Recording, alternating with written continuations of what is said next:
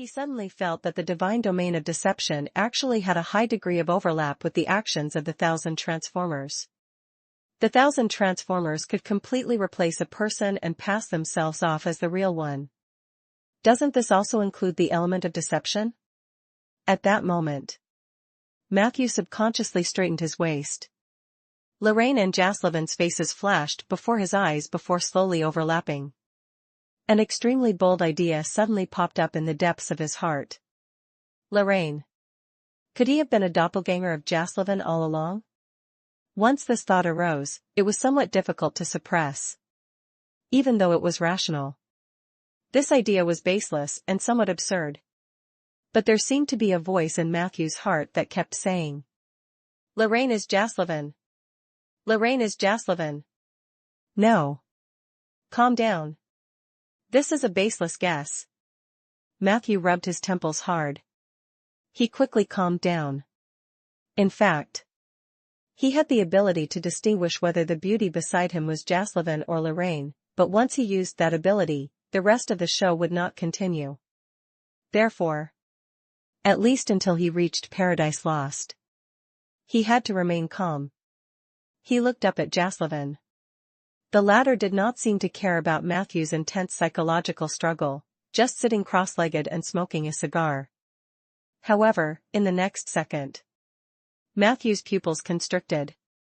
He saw that the other party was holding a small metal piece in his hand. It was Matthew's Guild of Magic member badge. She seemed to have noticed Matthew's gaze. Jasloven smiled lightly, and she stuck out her tongue charmingly, placing the badge on the tip of her tongue. After that, she let go. Then, her nimble tongue quickly flipped, and the badge was immediately pressed under her tongue. Mosen was originally peeking. However, when he saw that it was such an exciting and tempting scene, he immediately turned around obediently. Matthew's eyes lit up. This action. It happened to be the same action that Lorianne had mentioned doing with his little girlfriends when Matthew pulled him over.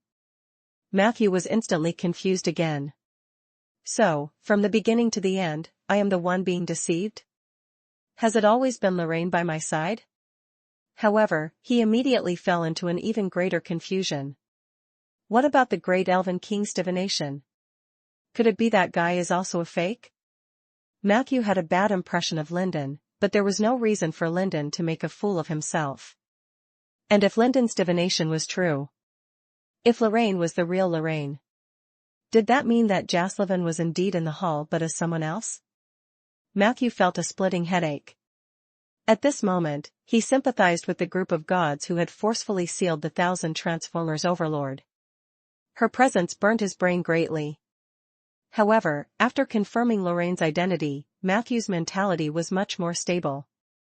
He knew very well that in this situation, the best strategy was to remain unchanged. The carriage continued forward. A few minutes later, Mosen lifted the curtain in front of the car, and the snowy mountains came into everyone's eyes. They had arrived at the Helen Mountains. The group of people got off the carriage at a pass on the mountainside of Shattered Snow Peak. Matthew and the other two were naturally in good condition. They were about to walk to the back of the car, but the agile drow had already untied the rope and jumped down quietly. Her appearance was no different from before, as if the journey was not bumpy at all. Chapter 1546, The Vampire's Physical Problem. Chapter 1546, The Vampire's Physical Problem. The god of travelers went over to ask her about her evaluation of this trip with great interest. However, he heard Mira say coldly, "The soundproofing is a little bad. And your time is really too short." Mosen was instantly drenched in sweat. This must be a problem with the vampire's physique. It must be. However, Mira had already walked far away. Then, Matthew took out the map given by Tyraste. After a simple positioning, he set off towards his established goal. Matthew did not intend to wait for Shanair and Hayek. Since the two of them chose to act alone, it should be easy for them to find the intersection of the blood-drinking mountain. They followed the mountain to the west. This position was actually quite far from the peak of the broken snow peak. When he looked up, he could only see the vast snow and clouds, and the whistling of the wind was in his ears. The natural environment of the Helen Mountains was extremely harsh. If it were any other team of high-level adventurers, it would take half a day to pass through this pass. However, these people were all ruthless characters who were not inferior to legends. In less than 20 minutes, they passed through the mountain pass, climbed up a hill, and crossed a mountain peak to the west of the broken snow peak. Hot Springs Valley should be in that direction. Matthew pointed to the north and made a spell mark in the general direction. But at this moment, a rumbling sound suddenly came from the main peak of the broken snow peak not far away. Immediately after, the dust and snow that filled the sky crashed down. Avalanche? Matthew focused slightly. It was not difficult for the members of the Ancient God Replication Project to avoid an avalanche. They were more concerned about the source of the avalanche. At that time, Matthew rose into the air and spread out his perception. His eyes, which were augmented with eagle eye, instantly locked onto the two huge figures who were fighting fiercely on the eastern slope of the broken snow peak. That was Ice Elemental Lord. There was also a silver dragon. Sylvia? Matthew recognized the identity of the silver dragon girl, and he was no stranger to the Ice Elemental Lord Barbossa, who was fighting with her in a fierce melee. Both were nature souls, but the Ice Elemental Lord was more evil. Previously, when Matthew was sweeping through the primordial lands, he had already caused trouble for the Ice Elemental Lord. Unfortunately, that guy took refuge in time and escaped the disaster. Even so, Matthew still remembered the collection in Barbossa's lair and the boxes of ice elemental crystals. The two spirits of nature, one righteous and one evil, were fighting. As a necromancer favored by the Void Dominator, Matthew naturally could not sit idly by. He flew over directly, wanting to help Sylvia. However, just as he took a step, Matthew realized that he was not the only one who was rapidly approaching the battlefield. "Sylvia, watch your back." Matthew's loud shout had obviously worked. While the silver dragon girl was overjoyed, she did not forget to dodge the vicious attack aimed at her left rib. Walala! The ice and snow mixed with the silver dragon's breath, intensifying the avalanche on the hillside. A figure moved away from Sylvia. Matthew's human immobilizing spell hit him, but it only shook slightly, and he successfully avoided it. That person quickly fled from the silver dragon's side and stood together with Ice Elemental Lord Barbossa. With them was a round-faced man in a priest's robe. "Matthew." Sylvia's voice was filled with uncontrollable joy. Matthew smiled and greeted her. Then, he looked at the Ice Elemental Lord and the others. "You don't want to be my enemy here, do you? Shanair?" Shanair smiled faintly. "Hostility goes both ways, but I agree with you that we shouldn't be enemies here. Taking a step back is the best solution. But the problem is, I can convince my friends to stop, but can you? This Miss Silver Dragon seems to be very stubborn." Matthew turned around and asked. "What happened, Sylvia?" The Silver Dragon girl said indignantly. "I heard the echoes of conspiracy among the mountains in the secret realm in the clouds. They want to do bad things. Do you still remember that in order to find the ancient sanctuary, the god of hunting once joined forces with the abandoned people of the ancient lands to encircle and suppress the Cloud Elves? I only found out recently that they have found the entrance to the Cloud Elf sanctuary and mastered the way to enter. Not long ago, the 4 evil leaders of the ancient lands and some other servants entered the Cloud Elf sanctuary together. Barbossa, that bad guy, was standing guard for them. I was asking him to tell me the entrance to the Cloud Elf sanctuary." Hearing this, the Ice Elemental Lord, which seemed to be made of countless ice shards, finally spoke. "What? Even if what you said is true, am I obligated to report this to you?" There was no lack of provocation and pride in his tone. Perhaps he thought that reinforcements had arrived. However, what the Ice Elemental Lord did not expect was Shanair, who was standing on the same side as him, suddenly looked at him. "If what the Silver Dragon girl said is true, then you might really need to announce the entrance to the Cloud Elf sanctuary." Barbossa was instantly displeased. Hey, Shanair, I'm not your subordinate. Boom. A crisp sound rang out. A black shadow extended from Shanair's body and attacked the Ice Elemental Lord's wound. Ice shards were falling crazily from the place where the latter was attacked. Don't look at me like that. I thought we were good friends. Shanair's tone was gentle, but anyone with a discerning eye could feel his impatience. Tell me, what do the 4 giants of the ancient lands want to do by entering the Cloud Elf's refuge? At this moment, Matthew and the others also surrounded him. He saw everyone surrounding him. The Ice Elemental Lord was terrified. He shouted nervously. Hey, I'm just a handyman. I helped them unlock the mechanism at the entrance of the fallout shelter.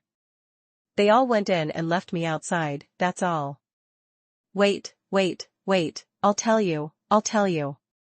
The fated dragon once mentioned to me that they wanted to use the Cloud Elf Sanctuary as a springboard to enter the Trolls' Holy Land. According to them, the shelters of the major races in ancient times were established with the cooperation of the Troll Empire. Therefore, the various sanctuaries are all dependent on the Troll Holy Land. As long as you can enter these sanctuaries, you will have the opportunity to touch the Troll Holy Land. The Cloud Elf Sanctuary is near a dry stream on the Cloud Highlands. If you want to go, I'll lead the way. Barbossa was obviously someone who was very good at reading the room.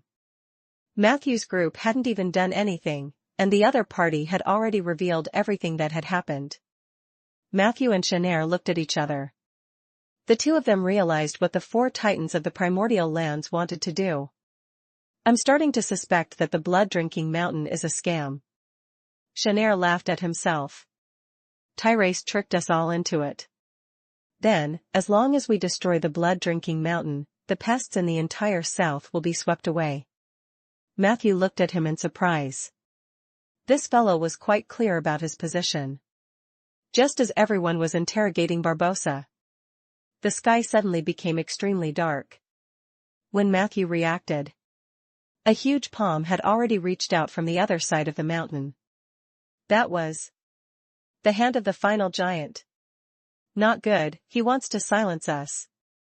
The Ice Elemental Lord screamed and instantly fled towards the south.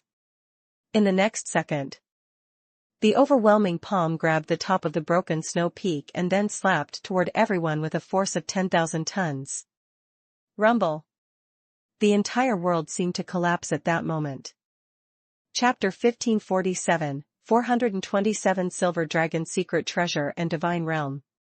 Chapter 1547, 427 Silver Dragon Secret Treasure and Divine Realm. The giant palm descended, and the snowy peak was mercilessly broken, a scene like heaven and earth shattering. However, dodging all this was not difficult for Matthew. With a blink, he shifted his position to midair and then opened 2 portals in the void, instantly arriving at a safer place. However, the target of the final giant was not him. It was Sylvia and the Ice Elemental Lord. As broken snow peak collapsed, huge swathes of dark clouds fell like tumultuous waves, constantly rolling over the mountain, so much so that even Matthew couldn't promptly discern the finger hidden in the clouds. The world was plunged into darkness. As soon as the giant's palm struck, the Silver Dragon Maiden had already taken flight. The Silver Dragon's size is relatively small among dragonkind, which along with magical assistance, allowed Sylvia to also avoid the first wave of the avalanche attack. What she did not anticipate, however. Soon, a gigantic finger, radiating red light at its tip, suddenly pierced out from the clouds.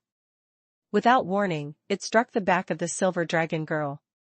At that moment, Sylvia involuntarily raised her dragon's head, her body caving inward as she violently rubbed against the falling debris and snow. Her back emitted bursts of red light, as if a ball of magma was scorching the back of the Silver Dragon girl. Boom! The body of the Silver Dragon plummeted, rolling downwards with the rocks and snow. At the critical moment, Matthew transformed into a silver dragon without hesitation, diving swiftly downwards. He was about to reach Sylvia. But just then, another thick finger pierced out from the nearby cloud. That fingertip carried a heart-pounding essence. An essence all too familiar to Matthew. It was the essence of negative energy. It was the essence of deadly force. Prepared, Matthew suddenly changed direction, and with a powerful flap of his wings, he gained altitude abruptly, dodging the attack of the finger.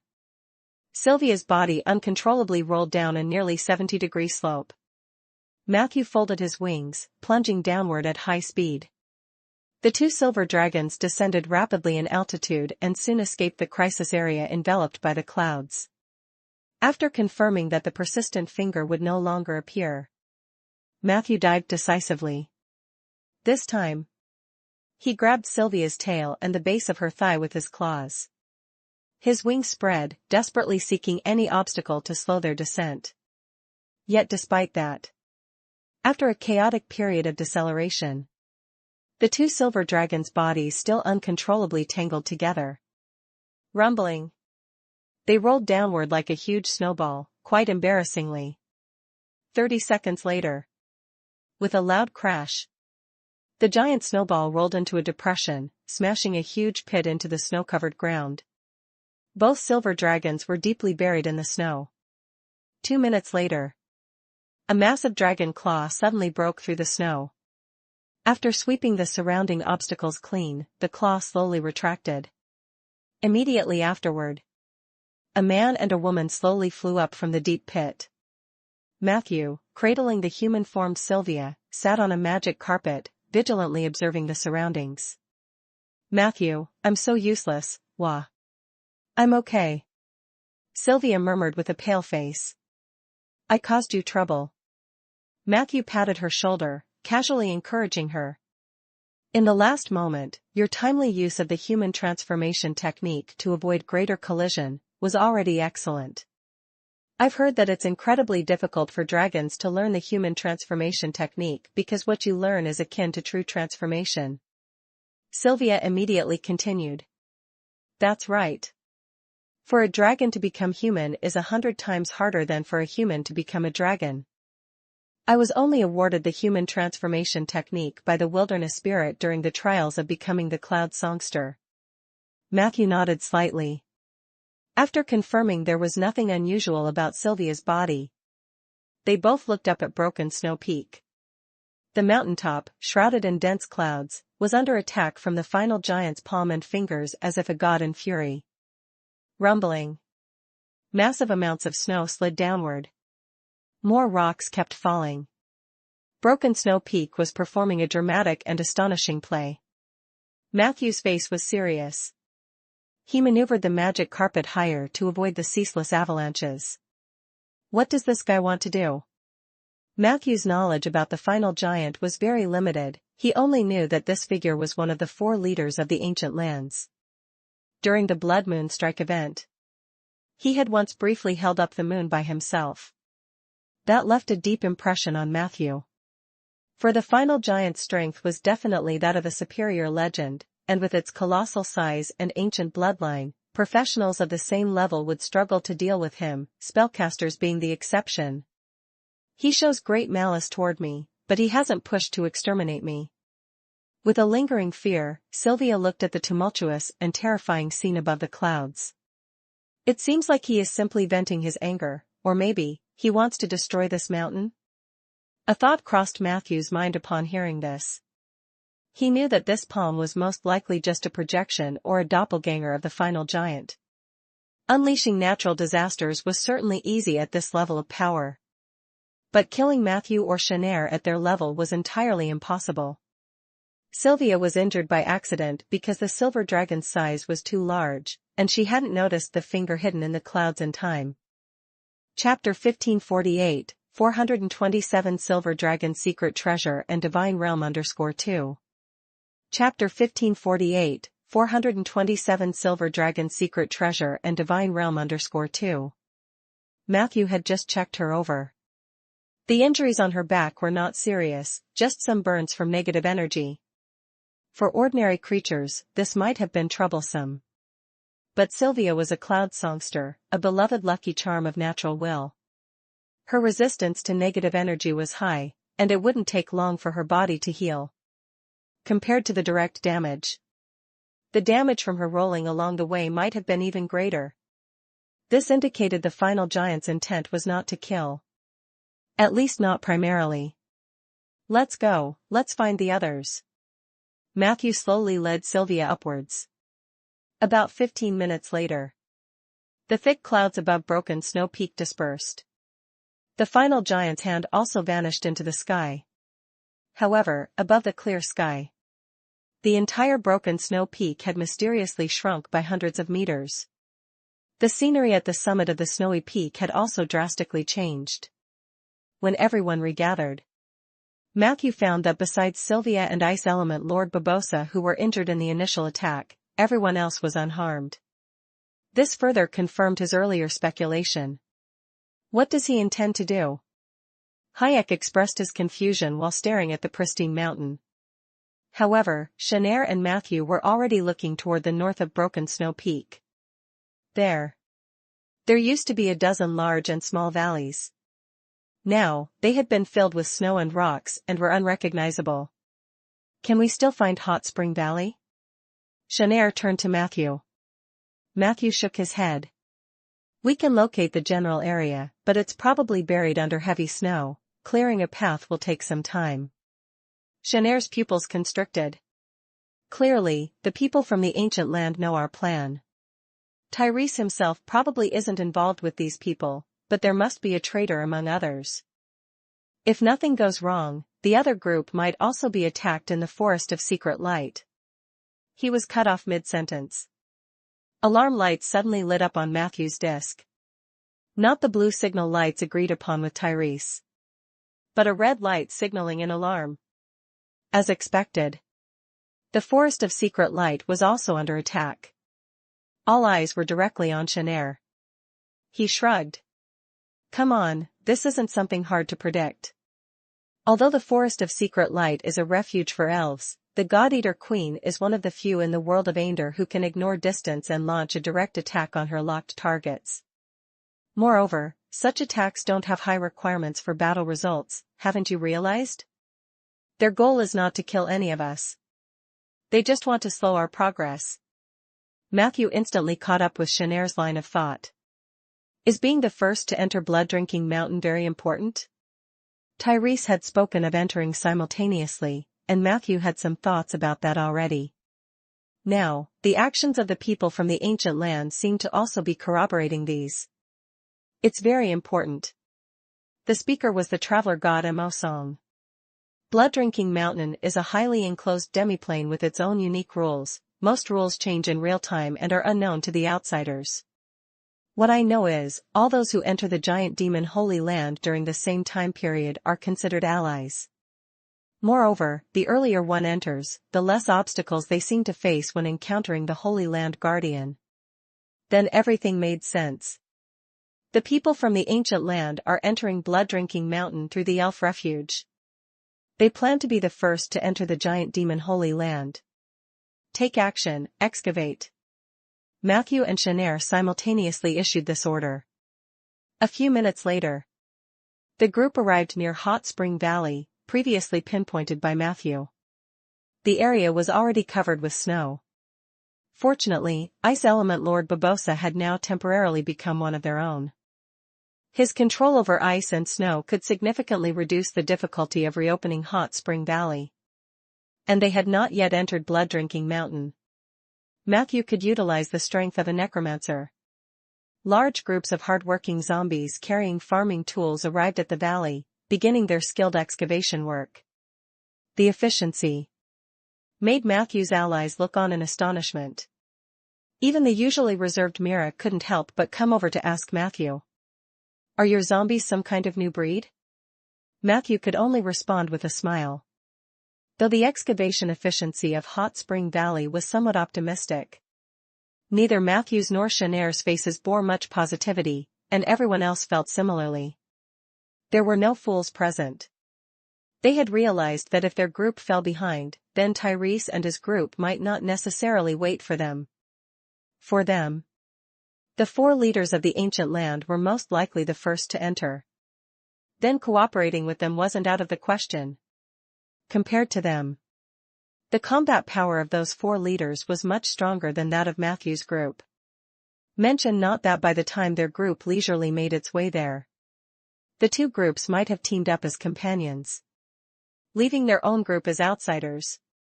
If Matthew and Shanair could think of this, then Tyrese and his group, who had been attacked, surely could as well. The difference lies in Tyrese holds the initiative. Therefore, they must hurry. Even if they can't surpass the people from the ancient land, they need at least to be faster than Tyrese's group. Only then can they barely seize some advantage. As for the Allies' contract signed previously, it's fair to say everyone tacitly pretended it meant something. Chapter 1549, 427 Silver Dragon Secret Treasure and Divine Realm _3.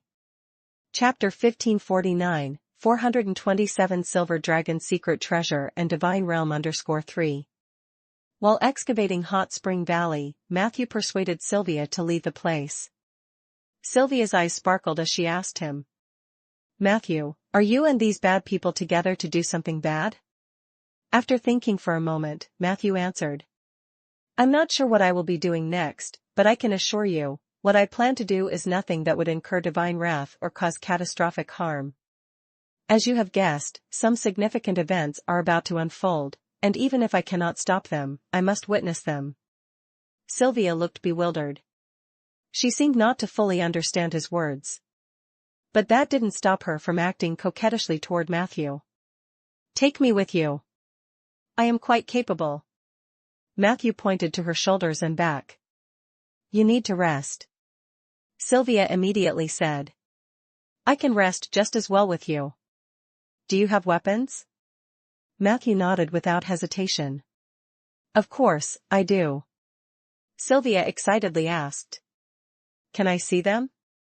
After a brief contemplation, Matthew skillfully displayed all his usual weapons.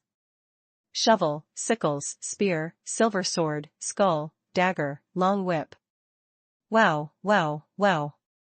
Are you showcasing an arsenal here?" Sylvia was amazed. Matthew coughed, realizing that perhaps he indeed had too many usual weapons. A few seconds later, the silver dragon girl suddenly pointed at the scythe of the god of agriculture. "I like this weapon."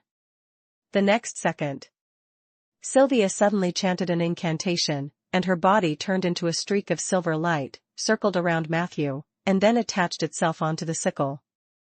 The silver light dissipated.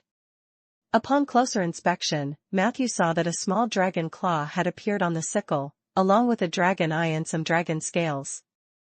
Tip: Sylvia has used herself as a medium to cast the innate blessing Silver Dragon Secret Treasure on your weapon, Scythe of the God of Agriculture.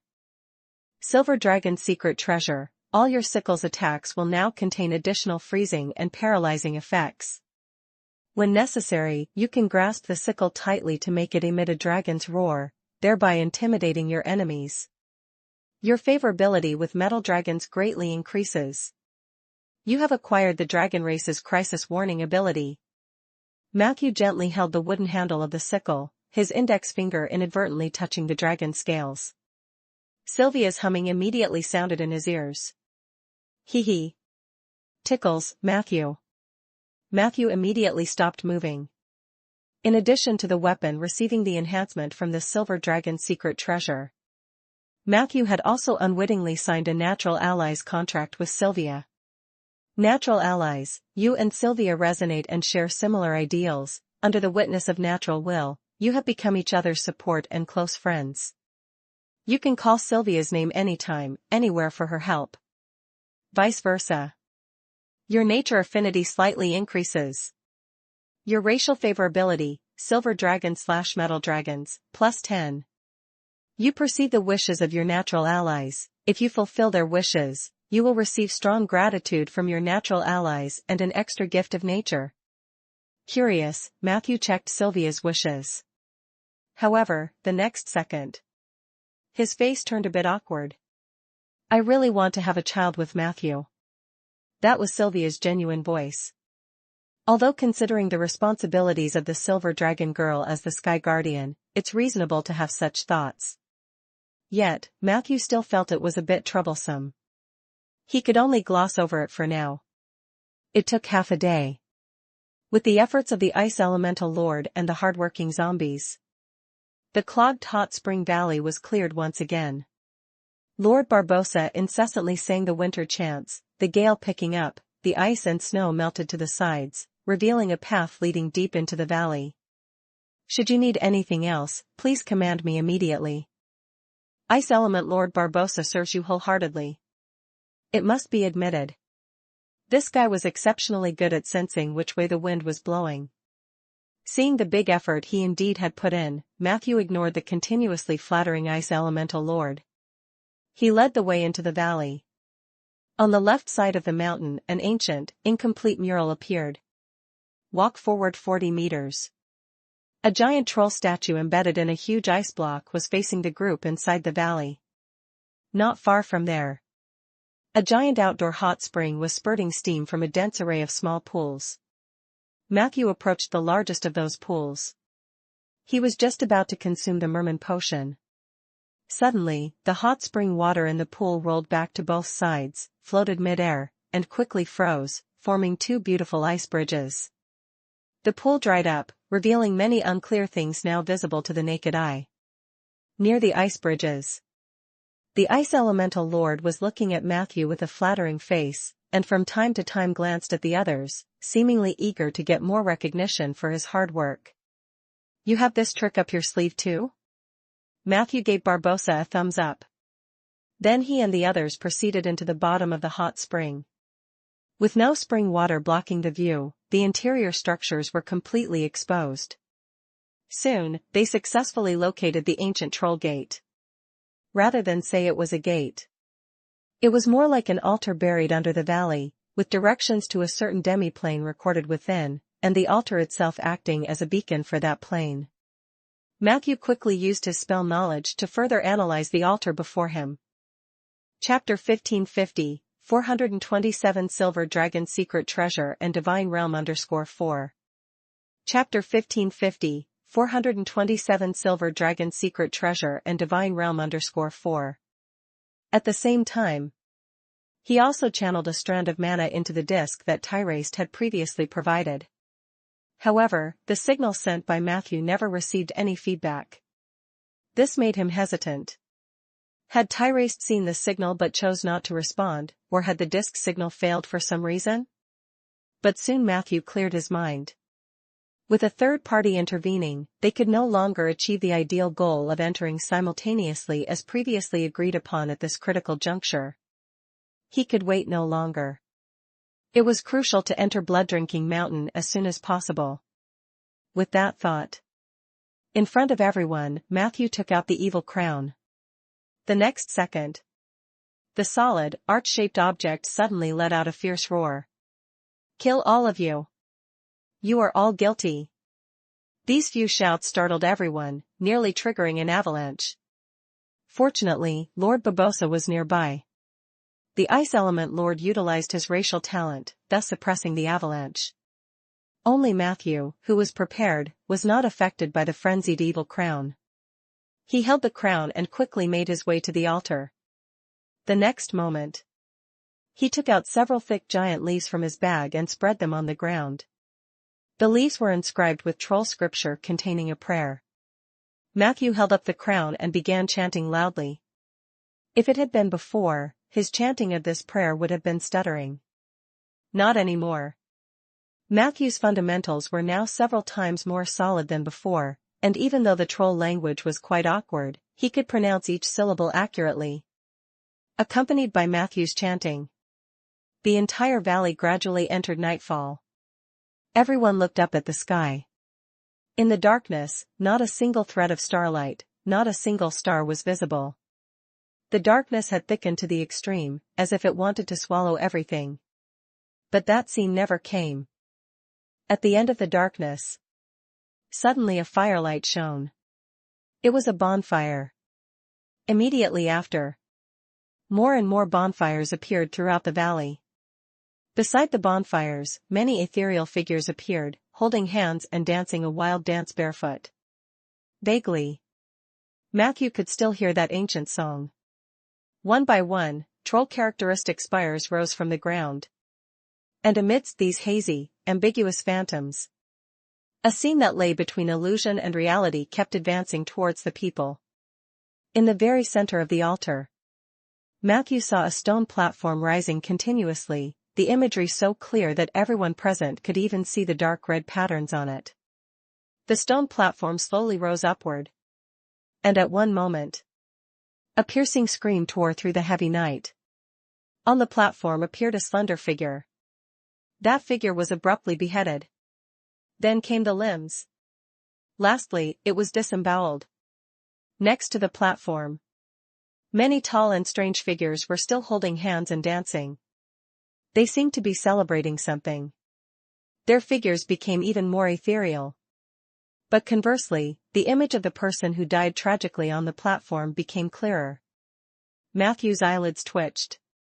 The one whose head and limbs had been chopped off by the trolls was none other than a human girl, about 11 or 12 years old. Beside the platform were other stacked corpses, including not only humans but also wood elves, night elves, dwarves, and other races' offerings. A living sacrifice. Matthew silently endured the anger within his heart. The ancient and barbaric ritual continued to unfold. Several minutes later, the prayer on the giant leaves came to an end. Unbeknownst to them, that blood-stained stone platform had come before Matthew. Matthew expressionlessly placed the evil crown on the stone platform. Time froze for about 5 seconds.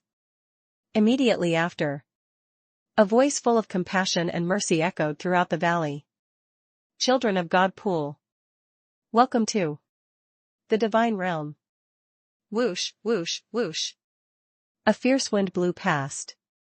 A massive door of light unfolded before everyone. On both sides of the light gate were 2 emblematic giant demon fangs. That instant, Matthew snatched back the evil crown and, in unison with Shanair, turned to look at Ice Element Lord Barbossa. Barbossa, looking extremely nervous, kept retreating. What do you want to do? I still have many uses. Matthew looked at the Ice Element Lord with suspicion. Aren't you going to make a move? Barbossa blinked in slight surprise. Make a move?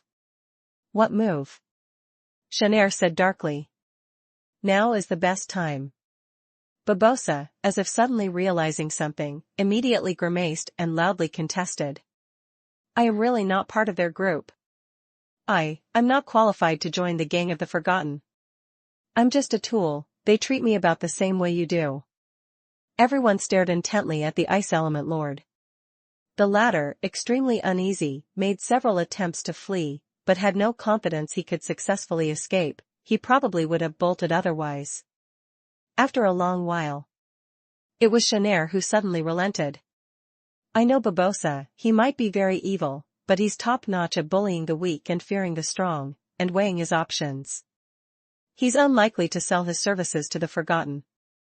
Matthew stated impassively. But there is a limited number of spots available to enter the giant demon Holy Land. He hadn't finished speaking when Barbossa suddenly transformed into a fierce stream of air, wrapping around Shanair's waist. He had turned into a belt. For the next 30 days, I'm just a belt, folks, please ignore my existence, I'm just an inconspicuous ice element. Barbossa's voice sounded pitiful. Matthew looked at Shanair. The latter patted the belt with an indifferent expression. Matthew didn't intend to say anything further. He activated the disc again, and after still receiving no response from Tyraste, everyone then proceeded to the altar's door of light. Let's go. Matthew activated the teleportation rune on the altar. The next second, blinding light completely engulfed them. Hint, you have come to the giant demon Holy Land Blood-Drinking Mountain, a unique demiplane with its own special planar rules. You are now being informed about the rules. Rule 1, the level cap for Blood-Drinking Mountain is LV24, everyone who enters will undergo level adjustment, with those over LV24 being adjusted down to LV24. Rule 2, the minimum level for Blood-Drinking Mountain is LV21, all those under LV21 will be adjusted to LV21, receiving corresponding power enhancements. The above rules do not apply to summoned creatures. The rest of the rules remain locked. Hint, your temporary level has been adjusted to LV21, and your abilities and spells upgraded to Legendary Enhancement. Blood Drinking Mountain actually adjusts the levels of those who enter. That instant, Matthew immediately understood why Vampire Mosen and Tyraste were vying to ally with him. Although the level adjustment rules did not apply to summoned creatures, there were 3 originally legendary necromancers in his contract slot. Don't celebrate too soon. What if this place has other tricky rules? Matthew calmed down. His gaze shifted from the data panel back to reality. He couldn't yet be sure where he was. He only felt extremely oppressed all around, seeing nothing but darkness. He wanted to lift his head, but his head almost hit a slate. A familiar feeling rushed over him. What is this place? Matthew tried to turn around. That's when the brawny skeleton next to him cracked a grin. Don't look at me like that, I was a beauty before I died. With a pretty boy like you, I could have dated 3 at the same time. Matthew was stunned for a moment. Dated? As in literally? Chapter 1551, 428 Life Miracle and Heavenly God's Blood, requesting monthly tickets. Chapter 1551, 428 Life Miracle and Heavenly God's Blood, requesting monthly tickets. Unexpectedly, the burly skeleton immediately countered. Oh, you damned fellow, dare you tease me? Such a vile creature. Get your filthy claws off my chest right now. We've only just met, can't you show a little restraint? Matthew was stunned. He tried to shrink back, but the coffin was so small that this movement caused even more friction with the skeleton. The latter's tone suddenly carried a tinge of shame and anger. What sins did I commit to deserve being harassed by someone like you even after so many years of death? I know I am quite beautiful, but after all, I am not from your era. If you truly admire me, you should show me more respect. Matthew was numb. The accent of the skeleton sounded like some ancient troll tribe matriarch. Her voice was quite shrill, and the 2 of them were squeezed in a coffin, making not only the content of her speech astonishing, but the pitch also caused Matthew's eardrums a faint pain. He decided to ignore the incessant troll tribe matriarch. The next moment, Matthew slightly lifted his arm and forcefully pressed against the top of the coffin. The coffin was heavy. Matthew tried to activate the pale hand, but to his surprise, this ability had been sealed. He pushed upward a couple of times, but the coffin lid wouldn't budge. You won't be able to push it open, the skeleton matriarch advised. Although I don't know how you got in here, since you've come, you should accept it. Blindly exerting force is not advisable. Wouldn't it be better to lie down and rest? Perhaps you might even wait for rescue. Without a word, Matthew pulled out the cursed hammer from the magical bag. He apologized to the skeleton matriarch and then propped the mace against the coffin lid, followed by a forceful upward lift. With a creak, the heavy stone sarcophagus was nudged open by a few inches, and after some effort, Matthew finally freed his upper body. At that moment, a faint voice came from within the coffin. Is this where you abandoned me after all the chaos, right? I knew it. You men are all alike, all the same. The matriarch's sorrowful voice echoed gently inside the coffin and finally turned into a sigh. Afterward, it quieted down. Matthew was indifferent. He completely crawled out of the coffin and then sat on the ground, leaning against the sarcophagus. This space gave him a feeling of palpitations. Matthew could distinctly feel his strength being suppressed. Fortunately, his level had been raised, and his strength had also significantly improved. Coupled with the extra strength provided by the cursed hammer, he managed to accomplish the initial mission of escaping the sarcophagus. He looked around. This was a cold, damp burial chamber. The sound of dripping water echoed in his ears, sometimes far, sometimes near. For a moment, Matthew thought it was inside the chamber. But soon, the sound of the water droplets receded into the distance. Matthew's expression slightly darkened. If it wasn't that his hearing and insight had issues, then the sound of the dripping water might very likely be caused by some moving object. He took a deep breath and did not immediately ignite the mage fire but instead tried his utmost to spread his insight. This was very difficult. Like his strength, Matthew's insight was also under great compression. He sensed that the overall structure of the chamber had a downward slope, and apart from the sarcophagus, the chamber was empty. In the four corners and the gaps between the walls and the floor, there grew dense clusters of purple moss. The moss was covered with a paste-like substance that resembled meat. Dead man moss. Matthew recognized this rare organism. Typically, such moss only grows in areas with an excess of negative energy. Even the negative energy plane does not often see it. Dead man moss can be used to make a special poison wine that greatly enhances the effect of instant death. Even without consuming it, spraying it on an enemy's skin can still produce a similar effect. Therefore, it was popular with necromancers. Matthew moved away from the sarcophagus and started picking the dead man moss. In the past, when he didn't have many minions, he often did this task himself. Matthew was proficient in his movements, and it didn't take long for him to pick most of the dead man moss in the chamber. He approached the only entrance of the burial chamber and looked out. Beyond was a narrow corridor, partially collapsed, requiring one to bend down and crawl to pass through. At the end of the corridor was a slightly more spacious tomb passage. On the left side, Matthew spotted a stone monument. It bore the name and life story of the tomb's occupant. With a cursory glance, Matthew learned that buried here was the matriarch of a troll tribe from an ancient era. Her name was Maggie? Maggie? Nice name. Was your society matriarchal at that time? Matthew asked casually toward the coffin. However, no one answered him. Finding it strange, Matthew took a few steps forward.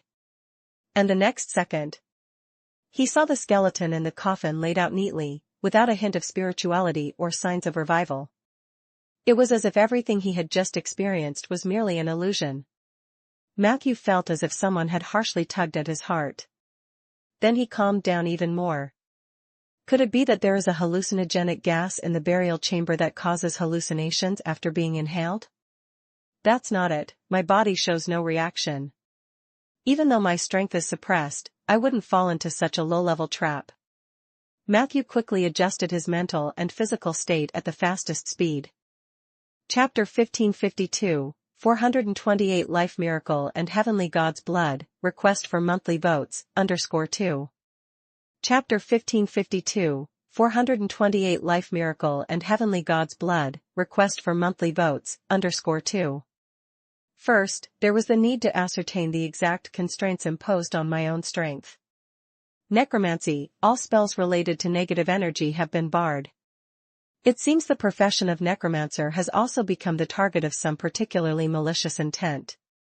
Yes, it's the ceremonial field. There's an extremely powerful ceremonial field here, which targets any potential grave robbers and spellcasters. The power of this ceremonial field was truly formidable. Even Matthew's gravestone and the undying domain were rendered ineffective here. We must leave here quickly. Matthew bent down and scurried through the narrowest tunnel, then continued forward by relying on the limited dark vision provided by his equipment. However, after only a few steps, the dripping sounds of water once again reached his ears. This time, the source was just an arm's length away. Right on the main corridor that connects to the tomb. Matthew slowed down his pace and drew his weapons. A shovel in his left hand, a sickle in his right.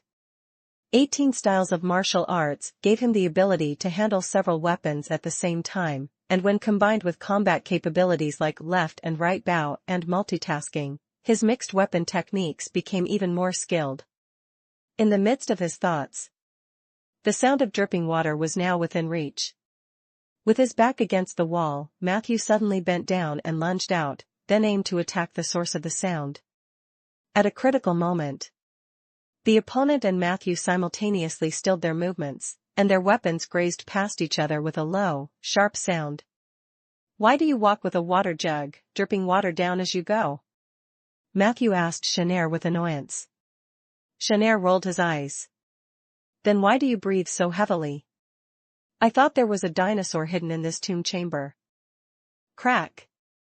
A crisp sound. Matthew lit a mage fire. At first Shanair also had a look of surprise on his face, but then he squinted and taunted. My mistake. I didn't even detect the sickle and shovel. You're right, surely a dinosaur couldn't moonlight as a farmer, could it? Matthew ignored him and observed his surroundings calmly. Shanair lifted his water jug at his waist. Let me give you a free lesson on surviving in underground spaces. Water drops can help you determine the direction of gravity. Don't underestimate this detail, it could save your life in a critical moment. Based on my assessment, the exit is this way. Shall we go together? Matthew did not respond. The two maintained a certain distance from each other and walked towards the depths of the darkness along the main corridor. During this time, Matthew also noticed that there were different tomb chambers on both sides of the main corridor. At the moment, there was slight noise coming from many tomb chambers. Fortunately, the noises in the chambers were all made by their own people. After some effort, they successfully gathered their forces. All 6 were present without anyone missing or lagging behind. Blood-drinking mountain sure is a sinister place. I've never seen a demiplane where you end up in a coffin after entering. Hayek murmured quietly. Oh, that just means you haven't visited enough demiplanes. Jasalovan whispered with a smug chuckle. Let's go, there's a light source over there, it should be near the exit. Matthew led the group slowly through the tomb. Clusters of mage fire illuminated the path ahead. On the stone walls on both sides of the main corridor, crude, even shocking murals began to appear one after another. The majority of the mural content was about the greatness and majesty of the god pool. Having looked through the entire procession, Matthew felt his stereotypes about trolls were getting even deeper. A suspension bridge appeared ahead. The top of the bridge was not wide, but below it seemed like a bottomless abyss. After checking the safety of the bridge, the group crossed one after another. Halfway across, breezes started to flow up from beneath the bridge. Something's coming up. Someone whispered sharply. All lowered their heads and saw countless points of light suddenly shining in the endless darkness below. Then, all the lights converged onto a massive curved surface that resembled a lotus, with numerous lotuses stacking together. They alternately ascended, slowly reaching above the suspension bridge. Whoosh, whoosh, whoosh. The wind from below became even more biting. Facing this unknown creature, everyone seemed more or less tense. Only Matthew remained calm. He cautioned the others. Don't be nervous, it has no ill intent towards us. And then he reached out towards the white light at the edge of that curved surface. Matthew gently caressed the huge blossom. He had seen a similar creature before, Husman, the rotten sack lord. This strange life form before him was obviously not a rotting sack, nor was it a mushroom or related fungi, but rather a magnificent life composed of countless microorganisms. Above the suspension bridge, the white light flickered, and Matthew could feel the other's joy. It was communicating its goodwill to him. Matthew closed his eyes so he could communicate deeper with this miraculous life that thrived in a place of malevolence. Silence became the only melody on the bridge. After a while, Shanair couldn't help but relax his stiff arms. Are you going to keep touching it? The sudden sound seemed to startle the life form, and quickly all the curved surfaces began to retract. It collapsed from a giant blossom into a fist-sized, fuzzy ball. The little ball of light fluttered in the air for a while, then sank into the abyss below. A few seconds later, a bright light suddenly lit up from below. Numerous dandelion-like spots of light shot upwards, and the gentle light fell on everyone, imparting a clear and refreshing force. Chapter 1553, 428 Life Miracle and Heavenly God's Blood, Request for Monthly Ticket, _3. Chapter 1553, 428 Life Miracle and Heavenly God's Blood, Request for Monthly Ticket, _3. Matthew was surrounded by a vast number of dandelions. The blessing he received was the most profound. Alert, you have received the blessing of the primordial spore Nidia, life reflow. Life reflow, when you die in Blood-Drinking Mountain, you will resurrect at the blessed site at 70% capacity. Remaining uses, 3 times. Miracle Observer, you have witnessed a miracle of life. Nidia, originating from the earliest spores in the ancient times, is a miracle worthy of the highest praise by her mere existence. Your miracle, Nature, element +5. You have gained some ancient knowledge about Nidia. You have acquired a new ability, Light Decomposition. Light Decomposition, you can decompose any corpse or remains en masse into a rich mix of light, water, and nutrients. Through this process, you can attract the creatures of the spore domain to draw near to you. Resurrection Site? Matthew was both shocked and delighted, but what was this sense of déjà vu all about? Level adjustment, Resurrection Site. Why does it seem more and more like that game from my previous life? Although Matthew did not recall the instance of Blood-Drinking Mountain, this style was definitely in the same vein. He looked towards the others. Everyone seemed to have received Nidia's blessing, but the effects and strengths varied. They all tacitly agreed not to ask each other about their respective blessings. Only Shanair, with a hint of regret in his voice, apologized to Matthew. If I had known it was beneficial, I would have let you touch it longer. Ignoring the ambiguity, Matthew casually walked forward. After crossing the suspension bridge, the path ahead steeply steepened. Sections of oddly angled stairs appeared before them at an incline of over 60 degrees. There was a faint glow at the highest point of these stairs. It must be the exit. Matthew sensed air movements. The group quickened their pace in climbing, and as they walked, Shanair suddenly spoke up. Slow down. Matthew immediately halted his steps. There are traps ahead, and many of them. Shanair then demonstrated the professionalism of a legendary rogue. Follow me, remember my steps, at least it will be safer. Matthew pondered for a moment, then willingly let him lead the way. Shanair walked at a steady pace. In this dark environment, an ordinary person seeing light would subconsciously hasten their pace. Even with astonishing insight, in this situation, one would easily fall into peril. As they passed several areas Shanair had marked in red, Matthew initially sensed no danger. Not until he got close did he meticulously examine and found indeed there were deadly mechanisms and traps spread everywhere. Without a doubt, these traps were not designed for outsiders entering the tomb, but to kill those emerging from the cemetery. Matthew steadied his mind, and his steps became more cautious. Even in areas that Shanair had passed, he carefully verified each one before proceeding slowly and deliberately. This section of stairs was not that long, but a group of legendary-level powerhouses took almost 40 minutes to navigate it. Not just Matthew. Everyone acted with extreme caution. Apart from necessary reports, only the sound of breathing and heartbeats remained on the stairs. Finally, having passed the steps filled with perilous traps, they arrived on a narrow platform. This was an environment resembling a courtyard. Above the platform directly in front was a small circular exit. Shanair was the first to leap up. The others quickly followed. Matthew climbed out of the exit, and suddenly, bright light spilled from all directions. He instinctively squinted. The dazzling daylight gradually converged, the chilling winds howled by his ears, and a pale hue filled his sight. Matthew realized he was standing at the summit of mountains, with rolling clouds surging beneath his feet. In the valley below to his right, a statue of the god pool soared into the sky. The top of the statue even surpassed the mountains Matthew was on, its side facing the summit, its facial features soft, looking more like a benevolent woman than anything else. Above the sea of clouds, massive stones floated and spun, seemingly held together by some sort of gravity. Under that force, they occasionally came together and separated again. They constantly changed direction, their trajectories mysterious and majestic like the stars in the sky. Flocks of unnamed large birds flew beneath the statue. Not far away, a waterfall fell from the peak nearby, dropping vertically and stirring up thousands of splashes on another sky-floating island.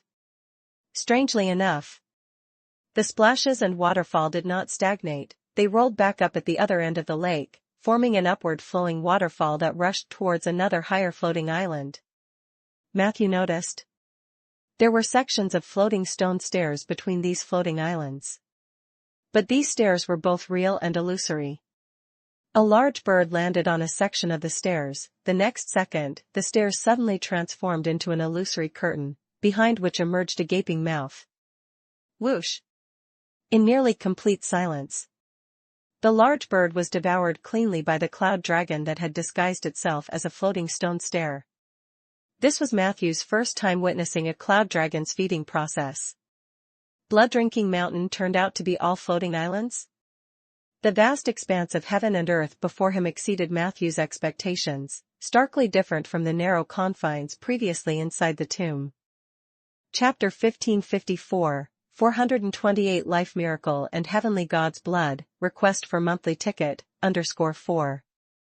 Chapter 1554, 428 Life Miracle and Heavenly God's Blood, Request for Monthly Ticket, _4. Similar scenes. He had only seen them near Crimson Mountain in the Forest Ocean. One by one, the group left the mountain summit.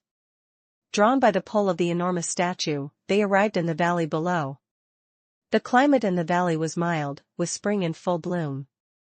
A little stream flowed through it, its banks lined with a profusion of small yellow and white wildflowers. Even the toes of the statue were covered in wildflowers and vines. As soon as the people approached, beams of divine light descended from the heavens. These lights emanated from inside the statue and converged into individual beams. Each person had their corresponding beam of light, and each beam swiftly formed a bronze chalice. A deep voice resonated in everyone's ears. Friend, drink from this cup and the glory of the gods shall be with you, and you shall vow never to transgress, even by a hair's breadth. Enemy, heed not this cup but be advised to depart post-haste, lest blood-drinking mountain becomes your final resting place. Traveler, pour this cup into the clouds, for life is birthed between heaven and earth, gods and mortals are naught but travelers, as the road ahead is fraught with right and wrong, and fate has its own designs.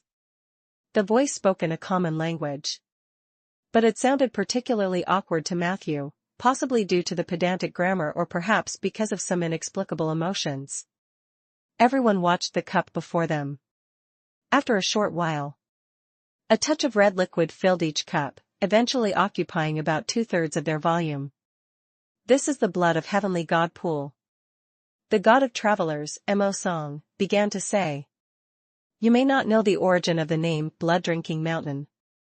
The so-called drinking of blood refers to that of the giant troll god. In the legends of trolls, in the most ancient of times, various forms of life were born into the universe. Yet these beings had no connection with the sentient races of today.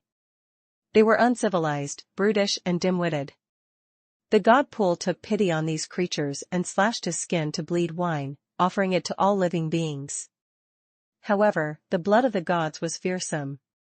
Other races dared not to approach, save for the trolls, the most courageous among them.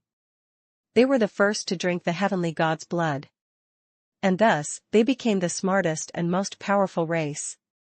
Most importantly, it was through the heavenly god's blood that the trolls first mastered the ability of spellcasting. The place where they received Pool's blessing was Blood-Drinking Mountain. In the years that followed, other races also gradually drank the heavenly god's blood. They too received its benefits to varying degrees, awakening their intelligence and developing their own civilizations. However, in the eyes of the trolls, other races were too cowardly and foolish. Only trolls were deemed the most intelligent and brave. And only trolls were fit to wield the highest powers in the mortal world of Aender. Guided by this notion, the initial troll empire, which proclaimed all life as children of God Pool and preached equality among all races, gradually relegated other races to second or even third-class citizens. In later times, even some remote troll tribes fell victim to the discrimination of their highborn kin. Regrettably, the downfall of the troll empire was due to the schemes of gods and demons. But it was the allied forces from the remote troll tribes that ultimately rose up to overthrow the core of the empire. pausing here. Emosong hesitated. Whichever way you see it, the heavenly god's blood is a symbol of intelligence. I've checked, and the liquid in these cups is non-toxic and harmless. It may even be beneficial, a fact which I believe you have also verified. At these words, Matthew nodded. However, according to strategy, we should operate in teams. Some should drink from these cups. Some should ignore them. And the rest should pour their wine into the clouds. That is theoretically the safest choice. Shanair shrugged. Do you really think we are a team? Then I choose Traveler. Mosen immediately made his stance clear, choosing the identity of a traveler along with Shanair. Matthew looked to the others. After some thought, Hayek and Mira chose to be the adversaries, while Matthew and Jasalovan chose to drink from the cup, becoming friends of Blood-Drinking Mountain. The liquid in the chalice looked bloody, but it tasted surprisingly sweet, resembling the flavor of watermelon juice. A cup was drunk. Matthew's body suddenly swelled by a few inches, reaching the average height of a troll. Beyond that, he also gained a temporary legendary attribute point. You must understand.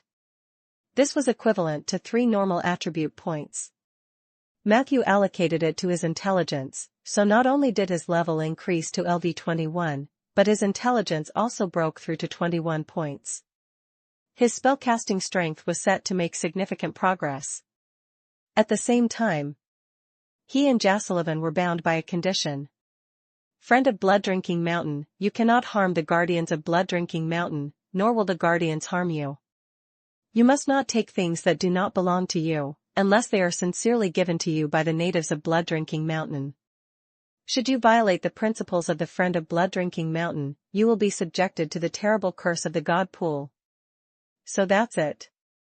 By choosing to drink this cup, becoming a friend of Blood-Drinking Mountain, one couldn't engage in wrongdoings here. Matthew's eyes shifted. He himself might not be able to take things that weren't his, but that didn't mean Peggy, Filey, or Soldier couldn't, right?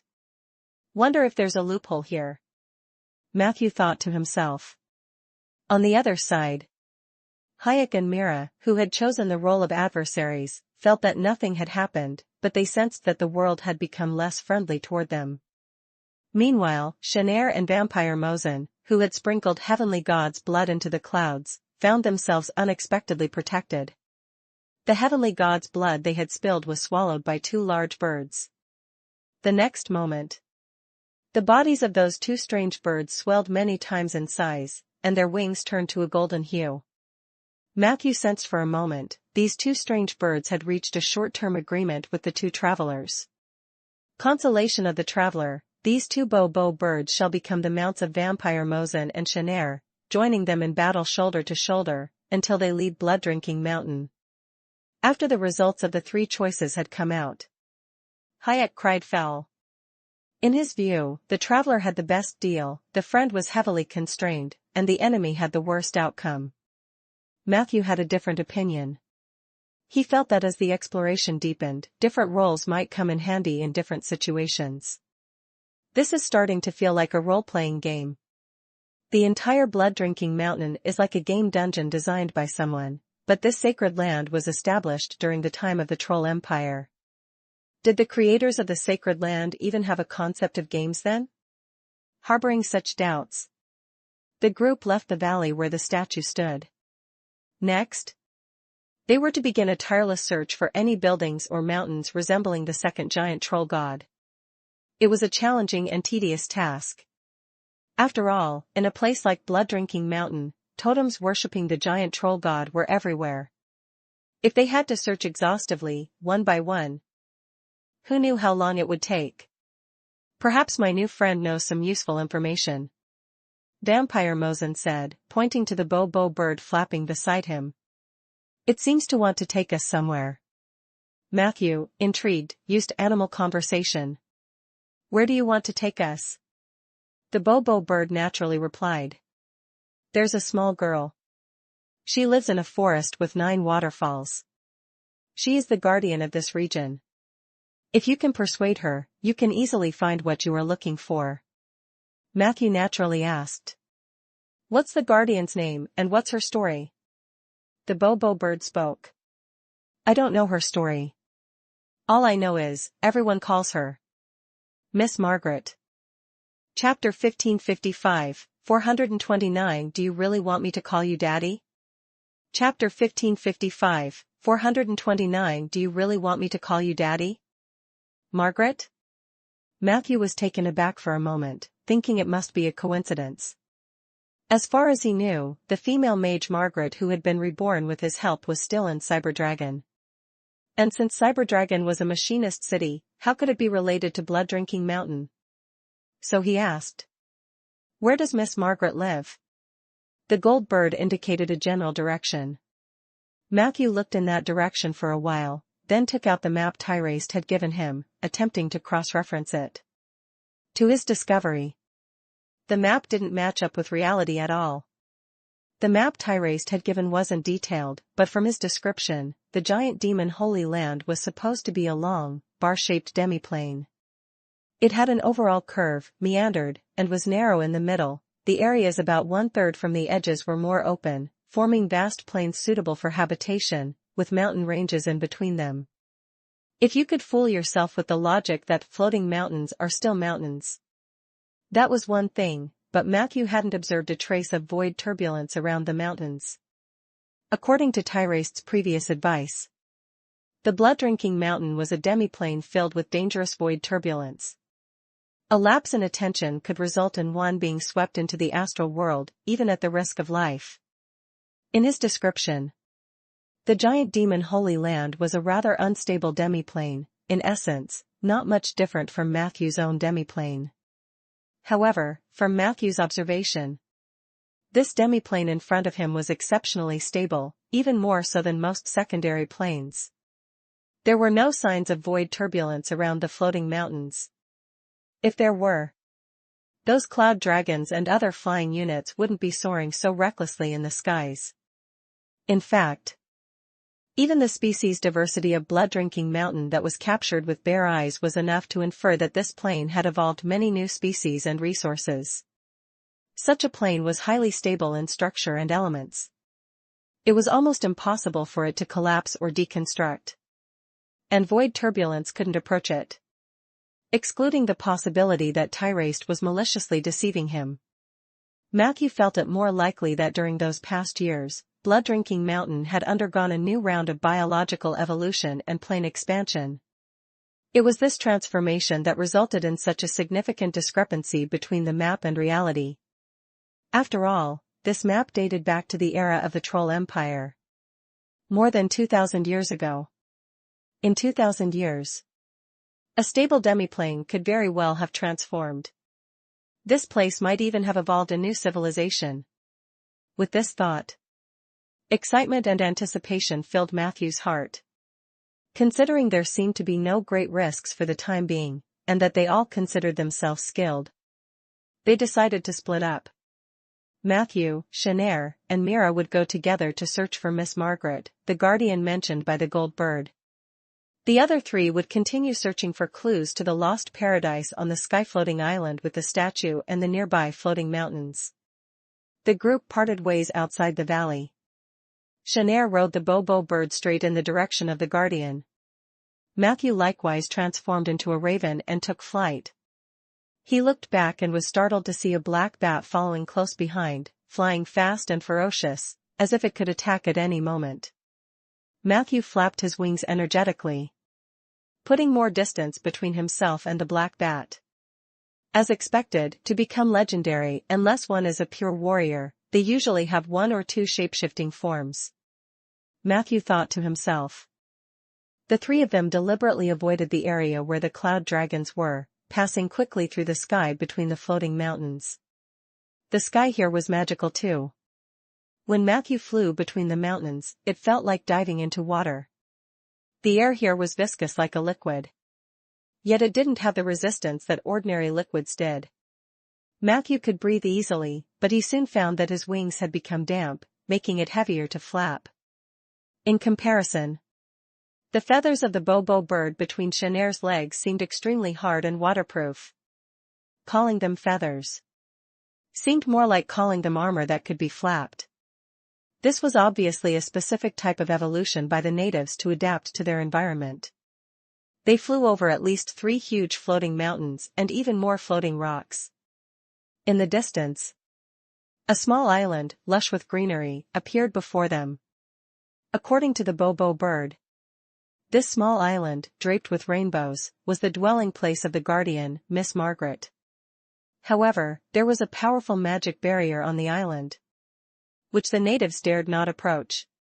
The trio each used their means to slowly descend onto the eastern part of the Rainbow Island. Matthew stood at the edge of the island and looked down.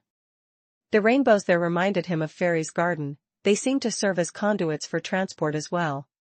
Do these rainbows lead to the ground? Could it be that Tyrest's map is to be used below? As Matthew pondered this, suddenly, his insight stirred. There was a fight in the forest ahead. And not just 1 or 2, but many. Mira and Shanair, the legendary rogues, reacted faster. As Matthew regained his senses, they had already rushed towards the scene of the battle. Matthew fortified himself with slip-off and opened a portal, barely managing to keep up with the pace of the 2 legendary rogues. Fishmen? When Matthew saw the races of the battling parties, an expression of surprise couldn't help but appear on his face. Chapter 1556, Do You Really Want Me to Call You Daddy? _2. Chapter 1556, Do You Really Want Me to Call You Daddy? _2. Fishmen are not uncommon on the Ander continent, and their activities can be traced along the coastline of non-tropical seas and even within the deep sea. But what the hell are fishmen doing here? Could there be an ocean in the sky? Before Matthew could figure out the origin of the group of fishmen, Shanair, pointing at the bloody, mutilated corpses on the ground, spoke in a low voice. Orcs. Matthew nodded lightly. There were 2 to 3 orc corpses on the ground, but those currently in fierce conflict with the fishmen weren't orcs but a group of vengeful spirits of the trolls. The group of fishmen numbered about 30 members, while there were 4 vengeful spirits of the trolls. The number seemed uneven, but the fishmen were being overpowered by the vengeful spirits of the trolls. It's no wonder. These vengeful spirits of the trolls were all of legendary templates, while the fishmen were not. Matthew estimated their individual levels to be only 4th level, maybe even 3rd level at best, making their combined cluster level around that of a standard 5th level. The fishmen were essentially being pummeled unilaterally by the vengeful spirits of the trolls. It was only because these fishmen were exceptionally hardy, with a few of their little leaders seeming to wear talismans that could reduce spirit-body resistance. Otherwise, they would have already been wiped out. How strange, there are actually fishmen and orcs. Shanair chuckled softly. Clang-ching. He and Mira drew their weapons simultaneously. Matthew couldn't help but ask. Which side do you plan on helping? As soon as he spoke, the 2 legendary rogues both paused noticeably. Shanair looked puzzled but remained silent. On the contrary, the usually aloof Mira took the time to explain to Matthew. I usually just kill everyone involved. But your question gave me a lot of inspiration, and I suddenly realized that aside from killing both sides, there's actually an option to side with one of them. Let me think about it. Saying this, Mira fell into deep thought with all seriousness. After listening to her, Matthew's face unmistakably expressed his speechlessness. Working with evil-aligned people is truly exhausting. They were prone to wiping out entire families. And yet he himself was seen as a terrifying destroyer in the eyes of beings in the astral world. But in front of these 2, Matthew felt as pure and innocent as a lamb. After thinking for about 15 seconds, Mira resolutely drew her weapon a bit further. Forget it, thinking about this kind of question is too strenuous for me, it's simpler to just kill them all. At this moment, Shanair calmly suggested. Mira, you go take out those vengeful spirits of the trolls. Matthew, you handle the fishmen.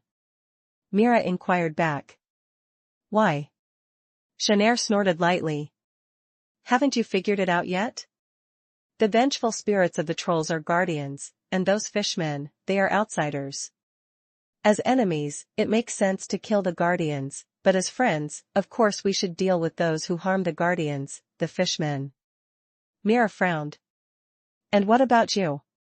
Shanair silently sheathed his weapon. I'm a traveler, of course, I take no sides. Mira scoffed. That sounds like you just want to reap the benefits. How do you know that the fishmen are outsiders? Matthew explained for Shanair. That group of fishmen has a faint red halo at their feet, but it's definitely there. I guess that's the abnormal sign of being an enemy. You have a similar halo under your feet, Mira. You didn't notice it, did you? Short-haired drow silently looked down and checked, then stopped making any noise. While they spoke, the group of fishmen, driven by the vengeful spirits of the trolls, unexpectedly retreated to their vicinity. The nearest fishman clearly didn't have a clue. It spotted Mira, didn't try to keep its distance but instead charged at her, brandishing its harpoon. The next second, the recently angered Mira instantly drew her weapon. Sizzle, sizzle, sizzle, bang. Matthew's face showed a look of astonishment. He had seen Mira with a curved blade at her waist and thought it was a drow warrior's usual saber or short knives, but the weapon Mira drew was absurdly long. It was about twice as long as Mira's height. It was a genuine horse-slaying blade. In this crazy era, even a drow is using a horse-slaying blade. I wonder which Sioux clan descendant was her master. Not only Matthew but even the worldly Shanair couldn't help but murmur. Snap. Mira, who was typically stern and didn't chat much, shone her horse-slaying blade and the first impudent fishman was instantly decapitated. Splash. Splash. Splash.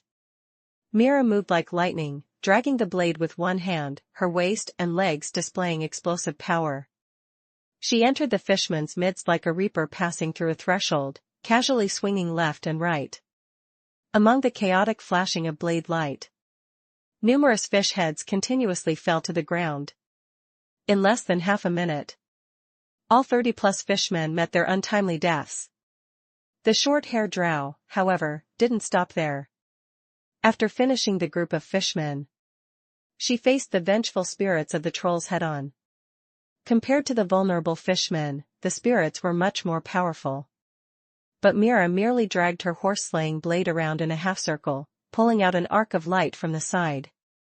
Whoosh! A half-moon slash emitting white light successfully hit two vengeful spirits of the trolls. Amidst their shrieking, that special attack, similar to a blade aura, tore the spirits to shreds. The two remaining spirits didn't last long. 30 seconds later, Mira stood beside a pile of fishmen skeletons, slowly dragging the horse-slaying blade on the ground. But at that moment, her muscles, having just relaxed, immediately tensed up, and the blade edge in close contact with the ground suddenly reversed. Chapter 1557, Do You Really Want Me to Call You Daddy? _3. Chapter 1557, Do You Really Want Me to Call You Daddy? _3. The blade, coated with mud, swiftly flicked upward, and after a clang against Shanair's dagger, it emitted a continuous humming vibration. The speed at which the two legendary rogues engaged was astonishingly fast. Matthew couldn't see clearly at all.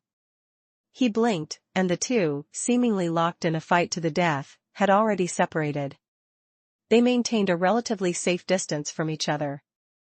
Mira coldly sheathed her blade back into its inconspicuous scabbard. Not again. Shanair's attitude remained light-hearted. Don't be too serious. Mira uncompromisingly retorted. I hate it when people test me. And people I hate usually end up dying miserably. Shanair snorted. Really? Matthew, what the hell do you think you're doing? Their gazes locked onto Matthew simultaneously. Matthew leisurely stuffed the fish head back beside the corpse and then activated the magic medium he had just set down, thereafter chanting a practiced summoning spell. Immediately afterward, a large amount of negative energy swirled around him. The fishman corpse, whose head he had just reattached, suddenly twitched. Didn't you see? I was helping them check their bodies, Matthew said unashamedly. Mira furrowed her brow but didn't speak. It was Shanair who openly addressed her displeasure. Hey, that's not really appropriate, you know? Whoever kills, gets the corpse, that unwritten rule doesn't need to be spelled out, right? Matthew appeared slightly apologetic. I thought we were companions, able to share the corpses. Should I cancel the spell now? Or I could pay a fee. Mira responded coldly. No need. But all the loot is mine. Matthew had no complaints. What he cared about were the zombie fishmen themselves, not the loot they carried. Moreover, fishmen were inherently poor, what loot could they have? Mira quickly searched the bodies, and Shanair's expression soured even more. Matthew didn't really mind. He simply resurrected all of the fishmen corpses. It turned out, the prohibition against necromancers only existed in the dungeons at the entrance. Necromancy was still possible on the rest of the island. This was good news for Matthew. The collective level of the resurrected fishman zombies was LV-18, which of course wasn't much for Blood-Drinking Mountain, a map for legendary characters. But they still served as cannon fodder and obstacles. Too bad summoned creatures can't gain level adjustments, otherwise, that would be awesome. After reviving the fishmen, the three of them once again inspected the first 3 orc corpses they had found. They reached a preliminary conclusion. The orcs, like the fishmen, also came from another world. The ancient land might have a few orcs, but definitely no fishmen, Shanair stated. Matthew nodded slightly. All signs indicated that, in addition to the Forgotten led by the 4 leaders of the ancient land, a 4th force had also entered Blood-Drinking Mountain. This phenomenon was too strange. It seemed as if some force was guiding everyone to this hotspot. Right at the location where Tyraste sought to recreate the miracle of Twin Paradise at the giant demon Holy Land. Matthew and Shanair exchanged a glance, finding similar concerns in each other's eyes. Without further discussion, they walked into the forest ahead, accompanied by the flock of fishermen zombies. The forest was not dense. Sunlight beamed down from above, filling most of the space with light. Clear footprints were left on the ground. The trio followed the tracks. Before long, sounds of intense fighting came from a clearing up ahead. There weren't many people involved in this fight. It seemed like only 4 or 5 people. Matthew ordered the zombies to stand still, and the 3 stealthily moved forward. Soon, he saw a female orc wielding dual blades fiercely fighting with 4 phantom-like fishman assassins. No. It wasn't 4 fishman assassins.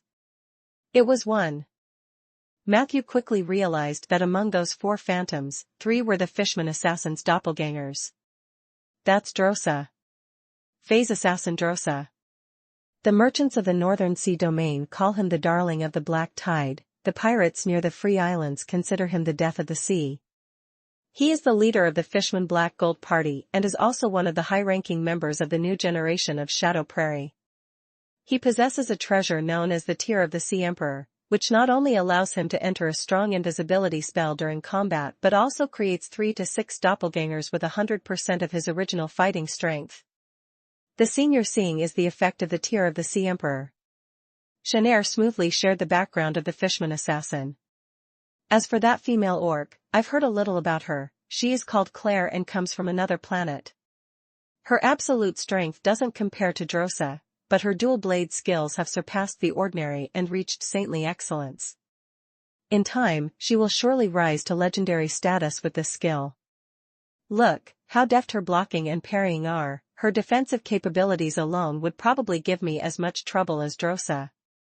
Shanair hadn't finished speaking, when Mira had already drawn her towering horse-slaying blade. Wait. That's my friend. Matthew hurriedly called out. Mira sounded, yet she continued to move forward, and her first strike targeted Claire, who was at a disadvantage in the fight. Clang. The sound of metal meeting metal echoed. Claire backed up 3 steps, rapidly switching her parry posture, continuously deflecting Mira's power strikes from various angles. Chapter 1558, Do You Really Want Me to Call You Daddy? _4. Chapter 1558, Do You Really Want Me to Call You Daddy? _4. Mira. Mr. Matthew shouted. I said he's my friend. Without turning back, Mira continued to fiercely attack. What? Aren't friends meant to be killed? Mr. Matthew fell silent. He had already begun preparing the human immobilization spell. Fortunately, after 3 moves, Mira stopped in time, turning the blade of her horse-slaying blade, fixating her gaze on the fishman assassin who had just flashed to one side, watching the 3 with a cautious expression. The fishman assassin seemed not to want to tangle with Mira. After 2 rounds of crossing blades, he left behind a smoke bomb and then disappeared. Mira looked around, her dark red pupils suddenly constricting. Found him. I'll chase him. Mr. Matthew called out to her a couple of times, but she, seeming not to hear him, had already run off after the fishman assassin without a trace. Don't shout, it's no use. Shanair said with a smile. That woman has her eyes on Dros's Tear of the Sea King. Look, even legends can't change the drow female's greedy nature. Mr. Matthew glanced at him. Did you do that on purpose? Shanair shrugged. Hardly, I harbor no sinister intentions. You know me, I just like to test a person's mettle. He said as he pointed ahead. In the clearing above, Orcsword St. Clair was watching the 2 with a guarded expression on her face. Most of her attention was on Matthew, her tone uncertain as she spoke. Are you the necromancer I know? Mr. Matthew opened his arms wide. The very same. Do you know any other necromancer named Matthew? Claire slightly relaxed her guard. Your new companions don't seem very friendly. Mr. Matthew smiled wryly. Due to some special reasons, I was forced to team up with a bunch of scum. I'll explain later. By the way, you and that fishman assassin, why are you here? I thought you were supposed to be on Phalai Island. Claire said. Oh, that's a long story. Initially, Lady Camilla opened a large tomb at the bottom of the sea in search of an ancient aura. Then, the Cap'n Prophet on Phalai Island, a respected orc elder, said he had dreamed of the beast god 7 nights in a row. In the dreams, the beast god called to him, so he decided to personally visit the location that appeared in his dreams. Their interests coincided, and Samantha and I, as accompanying persons, also entered the seabed tomb. Inside the tomb, we found a teleportation array to the ancient refuge of the Sea Elves. We entered the refuge, only to be attacked by a group of terrifying monsters, and during the ensuing chaos, we got separated. Later, I ran into these fishermen, and in the confusion, someone activated another teleportation array, and that's how I ended up here. Are Camilla and Samantha here too? Although Mr. Matthew was not surprised, he thought the coincidences were too numerous. Soon, however, he became excited. Can you determine their location? Claire shook her head. Exactly, because I'm uncertain. I heard that the Guardian here can help us discern directions, so I came here. Just after I arrived, I ran into these fishmen. I thought it wouldn't be easy to get away, but fortunately, I met you, and your friends. It seemed. She still held a strong sense of caution towards the 2 evil presence-bearing companions that had appeared by Matthew's side. Of course, Matthew could understand. Claire was the most upright person he had ever met, even though she was an orc. Traveling together. Compared to Shanair and Mira, the latter make you feel much more at ease. I'm glad to have met you in a place like this. I will find a way to help you locate Lady Camilla and Samantha. Due to some fortunate coincidences, this demiplane currently gathers nearly all the powerful non-mages from the south of Aender. We must work together to overcome the difficulties. Matthew sincerely extended his right hand to Claire. The latter hesitated for a moment. Still, she tightly grasped Matthew's hand. Shanair, standing nearby, couldn't help but whistle. So, you like this type? I must admit, the necromancer's taste is indeed a bit intense. Matthew ignored Shanair's malicious teasing. They waited for a while for Mira, but she never showed up. Before long, they decided to move on to visit the so-called Guardian. The forest path was not easy to travel. But for Shanair and Claire, the increasingly dense branches and bushes didn't pose any trouble. The three walked through the dense forest for over 20 minutes. Soon after, they discovered a vast lake. Many animals were leisurely drinking by the lake. And there were about a dozen giant rabbits standing on their hind legs, eating carrots and grass. Seeing the three people appear suddenly, one of the muscular-chested rabbits hopped over to them. "Are you here to visit Miss Margaret? I must inform you, Miss Margaret only receives one visitor a day. Only one among you can meet her today, perhaps you could discuss it?" The three looked at each other. Just as they were discussing who should be the visitor for the day, a series of ripples suddenly appeared in the center of the lake. Immediately after, a frog riding the ripples surfaced and came to the shore. The frog moved close to the rabbit, who bent down to listen as the frog whispered something. After nodding, the rabbit then said to the three, "No need to discuss any more. Today Miss Margaret is in a good mood and is willing to meet each of you separately. But first, it must be you. Mr. Matthew, right? Please follow me." The rabbit hopped along leading Matthew to the edge of the lake. He mumbled a few incantations. The water of the lake parted to either side, revealing a path in the middle. At the end of the path was a small hut glittering with colors. Matthew hastened down the path. Before long, he arrived in front of the cabin. There was faint music coming from inside. "No need to knock, please come in." A childlike female voice came from within. Matthew pushed the door and entered. A fragrance of butter rushed towards him. The air in the living room was slightly dry, probably because of the roaring fireplace, or maybe due to the searing heat from the freshly baked bread coming from the kitchen. Following the source of the voice, Matthew paused near the kitchen door. He saw a little girl dressed as a cook, holding up a honey cake as she walked out. The girl's face was exquisitely charming, and her features surprisingly resembled the Margaret that Matthew knew. "Care for some bread?" the little girl asked, looking up at Matthew. Matthew was still dazed. Suddenly, a flush flew across her cheeks, and her eyes held a hint of reproach. "What, don't you recognize me? You wouldn't actually want me to call you Daddy now, would you? Matthew?"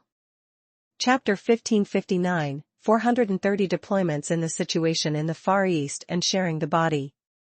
Chapter 1559, 430 Deployments in the Situation in the Far East and Sharing the Body. Before Matthew could speak, Margaret asked again with a mischievous grin. "Or should I say, do you want me to call you Mom?" Matthew hastily objected sternly. "Stop messing around." Margaret snorted. "I wouldn't want to call you that anyway. I remember now, I enlightened you on your battle spells. I still have many memories slowly recovering, and I can't let you take unfair advantage of me during this process. Besides, this is the deployment chamber, you should call me Miss Guardian. Ordinary people don't have the privilege to meet me, let alone taste the cake I personally made." During the conversation, she brought up the honey cake as if presenting a treasure. Matthew was influenced by her mood, relaxing as well. He retrieved a knife and plate from the kitchen, cut a piece of the honey cake, and tasted it. The taste was indeed not bad. Prompt: "You've tasted Margaret's honey cake, gaining the following magical food benefits. Legendary intelligence +1. Partial exemption from 3 failed judgments. Duration, 72 hours. Matthew's eyelids twitched. He guessed the cake might be beneficial, but he never imagined it would be this potent. "How did you make this?" Matthew looked at the kitchen oven, full of disbelief. A food item capable of enhancing legendary intelligence and offering 3 judgment exemptions. Surely this was something an enchantment master of a legendary level could create, right? That's the magic of a guardian. Margaret was obviously very pleased with Matthew's reaction. She hummed a tune, took a knife and fork, and joyfully began eating. Her eating pace was slow and graceful, akin to a little cat. By comparison, Matthew's actions were much cruder. Soon, the two had shared the whole cake. Feeling the strong sensation of fullness in his stomach, Matthew burped softly and then earnestly asked, "Can you now explain what's going on? I have many questions." Why are you here? What is this place? I clearly remember entering the giant demon Holy Land, but how did it turn into some sort of deployment chamber in your mouth? Could it be that this is some half-plane created by the cyberdragon? Differing from Matthew's impatience, Margaret remained composed and methodical throughout. You have too many questions. It would be too bothersome to answer them one by one. Let me sort out my thoughts for you. Do you know the Blue Veil Dream? Matthew nodded slightly. He certainly knew this spell, a method allowing the soul to wander in other worlds. Everything one experiences in that different space seems vividly real, with some scenes remaining fresh in the memory long after waking. According to descriptions by those who have experienced this spell, going through the Blue Veil Dream is like having a wonderful dream where many things are exceptionally clear, though some become blurred after awakening. They feel as though they are truly living through a new world. And indeed, they are.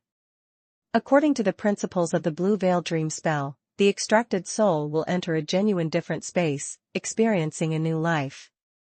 This spell is considered semi-taboo, mainly because it involves many paradoxes and confusions. Originally, when Matthew and Soria discussed Margaret's memory and personality reconstruction, they thought Soria would use the Blue Veil Dream on Margaret. But Soria did not. Instead, she sent Margaret to the cyberdragon. At the time, Matthew had speculated the machinists might possess something even more sophisticated than the Blue Veil Dream. And it turned out just as he had suspected. Margaret said, "Cyberdragon is a great city, you should definitely visit sometime." "I mean it, Matthew, you really should see it." Back to me, after going to Cyberdragon, the machinists there helped me a lot. They invented a peculiar device called the deployment chamber. Once intelligent life enters the chamber, they experience effects similar to the Blue Veil Dream, but the process is much more real, and the directions of deployment are precisely controllable. The machinists can deploy souls stored in the chamber to different locations, planes, or even parallel universes. It's really dreamy. I find it hard to describe that feeling with words. It's like you magically gain several episodes of life experiences, greatly enhancing the richness of your life. Of course, there were many errors during the design, use, and subsequent modifications of the deployment chamber, something the machinists call bugs. It's funny, they almost fix bugs every day. Some bugs are very difficult to fix while others just resolve themselves while being worked on. Not due to the machinists' fixes but because one day the bugs just inexplicably resolve themselves. Honestly, every day I spent in Cyberdragon was fun. But the funniest moments were watching those machinists scratching their heads and scrambling to fix bugs. Talking about this, Margaret's face wore a faint smile. It seemed that the machinists were indeed a friendly bunch, or at least they were in Margaret's view. And from Matthew's experience, as long as one doesn't mind the occasional small explosions, and has the ability to prevent the occasional major one, interacting with machinists is definitely enjoyable. Using that magical device, the deployment chamber, they cast my soul back into my original memory world. In a very short time I relived my past life, and as a result, I recovered my true self, reshaping my personality. Chapter 1560, 430 Deployments in this situation in the Far East and sharing the body _2. Chapter 1560, 430 Deployments in this situation in the Far East and sharing the body _2.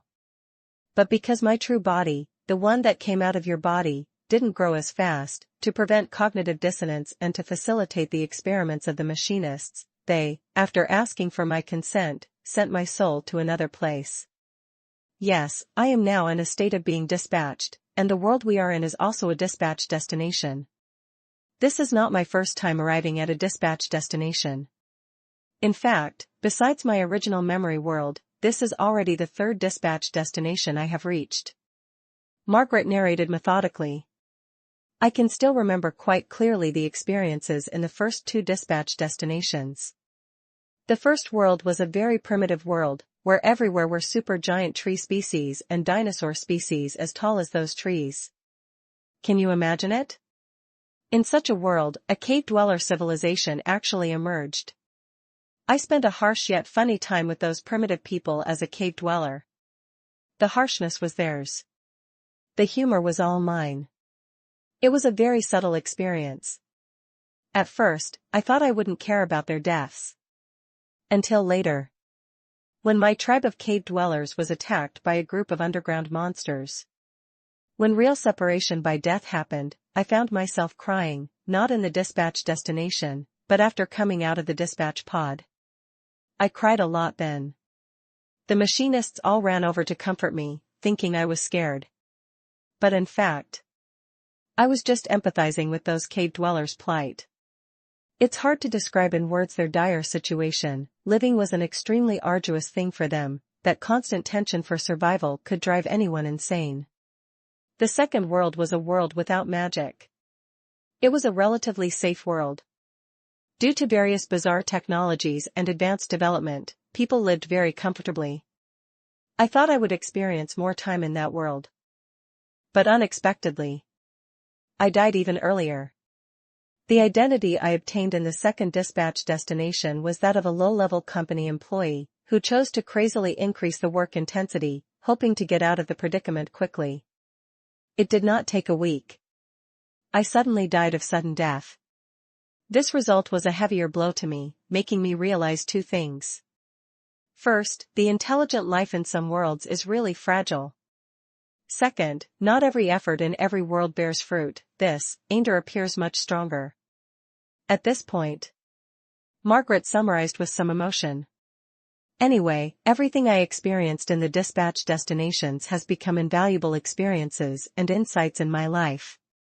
The only flaw is that it's too real, that intense realism can make people lose clarity. I have seen another participant from a different dispatch pod who got lost. It turns out, he's an old acquaintance of yours. Matthew was stunned for a moment, then blurted out. 177? Margaret said with a smile. Exactly, that flamboyant crucible house. After experiencing 3 worlds, he suddenly felt that the worlds of the dispatch destinations are the real worlds, and that our world of Ainder is actually just a game. The dispatch pod is the entrance to the real world. Afterward, he started discussing life and death, games, and reality philosophy with me, and it annoyed me so much, but thankfully, the machinists took him away soon. Thinking it over.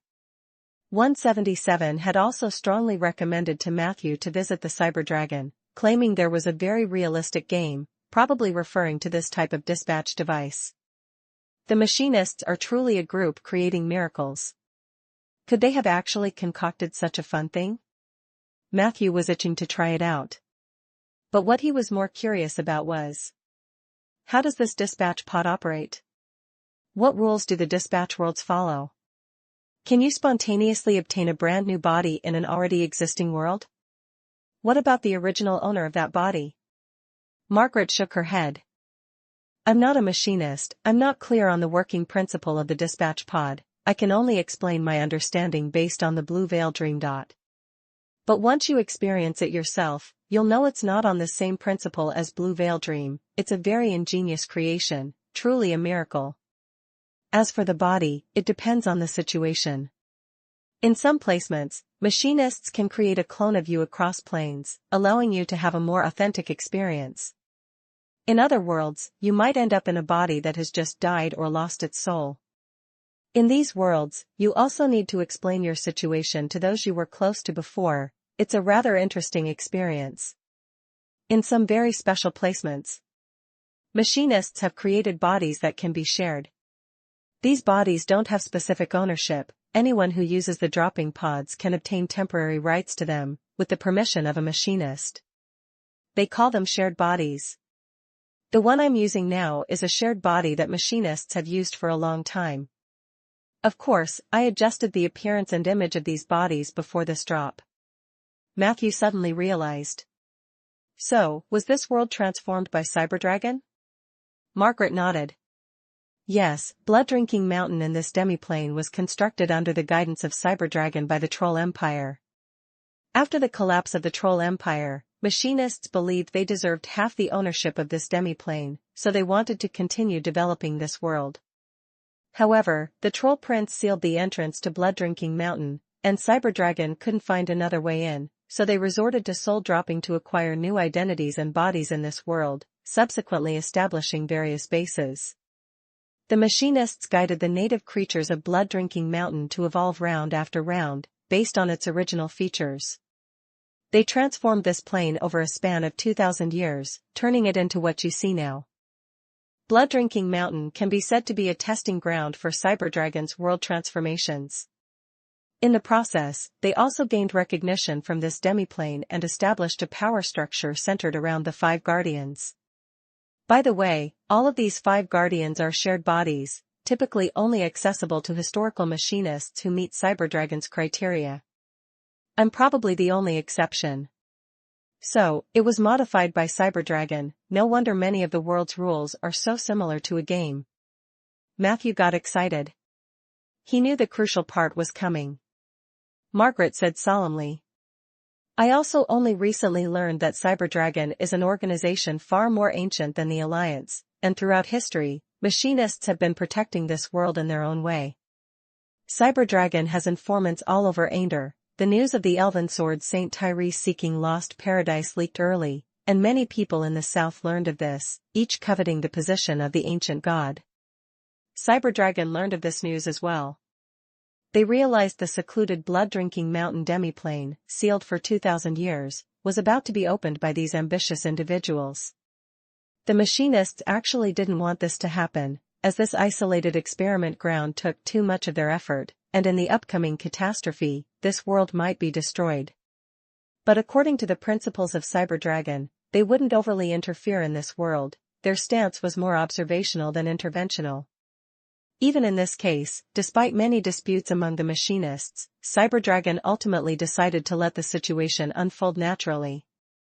Different from the past, however, this incident was happening right on their turf, so they were willing to provide some guidance. That is to say, if the resurgence of the ancient god was inevitable, then Cyberdragon would prefer to entrust the divine power to more reliable hands. Matthew's eyes lit up. Reliable hands, are you talking about me? Margaret gave him a look. Of course, it's me. Would you help me become the most powerful ancient god? Matthew was stunned for a moment. Then, he stroked his chin. That's not completely out of the question. Margaret burst into laughter. Just kidding. How could it be me or anyone else? The one chosen by Cyberdragon can only be you. Matthew of Rolling Stone Town. It's always been you. At this point, her expression grew profoundly meaningful. You might not know this. Cyberdragon has been watching you.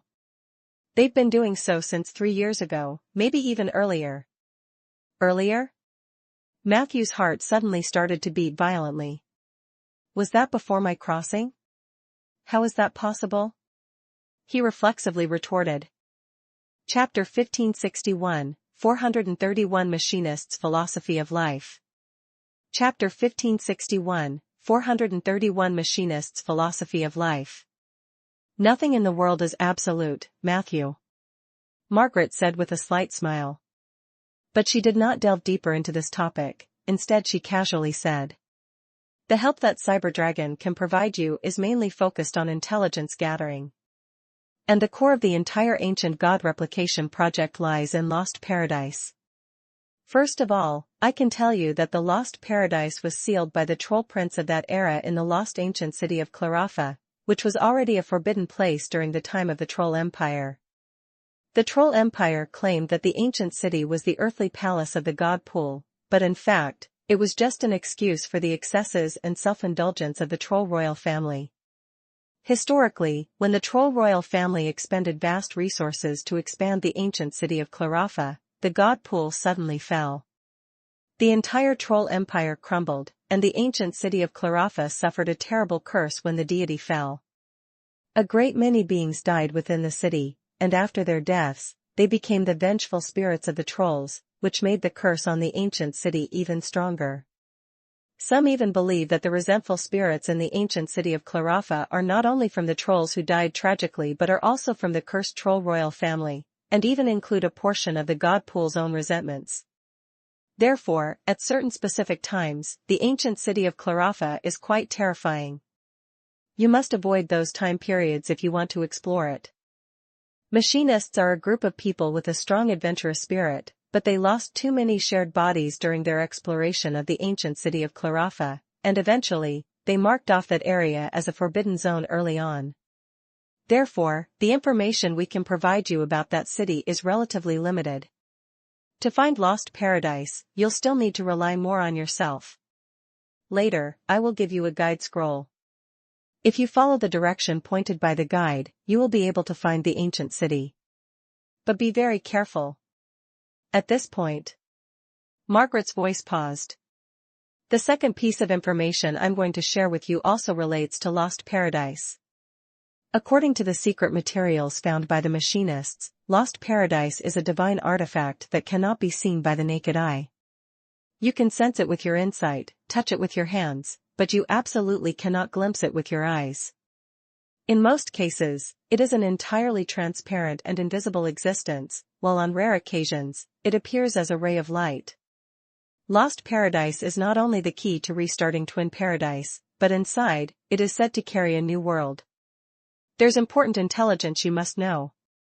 The first person to get or come into contact with Lost Paradise might not end up with a good fate. The nature of Lost Paradise is a high-energy, high-dimensional new world. It needs to find an anchor point and vessel in the material world to reveal its greatness to the people. Therefore, the first person to activate it is likely to become its host. If you want to be the true master of Lost Paradise and not just a host, you must have a powerful enough demiplane. Only by using a demiplane as a container for merging with Lost Paradise, can you hope to restrain and control it. You need to be constantly vigilant. Lost Paradise is an artifact with its own consciousness, and it's extremely dangerous. Even if you're quite successful in the merging process. After that, you will likely be a supporter for Lost Paradise for a very long time.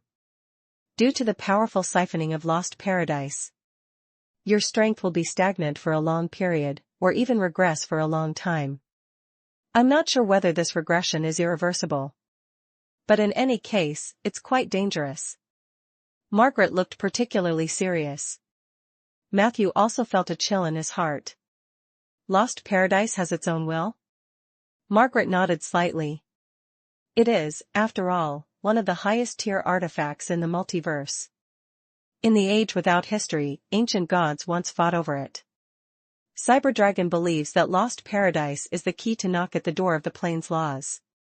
If someone truly masters Lost Paradise, they will gain the authority to speak on equal terms with the plane will and vault into being one of the most powerful beings in the multiverse from the perspective of the laws. Given the great power behind this artifact, the risks involved are self-evident.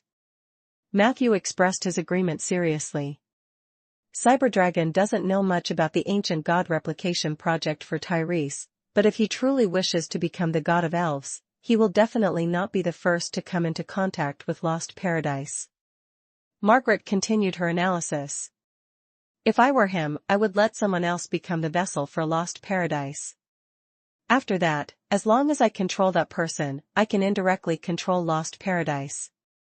Of course, as you understand, the process of control is often very cruel in reality. It's definitely not as simple as I'm making it sound. I believe you are already prepared for this psychologically. Matthew said gravely. What would happen if Tyrese ignited the divine fire of retaliation in Lost Paradise, while someone else became the vessel for it? Margaret said without hesitation. Tyrese would become a god, the vessel, and those nearby would be burnt dry. Lost Paradise might open up a new heavenly family palace on the ruins of Twin Paradise. A hopeful space that is somewhat more high-energy and high-dimensional than the current Heavenly Family Palace. He would have the authority to invite whomever he wishes to become his subordinate gods, and even share his divine authority. But do you think he would do that? Matthew silently shook his head. He couldn't be sure. Chapter 1562, 431 Machinists' Philosophy of Life _2. Chapter 1562, 431 Machinists' Philosophy of Life _2. Although the elf elder generally gave him a good impression, Could such a sly old fox really hand over his own power and authority to someone else so easily? A heavenly mage might have the qualifications to make him do so. Matthew admitted to himself that he definitely did not carry such weight. As long as you are aware, remember, never be the first to come into contact with lost paradise. Margaret reminded him once again. Then she poured herself a cup of tea and drank it with a cool before continuing. The third piece of intelligence is also about lost paradise. As mentioned earlier, due to the machinist's inability to thoroughly explore the ancient city of Clarafa, we can't be sure where the Troll Prince has hidden lost paradise. But according to historical exploration records, there are several areas that often appear devoid of light, and occasionally one can see a little boy emitting white light running through the streets. The machinists suspect that the little boy is the spirit of lost paradise. These areas are perpetually without light precisely because lost paradise has a stubborn affinity for light. This is the draft map drawn by the machinists during their exploration of the ancient city. The red circled areas are where witnesses have seen the little boy. This may be a clue, and I hope it will be of help to you. As she spoke, Margaret handed a duplicate of an ancient, hand-drawn map to Matthew. After a few glances, Matthew knew that seeking lost paradise would probably be a difficult task. This ancient city is just too big, he complained. Why else would you think the Troll royal family has been so exhaustively taxing on their people? Margaret agreed with a knowing chuckle. Keep the things well. Up next is the fourth piece of intelligence. Don't worry, this information has nothing to do with lost paradise, but it relates to your potential competitors. Do you know how many factions have sent their forces to Blood-Drinking Mountain in the short term? Take a guess. Matthew thought for a moment and said curiously. 3, no, 4 factions? Margaret said seriously. If we count Tyraste and you as one faction, then the number of factions that have entered Blood-Drinking Mountain has now reached 7. They are an alliance of top southern powerhouses led by Tyraste and you. The Forgotten Ones headed by the 4 leaders of the ancient lands. An orc prophet leading a strange cult and a large group of orcs in a tomb-raiding gang. 2 deep-sea fishermen tribes who stumbled into this place, 3 of whose elites already possessed legendary strength before entering, and you should not underestimate them. A squad composed of the higher echelons of Shadow Prairie, both in terms of their small number and their bad luck, was promptly trapped in a maze upon entry. If they're unlucky, they probably won't emerge till the end of the event. An elite exploration team dispatched by the newly established Troll Kingdom, which also had some strength, especially the 2 troll princesses in the team whose style of warfare closely resembles that of their ancestors. The 7th faction is the Personal Guard and a team of mercenaries led by a city lord from a city-state in the Northland. This city lord is a legendary summoner with some fame in the Northland. His team is skilled, and it seems he already knew about the power rules of Blood-Drinking Mountain ahead of time, bringing people with him who are Tier 5 and half legends. Under the special laws of Blood-Drinking Mountain, their strengths could be maximized. The comprehensive power of that city lord might only be second to your Tyraste faction. On the assumption that your faction is truly united. Matthew spread his hands. Even outsiders knew the situation within his own faction, where 11 people might well have 100 separate motives. But there might be good news in the current situation as well. With external enemies. Could they maybe come together? Besides us, how did the others get in? Matthew inquired curiously. Could Tyraste's plans really be so poorly kept from leaking out? This was indeed what he was most curious about. If it wasn't for the swift capture of the abyssal mage Isidro and leveraging the soul cage and the void bloodline for threats and bribes. Right now, Matthew would probably still be matching wits and courage with the Abyssal Legion. How come ever since he knew of this top-secret news? It seemed as though everyone else did too. If the news leaked, wouldn't that make Tyraste too incompetent? Currently, there are 2 conjectures regarding the Cyber Dragon, Margaret said. The first, all of this is being orchestrated under the guidance of a prisoner called the Mirage Dragon from a different space. That prisoner wants to throw the whole world into chaos to reignite the divine fire of retaliation, creating an opportunity to escape. The sealing that the Emperor of Su country imposed on him can only be undone by an ancient god who has delved into the laws. So he instigated this all-encompassing conflict.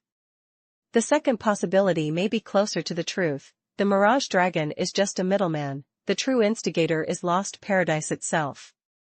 With the arrival of the days of heavenly change, the heavenly dragon's soul has returned in two segments, the universe has started to slowly crack, the order set by the Calamity Mage is completely gone, the ascension of the heavenly palace has become a thing of history, and this world's constraints on the gods have fully dissipated. In such a scenario, Lost Paradise has been silently summoning externally, exerting all its might to call people from all over Ander to find it and become its supporters. If this is the case, then Lost Paradise itself is even more terrifying. It is setting up a chess game that is very much in its favor, and all you who enter will become its pawns. That's also why I've repeatedly cautioned you not to be the first to come into contact with Lost Paradise. Chapter 1563, 431 Machinists Philosophy of Life _3. Chapter 1563, 431 Machinists Philosophy of Life _3. Margaret's youthful and adorable appearance, coupled with her solemn tone, created a strong contrast. Matthew found it amusing, but a warm feeling also stirred in his heart. No kidding, Matthew. Margaret blinked seriously. Living is more important than anything else.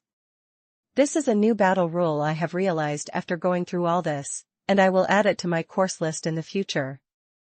This class is free, but it is required. You may think I'm exaggerating, but I know for certain you would never want to experience what it's like to be devoured alive by a purgatory devil. As she said the last sentence, a flicker of fear involuntarily crossed Margaret's face, and her eyes dimmed for a moment. Matthew put aside his joking demeanor. He couldn't help but recall the horrifying scene he had witnessed when he had entered Morgan's purgatory with Soria. At that time, Margaret's body had already been swallowed by the black goat. Even though Soria had cut it open. What Matthew saw was a corpse half corroded. That sight was indeed frightening. As someone who had experienced it firsthand, Margaret must have been left with a serious psychological shadow. Matthew could feel that after being reborn, Margaret was no longer as sharp and prominent as before. She had become much gentler and more reserved. Perhaps that was also a kind of growth. Seeing that Margaret still looked somewhat off, Matthew opened his arms and gently embraced her. It's all over. You will become stronger, no one can easily bring you down. Margaret's body trembled slightly. Her muscles were tense as if she wanted to push Matthew away. But the next moment, her entire body relaxed and she too hugged Matthew, patting his back unconsciously with her small palms. After a while, Margaret's mood stabilized a bit. She gently pushed on Matthew's arms and said with slight annoyance, "You got it in my hair. And don't hug for too long, it wouldn't be good if it left any mark. After all, this body is meant to be used by others as well." Matthew generously let go. Margaret, on the other hand, seemed somewhat embarrassed and shy. Understanding the situation, Matthew deftly changed the subject. So the entire blood-drinking mountain, with many traces resembling those in a game, is this also due to the machinist's intentional design? Margaret nodded. Indeed. The machinists I know are all keen to digitize everything. They like to shape the entire world into the image they have in mind, for which they digitize everything, continuously adding some game-like rules. Of course, this phenomenon only appears in the skies heavily transformed by cyberdragons. The surface where the ancient city of Clawfa is located, not only is it fraught with dangers, but it doesn't have the interesting aspects deliberately left by the machinists like the environment we are in. The two continued their conversation for a while. Seeing that time was about right, Matthew intended to say goodbye to Margaret, then he asked, "You've already told me all the news, why meet with them?" Margaret said earnestly, "It's the Guardian's responsibility. To be precise, it's the rules set by the machinists. If I'm to make use of this body, I must abide by the rules here. Only by doing so can I obtain the right to use this body long-term, and in the process of adhering to the regulations, I can receive many unseen rewards, and even acquire some XP. I know it's crazy, but this is the machinist's handiwork.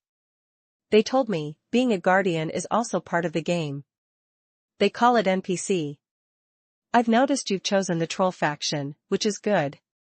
It means that NPCs controlled by the machinists are friendly to you and can offer assistance within the rules when possible.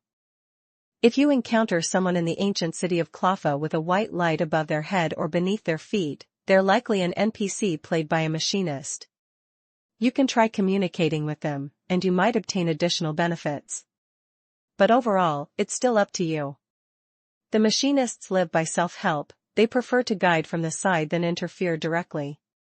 If they really can't guide, they just shrug and wait for the drama to unfold. They also like watching explosions. That's the philosophy of the machinists. Having said that, Margaret tore open a green scroll, and in no time, a flood of written information entered Matthew's mind. He felt a slight pressure in his temples. Hint: Margaret has infused you with special geographical knowledge. Knowledge, Geography/Far East Situation, Blood Drinking Mountain, +50. I hope this knowledge can help you. Go, Matthew. Be sure to be careful. With Margaret's soft farewell, Matthew silently left the cabin. He then waited by the lake for 20 minutes. Shanair and Claire also met with Margaret separately. However, their meetings were very brief. Claire spent about 15 minutes in the cabin, during which she had some snacks and obtained some of the information she wanted. Shanair stayed in the cabin for only 3 minutes. According to his own account, he never saw the legendary guardian. He conversed with an oven in the kitchen. That oven had a terrible temper. Shanair didn't know where he had offended it, and after only a few words, he was driven out. It seems that the esteemed guardian really dislikes me. By the lake, Shanair looked thoughtfully at Matthew. You were in there for over 40 minutes, you didn't badmouth me for half an hour, did you? You know the guardian here? Matthew smiled slightly without any defense, giving Shanair plenty of room to imagine. The three of them then left the place. Matthew revealed a few pieces of information about the ancient city of Clotha, planning to gather everyone and then leave the sky-floating island, heading for the dangerous ground below. However, what was unexpected was, after everyone gathered, Matthew still couldn't find Myra's trace. After weighing their options, they could only give up looking for Myra temporarily. Once Claire joined, the group of 6 each used their abilities to fly into the sea of clouds, heading towards the ground. The ground world of Blood Drinking Mountain completely matched what Matthew had imagined beforehand. It also matched the map given by Tyraste. After avoiding the dangerous regions where cloud dragons may appear, everyone boarded the golden carriage of the god of travelers. They rode the carriage over desolate mountain ranges. Amidst those mountains, they found an ancient city that appeared grand and majestic from afar. Most of the city was hidden in a brown fog, looking mysterious and dangerous. There's a barrier up ahead, I need to lower the altitude, said Vampire Mosen, giving a warning. The golden carriage quickly closed the distance with the ground. The terrain here was steep, with uneven ground blocking everyone's line of sight. At the same time, large expanses of gray stone forests grew out of the mountains. Each pillar in these stone forests closely resembled troll totems, making Matthew's scalp tingle. If lost paradise is hidden among these pillars, that would take forever to find, he muttered to himself. Just at that moment, Jasalovan suddenly looked up. There are people. Shanair reacted even faster, jumping directly out of the carriage window. Crash! Vampire Mosen lifted the curtain, and a fierce wind gushed in. The next second, Matthew saw an overwhelming shadow swiftly approaching him. Black dragons? Claire asked in a low voice. No. Matthew looked gravely ahead. It's the Black Dragon army. From the stone forest on the side, more than a dozen black dragons, their bodies covered with a layer of distinctive armor, roared as they flew over. The terrible draconic might instantly enveloped everyone in the carriage. Chapter 1564, 432 Mother of Black Dragon and Purification Wand. Chapter 1564, 432 Mother of Black Dragon and Purification Wand. The furious draconic might swept into the carriage like a flood. The door and window curtains crazily flapped, and everyone's hair involuntarily clung backwards. However, at that very moment, a thin layer of blood light suddenly emerged from Matthew's body. It was so clear and transparent that, within a short period of time, Matthew's entire body turned terrifyingly red.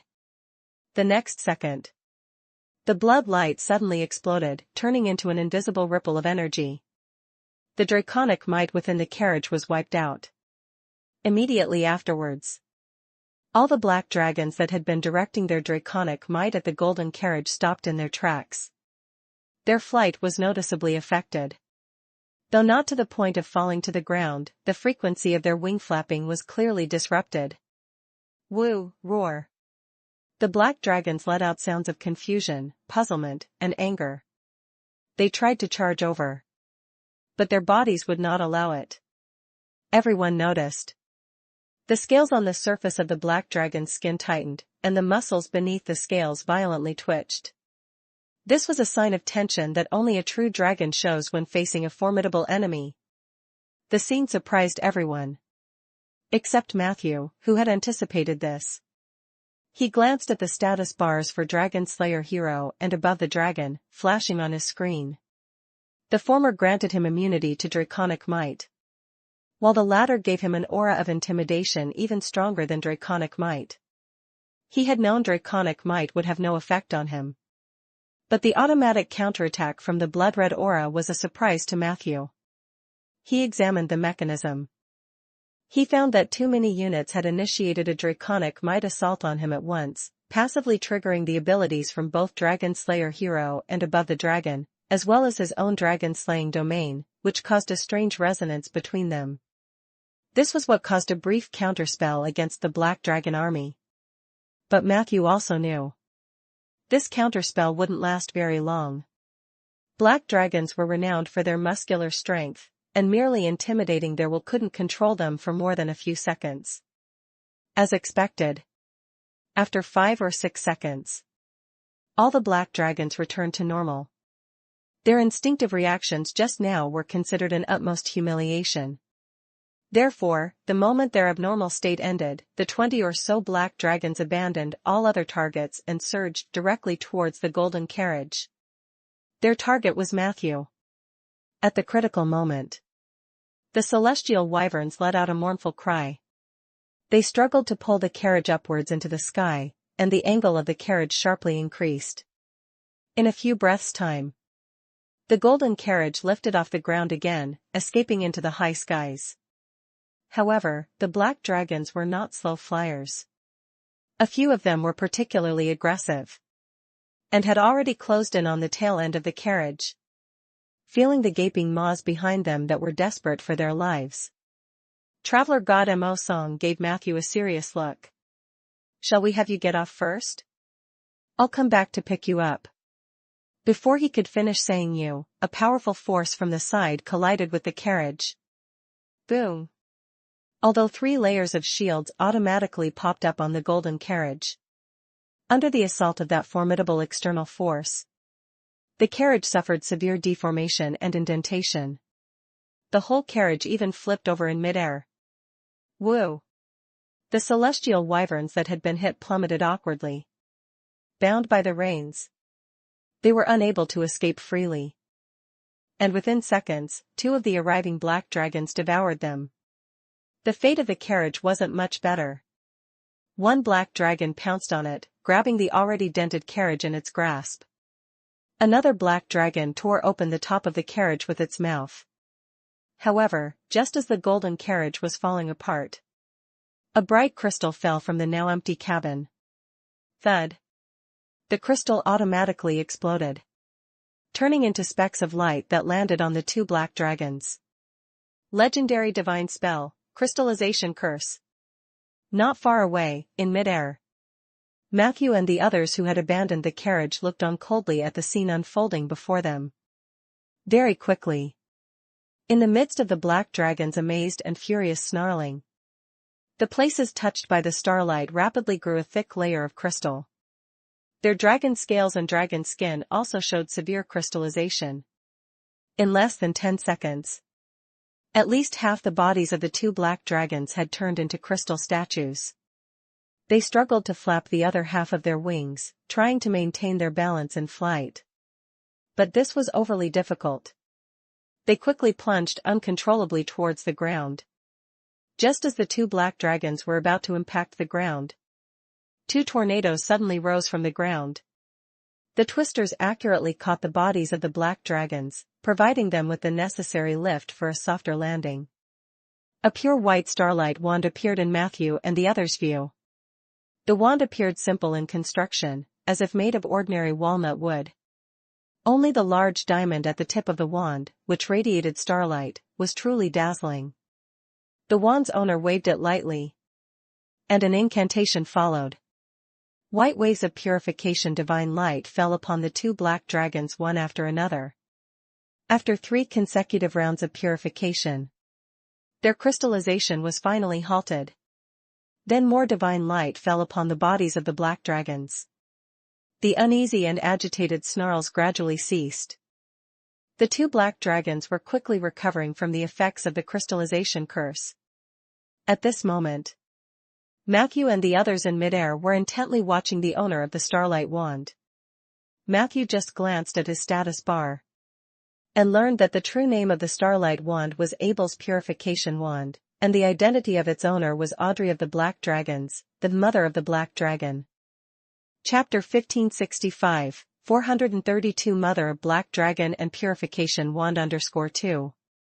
Chapter 1565, 432 Mother of Black Dragon and Purification Wand _2. He then turned his attention to the person herself. It was evident that the mother of Black Dragon, Audacia, was a charismatic woman. She was tall, standing at an estimated 1.90 meters. Her figure was explosive, her chest as ample as a watermelon one size smaller. Most importantly, her body was clad only in a layer of thin black gauze, leaving most parts exposed. Besides the impending black gauze and explosive figure, what drew the most attention were the faint shimmering black lights on her neck, shoulders, ribs, hips, and other areas. Those were pieces of magic dragon scales, paired with her signature flame-shaped vertical pupils. Audacia's profession was self-evident. Legendary warlock, black dragon bloodline, and even awakened the magic dragon scales that a black dragon mage should not have. Matthew's heart sank. This was undoubtedly a tremendously powerful adversary. Matthew still didn't know her specific abilities, but just being able to command this army of more than 20 black dragons was terrifying enough. He searched his memories and found that at least in the south, such a person was unheard of. So he asked his companions. Shanair and Hayek had abandoned their vehicle and fled at the first sign of danger and were now unknown whereabouts. Only Vampire Mosen, Jassullivan, and the Orc Sword St. Clair remained by Matthew's side. I've heard of the name of the mother of Black Dragon before, Jassullivan recalled.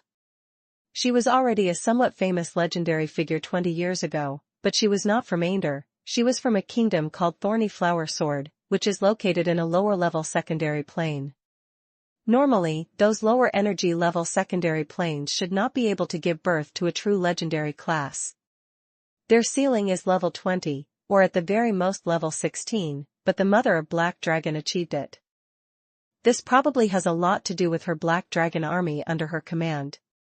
Since Soria's dragon slaying, a large number of coiling dragons fled to Eternal Gathering Island and the secondary plains, including some black dragons that escaped to the northern mountains of Thorny Flower Sword. They entered into several contracts with the local natives and thus continued to reproduce and thrive. At first, those black dragons were quite settled, but as time went on, they began to fight and kill each other constantly, plunging Thorny Flower Sword into turmoil and unbearable hardship. I remember a bard even based on this story and wrote an epic called The Black Dragon's Chaos. The epic's terminator of that chaos was none other than the mother of Black Dragon, Audacia. Although I don't know how she did it, she truly made all the black dragons willingly submit to her black gauze skirt and honor her as mother. After that, Audacia mysteriously gained legendary strength that broke through the plane's limitations. Upon hearing this, Mosin couldn't help but marvel. So well informed? Can you order bards in prison? Jasalovan smiled slightly. Of course you can. There are also bard prisoners in the prison, which is quite lamentable. It seems that the ability of the god of travelers to mediate and guide is not even as good as those bards in prison who cannot fight. Mosin's expression immediately turned awkward. He quietly moved a few steps to the side, keeping more distance from Jasalovan. After listening, Matthew silently nodded. Indeed, she's not a native of the material world. Otherwise, with just this black dragon army alone, Audacia could stride across the south unchallenged. As long as the Alliance doesn't intervene, she could take over any city she wished, without any doubt.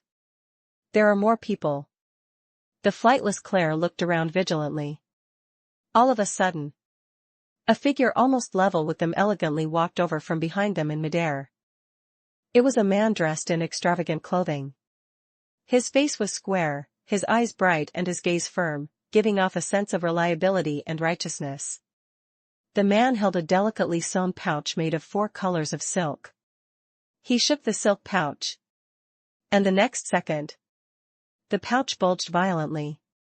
Elemental life forms, about 3 times the size of an ordinary human, emerged from it.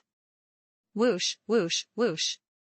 The elemental life forms surged out like a tide, flanking from both sides, and almost instantly completed the encirclement of the airspace where Matthew and the others were situated. Earth, fire, air, water. 4 types of elemental life, 4 great element elders, with 24 elemental envoys of each kind. A total of 100 tier 5 and above elemental life forms became Matthew and his allies' enemies. And those 4 great element elders were legendary creatures. Matthew's face grew extremely serious. It's not right. The Black Dragon army plus the Elemental army, the number of tier 5 summoned creatures these two control is too exaggerated, right? Matthew stared intently at the man who always had a faint smile on his face. Just then, that man was also looking at him. The legendary summoner, young Ingram from the north. This time, before Matthew could ask, Jasalovan took the initiative to say. He is the city lord of Order City, Canning, up in the north. Order City is known for its strict laws, and its ruler, the Ingram family, has generationally signed contracts with elemental life. They are natural-born summoners. Young Ingram became a legend 10 years ago, but he usually keeps a low profile. Most people think he could become a legend because he inherited the legendary elemental life contracts left by his deceased father. But looking at it now, it seems the rumors are not entirely true. Chapter 1566, 432 Mother of Black Dragon and Purification Wand _3. Chapter 1566, 432 Mother of Black Dragon and Purification Wand _3. It's not just unrealistic. It's worlds apart. Matthew muttered to himself inwardly. The Lord of Ingram had already broken the limitation of maintaining only 12 units of the same type of summoned creature. Don't underestimate this detail. Elemental life is not disposable cannon fodder like the undead. For elemental summoners to break through limitations is several times harder than it is for necromancers. Compared to the shock of their numbers, Matthew was more concerned about those 4 great elemental elders. Each of them possessed legendary strength. Just one could give a summoner an opportunity to ascend to advanced legendary status. And Ingram had 4 of them under his command. Just looking at their capabilities on paper. Even excluding Olerin, Matthew and his extravagant undead troop might not be a match for Ingram alone. Not to mention that his ally is the mother of black dragons. Is the city lord of the northern city-states that Margaret mentioned, this guy? What kind of mercenaries are these? Just as Matthew felt the intelligence was flawed. The Black Dragon unit deployed on the ground and in low altitude also moved into position. At the same time, a large shadow appeared above their heads. Everyone looked up and saw that somehow. For gigantic hot air balloons had appeared at every corner above their heads. There were several platforms hanging below the balloons, with a dozen or more silhouettes on each platform. Matthew took a closer look. Those were clearly soldiers equipped with strong wind crossbows. On either side of the stone forest below, 2 groups of mercenaries, each about 20 in number, also emerged. These mercenaries didn't look very impressive, but each of their levels had been adjusted to LV-21. Their abilities and numbers alone were enough to startle a true legend. Did this guy build a portal to Blood Drinking Mountain in his own backyard? Has he moved his entire household over here? Vampire Mosen could not help but quip. Or, how about we try to make enemies into friends? Jasalovan suggested. Matthew observed the enemy's movements with a solemn gaze, then shook his head regretfully. It looks like they don't want to make friends with us. While he spoke, the mother of black dragons led those 20-some black dragons to encircle them from all sides. As Matthew had predicted, they skipped the pleasantries and went straight for the kill. Run! Matthew decisively shouted and immediately opened a portal to the ground. Of course, he didn't use the portal. After a feint, he activated legendary flight, dodging the first wave of attacks from the dragons with his extremely high movement speed. Subsequently, he lowered his flying altitude and determinately dove in the direction of the ancient city of Clarafa. This was the direction where the enemy had deployed the most forces for defense, which showed that Ingram and Audacia understood the importance of Clarafa. Matthew chose to face the difficulty head-on, because he was very confident in his own escape prowess. He was also well aware that having just offended all the black dragons and the mother of Black Dragon, he would definitely become the primary target during the escape. If so, why not help his teammates attract some fire power along the way? He was quite confident about Mosen and Jasalovan. These 2 old foxes would certainly escape. But the one Matthew was worried about was the orc sword saint, Claire. No, that's not right. How is she running so fast? However, things were contrary to Matthew's expectations. After the 4 scattered each to his or her own fate, Mosen and Jasalovan did show their powerful ability to escape, disappearing without a trace. But Claire's footwork was no lesser. As soon as she landed, she took off running with long strides. 2 black dragons dived to chase after her, only to be thrown further and further behind. That running speed, even for an orc, it seemed a bit exaggerated. In a blink of an eye, she took advantage of the incomplete encirclement and ran straight out. Wait a minute. Doesn't that mean all the firepower is focused on me now? Matthew inwardly cried out in dismay. With legendary flight maxed out, his mana also plummeted rapidly.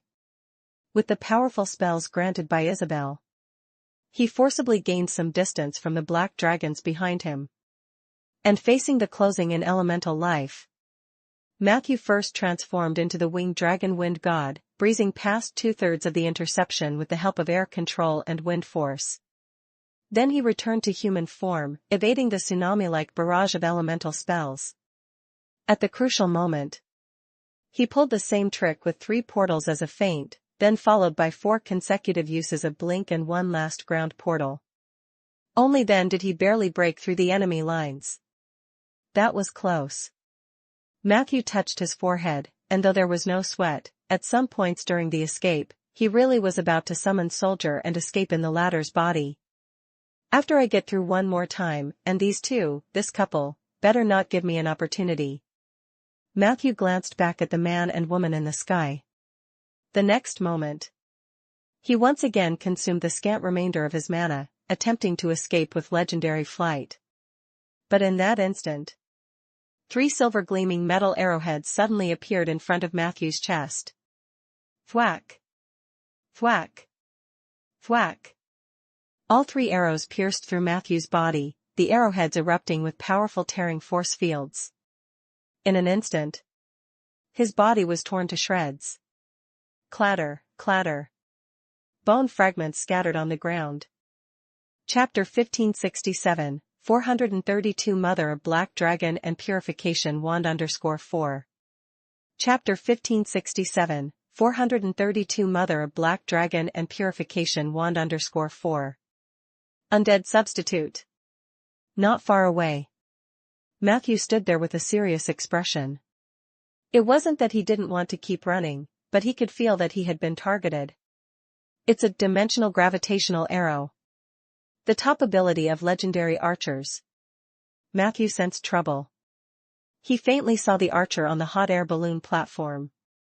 It was a human with a proud expression. Even a legendary archer has come out. This is outrageous. He couldn't help but grit his teeth. In terms of the difficulty of ascending to legendary status, archers are on the same level as guardians. Ander had not heard of a legendary archer for many years. Where did this one come from? Could it be another secondary plane? Where do these secondary planes get so many talents? While Matthew was pondering, the suffocating sensation of being targeted hit him again. This time, a full 10-dimensional gravitational arrows were launched. Matthew's pupils contracted sharply. The previous second, those 10 arrows had just left the hot air balloon platform. The next second, they appeared in front of Matthew. Blink. Using this shared ability with Soldier, Matthew forcibly created some distance from the dimension arrows, but those 10 arrows turned around and flew back towards Matthew's location. The speed was very fast. Indeed, it's a locking skill. Matthew quickly retreated. At the critical moment, a tall figure suddenly jumped out from the side. Clang clang. Claire's dual blades rained down like a masterful slash, successfully intercepting 4-dimensional arrows. On another side, the traveler god Mo Song also suddenly appeared, and with a wave of his right hand, he shouted a freeze in the language of the Heavenly Family Palace, causing 3 more arrows to be frozen in place. A white light flashed. Matthew threw out the Augustus's skull as he retreated. The latter opened its mouth emitting blue negative energy light, and clicked its way through the dimension arrows, also successfully catching 2-dimensional arrows. Only the last dimension arrow made it to Matthew's front. Hum. The back of the shovel buzzed incessantly. Matthew looked emotionlessly at the exploding force fields on the shovel, his wrists and palms gripping the shovel were painfully vibrated. Thank you. But you shouldn't have come to help, we seem to be surrounded again. Matthew hurriedly met up with the other 3. Just as they reached the location of the dimension arrows, the Elemental Army and the Black Dragon Army encircled them again. Audacia and Ingram also caught up. What Matthew dreaded the most was the legendary archer on the hot air balloon platform. His 10 arrows, although not causing effective casualties, successfully held Matthew and his group back. Meanwhile, the aftermath of the explosion of the gravity arrows created a wide deceleration field nearby, making their normal movement incredibly difficult. Looks like we're in for a fight, Jassullivan reminded. Maybe it's time to let your little ones come out and meet them? Matthew was also planning to summon the undead from the contract slot. But just then, a voice as thin as a mosquito's yet crystal clear rang by his ear. Idiot, look below. Must I really use the sound transmission technique? I've already secretly activated it several times for you. Matthew's heart stirred. He didn't look down, just glanced briefly with the corner of his eye at his feet. Just for an instant. He set his mind at ease. Why don't we just surrender? Matthew shouted aloud, as if consulting with his teammates. The others looked puzzled at him. But soon, they seemed to realize something too. The power to surrender should be given to us, right? It needn't always be a matter of life and death upon meeting. I'm willing to share information about the ancient city of Clarafa. Matthew still continued to shout loudly. Ingram and Audacia broke through their ranks to check. I'll go see. The mother of Black Dragon approached Matthew with confidence. If you truly wish to surrender, throw all your weapons over here, she coldly told Matthew. Matthew showed a helpless expression. All right, as you can see, I'm a spellcaster, I'll throw my staff to you first. While he spoke, he slowly took out a second-hand training staff discarded by the Magic Academy from his bag. A look of confusion appeared on Audacia's face. The next second, Matthew suddenly shouted at her. Let me borrow it. As soon as he spoke, the training staff in Matthew's hand quickly disappeared, replaced by the Abel's purification wand embedded with starlight diamonds. No! The mother of Black Dragon roared. However, just as she was about to order her subordinates to surround him, a blinding light suddenly dazzled all the units present. The prepared teammates immediately acted, jumping into the hole that had appeared just in front of Matthew, only slightly bigger than a manhole cover. Meanwhile, Matthew, while tightly closing his eyes, held up the sun god spear and gripped the purification wand. After the remaining three had passed through Hather's doorway, he stepped onto the doorframe and ordered the also dazzled little Ingram. Kneel down. Under the effect of the Tauren's sovereign authority, the controlled little Ingram had to obey Matthew's command this time. His knees creaked, but he forcefully knelt down. Little Ingram closed his eyes tightly, even a tear escaping from the corner of his eye. He shouted while kneeling on the ground. I will make you pay. However, the intense light slowly faded away. When the black dragons roared and rushed forward, the space where Matthew and his team had been was already empty. On the ground, only a ring with black marks of the door's branding remained. A kilometer away, on a small mound near the ancient city of Clarafa, Matthew and his team gradually came out from the circular exit. Shanair quickly closed the doorstep. I thought you were just going to run off, didn't expect you to actually look back. Matthew looked at Shanair with surprise. Shanair smiled faintly. Clearly you have bias against me. I'm truly a straightforward and honest person, never easily betraying my teammates. The subtext is, it needs extra money, right? But, considering Shanair really just saved them, Matthew kept this thought to himself. He glanced at the wooden disc in Shanair's hand, Hather's doorstep. Unexpectedly, this thing had a long-distance escape function. Clearly, last time Shanair had held back some information while introducing him to this door's functions. But Matthew quickly noticed that while he was staring at the wooden disc in Shanair's hand, Shanair was also looking at the purification wand in his hand. May I touch it? Shanair licked his lips. Let's talk outside. Matthew subtly tucked away the highly valuable staff. Let's hurry, you guys have clear tracking signals on you, they're about to catch up. Hayek promptly warned. The six of them didn't drag their feet, but sprinted towards the direction of the ancient city of Clarafa. Before long, they arrived at the city gates. The gates were tightly closed, the walls around 200 meters high and overgrown with ivy-like rust.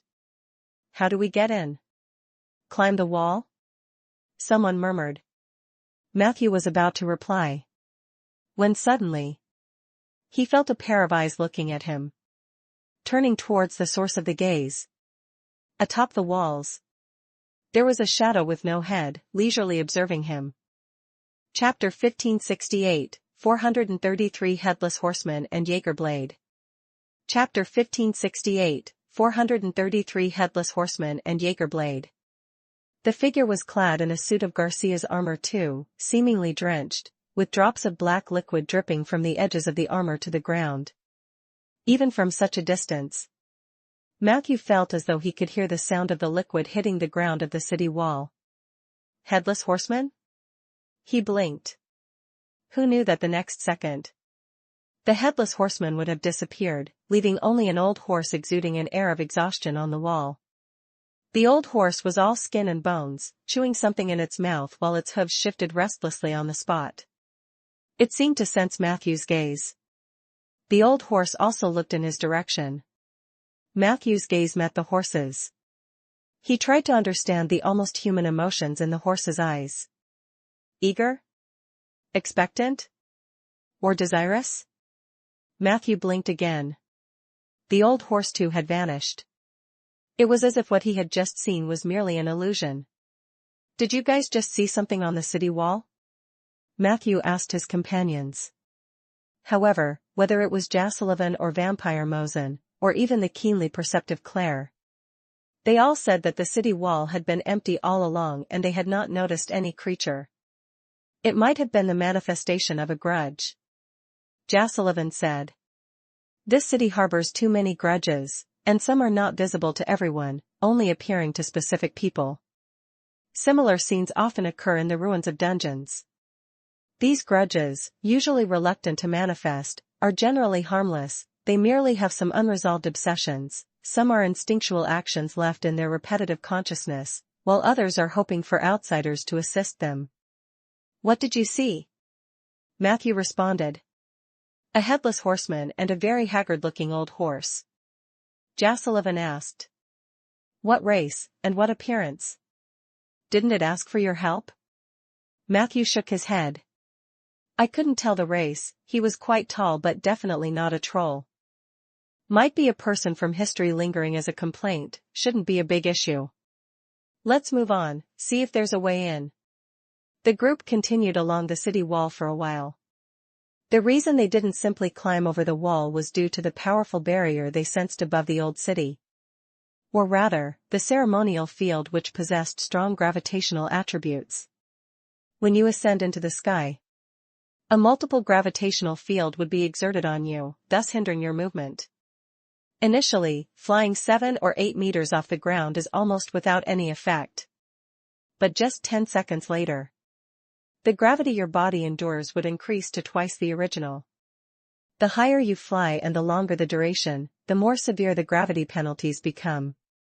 According to Matthew's spell identification and interpretation, once airborne within the city for more than 3 minutes at heights exceeding 5 meters, the penalties imposed on the flyer would extend beyond multiple gravities. Gravity reversal, chaotic force field, gravity storm, and even the feared void turbulence, dreaded even by legendary professionals. All these could potentially be sanctions. Thus, directly leaping over the city wall could likely invite unnecessary disasters.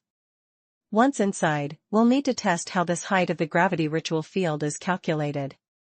Does standing on the roof of a 2-story building, without feet off the ground, count as flying? If flying is not possible, what about climbing? Matthew pondered silently. Unfortunately, he didn't possess a gravity domain, otherwise, he might have tried to decrypt the ceremonial field here.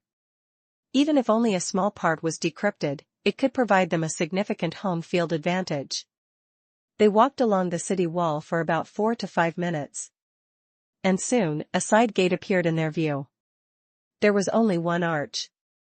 The arch was empty, and beings under 2.3 meters could simply walk through. There should have been a wooden door here, it's just been removed recently. Look, they even left clear footprints, seems like a group of unprofessional folks. Shanair glanced near the door. He slightly bent down, took a deep breath, and quickly made a disgusted face. Fishmen. Probably from the same tribe as those we encountered on Guardian Island. I hate fishmen. Matthew curiously asked. Why? Shanair looked at him strangely. Do I need a reason to hate fishmen? If you insist on a reason, can it be because they are ugly? You wouldn't think that just because we both belong to the evil camp, I would fancy those monsters that only know how to blabber, would you? Don't be too arrogant, kid. My sense of aesthetics is much higher than yours, I can guarantee that. Matthew touched his nose, he wanted to retort, but just at that moment, he suddenly spotted a black mark on the corner of a building behind the gate. Matthew approached it. The mark is brand new, expertly made. Seems like we don't need to worry about our Zor companion being devoured alive for now. Shanair came over expressionlessly. The mark, drawn with a charcoal pencil, depicted an arrow piercing through a heart. This was a quite classic Zor secret message.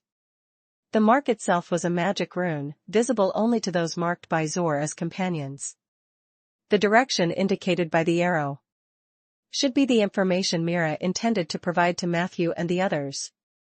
Chapter 1569, 433 Headless Horseman and Jaeger Blade _2. Chapter 1569, 433 Headless Horseman and Jaeger Blade _2. She's moving with the fishmen? Hayek raised a skeptical question. Shanair shrugged. Who knows, maybe it's tracking. Hayek snorted. I don't trust trolls anyway. I survived in the Underdark for 3 years, and after returning to the surface, I've warned every intelligent surface-dwelling creature, never trust a troll. Shanair laughed. Coincidentally, I have a similar piece of advice. That is not to trust necromancers. In the midst of their conversation, the group had already arrived in the city.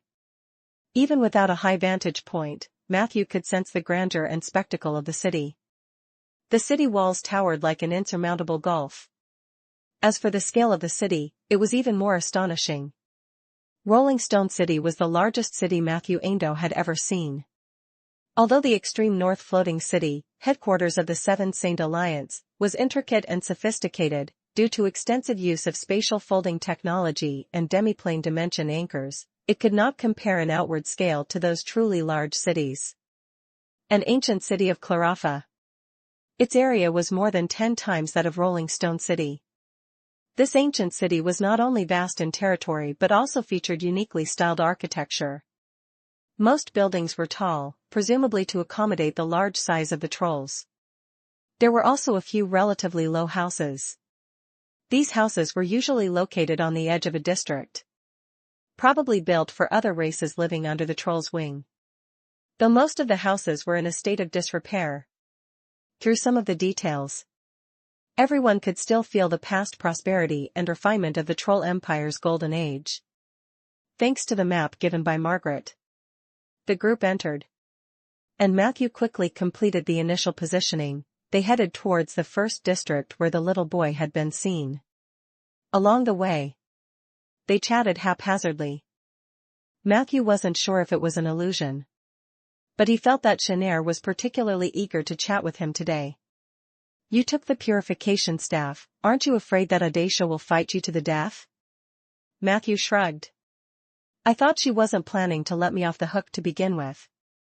Shanair coughed. As far as I know, she's not exactly broad-minded.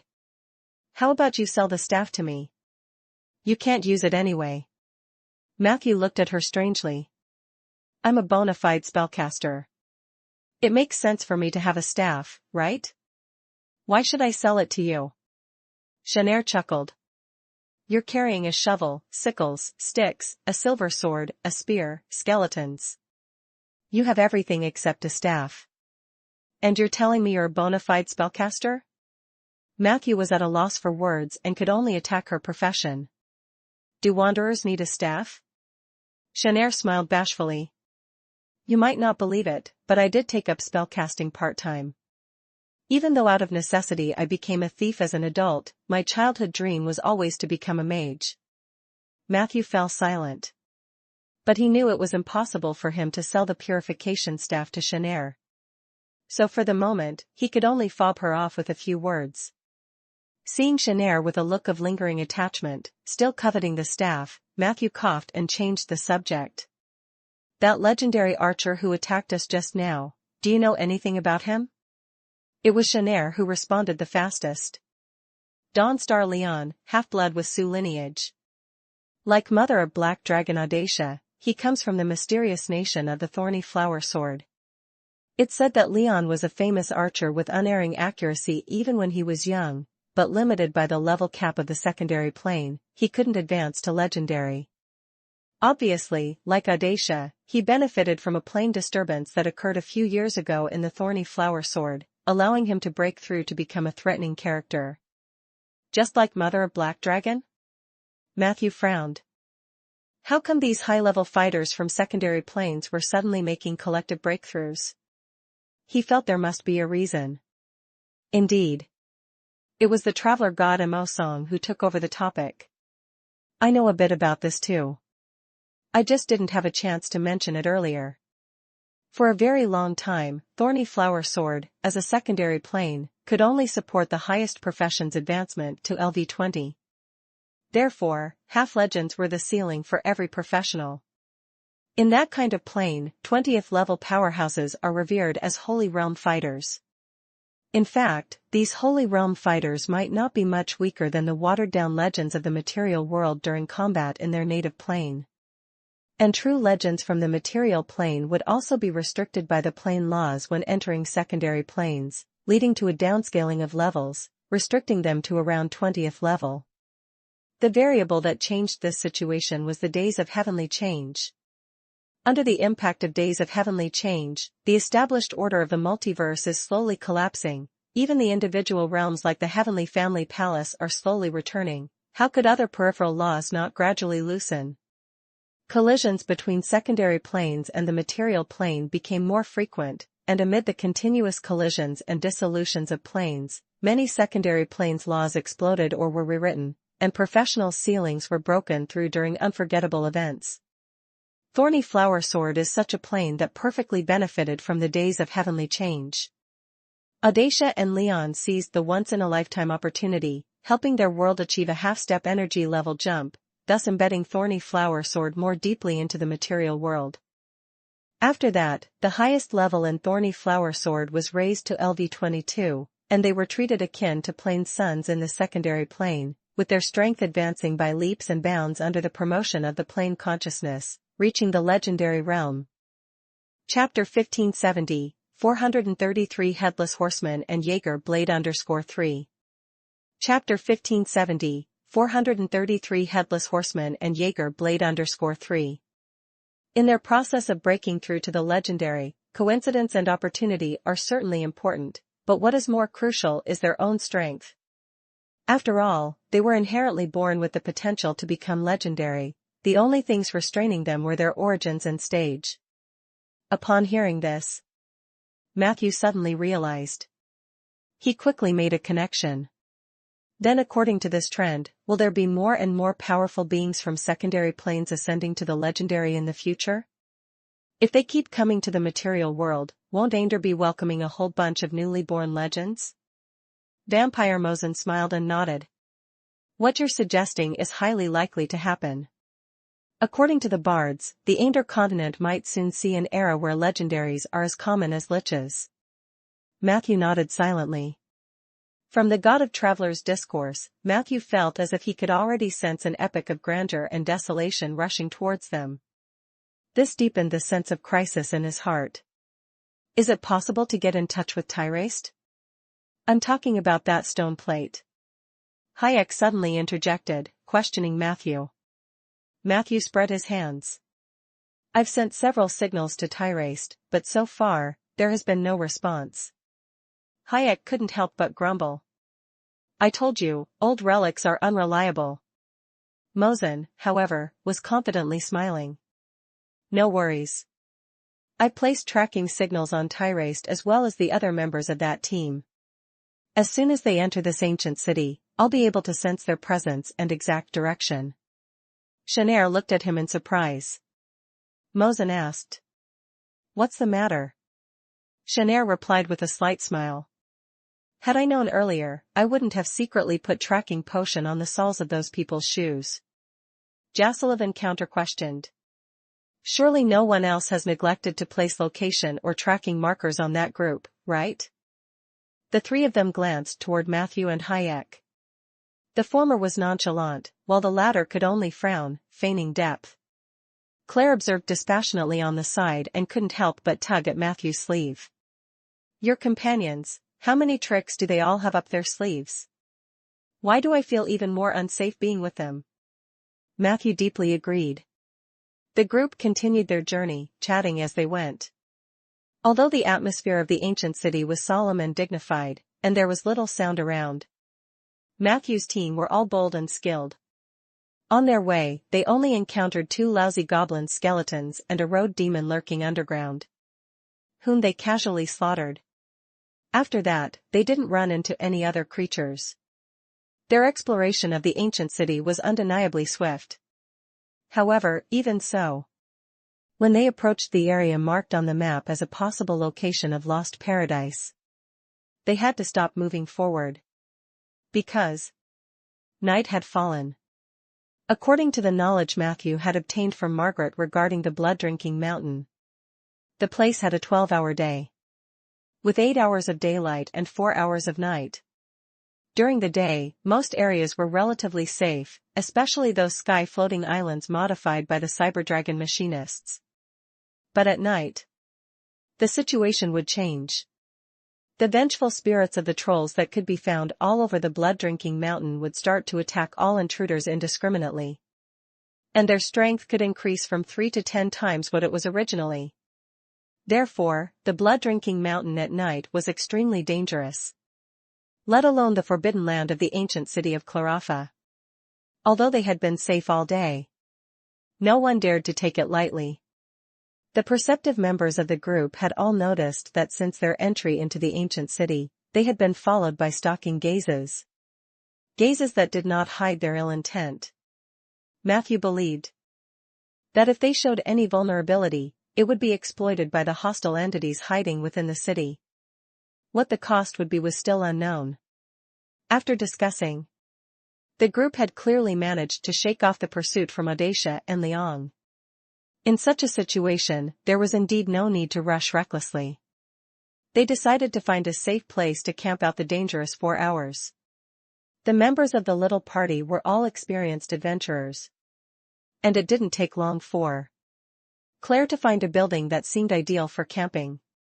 The building was adjacent to an inner city wall that was also hundreds of meters high. One could reach the neighborhood marked by Matthew through the gate beneath the wall. The building's interior was spacious with high ceilings, capable of shielding from winds and rains.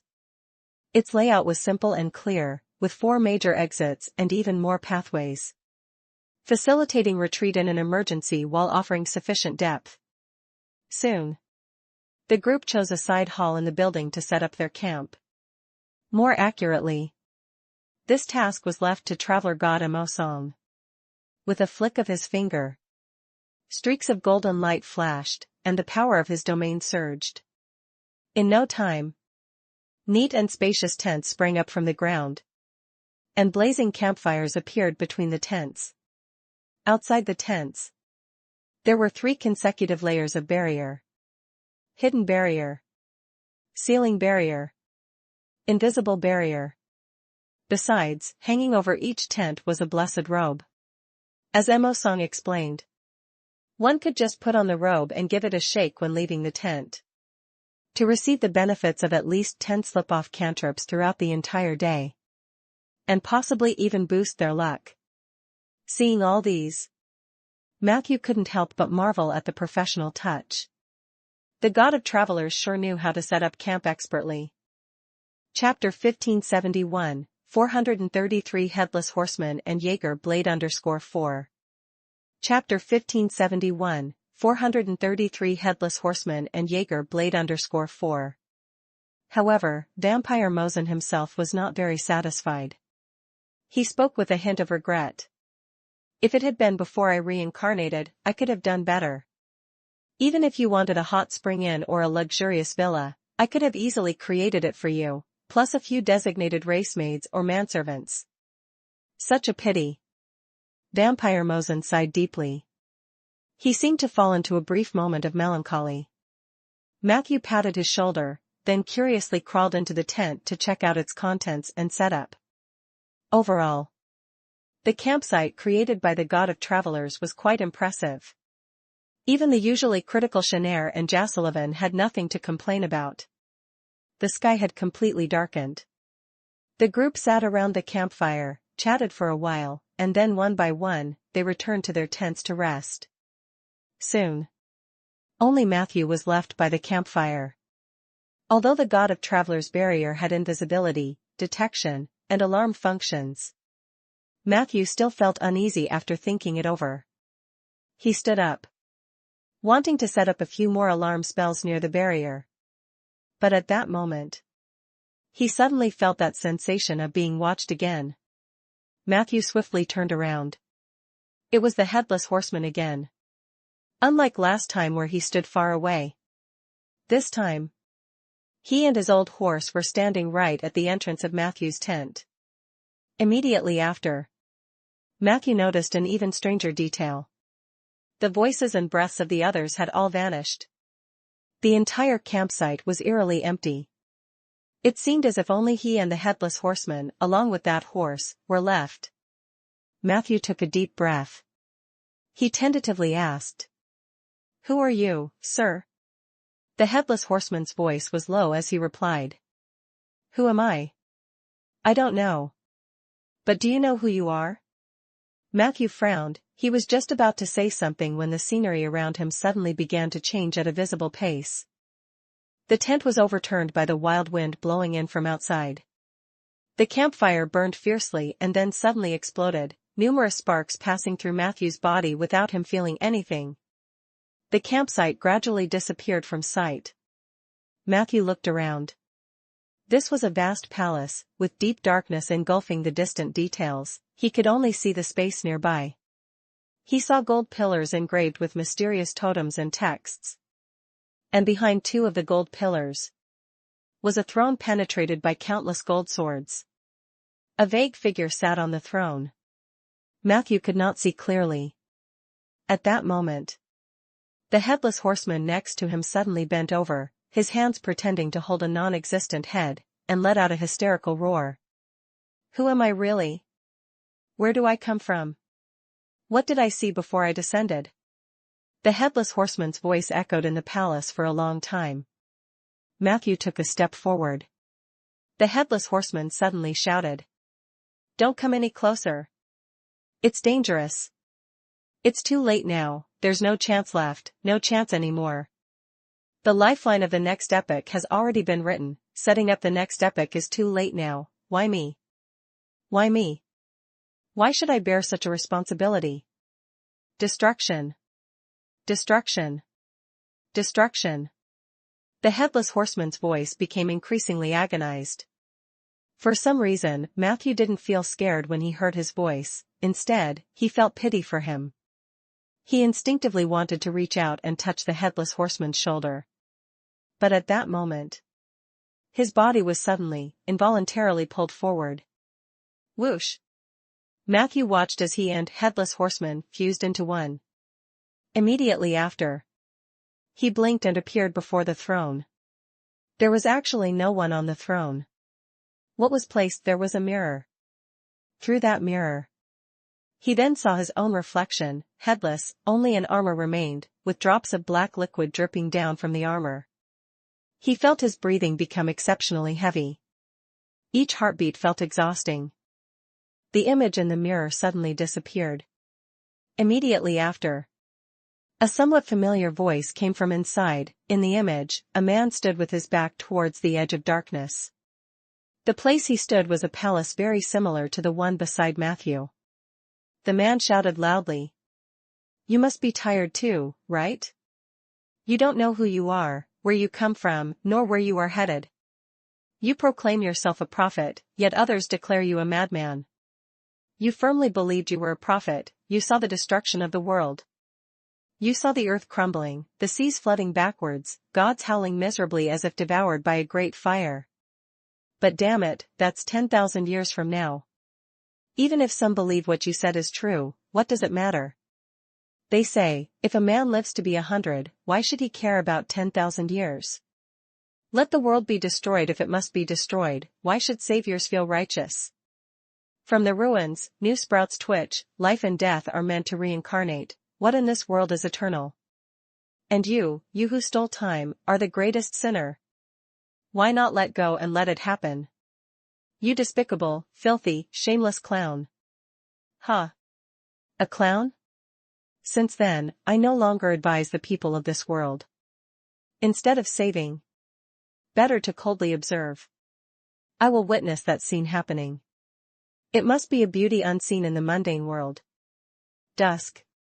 If at the beginning it was but a forceful recitation, then the last section was nothing less than a highly exaggerated yet touching dramatic performance. A tone and intonation like that. Matthew had only ever encountered them at a theater play about the Plague King in Marshwater City. He had a strong sense of déjà vu. The next second, the man who was turned away from him slowly turned around and smiled in his direction. Lorraine? Matthew's eyes widened in disbelief. But it quickly dawned on him that this person was not Lorraine. Though he bore a striking resemblance to Lorraine, there were many differences, and their temperaments also varied significantly. "Well played, Bard, what reward do you seek?" Another rich voice came from the mirror. Matthew suddenly noticed. From the perspective of the mirror, the observer seemed to be sitting upon a throne. And the scene reflected in the mirror was almost identical to his side. Except that the characters were different. "Honorable Lord Jaeger, I wish for a section of fate bamboo." The bard, resembling Lorraine, humbly replied. "Fate bamboo? You're too greedy," said the man on the throne, seemingly displeased. "Choose something else."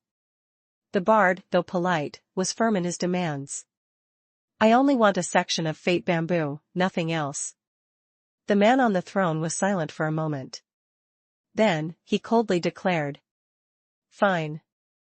You will get some fate bamboo. But only after I am dead, that is the oracle, also the contract you made with the scar of the dead. Now, you can go." The bard nodded slightly, respectfully, and departed.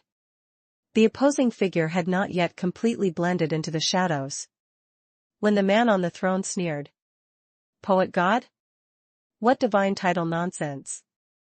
The bard disappeared into the shadows completely. But his voice still drifted from afar.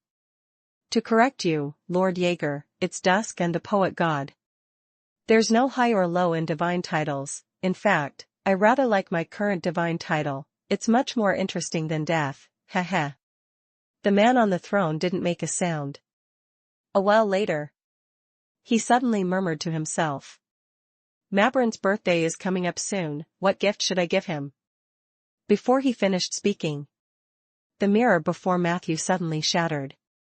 The surrounding scene dissipated rapidly. In that moment, he only felt a profound sense of loss, filled with emptiness. He reached out his hand trying to grasp something, then suddenly felt a sharp pain in his palm. Matthew lowered his head and discovered a small knife in his hand. The knife was entirely made of gold, soft to the touch and had a pleasant texture. The back of the knife bore an extremely small inscription. Matthew strained his eyes to barely make it out. "I love you as I love myself. Jaeger." Hint, you have obtained an item of Death God Jaeger, the Jaeger Blade.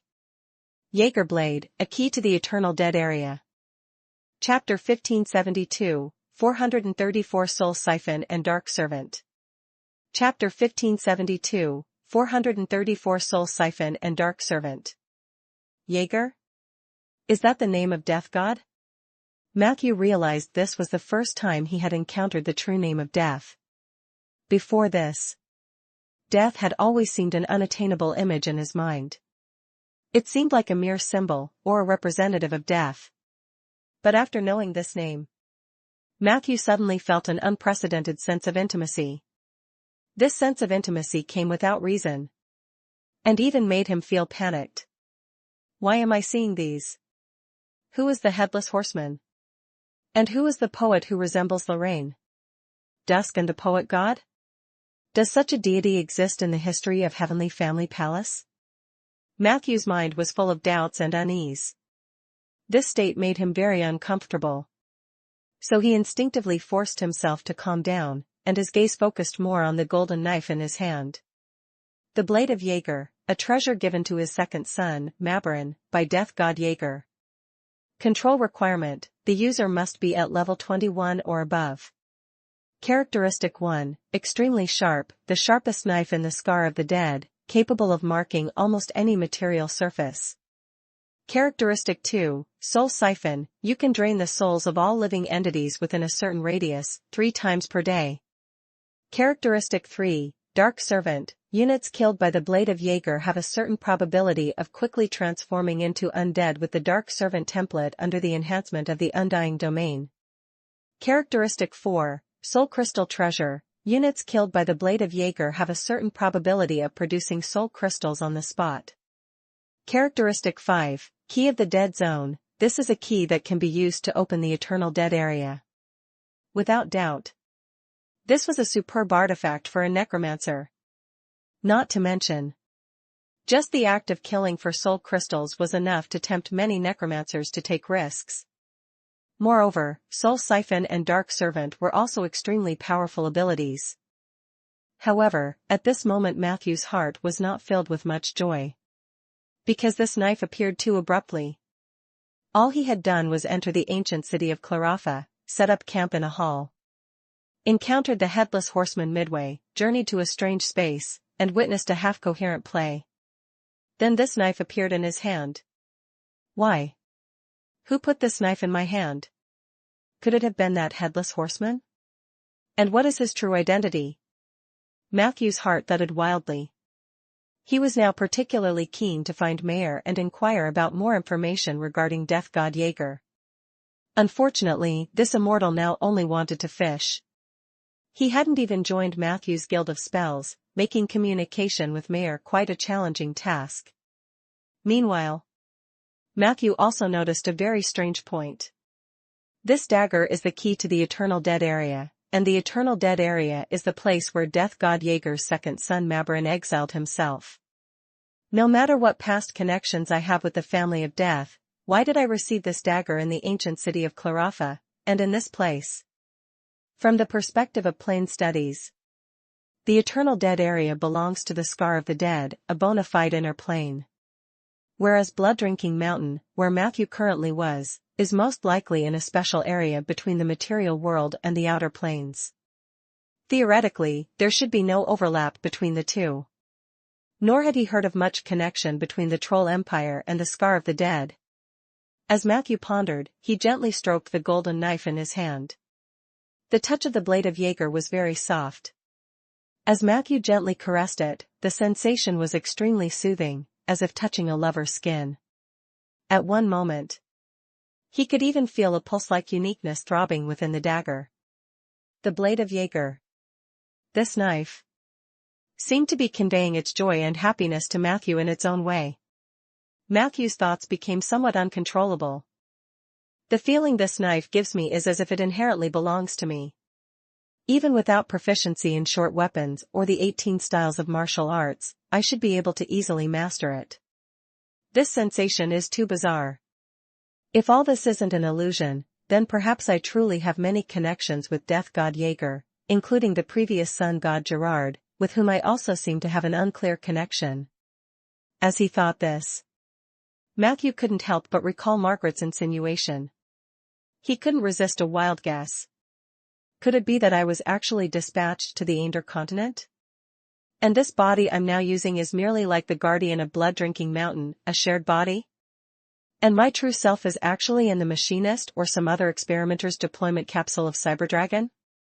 And my connections with Sun God or Death God are because they also used this body before? Is this fucking too absurd? Matthew felt his temples pulsing intensely. More possibilities emerged in his mind. Or perhaps, am I a chess piece of the Sun God or Death God, or even a reincarnation? Cyberdragon is following me, is it actually monitoring Gerard and Jaeger? Where are the memories of my past lives in my mind? Are those also fake? No, no, no, no, no. It can't be. Impossible. Matthew clutched his head with both hands. A faint sensation of tearing was struggling to emerge deep within his soul. He felt an unprecedented panic. It was a foreboding of his soul, domain, and power spiraling out of control. I am a genuine extraterrestrial visitor. I am an Earthling. I am a transmigrator. Chapter 1573, 434 Soul Siphon and Dark Servant _2. Chapter 1573, 434 Soul Siphon and Dark Servant _2. No matter what Sun God Gerard and Death God Jaeger are up to, it has nothing to do with me now. Matthew gasped heavily. As this thought solidified, his eyes regained their color. The illusion of his soul being torn apart was also suppressed. Matthew continually repeated this suggestion to himself. Gradually, the feeling of losing control of his strength completely vanished. Minutes later, a sweaty Matthew sat on the cold floor, breathing weakly. That was close. A sense of dread filled the depths of his heart. at that instant. His self-awareness faltered. This would cause a severe storm of chaos at the domain level. This was also one of the hidden worries brought about by having numerous domains. If you cannot hold firm in your belief and will, your soul might at any time shift dramatically due to the imperceptible influence of a domain. Different parts of the soul would drift in different directions under the effects of multiple domains. The eventual result is the tearing apart of the soul, complete breakdown. This is why the majority of the powers in the multiverse have a steadfast will and strong self-assurance. This point is extremely important. Even if the direction you firmly believe in is wrong, you can ensure stability at the domain level through belief itself. This is also why most deities tend to be paranoid and megalomaniacal. In history, gods who were not paranoid or arrogant enough have already fallen. Right, I'm an earthling, I crossed over while playing a game. These memories will never be wrong. They'll become my most treasured asset, the anchor for balancing everything and domains. Matthew stood up with unwavering determination. As his thoughts realigned, the surrounding scenery finally began to fade slowly. Matthew felt his body become much heavier. The next second, he opened his eyes, and the illusion completely disappeared. He was back in the side hall where they had set up camp earlier. However, what made him nervous was there was no one in the side hall, and the camp set up by the god of travelers had vanished cleanly. Only the campfire was still crackling. There were some messy footprints nearby. Is it morning? Matthew was startled, initially thinking he was still in that illusionary space. But soon, he realized that the time he left the camp might have been much longer than what he felt. The night at Blood Drinking Mountain only lasted 4 hours. At this moment, some light shone through the window, roughly at dawn. Just then, Shanair suddenly came around from the corridor in the direction of the main hall. Seeing Matthew, he asked, "Where have you been just now?" Instead of answering, Matthew retorted, "Where are the others?" Shanair shrugged. "It's daylight, we noticed you were missing and just thought to look around when some noises came from outside. They all went to check, leaving me here to see if I could find you." Matthew nodded. "Is that so?" Shanair urged. "Come on, let's go, everyone's waiting for you." Matthew agreed and hurried to follow. Just as he was about to walk shoulder to shoulder with Shanair, Matthew suddenly gripped the Jaeger blade hidden in his sleeve and then thrust it towards Shanair's back. Ah! Taken by surprise, Shanair let out a miserable scream. Matthew's dagger pierced Shanair's heart with precision. Shanair's head flung back, he struggled violently, and then his body surface began to undergo an astonishing transformation. You, why?" Shanair turned into a fishman, looking bewilderedly at Matthew. Matthew pursed his lips. "Just trying a stab. If you were the real Shanair, then I definitely wouldn't have been able to stab you. Step back 10,000 steps, Shanair isn't exactly a saint himself, killing him would be a total win. Of course, you definitely don't understand what I'm talking about." The fishman's eyes instantly filled with blood veins. He struggled out of Matthew's embrace, still having the strength to fight back.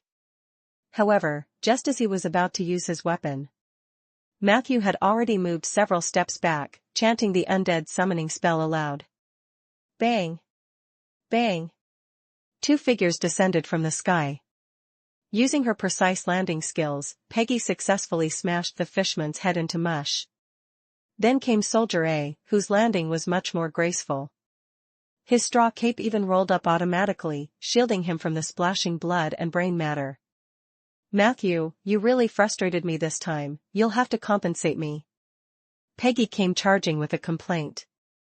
Matthew with a smile. "Special circumstance, understand. I'll give you a raise when we get back." Peggy crossed her arms. "Huh? Do you think I'm still the naive girl from before, believing everything you say? Damn Necromancer, always bullying us Tauren." Matthew sternly said. "No second words. I can write it into the supplemental contract right now." Saying so, he also looked towards Soldier A. "You'll get a portion too." Soldier A bowed slightly, a smile of genuine joy spreading across his face. He had to admit it. The constitution remade from bamboo jade creatures made Soldier A an impeccably handsome man. Just that recent smile was enough to distract an enemy for several seconds. Compared to the dual-blade sage's restraint, Peggy's excitement was much more exuberant. She first cheered on the spot for a while, then suddenly thought of something. Matthew, are you secretly making a fortune? Chapter 1574, 434 Soul Siphon and Dark Servant _3. Chapter 1574, 434 Soul Siphon and Dark Servant _3. You were so stingy with us before, I can't imagine what fortune you've amassed to give us a raise. Matthew quickly covered her mouth. Fight first, settle accounts later. They left the side hall and entered the corridor. Soldier quickly found the tracks of the departing group. There were puddles and slime on the floor, which invariably had something to do with fishmen. Sure enough. In the depths of the hall, Matthew spotted a horde of fishmen. These fishmen were launching a fierce attack towards the direction of the garden, which was one of the exits they had identified earlier as the most convenient for retreat. Matthew cast an invisible magic ball. Soldier and Peggy each used stealth, and they edged along the perimeter of the hall. It wasn't long before Matthew could see the panoramic view. The combatants were indeed the rest of Matthew's team and a group of astonishing numbers of legendary fishmen. The main area of the battle was at the junction between the hall and the garden. The entrance here was quite narrow. Without damaging the building itself, it could indeed serve as a place that's easy to defend but hard to attack.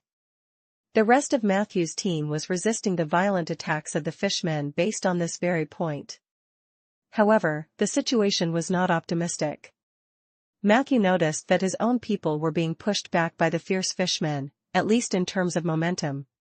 Most of the time, it was the fishmen who were launching the relentless attacks. What his side seemed capable of was merely parrying and counterattacking. Within a few seconds, Matthew had spotted a clue. Apart from Matthew, among the remaining 5 people, too few were willing to fight, and too many were slacking. There's no need to mention Sullivan. She looked so weakened from a long imprisonment, that she only wielded a small mallet to knock at any fishman that approached or cast low-level crowd control spells like intimidation or retreat technique. The effects of these spells were quite ordinary, at least nowhere near the help a legendary demigod bard could provide. The god of travelers also looked incredibly feeble. He was huddled at the very back of the team, occasionally casting supportive spells, and the rest was just cheering and rooting for the team.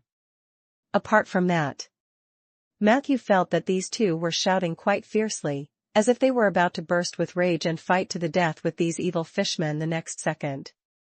If volume could equate to output, these two would certainly take the top 2 spots.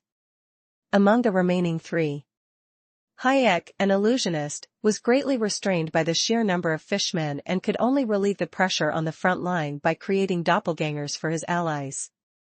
And Chenair, who should have been exerting great effort, was also slacking. Matthew faintly heard an argument among them. Chenair had suggested several times that they should directly retreat from the scene. But each of his proposals was promptly refuted by Claire. The Orc Sword Saint's method of refutation was also straightforward and forceful. She charged into the fishman crowd with dual blades and started slashing wildly. Her swordsmanship was so exquisite that the visual effect it produced was extremely exaggerated. Everywhere the blades passed, even the scale armor of the fishmen, which had been enhanced by legendary modifiers, couldn't withstand much. Matthew saw several fishmen corpses lying haphazardly at Claire's feet and understood the reason why this team hadn't fallen apart. Turns out it's all thanks to Claire holding the front line. Once the fight starts, the rest of them are King slacking. Matthew couldn't help but worry about Claire. But he also realized that, even though the regular fishmen were enhanced to the legendary realm, they seemed to be completely unable to handle Claire. Her swordsmanship had already ascended from the extraordinary to the divine. Even when facing 8 or even 10 fishmen at a time, she could parry them all while maintaining enough strength to counterattack. This was a crushing advantage in skill, completely unrelated to level. Following this trend, Claire would probably soon break through to the real legendary realm after leaving Blood-Drinking Mountain. Thinking it through, it made sense. The Orc Sword Saintess, already a top fighter from the secondary planes, naturally enjoyed the vast expanse of the material plane where she could soar as high as the birds and leap like the fish in the sea. Ascending to legendary status was indeed just around the corner. Consequently, another new name appeared on the roster of invites for Matthew's Guilds of Spells. Amidst these thoughts, he didn't forget to observe the fishmen swarm more closely. Matthew noticed that there were about 200 or more fishmen blocked in the hall, launching a ferocious attack towards Claire's group. Matthew couldn't find the leader of these fishmen for the moment, but he knew well, if a fishman assassin really wanted to hide his presence, he would be unable to detect him. Looks like I need to find a way to flush him out. Just then, Matthew suddenly noticed that 2 squads of fishmen were circumventing the narrow passageway between the hall and the garden. They hurried towards another direction of the side hall. From there, they could possibly circle to the back of the garden. They want to flank us. Matthew knew, even if he stood by and did nothing, the remaining 4 slackers would most likely have the ability to escape. But just for Claire, he decided to intervene directly. Right away, Matthew silently gave Soldier and Peggy their orders. The trio stealthily moved to the rear of the fishman group. He was just about to take action, when suddenly, from the weak side of the passageway, Shanair inexplicably threw a lighting flare in that direction. Bang! The fire blazed up suddenly. All hidden units were instantly revealed. Matthew and his 2 companions were stunned as they looked around. Right not far from them, Chapter 1575, 434 Soul Siphon and Dark Servant _4. Chapter 1575, 434 Soul Siphon and Dark Servant _4. A fishman assassin, who had just been revealed from his invisibility, stared angrily in the direction where the flare had fallen. But the next second, the direction he was staring at became Matthew and his 2 henchmen. The expression on the fishman assassin's face quickly changed from confusion to rage. Immediately after, he let out a sharp screech. At least half of the fishmen suddenly turned around. Under the fishman assassin's orders, they pounced toward Matthew and his 2 companions. Damn it! Shanair! Matthew couldn't help but curse aloud. On the other side of the garden, the 2nd floor, a group of troll warriors was coldly observing the battle taking place below. Through the huge openwork windows of the 1st floor hall, they could clearly see how Matthew and his 3 people had been made visible by a flare. Among this group of troll warriors, standing at the forefront were 2 stunningly figured troll princesses. They were the 2 princesses of the newly ascended royal family of the Troll Kingdom. The older sister was named Annie Salvans. The younger sister was called Raichi Salvans. For convenience, they are usually referred to as Princess Dasa and Princess Sasa within the Troll Kingdom. However, these 2 princesses were clearly dissatisfied with such appellations. Therefore, when traveling abroad, they preferred to use their own names instead of the myriad titles bestowed by their illustrious households. That human male, he's so pretty, so cute. I want him. Princess Raichi, with one hand on the railing as if she had found a new toy, uttered a voice filled with desire. Her sister Annie glanced at Matthew, who was about to be embroiled in a tough fight. Then she frowned slightly. Calm down, Raichi, don't create unnecessary complications. This isn't the Troll Kingdom anymore, we can't do whatever we want. Every person who enters Blood-Drinking Mountain is not to be underestimated, and besides, though that man has a pretty face, he may be all bark and no bite. He might not satisfy your needs. Raichi persisted. No, no, no. I want him. I really like him. I'll make him a cage of pure gold, and with dragon tails and gold, I'll craft a whip and collar to make him my perfect male slave. You help me catch him. I'll let you have all the spoils of war afterward, okay? Princess Sauce's eyes were shining. Annie was silent for a moment. Then, somewhat reluctantly, said, "Fine then. It will be his honor to be liked by you, and you shall have him. But on the condition that he survives the Fishman's siege. I think that might be difficult. As you can see, he's not robust and is probably a spellcaster. I didn't see him use any emergency spells, which suggests his skill in spellcasting is not profound. There are 2 others with him, one is a tauren skeleton, the other I'm unsure of his race, but he also seems weak. They won't last long." Princess Ruichi glanced at her. "You seem to really hope for his unfortunate demise," Annie said irritably. "I just don't want unnecessary complications. This operation is important, you know that better than anyone in the team, Ruichi." Ruichi snorted. "No, you just don't want me to have such a perfect male slave, right? You've been undercutting me with your words because you also like that pretty boy. Because of your hypocritical persona and face saving, you've had to painfully ignore that man, but when I want to do what you so deeply desire, you can't help but step in to stop me. Is this the true nature of my dearest sister?" Annie's complexion changed several times. Her gaze also turned icy. "You're going too far, Ruichi." Seeing Annie become so firm, Ruichi's attitude suddenly took a 180-degree turn. She then said cheerfully, "I can let you have him." Annie was momentarily taken aback, her expression somewhat astonished, then a hint of longing seeped into her eyes. "But you have to lend me Hodali for a while. Just for 6 months. Princess Ruichi said casually. At this point, a look of unease flashed across the face of the troll warrior standing close to Annie. "Impossible." Annie reacted vehemently. "Hodali is the strongest life hunter warrior of the Quinnen Forest. His status is not something to be compared with a male slave." Ricky chuckled and said, "How about 3 months?" Anne's expression was constantly changing. Ricky stuck out her tongue. 1 month, please, just let me borrow Hodali for a bit, and I won't take any of the spoils from the next fight. That male slave, just nod your head, and I'll go catch him right now to give to you." Having said that, she didn't wait for Anne's agreement and went straight to the troll warrior named Hodali. Her face was all smiles as she suddenly reached out and grabbed the warrior's private parts, kneading them again and again. The warrior's expression immediately became very twisted, and his breathing grew heavy. A mist appeared in Ricky's eyes. "Wow.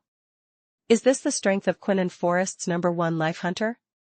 I like it so much. Can you put in a good word for me with Sis, please?" Hodali's expression was complicated as he murmured lowly, "Princess, I..." Smack.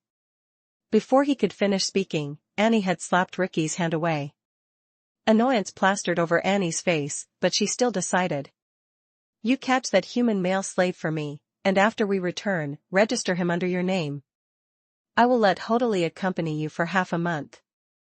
Deal?" Ricky licked her lips eagerly and drew a battle axe that was almost as tall as her. At that moment, the tall female troll easily stepped over the 2nd floor balustrade. She leaped high into the air, heading straight for the opening where the hall met the garden. "Come on, darling, you're mine now." Ricky let out a brazen laugh. The troll's arrival startled everyone, including the Fishman crowd, causing a minor disturbance. Ricky didn't care at all. In her worldview and life experience, a powerful troll should easily dominate humans and elves, these second-tier races, and as for lower creatures like fishmen, it wasn't even worth wasting attention on. They were no more than flies. A slap could end their existence. Boom. The female troll's wild body smashed through the stone wall. She was getting very close. She strode forward, her eyes fixed only on Matthew. However, at that moment, Ricky's heart suddenly gave a violent squeeze. She saw that frail, pale-faced boy pulling out a golden dagger from his sleeve not far away. And that was the source of her panic. Before Ricky could react, Matthew had already used the Jaeger blade to cut open his fingertip. A drop of blood seeped out and fell onto the golden knife. The next second, Matthew's body started to shine with a white glow. Countless gray tentacles emerged from every corner of his body. Those seemingly endless tentacles wrapped around the necks of nearly all the hostile units around Matthew. Crack, crack. Loads of fishmen were lifted into the air by those tentacles. They struggled frantically and howled in agony. The fear from the aura of death stimulated their already trembling brains in an unprecedented way. In that freezing domain, reminiscent of doomsday, almost everyone touched by the tentacles lost the ability to move. They became extremely weak, as if lambs to the slaughter. Ah! Shouts rose from the hall.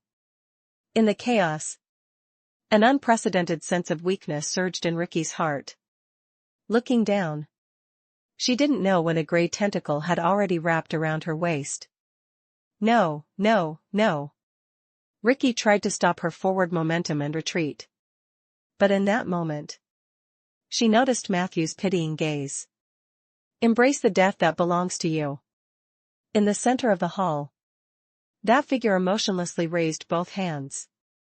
Then both fists clenched fiercely. Soul. Siphon. Humming. In an instant, the hall lost all its color, leaving only black and white. And in the midst of the gray area, surrounded by countless gray tentacles, was that bizarre figure resembling a demon, yet with the compassionate expression of a saint. The Necromancer. Chapter 1576, 435 Negative Energy Heart and the Troll Princess's Dowry. Chapter 1576, 435 Negative Energy Heart and the Troll Princess's Dowry. That moment. Beside Matthew, apart from himself and two contract undead, the souls of all other beings were ripped from their bodies. They held miserably, swirling into a high-speed vortex before lingering beside Matthew and finally seeping into his body bit by bit. Accompanied by this terrifying spell, the life energy in the hall depleted to its lowest, while, in contrast, the dense and vibrant negative energy reached its peak. He could clearly feel it. It was as if he was submerged in an endless ocean of negative energy. The gaps in the elemental plane were opened, and the properties of the physical realm were altered. In an instant, 16 fountains of negative energy appeared around Matthew. What surged within these fountains was the essence of negative energy. They converged towards Matthew as though the children were returning to their mother's embrace. With this bizarre surge, the entire building emitted a slight tremor. For a moment, a gale howled throughout the hall, nearly blinding everyone with flying debris. The shaking grew more and more pronounced. Boom. Boom. Boom. Boom. Sounds like summer thunder roared from the fountains. All of the negative energy, soul fragments, and ashen tendrils guarded Matthew's side, making him the true embodiment of an undead king. Boom.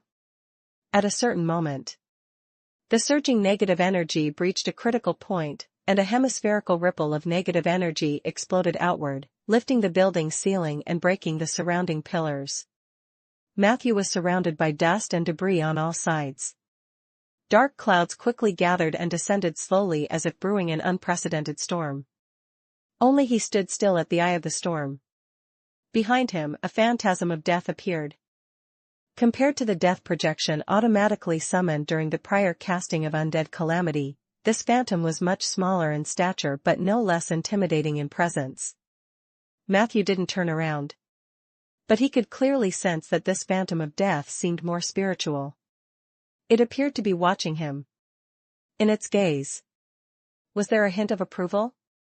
Matthew had no time to ponder more and instead turned his attention back to his body. Right now, his body was undergoing an astonishing transformation. Countless negative energies, soul fragments, and death tendrils were entering and exiting his body. They were not only looking for an appropriate outlet, they were seeking a place to reside.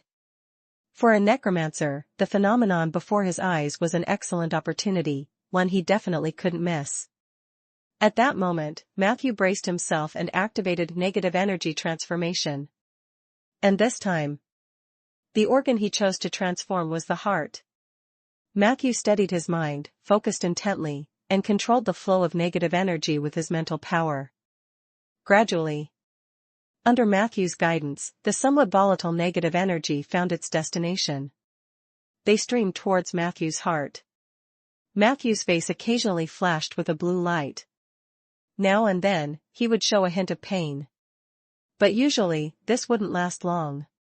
After a few seconds, he would adapt to the intensity of the transformation and then boldly accelerate the pace of negative energy transformation.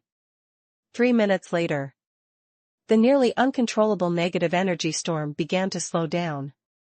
Matthew stood in the eye of the storm. He could feel the surging strength had already flooded into his body. At this point, he felt stronger than ever before. Notification: you have successfully completed negative energy transformation of the heart. You have obtained the following characteristics. 1. Undying heart. When your heart is destroyed, you will not die, and it won't even affect your normal actions, only restricting the effects and intensity of your spells or actions. 2. No longer decay. Your body no longer ages or decays, it will only enter a state of sudden death when its life comes to an end. 3. Negative energy channels. Your heart has become a bridge for communication with the negative energy plane, and your rate of drawing negative energy has increased by 7 to 10 times. 4. Instant death decree. Your probability of instant death determinations has increased by 10%. 5. Pseudo-immortal. You have gained an additional set of health points specific to being pseudo-immortal, the value of which is determined by the strength of your negative energy heart. When your life as a living being is exhausted, you won't immediately enter a dying state but will instead use the health points of pseudo-immortal to continue fighting. Only when an enemy forces both sets of your health points into a state of dying will you truly approach death. The current health points of pseudo-immortal are 1/3 of your regular health points. 6. Greed sucking. You can replenish the health points of being pseudo-immortal by sucking negative energy. 7. Rip heart and lung. You can tear out your own heart and throw it towards a target area, then detonate the heart to produce a substantial negative energy explosion. Within the area of the negative energy explosion, the effect of your necromancy spells will reach very high thresholds. Especially if you have also transformed your lungs and thrown both the heart and lungs together, there may be additional combo effects. 8. Grief of the living. The presence of the negative energy heart will continuously erode your life as a living being, currently at an erosion rate of 1% per year. 9. Infinite heart. If you lose a negative energy heart, you will grow a new one within 6 months, during which you will endure the corresponding weakness penalties. Chapter 1577, 435 Negative Energy Heart and the Troll Princess's Dowry _2. Chapter 1577, 435 Negative Energy Heart and the Troll Princess's Dowry _2. Matthew's gaze shifted away from the overwhelming array of data before him. The strengthening effects bestowed by the negative energy heart were still quite evident. Above are 9 effects. To Matthew, they were almost all advantages. The only downside might be the continuous erosion of his health points as a living being brought about by the negative energy heart.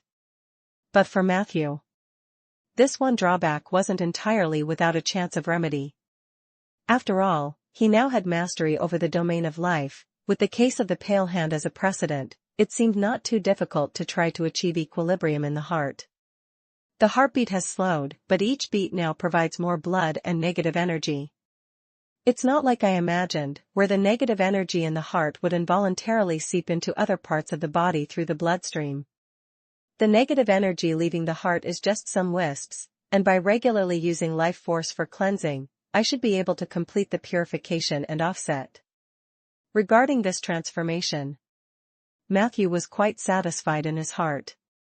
At the same time, perhaps because more organs in his body had undergone negative energy transformation, Matthew had unknowingly embarked on a new path.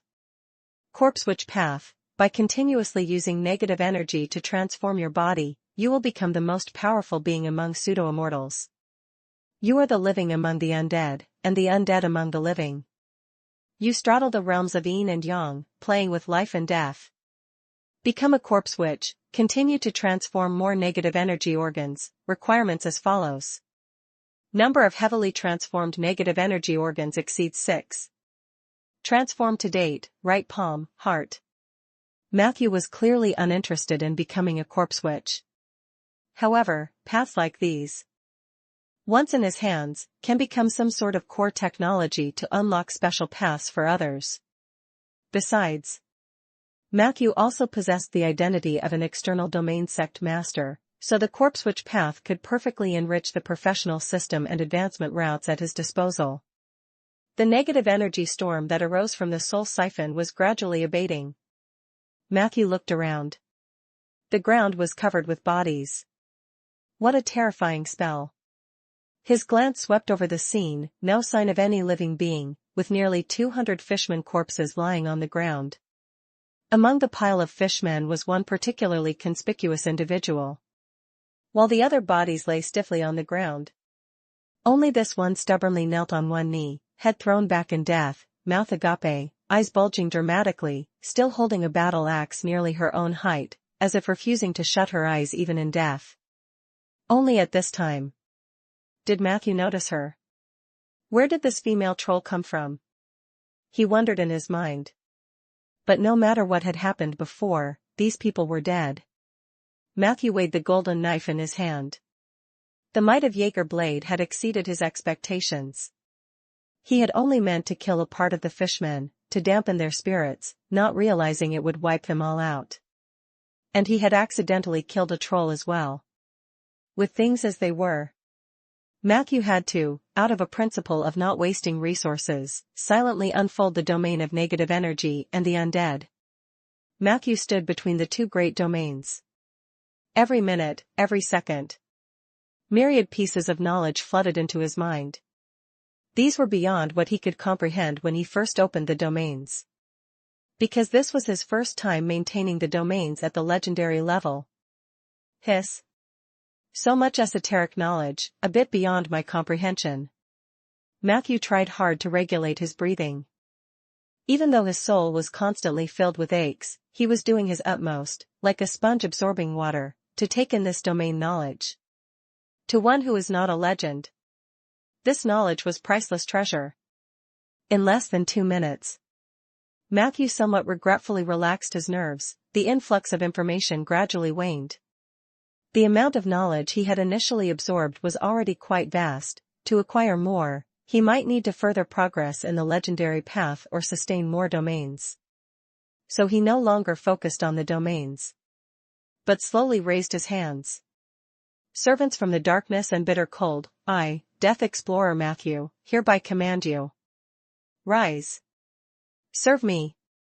Jaeger blade, dark servant. Accompanied by his solemn and reverent decree, a faint white light emitted from Jaeger blade. Threads of faint spirituality infused those soulless husks. Soon, a few shadows shakily rose from the ground. They were not only filled with terrible negative energy but also a touch of irresistible coldness. That was the element of the domain of extreme frost. This is one of the important characteristics of a dark servant. Undead transformed into dark servants are often influenced by the domain of extreme frost, possessing abilities that can slow down, freeze, or frighten their enemies. For a necromancer, the domain of extreme frost is not unfamiliar. The usual companions of death are calamity, slaughter, and war. Among them, calamity sees common subdomains such as plague and cold. And cold, along with extreme frost, coldness, winter, cold ice, and other domains are interlaced. These are domains dearly sought by necromancers. Especially the domain of extreme frost. It is deeply entwined with the aura of death and is one of the domains Matthew yearns to obtain in the next phase. He could feel. Jaeger blade bore the beginnings of this domain. Just that he had not yet discovered them. Thinking of Jaeger blade, Matthew recalled even more. Just now, when he used negative energy and soul fragments to transform his heart, he discovered more soul fragments flooding into Jaeger blade. Chapter 1578, 435 Negative Energy Heart and the Troll Princess's Dowry _3. Chapter 1578, 435 negative energy heart and the troll princess's dowry _3. This guy seems to be sneaking a snack? Matthew wasn't sure. He had just intended to probe the inside of the Jaeger blade with his mental power. It was then. A fierce shout came from the direction of the garden. Damn necromancer! What have you done to my sister? Matthew looked up. From beyond the ruins of the garden, a group of trolls charged in, most of them strong male troll warriors, with the exception of a slender troll female leading them. Matthew noticed. Her face bore a striking resemblance to the female troll lying on the ground. They must have been in the garden just now. Matthew surmised in his heart. The recent negative energy storm had destroyed the entire building, also lifting the ceiling above Matthew's head. At this moment, he stood atop the ruins of the hall, surrounded by undead slowly rising to their feet. The fishman's traces had long since vanished. Matthew couldn't find Claire and the others either. He guessed they had gone to avoid the aftermath of the negative energy storm. But even so, Matthew was not afraid of the group of trolls. On the contrary, he could tell that these trolls were filled with fear towards him. Apart from a few brave troll warriors and that female leader, the rest were subconsciously keeping their distance from Matthew. And while they spoke, dark servants, transformed from the corpses of fishmen, were continuously rising from the ground. Combined with that imperious aura of negative energy emanating from Matthew, it was quite intimidating. She is your sister? Matthew stared at the enraged troll female, responding in a tone that was very calm, as if he had only done a trivial little thing.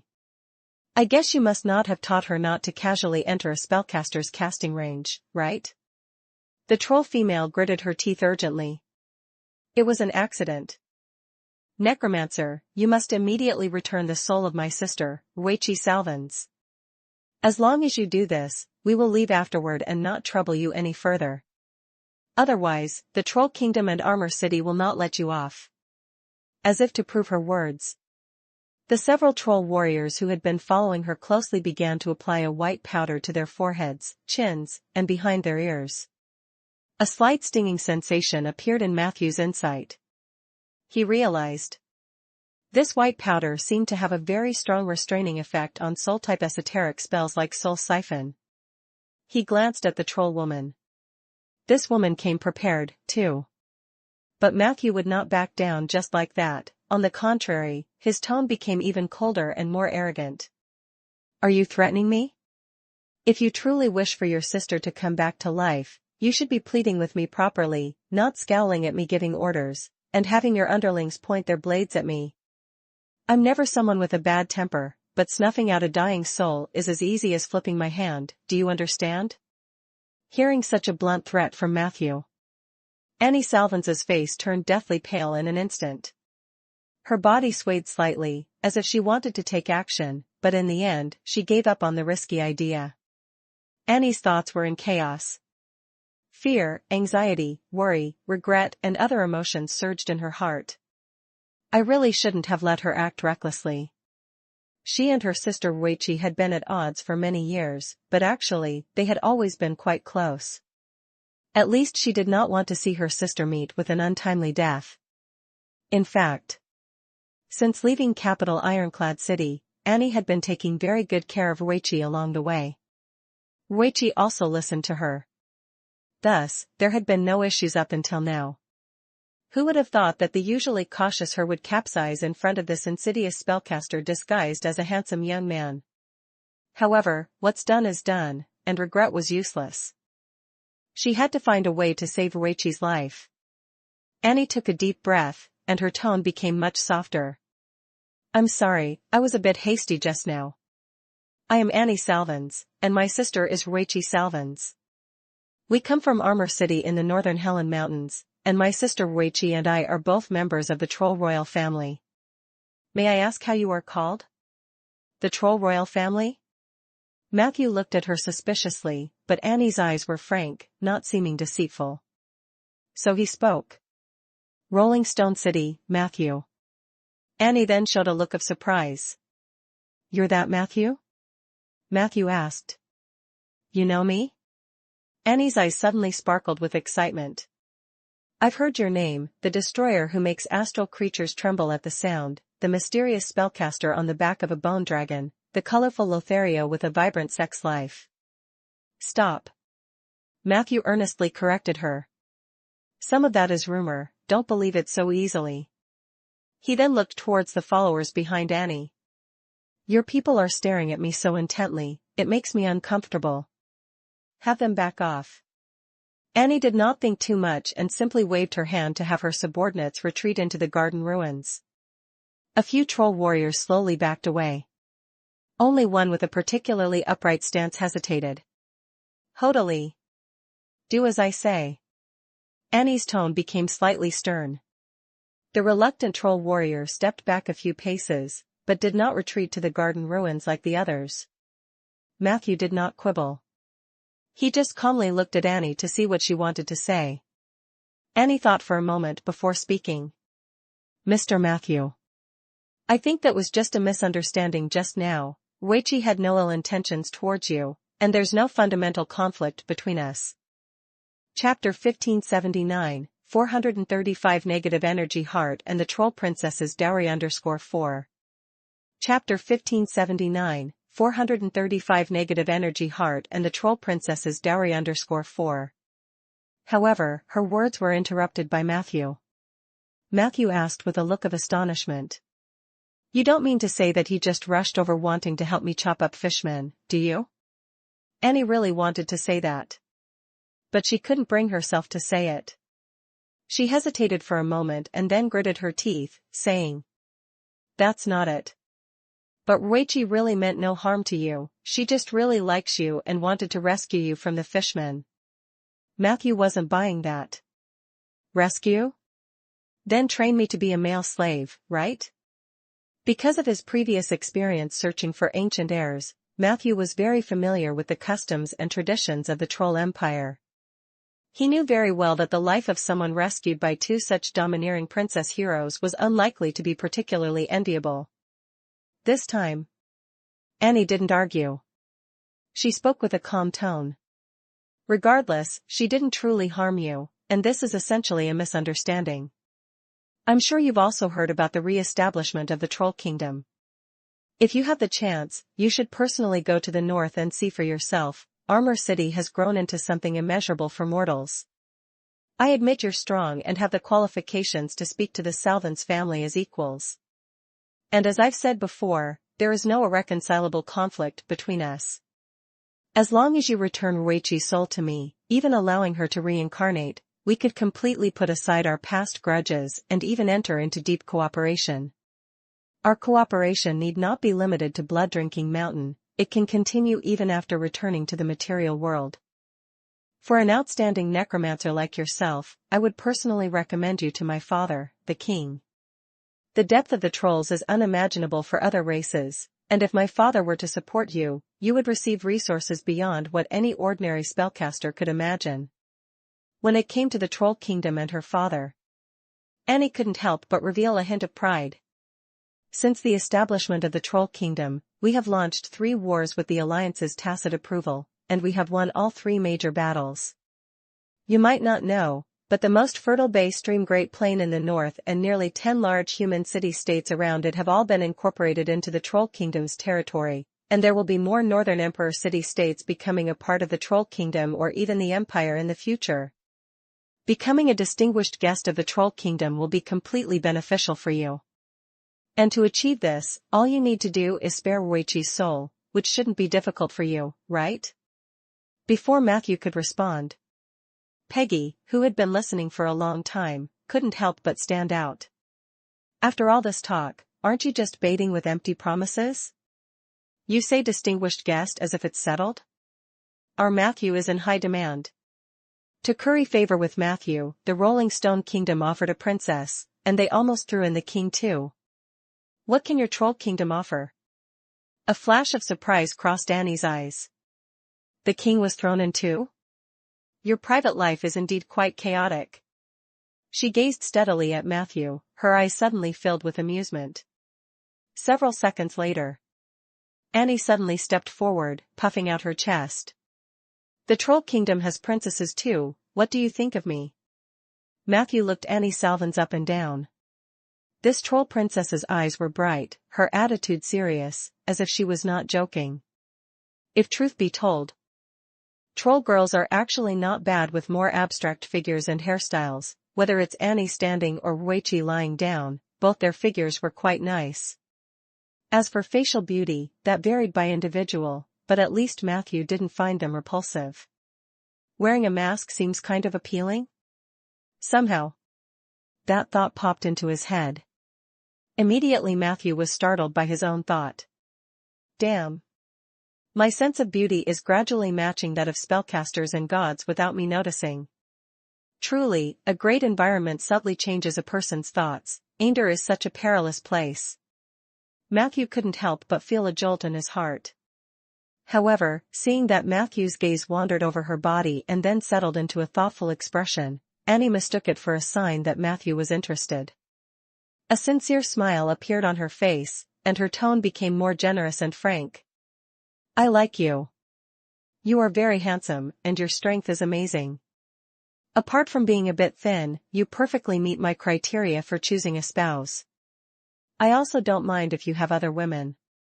That's quite common among the strong in the Troll Kingdom. If you wish, you could marry both the princess of the Rolling Stone Kingdom and the Troll Kingdom. 2 is always better than 1, don't you think? At her words, Matthew was again surprised. Before he could figure out the true intentions of the troll princess, the troll warrior who had previously retreated not too far away couldn't help but burst out. Princess, Your Highness. There's no need for you to demean yourself like this. I will kill him for you, and we still have a chance to save Princess Weiqi. Annie turned around, irritated, and scolded. Stand back, don't interrupt my conversation with Mr. Matthew. Hodali's face turned red. But... Annie's tone grew even sterner. Are you defying orders? Have you forgotten the oath you once swore? Go, stand in the garden, don't disappoint me, Hodali. Hodali's chest heaved violently. For a long moment. He angrily stamped his foot and turned his head, walking into the ruins of the garden. As he left, he never stopped glaring at Matthew, his eyes burning with a wish to tear Matthew limb from limb. The women of the Salvins family really do have prestige. Matthew commented with interest. He hadn't been particularly interested in Annie, but seeing the troll warrior's reaction, Matthew suddenly became intrigued. Not because he really wanted to do anything, but because he wanted to see if he could obtain more Tauren elements. So he deliberately asked, what other benefits come with marrying you? Annie thought about it seriously. A vast array of spell resources, slave resources, and wealth resources. Besides these, my father promised to grant me and my future husband a piece of land, no less than 1/10 the size of the current Troll Kingdom's territory. As far as I know, he intends to give me the city-states in the north of Bay Stream Great Plain as a dowry. As long as you marry me, you will effectively be a king, with several large cities in the north of Bay Stream Great Plain and more than a dozen smaller cities becoming your territory. As she spoke, she added, if you're a person who likes to get straight to the point, I also dislike beating around the bush. We can consummate the marriage tonight, and just hold a wedding ceremony later. If you find all this too sudden, we can take it slow. It all depends on you. The condition is, you let Weiqi go first. After listening to Annie's straightforward to the point of exaggerated narrative, Matthew suddenly asked, how do you know for sure that Weiqi's soul is in my possession? Aren't you worried that I might have killed her off completely? Annie hesitated for a moment. I know her soul hasn't dissipated. Her soul is still there, on you. I'm not sure of her exact whereabouts, but I know she's still around. Matthew's heart stirred. Just at that moment, the Jaeger blade hidden up his sleeve suddenly became scorching hot. Chapter 1580, 436 Tauren's Special Weapon. Chapter 1580, 436 Tauren's Special Weapon. This guy was indeed sneaking a bite. Matthew dealt his mental power into the Jaeger blade, into that barren world made up of deserts and darkness. A plethora of resentful spirits and complaints were involuntarily drifting between heaven and earth. And deep within the desert, there stood an altar that soared into the sky. Around the altar, strange pillars of light lit up. These light pillars seemed to possess an irresistible pull, gathering large numbers of souls and soul fragments nearby. A white light shone on the altar. From time to time, soul fragments entered the white light, completely disintegrating into specks of light amidst the harrowing screams of rip heart and lung. Matthew made a rough estimate of the numbers. What a scene! At least 2/3 of the nearly 200 fishmen's souls had congregated above the altar. Taking into account the portion already digested by the altar, what truly ended up in Matthew's hands for strengthening the negative energy heart was probably less than 1/5. Matthew could feel that the altar and light pillars in the center of the desert posed no threat to his mental power. So he continued moving that strand of mental power closer. Before long, he clearly saw those pitiful souls bound to the light pillars. These light pillars themselves seemed to have the ability to attract and pull at souls. There also appeared to be competition between the light pillars. As a result, many fishmen's souls were torn to pieces by all sorts of powerful forces even before they reached the light pillars. But even when split into countless soul fragments, they remained the objects of fierce competition for consumption by the light pillars and altar. There was one exception, however. That was the soul of Troll Princess Ruichi. At this moment, she was entangled by numerous resentful spirits and complaints. Fear was written all over her face. Matthew noticed that she had a thin but incredibly strong pink membrane surrounding her spirit body. Complicated text flowed across the membrane from time to time. That was the incantation of the giant mage to protect the soul. The Troll royal family indeed stands out. The heritage of the once great empire is still there. Matthew silently nodded to himself. Compared to the fishmen, Ruichi was proving to be quite tenacious. She hadn't even been sucked into the light pillars but was instead wandering around the edge of this area due to the pull of gravity. However, at that moment, a high-speed rotating vortex of light suddenly burst forth from the altar. The vortex stirred the chaotic flow of the force fields. Instantly, the force fields surrounding Ruichi underwent a violent transformation. She began drifting involuntarily towards the altar. Matthew could also feel the Jaeger blade's deep desire from within his soul. Roar! The altar let out such a roar, seemingly warning Matthew not to disturb its feeding. Sorry, but I have another use for this soul. Matthew sent this thought in the direction of the altar. He then unleashed his mental power, turning it into a slender thread intricately coiling around Ruichi's neck. The thread suddenly tightened. Ruichi's spirit body instinctively covered her neck as if she could not breathe. But the next second, all those complaints and resentful spirits that wanted to tear at her soul fled away. The courageous undercurrent towards the altar also vanished without a trace. She stood there bewildered. And after a long while, she finally came out of her daze and covered her neck, then carefully guarded the thin line around her neck like a necklace. Tip: you've made a deal with the Jaeger blade. You must feed it at least 2 high-quality souls to quell the rage of the Jaeger blade. 1 week's deadline. The Jaeger blade is impatient. If you fail to honor your promise, it might betray you, or leave you. Having finally calmed the raging Jaeger blade, Matthew shifted his attention back to reality. At that moment, he heard Annie Salvans's heavy breathing. Matthew slightly lifted his eyelids. This troll woman was too close. Thinking of stealing? Matthew asked bluntly. Annie took a step back as if waking from a dream. A fine layer of perspiration appeared on her forehead, yet her tone remained relatively calm. No. I just hope that you can spare Ruichi, it's as simple as that. The conditions I've just offered are very sincere, and I hope you will consider them carefully. Despite the composure of the response, Matthew still picked up on Annie's nervousness from her body language. It was a subtle emotional fluctuation, within which Matthew could even discern a deeply concealed hint of murderous intent. Of course. That flash of murderous intent was just a fleeting thought. Probably startling Annie herself with its craziness. After all, Matthew might have been standing still for a short while. But Peggy and Soldier, two legendary undead guardians, were standing by his side like statue sentinels. Any sane person wouldn't even think of doing such a thing. Nor would Matthew annihilate Annie and her companions over that hint of murderous intent. He wasn't such a brutal person. Furthermore, indecisive murderous intent comes from fear, and fear is an excellent tool for manipulating the human heart. As an increasingly seasoned necromancer, Matthew was starting to discover the gameplay and benefits of fear. He didn't mind further exploring and applying it in practice. Just from 2 or 3 glances from this troll woman, I was able to dissect so many emotions. My insight has become much sharper. This was what truly delighted Matthew.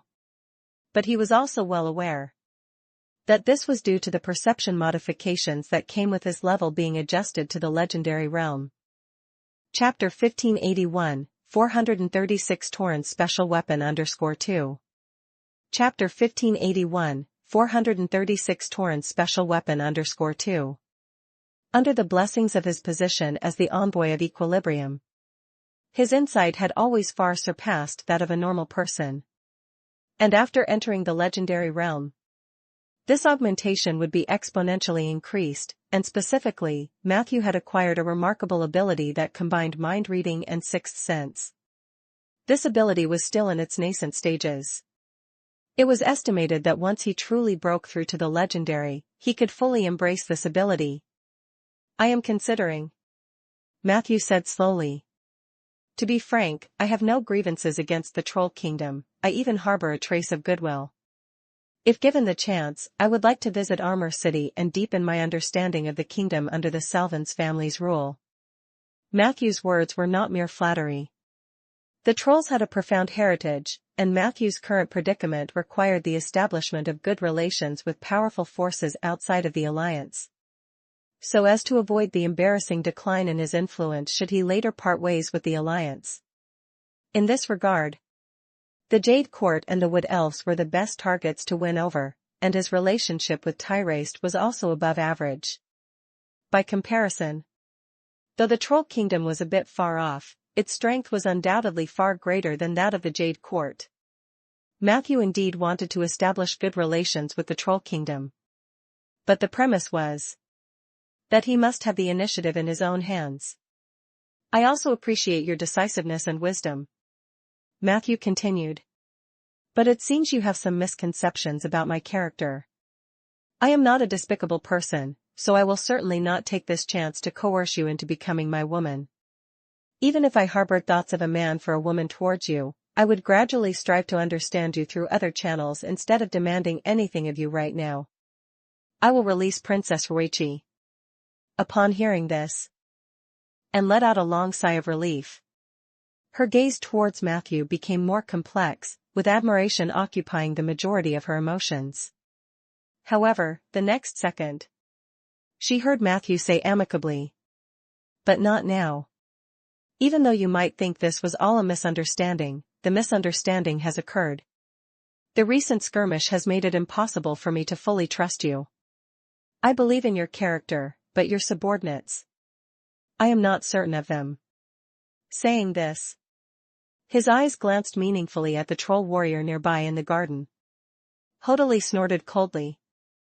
"I would never go against Princess Xianxiang's orders. If she instructs me not to lay a hand on you, I will not touch a hair on your head." Peggy interjected. "What if your princess tells you to eat shit?" "Don't get me wrong, I'm just asking, no other meaning." Hodali raged. She would never do such a thing. Peggy thought for a moment. True, the princess is so graceful and generous, at first glance she does not seem like one to make such a vulgar demand. Hodali's expression softened slightly. But in an instant, Peggy asked again. "But what if the princess's husband tells you to eat shit?" Hodali became furious. "What nonsense are you talking about?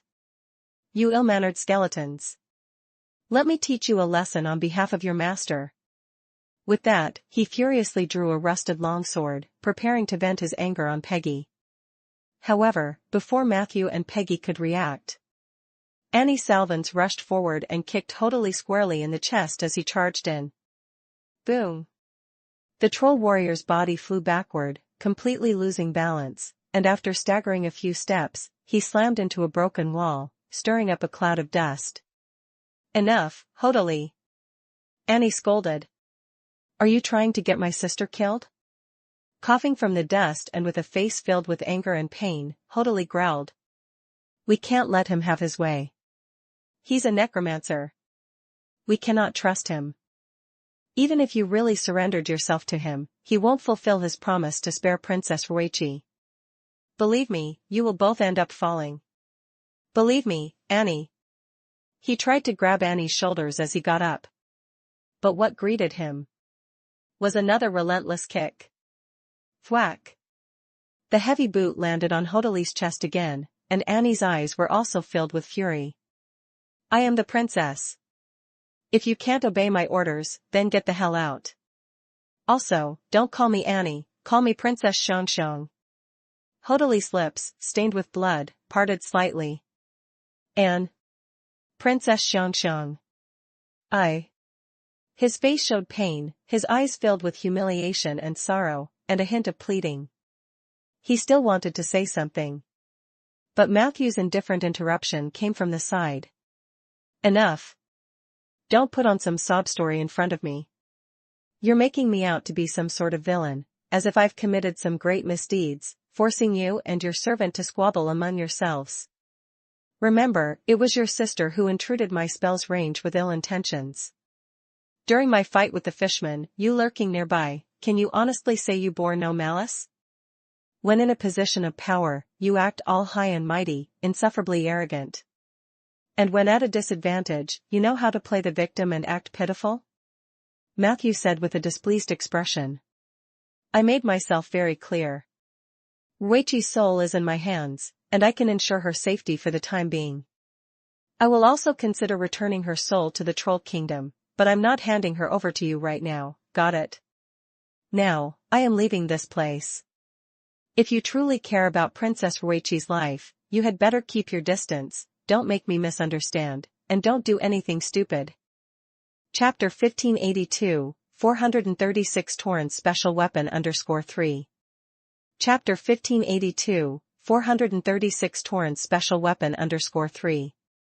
Speaking of which, he headed towards the main road with two other legendary undead. Wait. And couldn't help but chase after him a few steps. Mr. Matthew suddenly stopped, turning back with indifference. What is it? Miss Salvins? And was startled by his gaze, and the words she had prepared suddenly became a jumbled mess in her mind. In the span of a breath, a strained smile appeared on her face. Nothing, I just hope you can release Ruichi soon, please don't hurt her. And, please, stop calling me Miss Salvins. Just call me Anne. Mr. Matthew nodded slightly. All right, Anne. Farewell. After speaking, he walked away without looking back, leading his imposing entourage of fishman zombies. And watched Mr. Matthew leave with a smile on her face. Only when his figure had completely disappeared from view did her expression change to one of fury in an instant. Boom! And punched a stone pillar in the ruins, piercing it straight through. The pillar's broken end made a loud noise before it collapsed helplessly into the dust beside it. The sound of crumbling filled the air. The other trolls came closer with some nervousness, but they didn't dare to get too close, only Hodali silently made his way through the dust. Sorry, Hodali, I used 80% of my strength in that punch just now. And turned to look at him, her eyes softer than before. Hodali bowed his head and sighed. It was I who affected Princess Xiangxiang's negotiations with that damned necromancer. I was too impulsive. It's my fault, I can't control myself. And shook her head. It's not like that. I can understand your feelings for me, and as my chief warrior, you're allowed your admiration for me, just don't cross the line, I will always regard you as the most reliable partner. Hodoli bit his lip, his face filled with joy, but there was also a trace of melancholy in his eyes. The two fell silent for a while. He is indeed very powerful, and suddenly said. I've been looking for an opportunity to snatch that dagger the whole time. Intuition tells me that that dagger is the Horcrux binding Reichi's soul. But I couldn't find the chance. Thinking carefully, the fact that he didn't take the opportunity to blackmail us is already a mediocre outcome. After Reichi acted rashly, we lost our advantage in negotiations with Mr. Matthew. Despite being so young, he's so impeccable. He's too exceptional to be human. The more Hodoli listened, the more uneasy he became. He asked anxiously. Princess Xiangxiang, you're not seriously considering marrying him, are you? And instinctively denied. Of course not. What I suggested was simply a stopgap. No matter how formidable he is, he's still a human. Plus, I heard he has already married the princess of the Rolling Stone Kingdom. How could I truly share a husband with a human bitch I've never even met? A flash of delight crossed Hodoli's face. At that moment, a troll scout stepped forward. I previously gathered information on Mr. Matthew.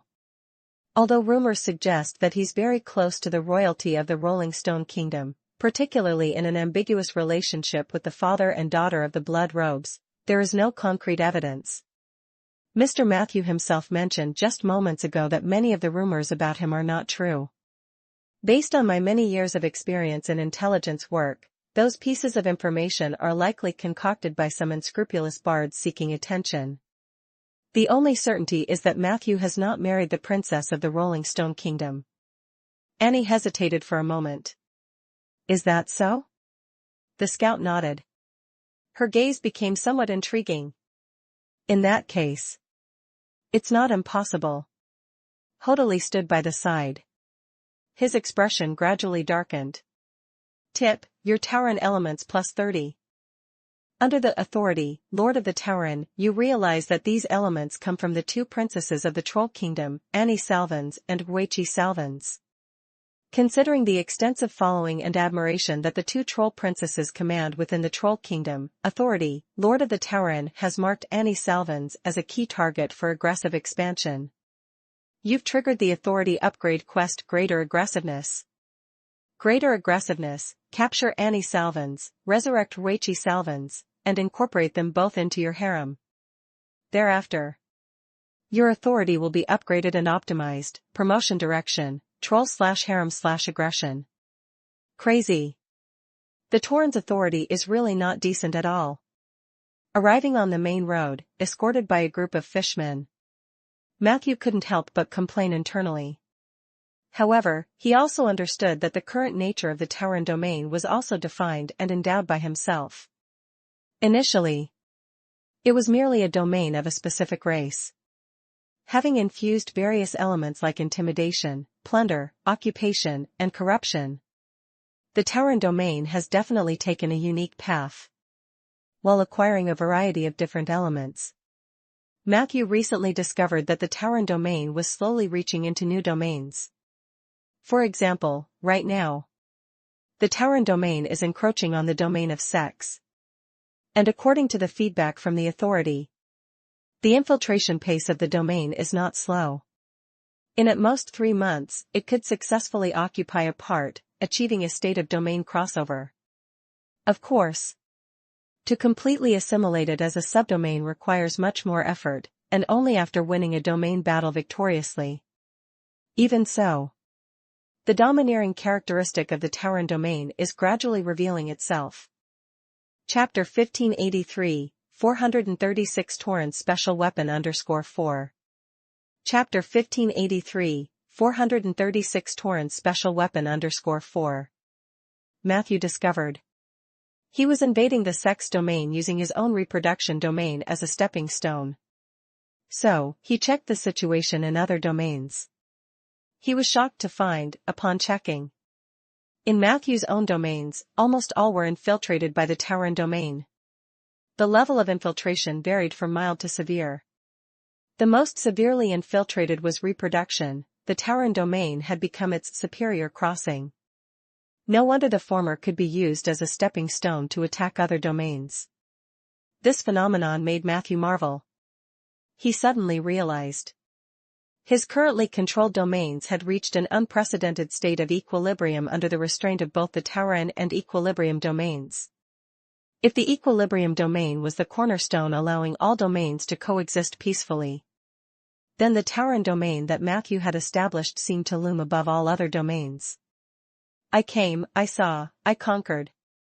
For some reason, this phrase popped into Matthew's mind. He had always known that controlling a domain was arduous, and achieving equilibrium even more so. He had also spent countless nights meditating, wondering if there was a better strategy to handle the relationships between these domains. Unexpectedly, a domain he had inadvertently established had somewhat resolved this issue. Currently, the domains on Matthew were coexisting harmoniously. The Tauren domain treated each one equally, infiltrating each. At this moment, he suddenly remembered what Isabel had said. Remember, a stalemate of two forces is not called equilibrium. True equilibrium must be between and above all things. At that moment, Matthew felt a sense of sudden clarity. Is this what they mean by an unintentional success?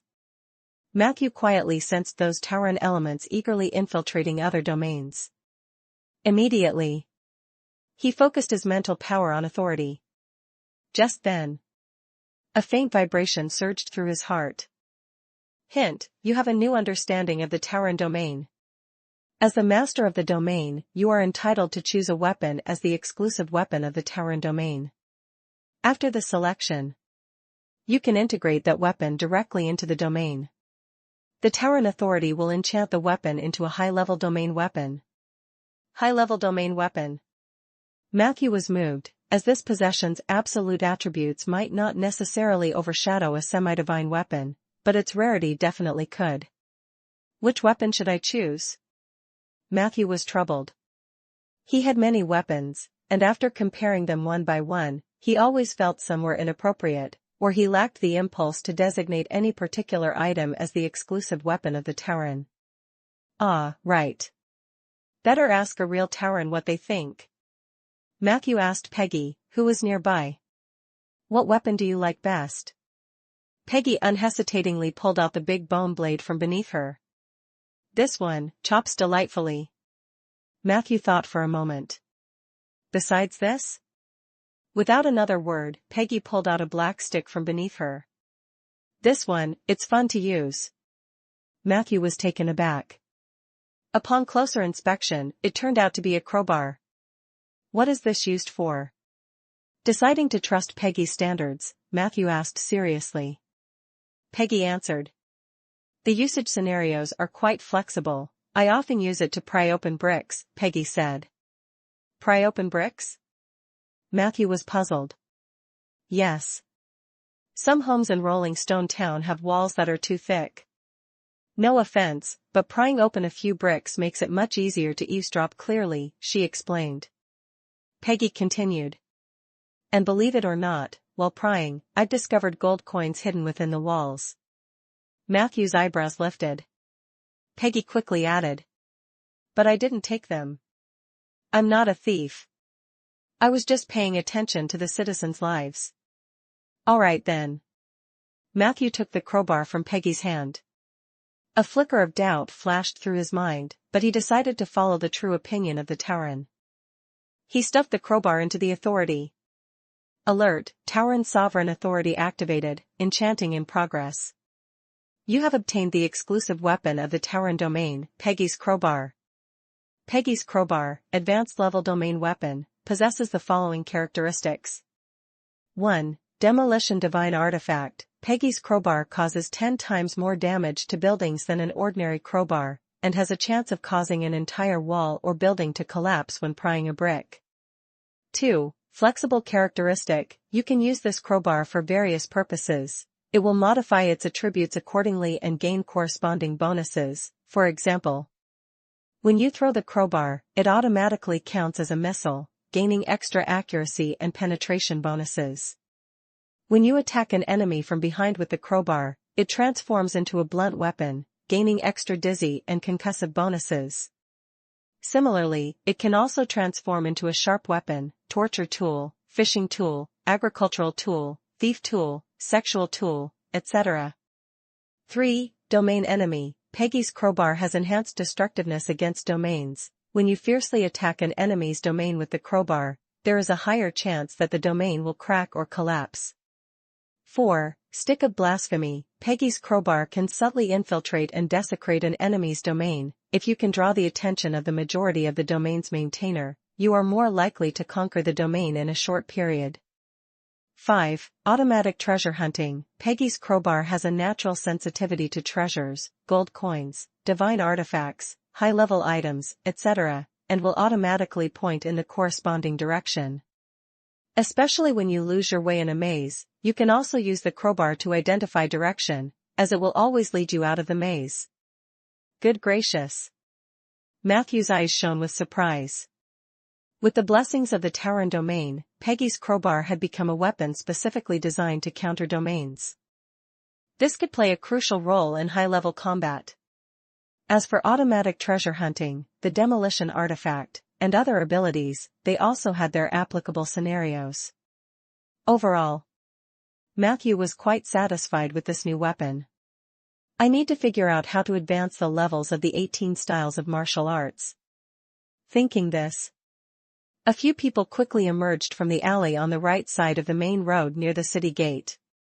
It was Matthew's companions. "Where have you just been?" Matthew asked. "Avoiding your soul siphon," Shanair replied irritably. "You don't think we are completely immune to soul extraction, do you?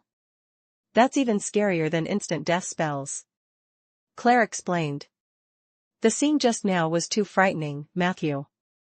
I had to evacuate the site, and the subsequent shockwave caused nearby buildings to destabilize, blocking the road. The city's barriers also underwent some changes. We didn't dare to take risks and had to find a detour." Jasalovan then said with a smile. "I told you Matthew was fine, right?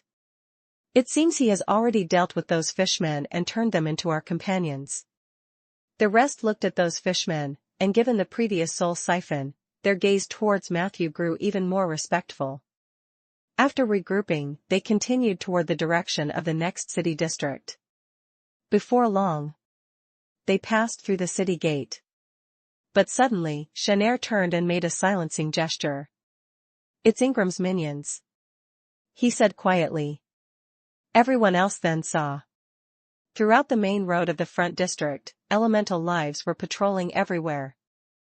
Chapter 1584, 437 Elemental Mark and Aspect Hound.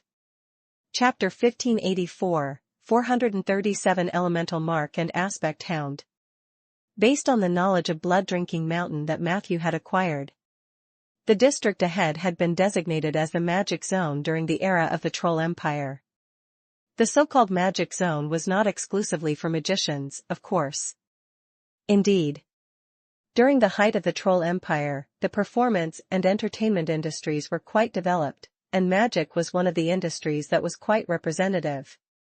It was said that the royal family of the Troll Empire was so passionate about magic that it reached the point of obsession. One generation of the Troll King was a very traditional magic fundamentalist. He even specifically issued a decree, which stated that it was strictly forbidden for mages to pose as magicians. Such was the status of magicians in the Troll Kingdom, reaching an incomprehensibly high level.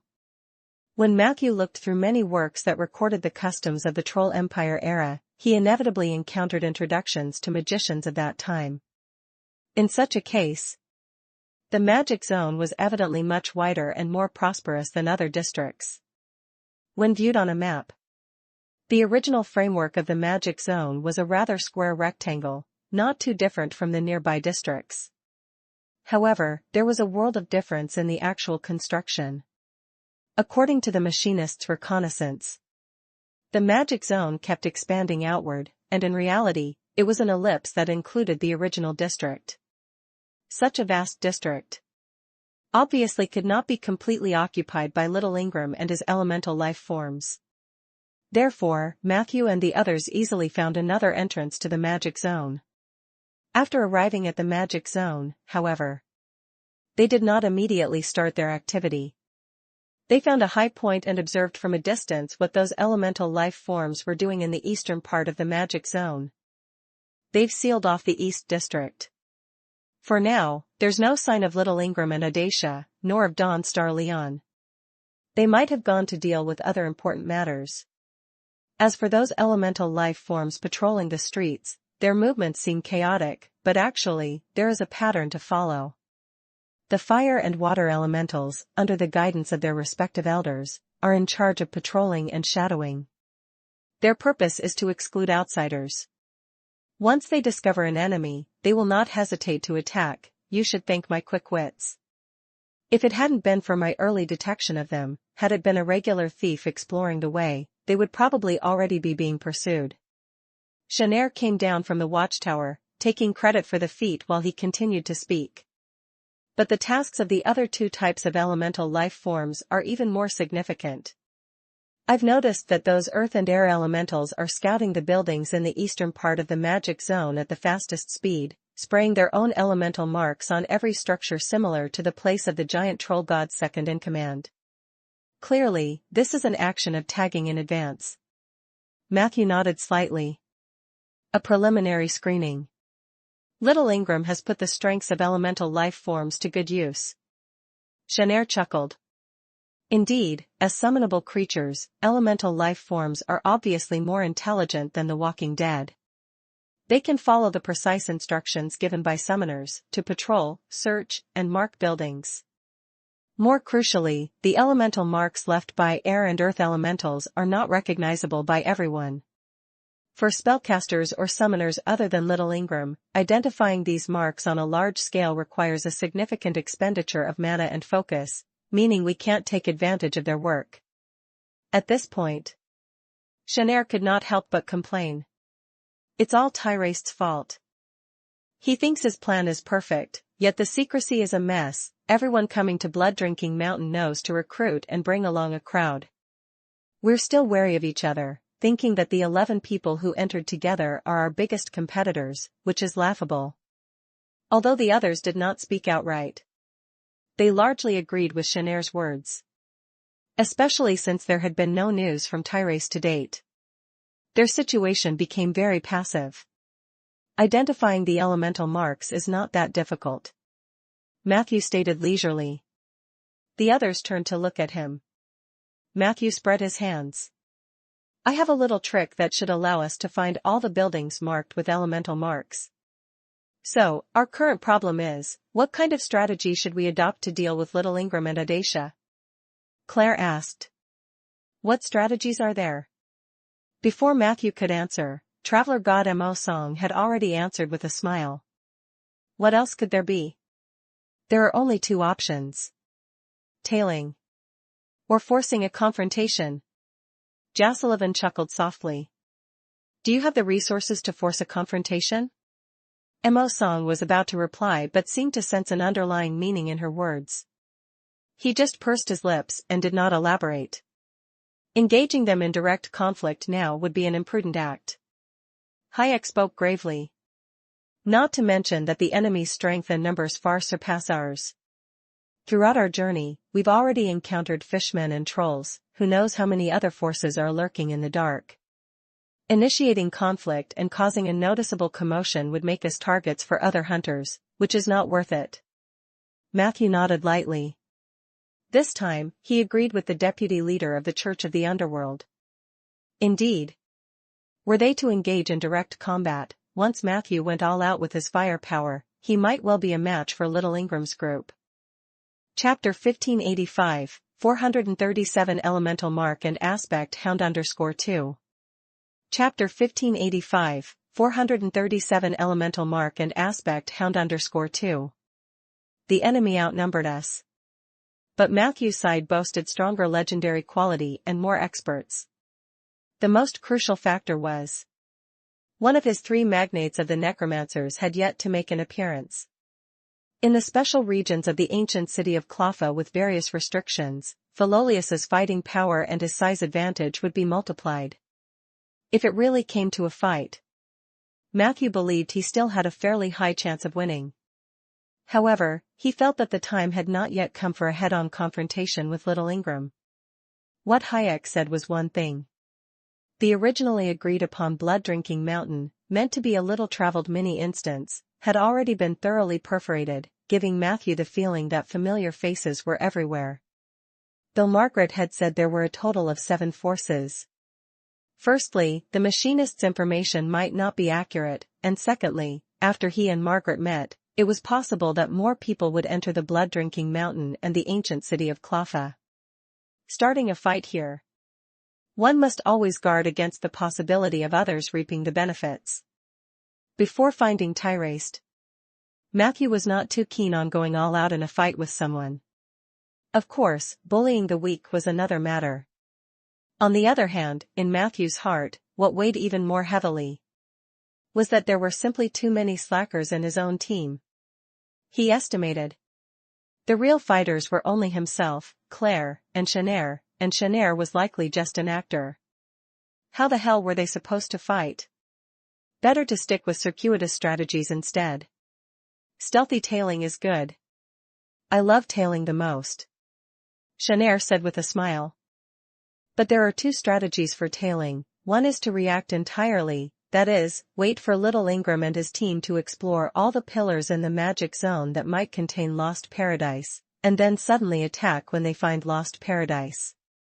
The advantage is that it's safer and there's a better chance to be the ultimate winner. The downside is that it seems a bit passive, and if they run away with the findings right away, we can only stare helplessly. The other method is to intercept them halfway. Although we don't know what they are up to now, we can collect information on those preliminary screen targets, then employ our methods to filter them. If we find a target with a high certainty, we could take the initiative to make a move and see if Lost Paradise is hidden inside. This approach is more proactive, but has the same drawbacks. Who knows if little Ingram and his team are lying low somewhere, watching our actions from the darkness. At the same time, we must also be cautious about one thing. Ingram is no fool. He also knows that near the magic zone might be us, fishmen and trolls, enemies for him. What if those air and earth elements are just tagging graffiti for us to see, distracting our attention? It's possible that under any suspected target lies a terrible trap. All of these must be taken into account. Matthew strongly agreed. He observed the expressions of others and found that no one showed any emotional fluctuation because of Shanair's words. This meant that almost everyone thought the same way. Indeed. Sometimes, action alongside these experienced old foxes can be somewhat easier. Even if your thinking is one-sided, someone will point out the oversight for you. If only these guys wouldn't be so slack during a fight. Matthew secretly sighed to himself. So I suggest we stick with the old rules. Vampire Mosin opened calmly. Still splitting into 2 groups? Jassullivan asked. No, 3 ways. Mosin cleared his throat. Matthew will lead a team to gather preliminary screen targets by elemental lives. Shanair will lead a team to investigate the whereabouts of Ingram, Audacia, and Dawnstar Leon. I will inspect the surroundings of the magic zone to see if there are other forces entering this area and be ready to respond in advance. Every team must remember one strategy: try not to fight. Remember, we came here to look for Lost Paradise, not to go on a killing spree. Of course, if you can clear the field as swiftly as Matthew just did, I will give you a 3-handed applause for your performance. Everyone had no objections to Mosin's distribution. The only thing that was somewhat amusing was that, in the end when forming precise groups, both Matthew and Shanair became solo squads per the principle of voluntariness. And the patrol squad led by Mosin was packed with Jassullivan, Hayek, and Claire.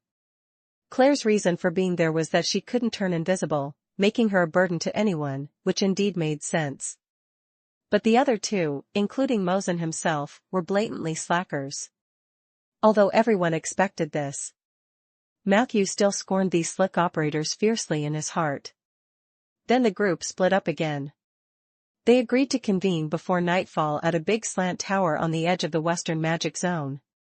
According to information provided by Margaret, The big slant tower housed a safe house opened up by machinists during an earlier exploration, which could help them survive the dangerous nights in the ancient city of Cloffa. The group parted ways. For cautiousness, Matthew drank an invisibility potion, activated the invisible magic ball, and wore the ring of invisibility on his hand ready to be activated at a moment's notice. As for Soldier and Peggy, they naturally did not need his concern. The stealth skills of these two were truly first-rate. Under normal circumstances, they would be unlikely to be seen through by elemental lives. Chapter 1586, 437 Elemental Mark and Aspect Hound _3. Chapter 1586, 437 Elemental Mark and Aspect Hound _3. Even legendary level elemental elders were the same. The three of them maintained a certain distance from each other, advancing slowly along the main thoroughfare. The reason for their slow pace was because Matthew had to keep his equalized perception active during the entire journey. This ability could help him perceive the brands left by the elemental marks from the elemental plane. Of course, Matthew did not completely trust the traces left by the elemental life forms. As Shanair had said, there was a possibility that these elemental life forms were setting traps for others. Therefore, Matthew simply extracted information from those buildings marked with elemental marks along the way. More often, he relied on his own methods to search for the potential hidden entities of Lost Paradise. The evil crown and holy grail of sin have not been subdued by me. Matthew felt a slight regret in his heart. If these two items, said to originate from the divine body of God Pool, could fully heed his commands, then finding Lost Paradise might have been a bit more straightforward. Just like that, he steadily walked along the street patrolled by the fire element. He also found 16 buildings marked by the earth element. There's just too many things like a number 2 in the city of trolls. Matthew couldn't help but complain internally. This was just one street, and even elemental life forms had eliminated some similar buildings during their inspections. Given such density, the entire magic zone likely contained hundreds of suspicious targets. To investigate each one would take quite a while. But aside from that, he had no better plan. He could only continue to collect information patiently as he moved forward. Unknowingly, more than 3 hours had passed.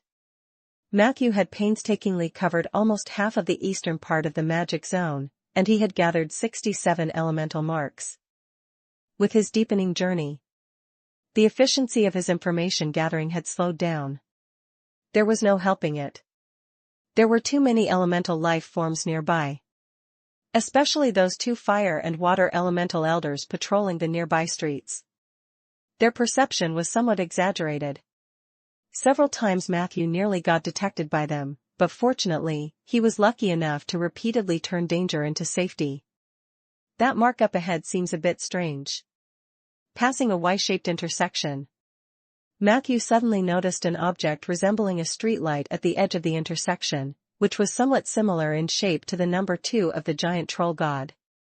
What was different was, Matthew discovered that both earth and air elements had marked it. This was the first time Matthew had seen markings of 2 types of elemental life on the same structure. This piqued his curiosity. As a result, he unconsciously took a few steps forward.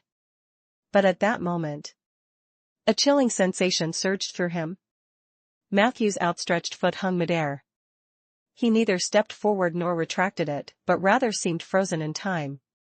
It wasn't that Matthew wanted to pose. It was that he had already sensed something was amiss.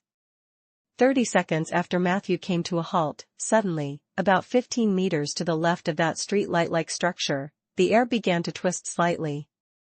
An ugly, sleek hound with sharp horns on its head slowly appeared. The hound's tail was short, like a pom-pom tucked behind its rump. Its eyes were small, yet they exuded an extreme sense of danger. Aspect hound. Matthew's heart went cold. He immediately looked toward the streetlight, realizing it was bait set by Little Ingram and the others. If his perception hadn't been so acutely sharp, he might have been exposed by now. Even though Matthew remained motionless, the aspect hound seemed to have noticed something. It was not only looking around in its original spot, but also let out a few loud howls. Before long, 2 more hounds appeared at the mouth of the alley. They seemed to be responding to their companions' calls, wanting to find a suspicious stealthed figure. Matthew's heart leapt to his throat. Fortunately, he was prepared. A few seconds later, a fat-eared rat suddenly darted from the side of the street. The 3 hounds were immediately drawn to it, madly chasing after the critter. The rat scampered into an alley, and the hounds chased it relentlessly. Soon after, one of the hounds emerged proudly with the rat in its mouth, followed by the other 2 who playfully pushed and shoved each other behind it. A few nearby elemental life forms saw the spectacle, but they only showed a hint of disdain in their eyes, without sensing anything amiss. In the diagonal alley, Matthew, who had narrowly escaped danger, quietly wiped off a bead of cold sweat. He was acutely aware of what the consequences would be if discovered by the hounds. The local elemental life forms would swarm him, and that would be one thing. But if he was encircled by Audacia and others again, he would likely have a hard time escaping without revealing some of his trump cards. Aspect hounds too, so treacherous. Matthew fumed. He realized he couldn't afford to take such risks anymore. There were many ways to gather information, and while personally doing so was the most efficient and effective, at such a critical juncture, preserving his combat strength took precedence over everything. Matthew found an abandoned cellar where he set up a hidden barrier and guardian barrier. Then, he took out a glowing bamboo tube. Upon opening it, a dozen or so rats scurried out. This tube was given to him by the plague daughter Kesha. Previously, when creating the death plague sphere, Matthew had thought the rats in the tube were consumables, gone once used. He later discovered both the poison realm giant tree Syringa and the plague daughter Kesha had provided containers for the 4 poisons and 4 plagues to Matthew, which after being used up, could slowly spawn more poisonous and plague-like entities. Chapter 1587, 437 Elemental Mark and Aspect Hound _4. Chapter 1587, 437 Elemental Mark and Aspect Hound _4. What's more, Matthew could control these little creatures through the death plague sphere. When he'd scouted earlier, he had placed some rats nearby to attract the attention of the patrollers, never expecting them to actually come in handy. And now, he planned to remotely gather information through surveillance spells and these little creatures. This method was actually more efficient. It was just that without the validation of equalized perception, the quality of the information collected would be somewhat discounted. No matter, let's first scout the entire magic zone. With this thought in mind, Matthew, through the surveillance spell, along with the connection between the death plague sphere and the rats, sent out more than 20 rats at once to find targets nearby. With his current intense focus, he could actually send out even more. But Matthew was quite fond of these little creatures. Not only could they be used to make powerful items like the death plague sphere, but they could also serve for scouting, contagion, and other functions. The life of a rat is still a life. As a pragmatist who advocates for conservation, Matthew would make every effort to ensure that each rat returned safely. And that required him to provide more focus for finer control. For a time, the cellar went quiet. The rats began their operation in the city. This process was not novel to Matthew, and soon, he got the hang of a good scouting rhythm. Time ticked away, minute by minute. 2 hours passed. The elemental marks in the eastern part of the magic zone had all been recorded by Matthew. There were a total of 149 marks. According to Matthew's observations, elemental lives were moving westward. Following this trend, more and more buildings were marked with elemental signs. To discern these marks, Matthew could be said to be mentally drained and physically exhausted. It was indeed a colossal undertaking. But the effort was not without its rewards. At the very least, he had obtained the information he wanted without running into a conflict with Ingram and the others. Besides that, He had unexpectedly found something valuable. In a basement 2 streets over, there were 2 small wooden chests, filled with gold bars. And in another building resembling a storeroom, Matthew discovered more than a dozen sets of heavy armor untouched by the ravages of time. Simply from the metal's luster reflected on the armor, one could tell these armors were highly valuable. There were also other relics left behind by the residents of the ancient city. Some small items the rats could help carry back. For more, Matthew would have to go himself. He silently noted these treasure locations in his mind, and the process brought him satisfaction. The only thing that puzzled Matthew was, from the beginning to the end, he had not seen Ingram or Mother of Black Dragon Audacia in the streets of the magic zone. They had disappeared as if they had vanished. But Matthew was not fooled by this surface-level phenomenon. Since the 4 elemental elders were nearby, it meant that Ingram, the summoner himself, must also be there. Perhaps, like him, the other was hidden in some cellar, waiting for the fish to bite. It's about time to meet up with them at the slant tower.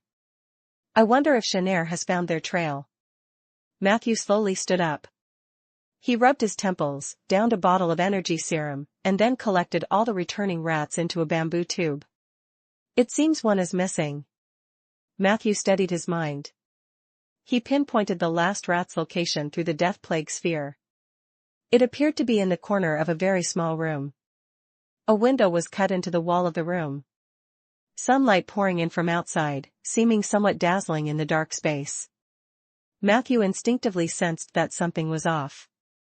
The next second, a large hand suddenly reached over and grabbed at the rat. The rat struggled fiercely, yet how could it possibly escape? Matthew's breath caught. Through the shared vision of the rat, he saw an extremely haughty face. "I've caught you, little rat," the person said with a sneer. Slap. Afterward, he mercilessly crushed the mouse's head. Just before the effect of the spells faded, Matthew caught a glimpse of the mouse's eyes spinning on the floor. It was in that moment he saw the full view of the room. The proud young hunter was dressed in boots and skin-tight leather armor around his waist, all of which shone with a strange luster, likely crafted from the body of a winged dragon wind god. He carried 3 bows on his back, 4 quivers at his waist, and at his feet were a dozen bald aspect hounds. Is it him? The archer who ambushed me outside the city. Is his name Dawnstar Leon? In the basement. Matthew's expression was somewhat unsightly. He quickly gathered his things, preparing to flee. At the same time, a rage was smoldering within him. To shoot me is one thing, but to kill my rat.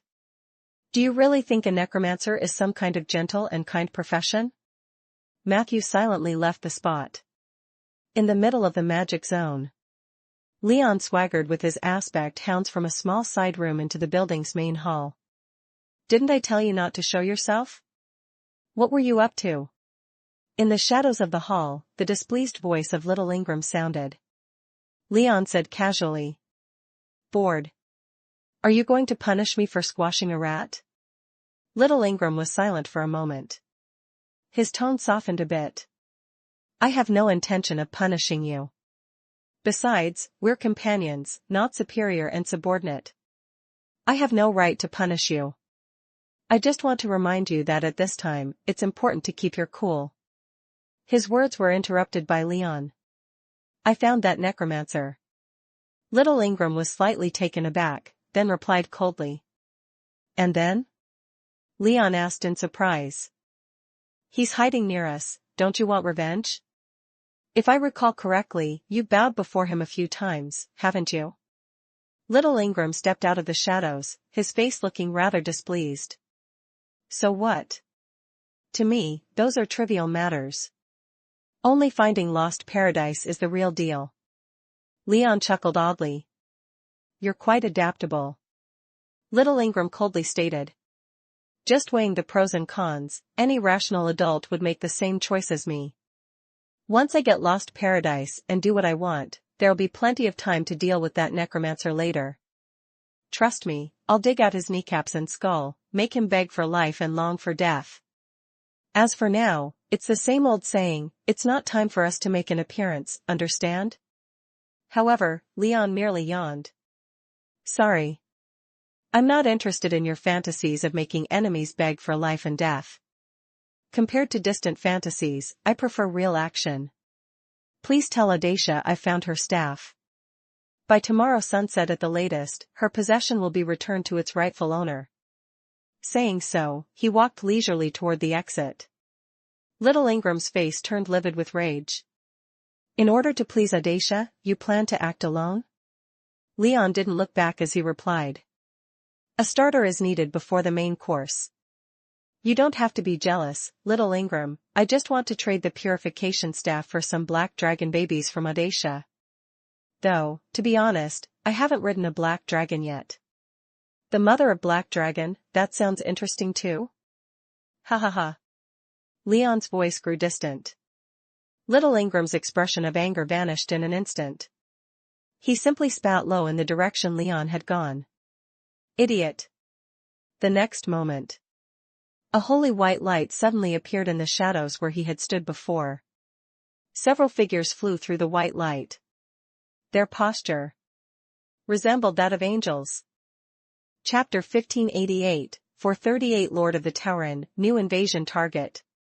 Chapter 1588, 438 Lord of the Tauren, New Invasion Target. Western Magic Zone. On the deserted streets, Matthew walked steadily towards the big slant tower. It was said that the tower held an important position during the era of the Troll Empire. Only magicians who had earned the highest honors were qualified to reside in this slant tower. There was also a mystical rumor.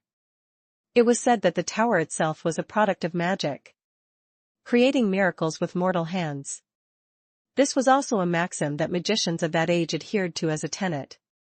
From the exterior, the big slant tower had a unique charm that seemed to grow more beautiful the more one looked at it.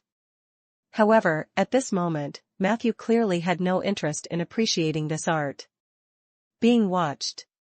10 minutes ago. The feeling of a thorn in his back had been stimulating his nerves constantly.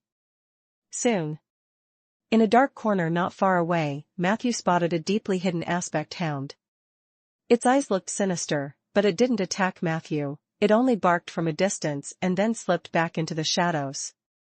Since then, an aspect hound would appear at his side from time to time. The eyes of these hounds were quite terrifying, as if possessed by resentful spirits, even a glance from them could send a chill through one's heart due to the deep resentment harbored within.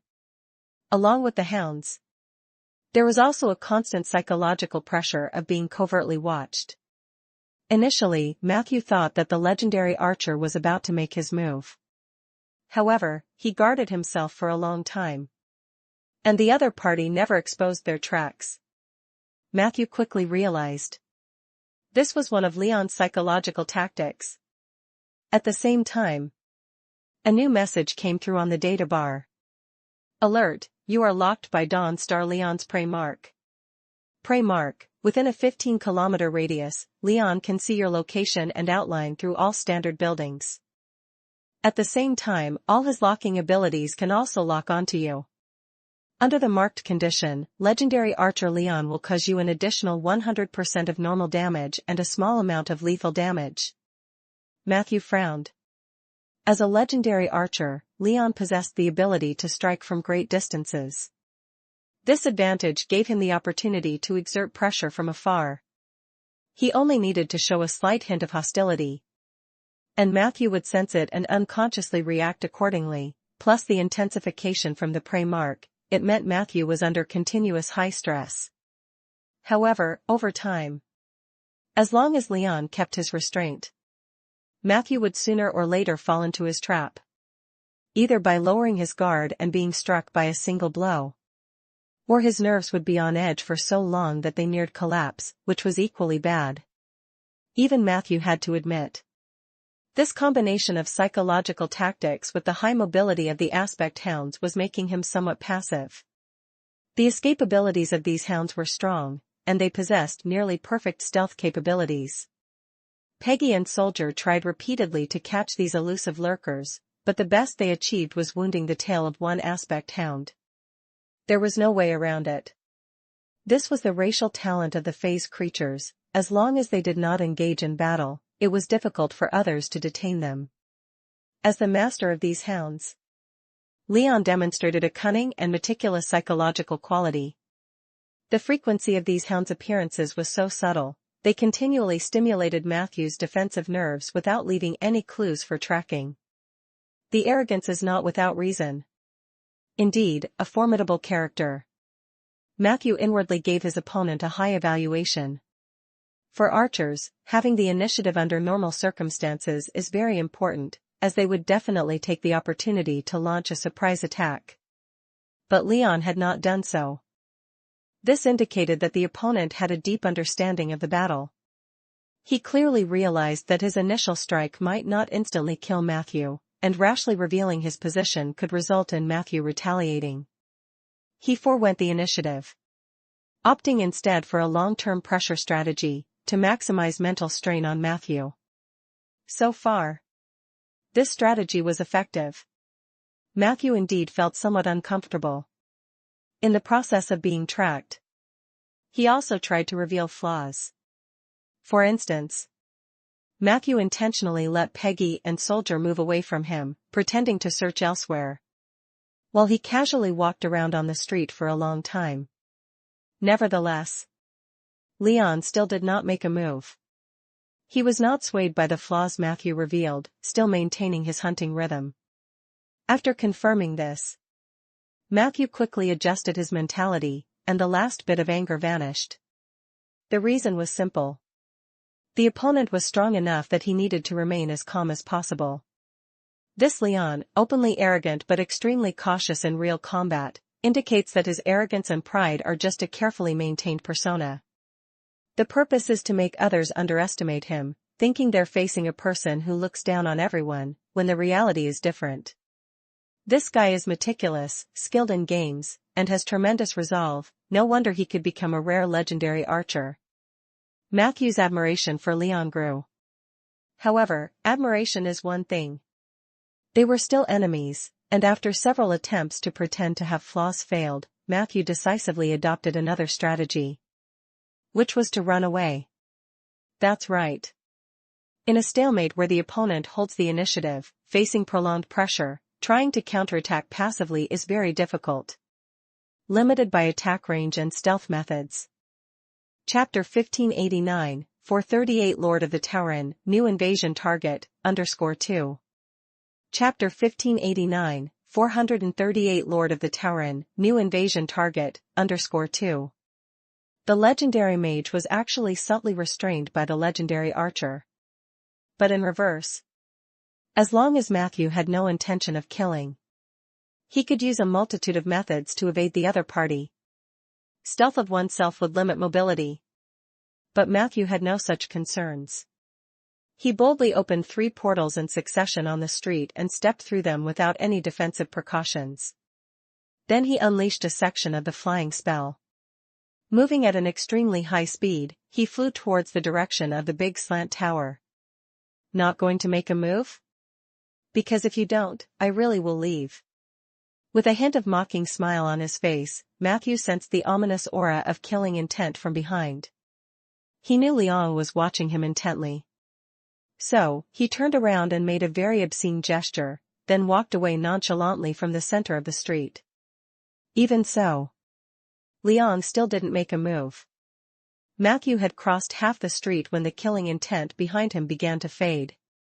But he did not let his guard down. On one hand, it was very possible that the other had retracted the mark on his prey as a ruse to lull him into a false sense of security, possibly preparing to strike unexpectedly at any moment. On the other hand, it was because on the other side of the street, a group of tall figures suddenly appeared. Their faces were familiar. They were none other than the trolls he had just encountered that morning. Matthew contemplated their direction, his expression growing peculiar. It seemed they were also heading westward. We meet again, Mr. Matthew? Annie Salvins approached with a beaming smile to say hello. Clearly, she wasn't too surprised to encounter Matthew. Matthew greeted her naturally in return. But at that moment, A shrill whistling sound exploded by his ear. His insight detected two bright red dots. One was close by his ear, while the other was on a 3-story building 2 streets to his right. It was Dawnstar Leon. And his dimensional gravitational arrow. Finally. At that moment, Matthew's body tensed, his nerves stretched to their limit. The cunning archer detonated the hunted mark at that instant, causing the target to stiffen slightly. Although Matthew's toughness was not insignificant and he was protected by divine armor, the stiffening didn't last long. But for the gravity arrow, that instant of rigidity was fatal. No choice then. Matthew prepared to use the undead substitute to evade the damage, not daring to gamble with his undead body. Theoretically, the gravity arrow could instantly kill a life in a ghostly state. However, an unexpected scene unfolded. At the critical moment, Troll Princess Annie suddenly stepped forward, raising her battle axe to intercept the arrow for Matthew. But someone was even faster. Whoosh! A flash of yellow light that was as quick as a flicker passed by, followed by a faint explosion. A tall figure stepped out in front of Matthew and Annie. He held a strange short sword in his hand, which instantly slashed through and severed the dimensional gravitational arrow. Matthew faintly heard the legendary archer's snort of disdain. The next second, the arrowhead of the gravity arrow began to spin violently, detaching from the severed shaft, and the remainder whirled in a circuitous path towards Matthew. Clap! A large hand covered in bluish-gray fur reached out from the side. With just a slap, it caught the arrowhead in its grasp. Boom! A muffled explosion sounded. The gravity arrow's burst caused a slight fluctuation in the surrounding air, but the bluish-gray hand remained unscathed. Matthew looked up in astonishment. The owner of that bluish-gray hand and the strange short sword was one and the same. Holiday. Nicely done. Annie praised enthusiastically. A wretched smile appeared on Holiday's face. Heh. It was the least I could do. No one may harm you under my watch, Your Highness the Princess. Then he coldly cast a glance at Matthew. I did not do this for you, Necromancer. But if you are mindful of this favor, then please return Princess Ruichi's soul to us. As he said this, he suddenly paused, his tone becoming somewhat unnatural. Why are you staring at me like that? Matthew chuckled, realizing he had been staring a bit too intently. It couldn't be helped. Mainly because the troll warrior Holiday's skillful interception had won Matthew's respect and acknowledgement. Noticing the nuances is the basic skill of every spellcaster. This detail proved that Holiday had some genuine substance. I am simply amazed at your technique just now. I was ready to use the substitute spell to evade the damage from that arrow. Matthew responded truthfully. He didn't conceal his admiration for Holiday, and also subtly reminded him that even without him, the arrow would not have been able to do anything to him. Clearly, the troll warrior was not so deep in thought. He didn't ponder the second, implied meaning at all and instead was somewhat pleased with the praise of the first part. Glad you recognize my prowess. Humph. The title of Strongest Life Hunter of the Quinnen Forest isn't just for show. Matthew smiled slightly. The trolls seemed quite straightforward in their thinking. He liked dealing with these kinds of people much better than the old foxes like Shanair and Tyraste. And at that moment, a trace of movement flickered again from the Tauren Sovereign Authority. Hint, you've triggered a new advancement path for Authority, Lord of the Tauren. Your mission Greater Aggressiveness has added a new target for aggression, Life Hunter Warrior Holiday. If you can bring Holiday under your command and have him serve you wholeheartedly, you will receive 3 times the benefits of the other 2 aggression targets. Chapter 1590, 438 Lord of the Tauren, New Invasion Target, _3. Chapter 1590, 438 Lord of the Tauren, New Invasion Target, _3. Additionally, you will gain a random new domain ability, Tauren. Well now. This suddenly made Ruichi, Annie, and Holiday potential targets for Matthew. As expected of the Tauren Authority, truly unscrupulous. Matthew felt secretly relieved. Fortunately, it wasn't about taking Holiday into his harem too, otherwise this mission would have really been impossible. Currently, compared to taking Rachie and Annie into his harem simultaneously, subduing Holiday seemed to be a better choice. With this thought, Matthew's gaze towards Holiday grew more covetous.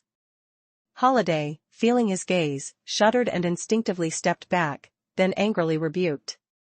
"Hey, Necromancer, what are you doing?" The atmosphere got slightly awkward. Fortunately, at that moment, Annie stepped forward and pointing at the 3-story building, asked. "That's an archer, right? Why did he attack you?" Matthew explained. "That's Dawnstar Leon, he's allied with the legendary summoner Little Ingram. Initially, we had no conflict with them, but when my companions and I just arrived outside the city, they ambushed us, and since then, hostilities were established. These people are very domineering. Little Ingram let the elemental life dominate half the magic zone, while Leon has been secretly tracking me." Annie immediately showed anger. "Is that the summoner with the elemental army and the black dragon army? You were ambushed by them too?" Matthew nodded slightly. "We were too." Annie did not conceal her hostility toward Little Ingram and his group. "We had just arrived in this city and encountered them as well. You could tell they thought about ambushing us, but seeing that we were numerous and powerful, they eventually gave up. They had asked us several questions, but after we refused to answer, they left dropping some harsh words behind. This morning, when we headed to the magic zone, we also met an elemental elder, who directly threatened us. If we didn't leave the magic zone, they would wage war against us. Considering caution, we temporarily withdrew." Matthew asked. "So today you also didn't encounter Little Ingram himself, or the mother of Black Dragon, Audacia?" Annie shook her head. "That's precisely why we didn't dare to act rashly, not knowing where they might be hiding or what malintentions they have." Matthew nodded thoughtfully. It looked like he was getting along well and having lively conversations with the trolls. But his wariness towards the trolls had not lessened in his heart. When they had just met, Matthew noticed. Annie did not seem surprised to encounter him here. This indicated that the other party might have been tracking him. After all, they were still after Rachie. Matthew then felt the urge to leave. But Annie clearly did not want to let him off so easily. She smiled and said, "Since we've both suffered at the hands of Little Ingram, why not join forces temporarily and fight against them together? Let's set aside Rachie's matter for the moment. I just need to confirm she's still alive, that's enough for me. I don't even need you to show her to me, just standing next to you, I can sense her current status. To show sincerity and cooperation, I'll take you to a safe house within the city now. Nightfall is upon us soon. The nights in Clawfa Ancient City are very short, only 4 hours, but every night, the spirits of our ancestors become extremely restless, attacking all living beings indiscriminately. If we don't have a safe refuge, the night will be very tough." "A safe house?" Hearing this word, Matthew showed a strange expression. Annie looked very confident. "You should know, this city was built by the Troll Empire. Although there has been a significant disruption in our lineage, the Salvins family still possesses many secrets that you outsiders are unaware of. After all, we all know very well that there is only one purpose for coming here, and that is to search for the legendary divine artifact Lost Paradise. And Lost Paradise has been in the hands of our troll kind for a long stretch of world. Cooperating with us is very beneficial for you. If you are still hesitant, I can tell you the location of the safe house now." As she spoke, her eyes involuntarily shifted forward. Matthew interrupted immediately. "The safe house you mentioned, it wouldn't happen to be on the 13th floor underground of the big slant tower, would it?" Annie was greatly surprised. "How did you know?" Matthew smiled slightly. "It seems like the machinists of Cyberdragon also like to hedge their bets. Let's go, let's check out the safe house together." A flicker of light passed through Annie's eyes, and eventually, she nodded. The group left the main road and headed towards the direction of the big slant tower. As for Dawnstar Leon, after his failed attack just now, his presence was exposed, and he had moved immediately. Matthew was not sure whether Leon would persistently follow him. But at night, moving alone outside would become very unsafe. Especially since Matthew was accompanied by trolls and other companions soon to arrive. He was actually looking forward to Leon taking a risk and making a move again. If he dared to expose his presence again, the well-prepared Matthew would let him experience the prowess of a spellcaster. Thus, on the way to the big slant tower, Matthew progressed while casually chatting with Annie. Chapter 1591, 438 Lord of the Tauren, New Invasion Target, _4. Chapter 1591, 438 Lord of the Tauren, New Invasion Target, _4. Kupeji and Matthew had already taken his orders and begun to act separately. Through the efforts of two legendary undying rats, flies, mosquitoes, cockroaches, poison frogs, belly snakes, wasps, scorpions. A multitude of poisonous creatures were scattered across several streets near the big slant tower. Beyond that, there were mushrooms that Matthew had gotten from Dudley. These mushrooms had invisibility, and could move within a small range in a specified area. They could act similarly to aspect hounds. Importantly, these mushrooms bore a large number of spores. As long as Leon came into contact with them, Matthew, possessing the spore domain, would be able to pursue him to the ends of the earth. At that time, their positions would be reversed. Matthew would make him understand the cruelty of a necromancer. Before long, they arrived at the gates of the big slant tower. This tower, reverently referred to as Magic Tower or Miracle Tower by the trolls, looked severely tilted from the outside but felt squarely solid and upright on the inside. Protected by some mysterious force, the Magic Tower was well preserved. Upon entering the lobby, Matthew lit several mage fires, immediately obtaining a large, brightly lit area. What surprised him was his companions had not, as he had anticipated, finished their skiving jobs early to wait for him here. In addition, he did not sense Shanair's presence. Looking outside, dusk was near, night would fall in at most half an hour. Could they have encountered any mishaps? But on second thought, the old foxes might skive when fighting, but they were probably more adept at saving their own hides, with the possible exception of the honest orc sword saint, Claire. With the others cunning, even if Matthew encountered an accident, it was unlikely they would. In the midst of these thoughts, he and Annie simultaneously found the hidden lift in the northeast corner of the first floor of the Magic Tower. After activating the lift, it began its descent into darkness below with a mechanical roar. The underground space of the Magic Tower seemed quite complex. However, the lift only accessed 3 subterranean platforms, the 8th, 13th, and 29th floors. The rest of the floors were shown to be in a sealed state. Some floors even had symbols suggesting heavy firepower. Considering that this was machinist territory, Matthew suddenly had some doubts about the true nature of the safe house. If it were machinists, wouldn't burying some bombs underneath the safe house seem reasonable? Can't they only feel safe if there are bombs? The lift descended slowly. Matthew decided to chat with Annie about the history of Twin Paradise. Someone told me that Twin Paradise fell early in the Age of Enlightenment. There's also another theory that Twin Paradise was destroyed during the Dark Age. Which one is the correct statement? Annie answered briskly. In fact, both statements are correct. There were 2 periods in Ainder's history when Twin Paradises existed, and both symbolized the supreme power of fate in heaven. According to the oral traditions of the Salvans family, the original Twin Paradise was created by the light and dark twin ancient gods during the so-called Dark Age. Of course, that was the Dark Age for you humans, but for the trolls, it was the most wonderful primordial era. We believe that the light and dark ancient gods who created Twin Paradise in the primordial era were actually 2 aspects of God Pool, who, in order to separate the contradictions and conflicts within himself, split into the light and dark ancient gods and subsequently led Ainder's original native creatures in fierce resistance against the twilight creatures led by the outer gods. The result of the struggle was a Pyrrhic victory for God Pool. Some of the twilight creatures were driven off, some were sealed, and most of the outer evil gods were slain.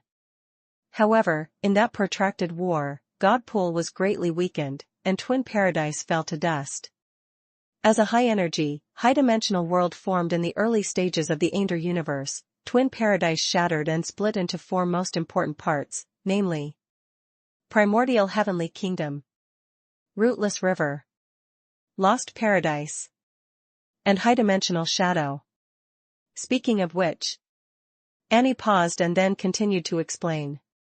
The Primordial Heavenly Kingdom inherited the outline of Twin Paradise and drifted into the astral world, where it was obtained by the minions of the outer gods.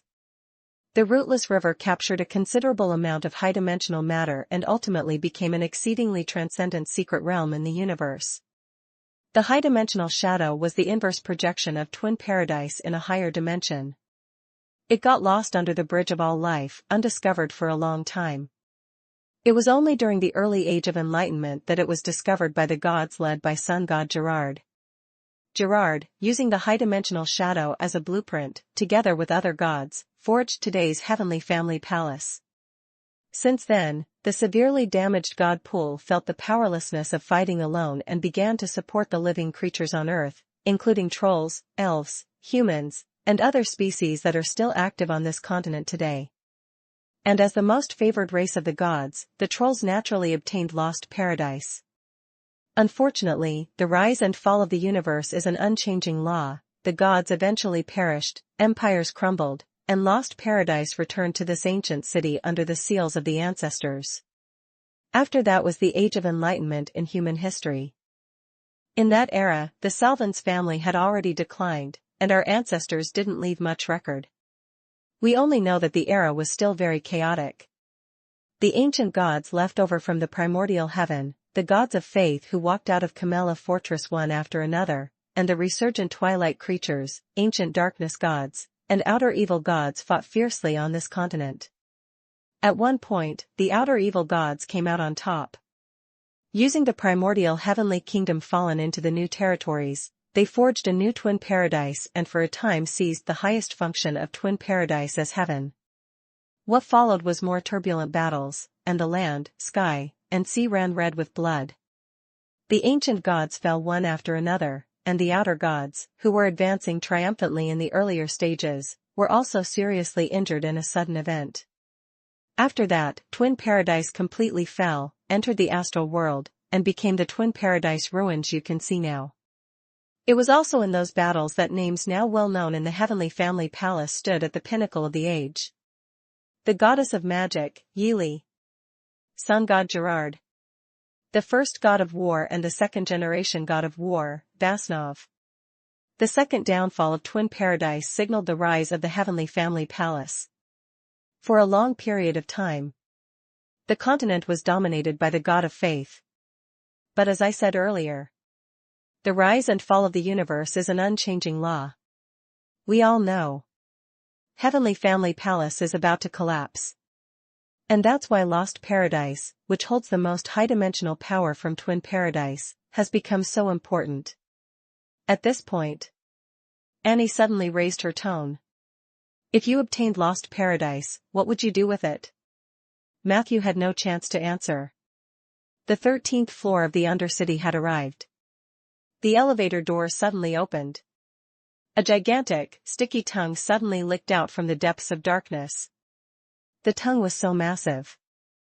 It almost filled the entire elevator car in an instant. Chapter 1592, The First Necromancer in the World 439. Chapter 1592, The First Necromancer in the World 439.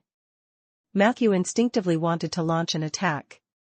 But the next second, he noticed some signs, so he forcibly suppressed the nausea and stood there motionless. Annie Salvans's reaction was much the same. A few seconds later, that bloated tongue licked up the people in the elevator box clean. Then, it retracted quickly. The next second, a bright white light shone from the darkness. What followed was a somewhat comical voice. Welcome to safe house number 779. I am your housekeeper, Mr. Leisurely. Machinist prefers to call me Slowpoke, but if you find these nicknames too troublesome, just call me Big Tongue. A mechanical snail about the height of a person appeared in front of everyone. Matthew took a step forward. Stepping out of the elevator, the space before them suddenly opened up. His gaze primarily focused on the mechanical snail's cool shell. The entire shell was made of some high-strength alloy, reflecting a mithril-like hue under the white light, giving it a very sturdy appearance. The snail's soft body was covered with a thick glaze. This made its shape look quite unique. Matthew grew more amazed the more he looked. This is simply a perfect blend of mechanical engineering and biological enchantment. The mechanical snail named Big Tongue demonstrated extremely flexible mobility.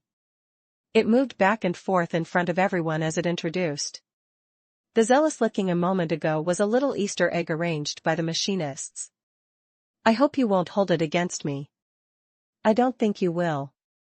Because you are among the rare guests who did not react stressfully to my licking, which shows the high quality of you all, I am very glad you have come to visit safe house number 779. By the way, I have just removed all the dust from your bodies. Not only that, but I've also cleared all negative statuses from you and granted you a purification and untainted that will last 36 hours. Now, you should feel a bit more relaxed in your bodies, right? Matthew's mind raced.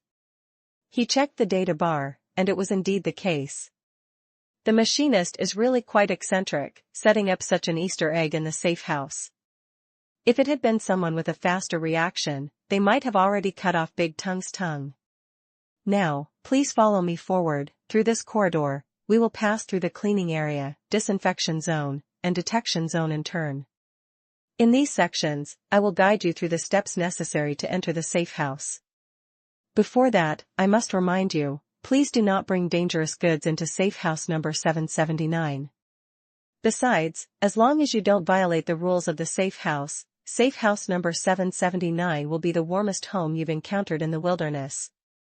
We will provide all visitors who pass the inspection with 3 return scrolls, and as long as you are inside Cloffa district, you can use these scrolls to return to the safe house within 3 to 5 seconds.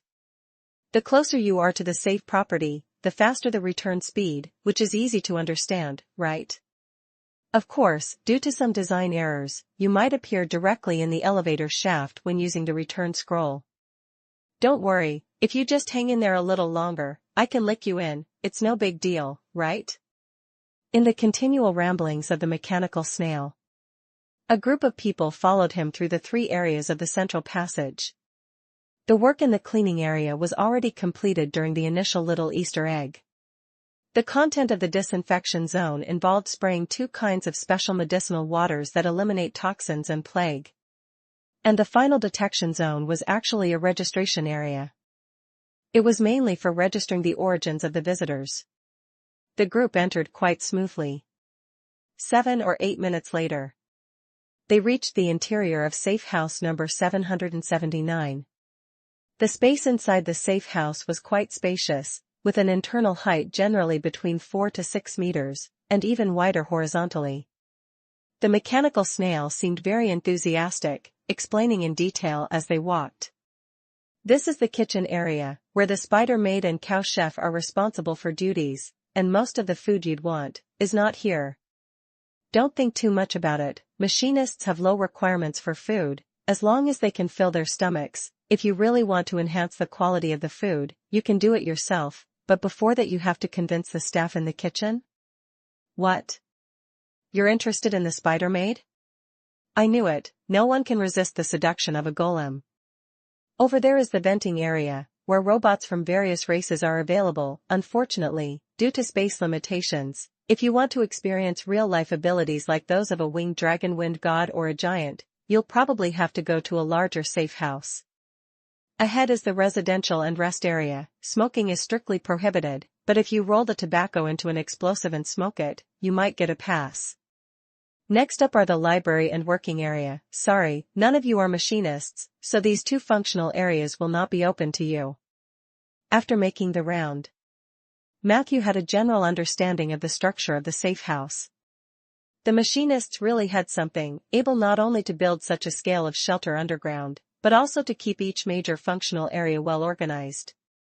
The only thing that bothered him a bit was that the library and working area together occupied 98% of the entire safe house's area. All the other areas combined did not equal even 1/10 of theirs.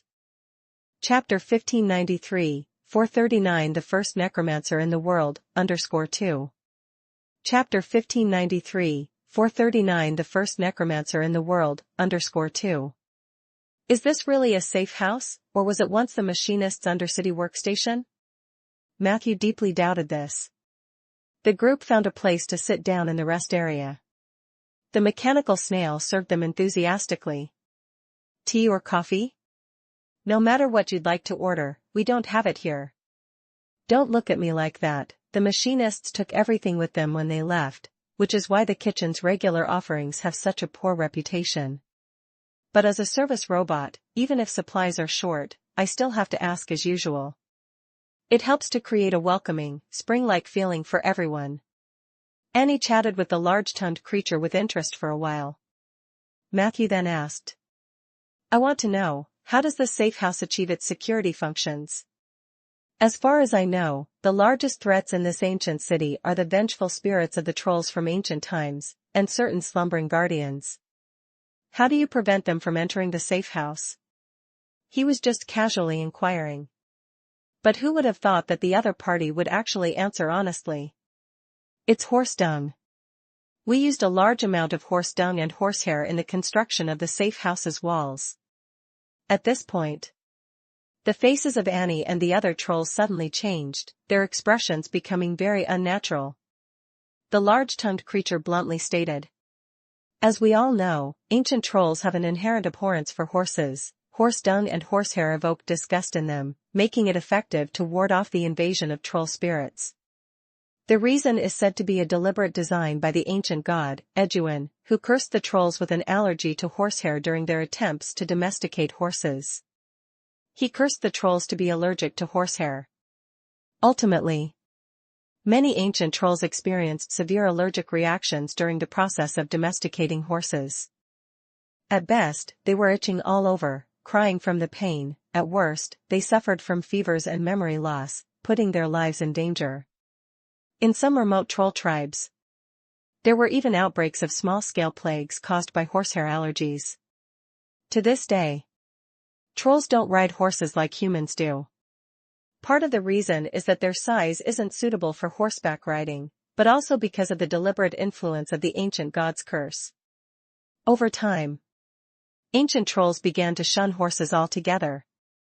They wouldn't even dare to approach areas where herds of horses roamed en masse, and they regarded horse dung and horsehair as fearsome as tigers. This has become deeply ingrained in the troll's ancestral heritage. Therefore, ancient trolls would generally go around places with horse dung or horsehair. Even the resentful spirits of the trolls would do the same. Their keen insight allows them to discern the materials within the safe house's walls, so they don't come to harass this place. At this point, the creature with the large tongue explained to the trolls. But as far as I know, today's troll tribe has already stepped out of the shadow of the ancient god's curse, and your bodies are no longer allergic to horsehair. It's just some psychological shadows you might need to overcome, right? Annie nodded unnaturally. You're right, horsehair and horse dung are no longer a big deal for us. But Matthew noticed that the troll princess held her breath for over 40 seconds before saying that sentence. And judging by the trolls' reactions, it was clear that their psychological shadows had not dissipated as the mechanical snail had suggested. This is some useful trivial knowledge. Matthew silently made a note. After a while, Soldier suddenly signaled to him, and after the two stepped aside, he handed Matthew a fine strand of hair. Is it from Liang? Matthew asked. Soldier nodded. Some of Matthew's suspicions were resolved. Although the legendary archer had fled after his failed attempt, Matthew had still asked Soldier to check the place from where the attack was launched, hoping to find some clues. Now, this strand of horsehair was clearly from Liang. No wonder he dared to pursue us alone, with such a fearless stance against the night. Matthew stroked his chin. Clearly, Ingram and his group already knew about the restraining effect of horsehair or horse dung on the resentful spirits before he did. This was one of the reasons they seemed so confident and fearless. According to this logic, as long as I carry a certain amount of horsehair or horse dung, couldn't I travel unobstructed through Clotha Ancient City at night? Matthew voiced his doubts. The creature with the large tongue patiently explained. It's not that simple. You must understand, resentful spirits are not living beings, they themselves are not allergic to horsehair or dung, they just instinctively loathe the stuff. But loathing is not the same as fear. If you appear directly in their line of sight, they might still kill you despite their disgust.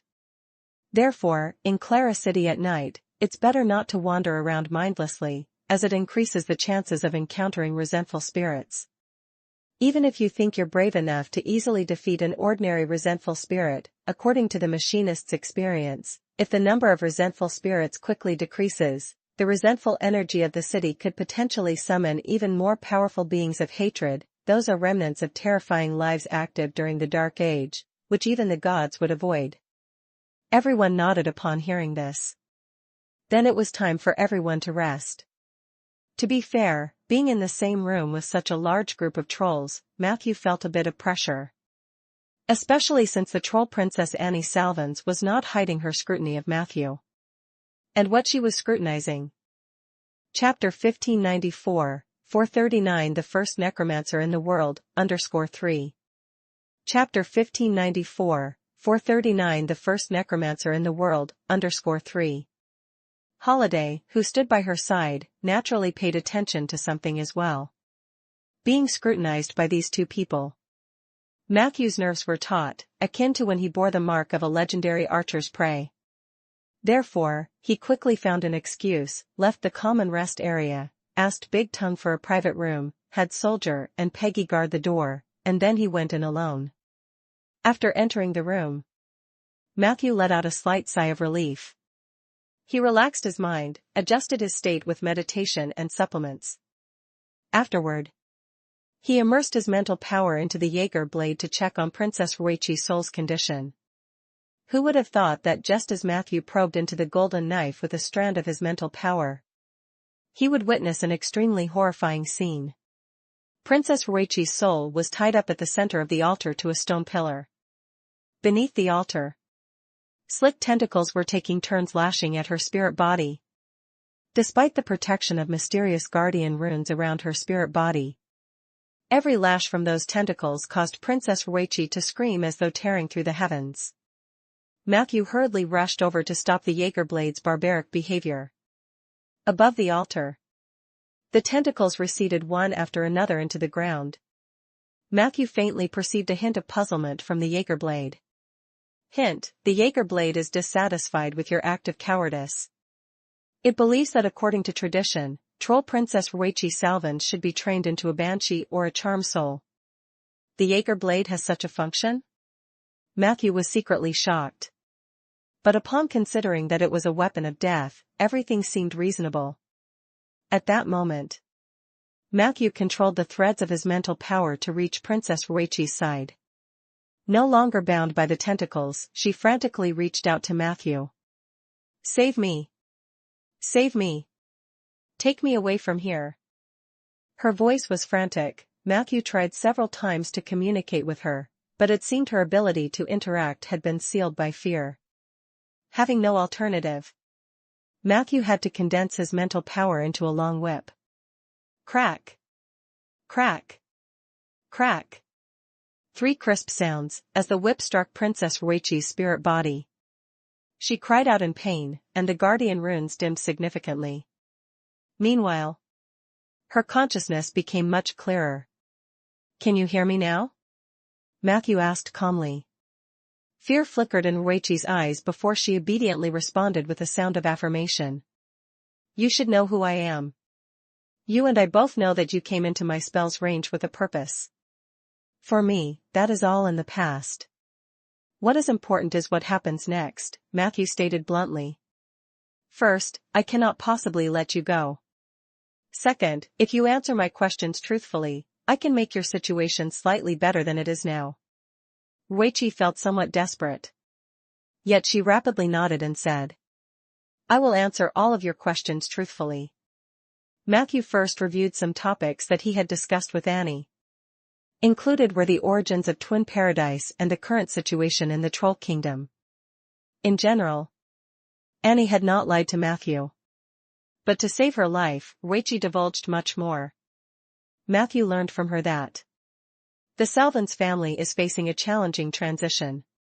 Although Annie and Ruichi's father, the clan leader of the Salvins family, is in his prime with astonishing legendary realm abilities, his offspring are somewhat lackluster. The Troll Royal family's second generation originally consisted of 6 individuals, 3 men and 3 women. Among the males, 1 died young, 1 died in the wars between trolls and barbarians, and the remaining troll prince was rebellious by nature, having left the family years ago, with rumors suggesting that he was closely aligned with the trolls' sworn enemies, the barbarians. Of the females, Annie was the eldest, followed by Ruichi, and there was an even younger princess. This was indeed an embarrassing situation for a royal family. Despite the smooth establishment of the Troll Kingdom, the Salvins family still faced significant pressure from both within and outside. It was under these circumstances that Annie and Ruichi took on the heavy responsibility of leading the search for lost paradise. According to Ruichi, this mission was given to them by their father. However, the latter claimed it was a calling from the giant troll god in a dream. Considering that the king of the Troll Kingdom is also a legendary warrior, it is unlikely that the Mirage Dragon could have deceived him in his dreams. Matthew thought that the probability of the true summoner being lost paradise had increased by 10%. Afterward, Matthew asked Ruichi for other information. Ruichi had lost the heroic spirit she had when charging into the fishman crowd. She spoke candidly, leaving nothing unsaid. In half an hour, Matthew had turned Annie's team upside down, nearly discovering the color of Holiday's underwear. This even included Annie's weaknesses, which she disclosed to Matthew in full. This was unexpectedly surprising for him. This gal sure can play hardball, Matthew murmured to himself. It was at that moment Ruichi suddenly ventured cautiously. Can't you truly release me? I am willing to sign a contract with you as a servant. I will never betray you. I will be your most loyal female slave. Matthew cut her off. Forget it. Ruichi's expression dimmed considerably. Perceiving the change in her emotions, Matthew continued to control the rhythm of the conversation.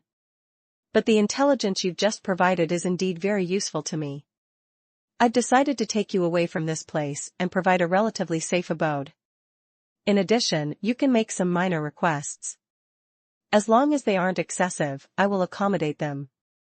Chapter 1595, 439 The first necromancer in the world, _4. Chapter 1595, 439 The first necromancer in the world, _4. Ricky pondered for a moment. The next words he spoke stunned Matthew. If you truly do not wish to let me out, then I only have one request left. I hope you will treat Annie Salvins the same way you treat me. Ricky looked at Matthew with hopeful eyes. I will do everything in my power to help you, to subdue her soul. Don't you want us 2 sisters to serve you together? Matthew looked into that earnest face. A chill involuntarily swept through his heart. You want her to become my female slave? He asked. Ricky excitedly said. I want her dead. Why should I die, and she gets to live well? Since we are sisters, she should suffer the same fate as me. As she spoke, her soul trembled slightly, filled with an uncontrollable pleasure. Matthew was silent. I understand. Leaving those words, he then cast Ricky's soul into the lost lantern. As he left the Jaeger blade, Matthew could distinctly feel a mocking resonance emanating from the altar. See, I told you she would be a good fit to train as a banshee. With such a malicious mindset, she even has the qualifications to become the new queen of banshees. Consciousness returned to his body. Matthew rested for a while in the room again. Afterward, he left the room to check if everyone else had also reached the safe house safely. Just as he opened the door, he heard a group of trolls surrounding Jasalovan. The latter was speaking volubly. Do you know how the first necromancer came into being? It was during the Dark Ages. Oh, the Dark Ages were indeed a good time, a pity you all missed it. During those times stepping outside and randomly eating a fruit, doing something special could have turned one into a god, but now it's different, those good times are long past. Back to the necromancer. In an ancient city of the Northland there was a penniless and impoverished young man who, having been long aided by the neighbor's elder sister, developed intense feelings for her. She was a sunny and cheerful woman, very extroverted, who got along well with everyone. The young man really liked that sister, but in her eyes, he was just a frail and young brother, his love constantly overlooked and suppressed. Eventually, the young man felt inferior because of his situation and was driven mad by his unrequited love. Once, a meteorite landed near that city, and the young man risked his life in search of a miracle, and indeed, he found an ancient wishing stone. As everyone knows, each ancient wishing stone grants 3 wishes. The young man was ecstatic. His first prayer was for the neighbor's sister to fall in love with him. However, the wish failed. Not giving up, he made a second wish.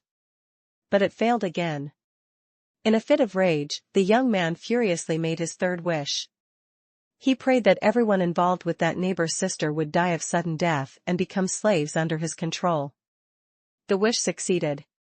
After that day, more than 2/3 of the men in that city perished instantly, becoming wandering undead in the streets.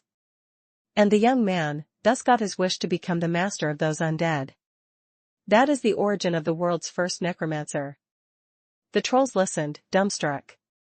Only one troll said enviously. So this is how one becomes a powerful necromancer? I also want to be such a lucky one. The traveler god Emosong beside him nodded in agreement. The troll asked. Do you also want to be that young man? Emosong shook his head. I want to be that sister. In the lounge. It suddenly became utterly silent. Chapter 1596, 440 Holy Markangel. Chapter 1596, 440 Holy Markangel. After hearing Vampire Mosen's outlandish remarks, Annie couldn't help but gaze deeply at Matthew, who had just walked out of the room. Although he hadn't spoken a word, Matthew realized that his reputation might have been damaged again. Not to mention the bizarre and absurd birth of the world's first necromancer. Having a friend like the god of travelers would inevitably lead people to believe one is influenced by the company one keeps. Fortunately, a mechanical snail stepped forward to alleviate the awkward atmosphere. I know about the ancient wishing stone. Once, a machinist exploring the magic zone discovered an ancient wishing stone that was still usable. Unfortunately, it was later abandoned in the ruins of the Magician Association. If you're interested in the prayer stone, you can explore it on your own. However, I must warn you, the ruins of the Magician Association are constantly swarming with troll banshees who devour humans without spitting out the bones and are extremely dangerous creatures adept at sucking spirituality. The crowd was slightly intrigued. A few trolls inquired about the precise location of the Magician Association and other information related to the prayer stone.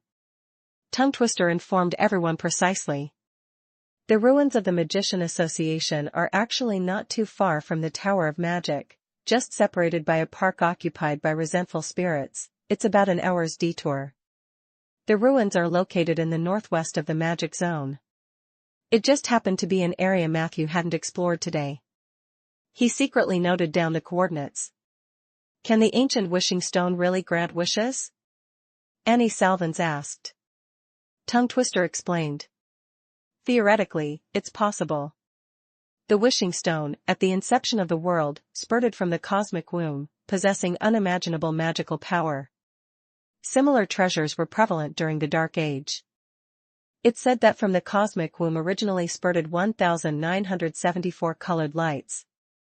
Every light represents a treasure. Some were acquired by deities and became the well-known divine artifacts we hear of today. Some were obtained by outstanding mortals, and over time, turned into rare mystical items. And some lights were devoured by the natives who first inhabited this continent. Subsequently, they turned into gods. Back then, becoming a god wasn't considered too difficult. The real challenge was that once you became a god, you would often attract many insidious gazes. It might be from an evil god from another domain, or a newly arrived creature of dusk, or even a native life form that had achieved divinity before you. But actually, these gazes were not much different from one another. In their eyes, you were just a freshly served delicious meal. The mechanical snail described it vividly. The crowd empathized, and to varying degrees, felt the chill from that age. It was the real dark age, where man ate man, God ate God, order was yet to be established, and all life had to adhere to the most brutal law of the jungle, or else they would turn into mere dust. Back to the wishing stone, machinists have done a lot of research on it. Some studies suggest that the ancient wishing stone is a type of living entity, just that its form of existence differs from our understanding of life. They originate from higher dimensions and accordingly possess incredible power. We just fervently interpret this incredible power as the ability to grant wishes. Tongue Twister spoke eloquently. In fact, machinists believe that our entire world, the entire universe, has been secreted from higher dimensions through the cosmic womb. The space we currently occupy is not the final destination of Ender. Where we came from, we must return to. Throughout history, many powerful lives at the pinnacle of the multiverse have attempted to challenge the universe's limitations and go to a higher dimensional world, but most have failed. According to the Cyber Dragon, those people were born at the wrong time. Returning is a long process, requiring generation after generation of pioneers to kindle the fire of life and stir up the universe's air, before eventually elevating the entire universe. Thus, the Cyber Dragon's creed is to protect the balance of the world of Ender as much as possible, live longer, and witness the day the multiverse returns to a higher dimension. Compared with that, brief skirmishes and competitions seem rather trivial and uninteresting, don't you think? The crowd had mixed reactions. Taking advantage of the troll's lively conversation with the mechanical snail, Matthew gathered with his companions to share the day's intelligence. He soon learned that apart from Hayek, who had chosen the hostile faction in front of the heavenly god statue, everyone else had qualified to enter the safe house. What's different? Shanair and Vampire Mosen, being part of the Traveler's faction, could only stay in the safe house for a limited time. Whereas Jassullivan, Claire, and Matthew, as friends, were not only allowed free entry but also received return scrolls from Tongue Twister. It seems that choosing a faction does have some benefits, Matthew thought. It could be seen from this that although the relationship between the Troll Empire and the Cyber Dragon was not very pleasant in the later stages, the machinists still naturally favored the trolls, maintaining the same design philosophy in their modifications to plain laws that the safe house and the blood-drinking mountain shelter belonged to the same faction. Matthew even guessed that the trolls led by Annie might receive more preferential treatment in the safe house. It seemed that cooperating with the trolls was not entirely a bad idea. Afterward, they shared the intelligence of the day. Vampire Mosen led the team along the edge of the magic zone, sweeping through the area and gathering geographical and architectural information. They also discovered numerous traces of fishman activities in the northern part of the magic zone, along with 2 marks left by Mira. It was evident that the Drow warrior had been tracking the fishmen. Simultaneously, in the evening, they observed a terrifying battle erupting from a considerable distance in the northeastern direction of the magic zone. The combatants in the battle displayed brief episodes of flying in the air, which was taboo in the ancient city of Clarafa. Even more horrific was one side demonstrating an extremely terrifying sword technique. Vampire Mosen and his companions were far away, but they felt that apocalyptic force. They believed the source of the sword technique was Tyraste, while the identity of his opponent was ominous. The fight lasted about 5 minutes. It was only when a guardian manifested as a towering figure revived and joined the fray that the sides separated, and afterward, the area erupted into further chaos with a considerable number of vengeful spirits of the trolls and guardians of the blood-drinking mountain joining the battle. Unfortunately, it was nearly dark by then. They had to return to the safe house early and couldn't gather more information. This intelligence surprised Matthew. Not because of the influx of guardians and vengeful spirits, but because someone could actually battle Tyraste for 5 minutes. This was indeed a superior legend elven sword saint. Although he was demoted in rank, experience, skill, and abilities were not something thus neutralized by rank adjustment. Even if Matthew were to confront the current Tyraste, he could only think about running away and dared not engage him in a standoff. This place really is terrifying, Matthew acknowledged. The one fighting Tyraste might very possibly be one of the 4 leaders from the ancient lands.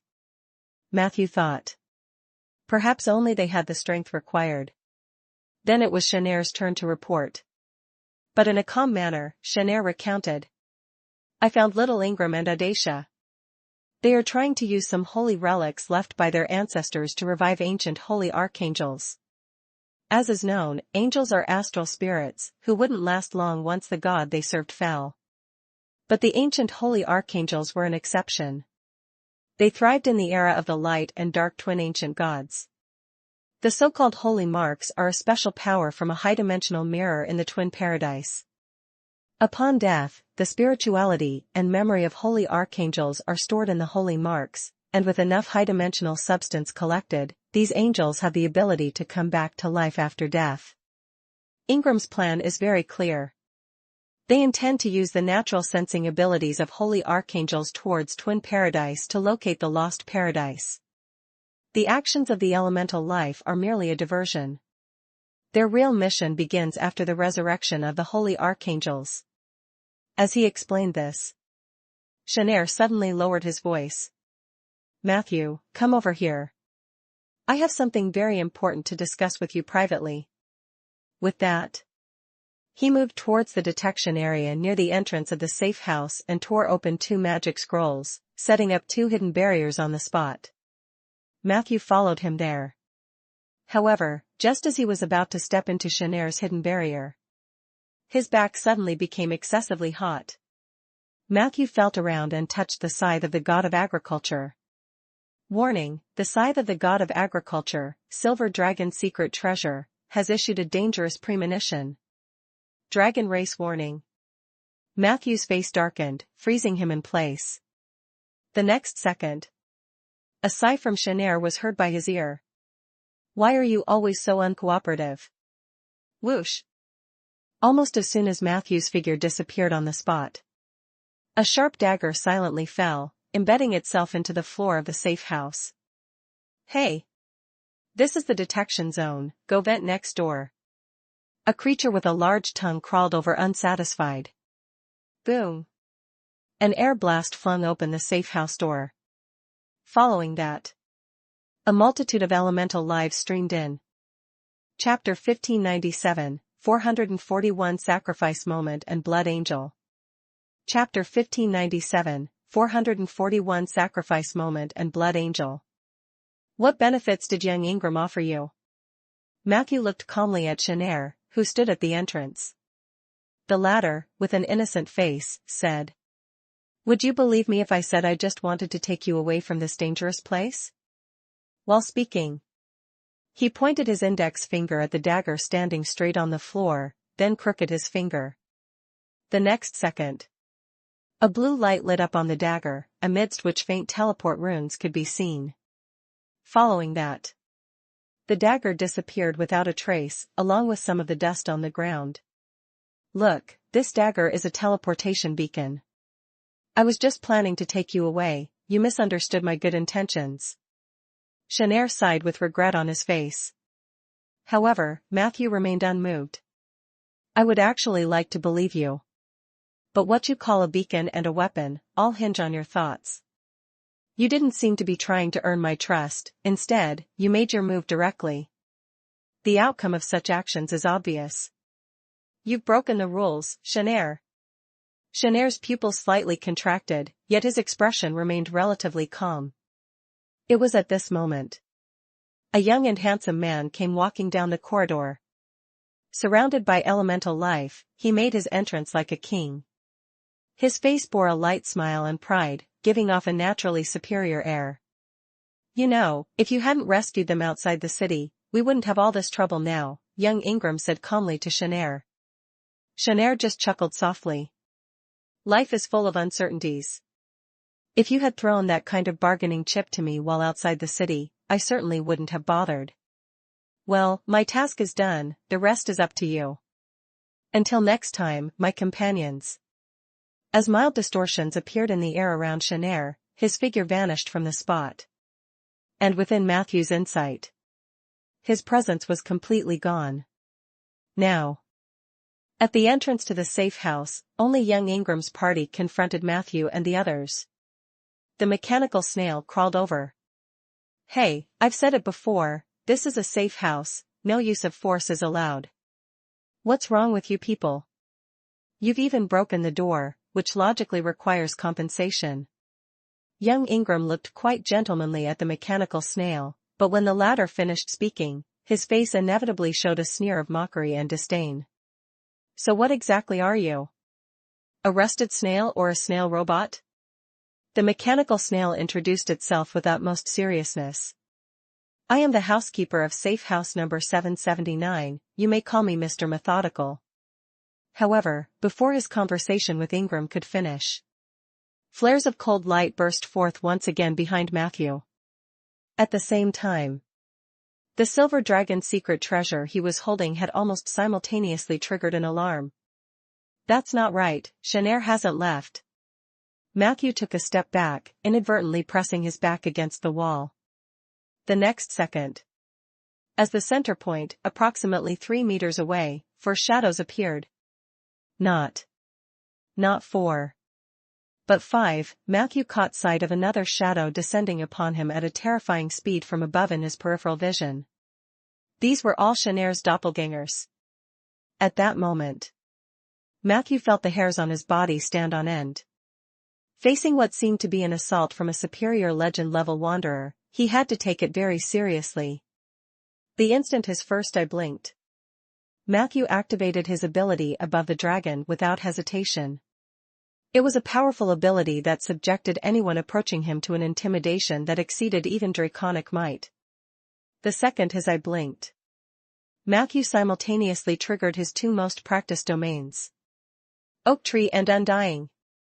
And it was during the triggering of the domains, 2 waves of air with resistance burst forth to the side. This was the reaction caused by the activation of the domains, which the average person could not resist. But to everyone's surprise, Shanair's 5 doppelgangers directly displayed immunity to Matthew's above the dragon. Given Shanair's formidable resistance, it was not odd for his main body to be completely immune. However, the fact that even his 5 doppelgangers could do the same revealed how terrifyingly advanced he was in the domain of will. And when facing the wave of air from the domains, the doppelgangers almost made identical movements, jumping on the spot, twisting their waist lightly, and at the instant they touched the wave of air, all the doppelgangers briefly vanished. Once the wave passed, they reappeared and charged at Matthew. This blink of an eye timing was incredibly difficult to capture. Only those who have been battle-hardened, or who have repeatedly trained with someone possessing domain abilities, could achieve this. As the 5 Shanairs were about to pounce on him, in a split-second crisis, Matthew's instinctive third reaction followed. He opened his mouth as wide as possible and let out an unprecedented roar. "Back off. Ability, back off." At the critical moment, this ability, based on celebrity domain, finally came into play. Perhaps Matthew's fame was simply too resounding. All 5 doppelgangers hesitated in their movements almost at the same time. Reluctantly, they took 3 steps back. Don't underestimate these 3 steps. This slight buffer provided Matthew with a chance to escape. Moreover, he was not fighting alone. "Stay away from Matthew." Claire stepped in to help immediately. The Orc Sword Saint wielded her dual blades fiercely, pushing a doppelganger of Shanair into a corner within 3 exchanges. Chapter 1598, 441 Sacrifice Moment and Blood Angel _2. Chapter 1598, 441 Sacrifice Moment and Blood Angel _2. Meanwhile, Peggy, Soldier, Annie, and Holiday also took their moves. Each of them targeted a doppelganger of Shanair and entangled in combat. Seeing the two trolls join, Shanair's eyes flashed with an unusual color, but in the haste, his surprise attack missed, and he could only face the fierce counterattack from Matthew and his partners. The strength of Wanderers lies in seizing opportunities, not in frontal combat, even for a legendary rogue. After several rounds, almost all the doppelgangers were visibly at a disadvantage. They began to dodge and retreated step by step. At that moment, the two who had just fled the scene also returned, but they did not engage in close combat with Shanair's doppelgangers, opting instead to cast buffs or debuffs from a distance. The God of Travelers granted Matthew and others a swift wind, and put a weakening spell on Shanair's doppelganger. Then, seemingly drained of all mana, he began to provide verbal support. Jasalovan was even worse. She pretended to cast several buffs on Matthew. Matthew glanced at the data bar. Damn it. Golden Spear skill, Delay technique, Dual Dragon skill, it was clearly from the nefarious Pink Chapter series. Matthew, enduring the swelling below, spared her a glance, which made her simperingly remove those buffs and began to cast legitimate enhancement cantrips. After the crisis was briefly averted, Matthew watched Shanair's doppelgangers with a calm gaze. Suddenly, he threw a bright incantation marker towards one of the doppelgangers. The moment the marker hit, Matthew could clearly read a hint of surprise in the opponent's eyes. This must be his real body. Matthew was confident. When threatened in close quarters by Shanair, he never forgot to observe the details of the other's limbs. Just when he used back off, all four other doppelgangers showed immediate stiffness, then stepped back. Only this one stiffened a bit later than the others. From this, Matthew deduced that Shanair's real body had a partial exemption from back off, but by then, others were already attacking, especially Claire's threatening blade. Given his open vulnerabilities from behind, continuing to tangle with Matthew was disadvantageous, so he feigned being intimidated to keep his real body hidden among the doppelgangers. Unfortunately, Matthew successfully caught this detail. Moreover, he also realized that Shanair was unarmed when he approached him. Though a wanderer of his level could summon weapons even when unarmed, Matthew's intuition told him Shanair's objective was not to take his life. Eliminating this possibility, the answer becomes quite clear. Matthew's mind was unusually clear. The goal of a thief narrowed down to two, either to kill or to seek wealth. However, regardless, since Shanair violated the rules set by Tyraste, it was not Matthew's fault to turn against him this time. He directly pointed at Shanair's real body. Forget other targets, just hit him. To show his resolve, he directly shot a weakening spell towards him. Upon seeing this, the rest also abandoned their current targets and charged towards Shanair's real body. In the critical moment, Shanair displayed the exquisite skills of a top-tier rogue. He executed a series of superb step-backs, and his body twisted like a phantom. Then, with the help of a technique similar to ground shrinking, he successfully increased the distance from the crowd. Following that, he threw 3 smoke bombs to the ground, attempting to escape into the shadows. But at that moment, Annie Salvin suddenly stood out. She shouted loudly towards the rising smoke. Annie used the ancient giant troll language. Matthew did not understand the specific words, but could feel the energy bursting from her language. That was the power of purification. Dazzling light burst from the smoke bombs, and all the smoke, shadows, and deceptions were instantly cleared. Even Shanair, who was about to step into the shadow plane, was pulled back by that purifying power. Meanwhile, Claire's blade was about to strike Shanair's spine. In the nick of time, Shanair suddenly ducked, uttering a rapid incantation. With the sound of the incantation, Shanair's spine rapidly softened and twisted into an S shape. During this process, Matthew noticed a dense shadow appearing on his spine. Did he solidify his spine into a bridge connecting to the shadow world? Surprise flashed in Matthew's eyes. In an instant, a large number of shadow creatures jumped out from the spine behind Shanair. Though these shadow creatures were small, roughly half the size of cats and dogs, their numbers were overwhelming, and they charged towards Claire and others fearlessly. This move finally won Shanair a chance to retreat. Bang! Under the cover of another smoke bomb, Shanair finally washed off the spell mark on him and then disappeared from everyone's sight. Matthew stared intently in the direction of the smoke bomb. At the moment of Shanair's disappearance, he actually had the opportunity to strike, but after much hesitation, Matthew decided to temporarily hold back. A tough character like Shanair, who had been pursued by the Alliance for many years, definitely did not lack the ability to escape and protect his life. If he did not strike, so be it. If he did strike, he had to at least teach him a profound lesson. Chapter 1599, 441 Sacrifice Moment and Blood Angel _3. Chapter 1599, 441 Sacrifice Moment and Blood Angel _3. He needed to wait for a better opportunity. At this moment, Matthew's equalized perception had already fully unfolded. He could sense every abnormal flow of elements in the safe house as if he had opened his third eye. Everything was under his control. This feeling excited and pleased him.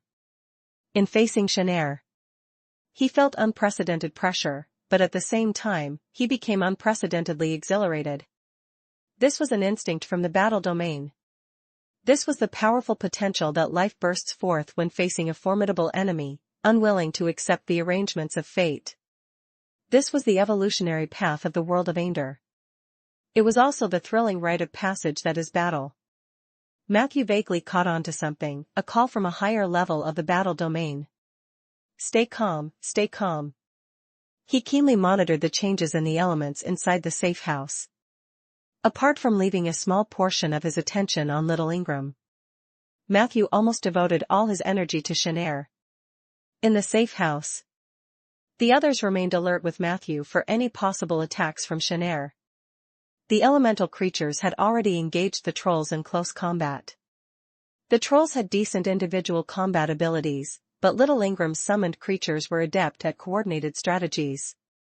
These elemental creatures moved in and out like soldiers, with firm control of their tactics.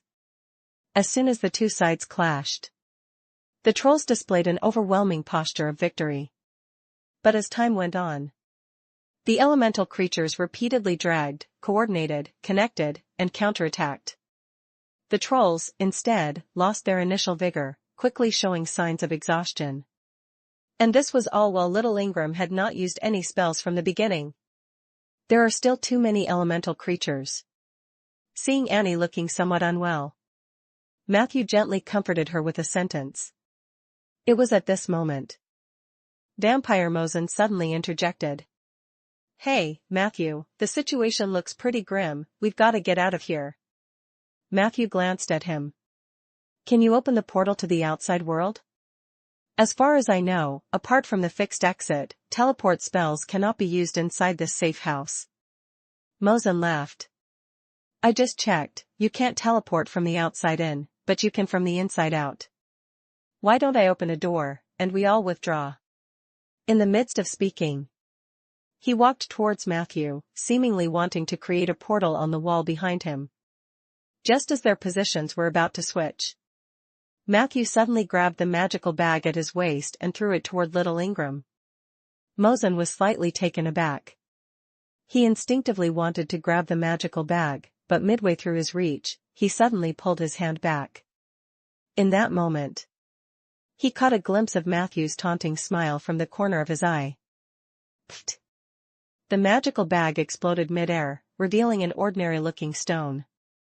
Obviously, this was a trivial cantrip. You didn't really think I was a fool to be trifled with, did you? Matthew said with a cold laugh. His body began to emanate an intense chill, a power from the sacrifice domain. Mosen lowered his head to flee forcefully. But Matthew, well prepared for this, was not going to let such an opportunity slip away. Accompanied by the surging power of the sacrifice domain, his fingers also lifted. Human immobilization spell. The spell was cast preemptively, because at the very moment the spell exploded, Matthew had already resolutely activated sacrifice moment from the sacrifice domain. Alert, you have sacrificed all of your non-contractual summoned creatures, this plane/blood-drinking mountain. Your summoned dark servant, Fishman, has been completely sacrificed. For the next 3 minutes, you will receive the following attribute bonuses. Triple mana. Triple power of spells. Triple casting speed. 300% lifesteal. Triple spell accuracy correction. Crack. A dull glow struck Shanair, and the human immobilization spell, after being adjusted by legendary resistance and amplified by triple spell power, exhibited unprecedentedly powerful effects. Shanair failed his partial exemption, immobilized on the spot. His complexion turned pale, clearly feeling the great trouble from the aura emanating from Matthew. In the blink of an eye, Shanair suddenly looked up and let out a sharp howl.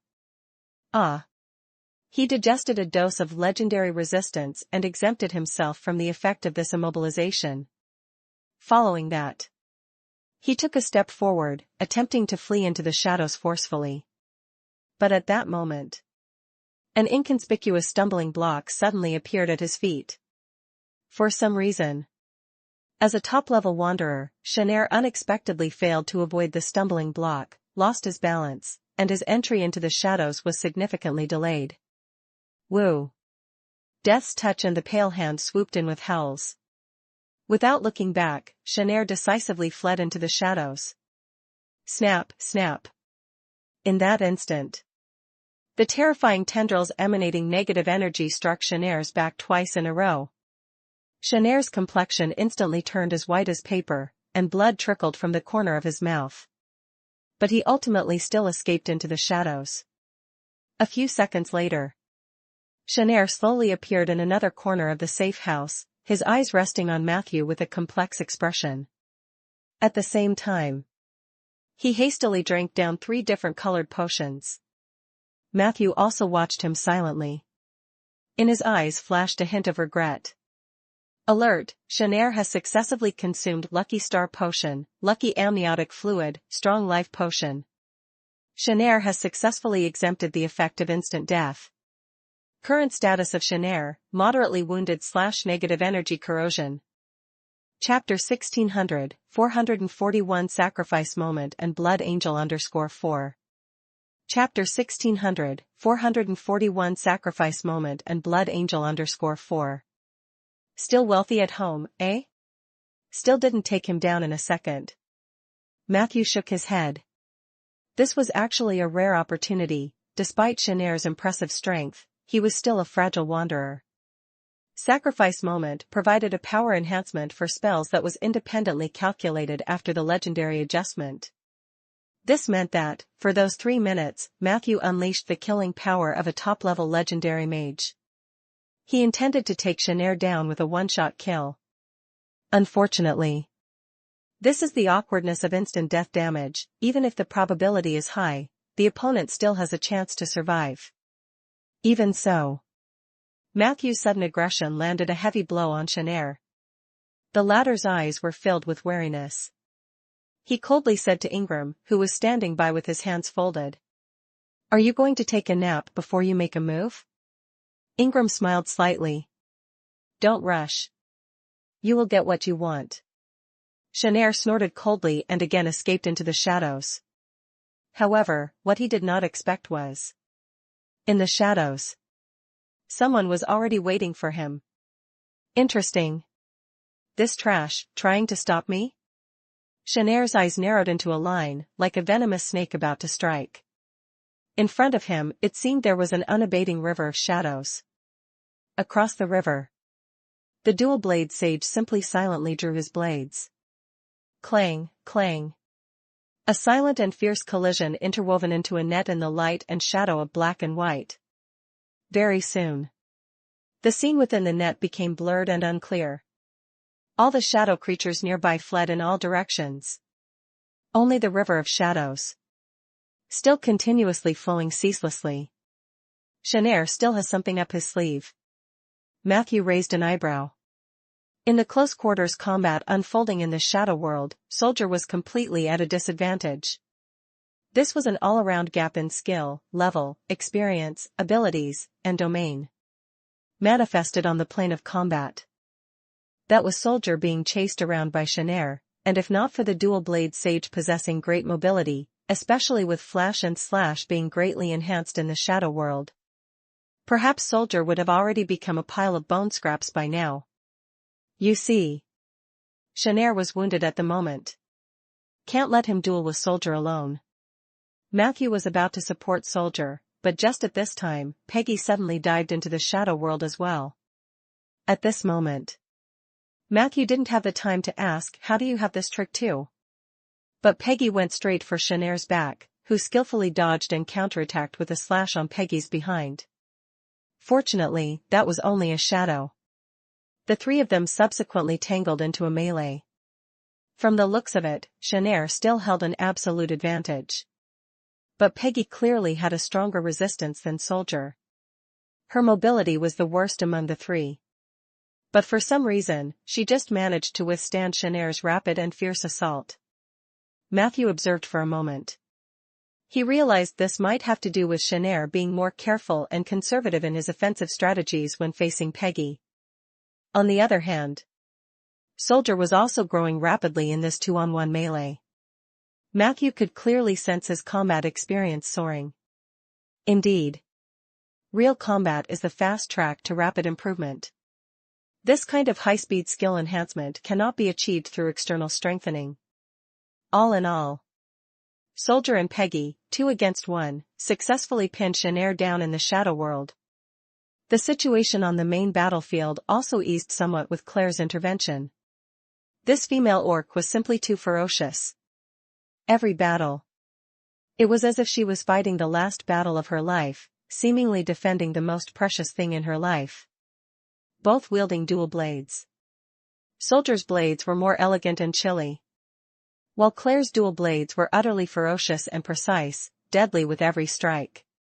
Her blades carried an aura that could seriously burn elemental life. After Claire joined the battle, she quickly tore apart the 2 lines of defense formed by the cooperation of the elemental lives.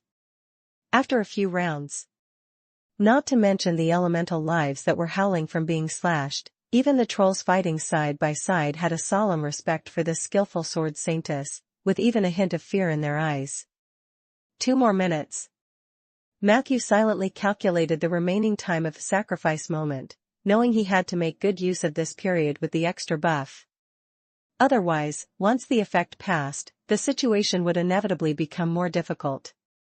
However, just as he was about to make his move, there was already a disturbance on Ingram's side.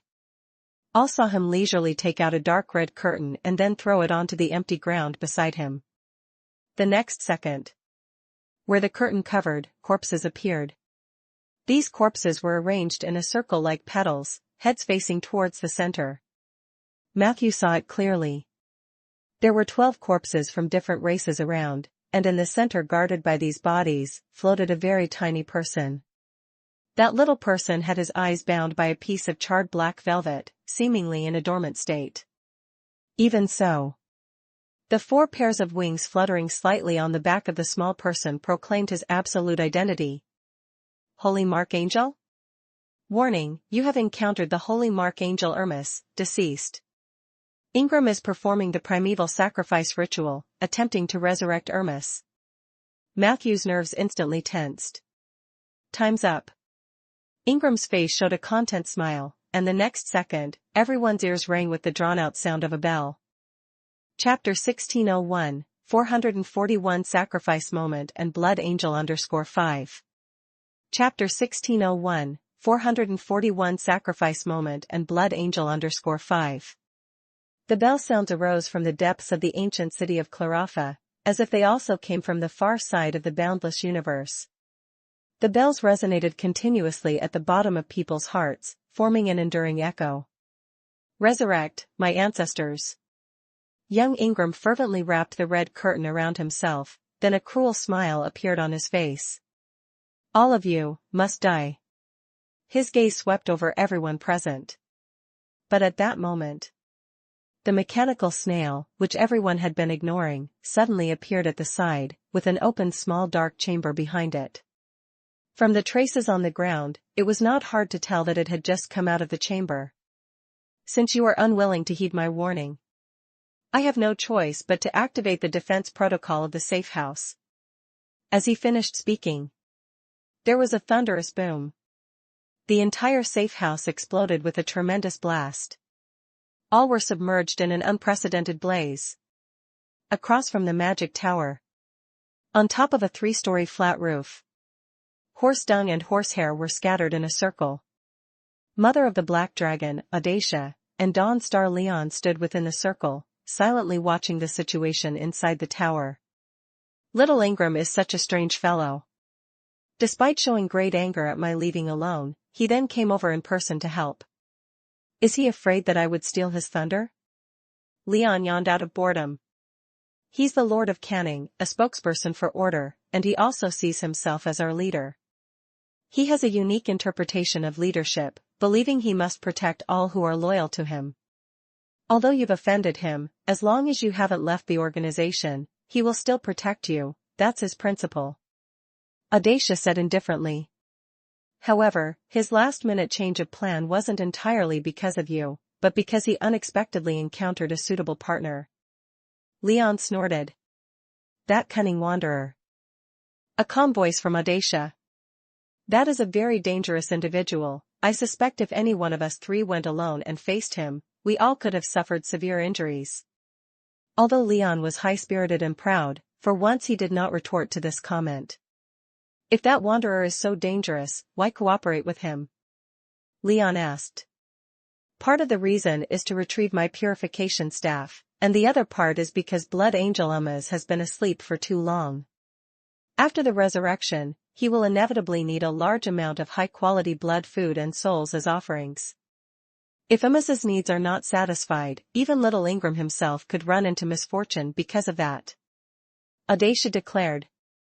The quantity of blood food in this city is too little, either the quality is not enough, like those fishmen, or their strength is too formidable, like those madmen in the north. Those trolls, and those who stole my staff, they are the best candidates for sacrifice. It just so happens they've hidden themselves in an enclosed space, creating near-perfect conditions for the resurrection of Blood Angel. Under these circumstances, little Ingram would of course be willing to cooperate with him. I guess, after dawn, the only ones who will walk out of the so-called safe house will be little Ingram and the Blood Angel. Now do you understand why he insisted that we stay outside? Leon was slightly stunned. Does he want to trap that wanderer in there as well? Audacia smiled coldly. Of course. That greedy wanderer, daring to covet the holy artifact left by the god of murder. Little Ingram feigned promise to him. In truth, that weapon has long been reserved by Blood Angel Umaz. Whoever holds the holy artifact will become Umaz's primary target of attack. No one can survive under Umaz's dagger. Tonight is destined to be a night of slaughter. As she spoke, Audacia's face involuntarily flushed with a sickly hue. Eyes brimming with anticipation, she wished dawn would arrive the next moment. Yet just then, a curious distortion occurred near the magic tower. And then, numerous figures suddenly appeared around the area. All wore expressions filled with astonishment and fear as if they had been suddenly thrown out. Alert, safe house number 779 has detonated a teleportation bomb. You have been teleported to the outside. The safe house door has been resealed and entered shelter mode. Use the return scroll to re-enter the blood-drinking mountain shelter. Matthew regained his composure. The next second, he suddenly realized a young hunter with a stunned face was standing beside him. Leon? With a look of joy, Matthew raised his hand and cast a group malicious shapeshifting spell. Baba! Under the enhancement of the sacrifice moment, the super-fast casting speed caught Audacia and Leon off guard. The increased power of spells pierced through their legendary resistance and partial exemption. In an instant, They were transformed into two goats ripe for slaughter. One of the goats panic-strickenly tried to flee to the side. Another one lowered its head and, lifting its horn, charged right at Matthew's groin. Matthew sneered. He flicked his wrist, and suddenly two gravestones appeared in front of him. The goat couldn't slow down in time and crashed headfirst into a gravestone, tumbling clumsily and falling to the ground. However, the effects of malicious transformation had not been lifted. Matthew casually pulled out a weapon from behind and approached the dazed goat like a butcher. "Got you now, little goat," he chuckled lowly. Chapter 1602, 442 Fire Cover and Ancient City Patrol. Chapter 1602, 442 Fire Cover and Ancient City Patrol. Watching Liang, turned into a goat, was about to suffer further attacks from Matthew. At the crucial moment, it was the same summoned Ingram who stood out. He quickly gathered some water elements nearby and encircled Matthew at the fastest speed. The gathering speed of these elemental lives was very fast. In the blink of an eye, they had surrounded Matthew and Liang completely. In response, Matthew remained unfazed.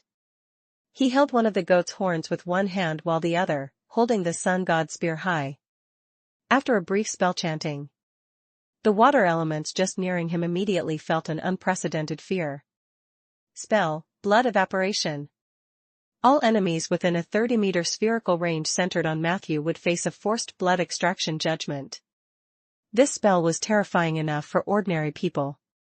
But for the water elements, full of moisture, it was their natural adversary.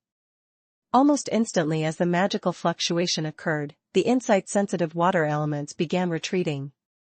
But it was clearly too late.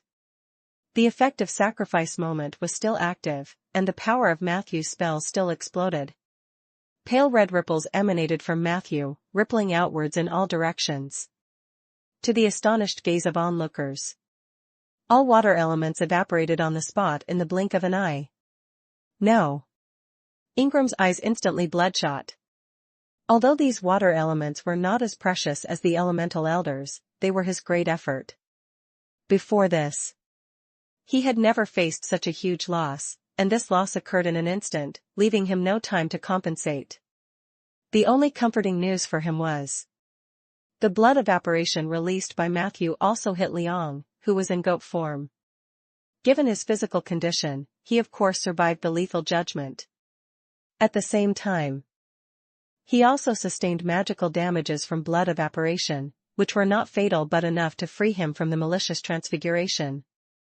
Liang transformed back into human form, rolled on the spot, and distanced himself by 2 to 3 meters from Matthew.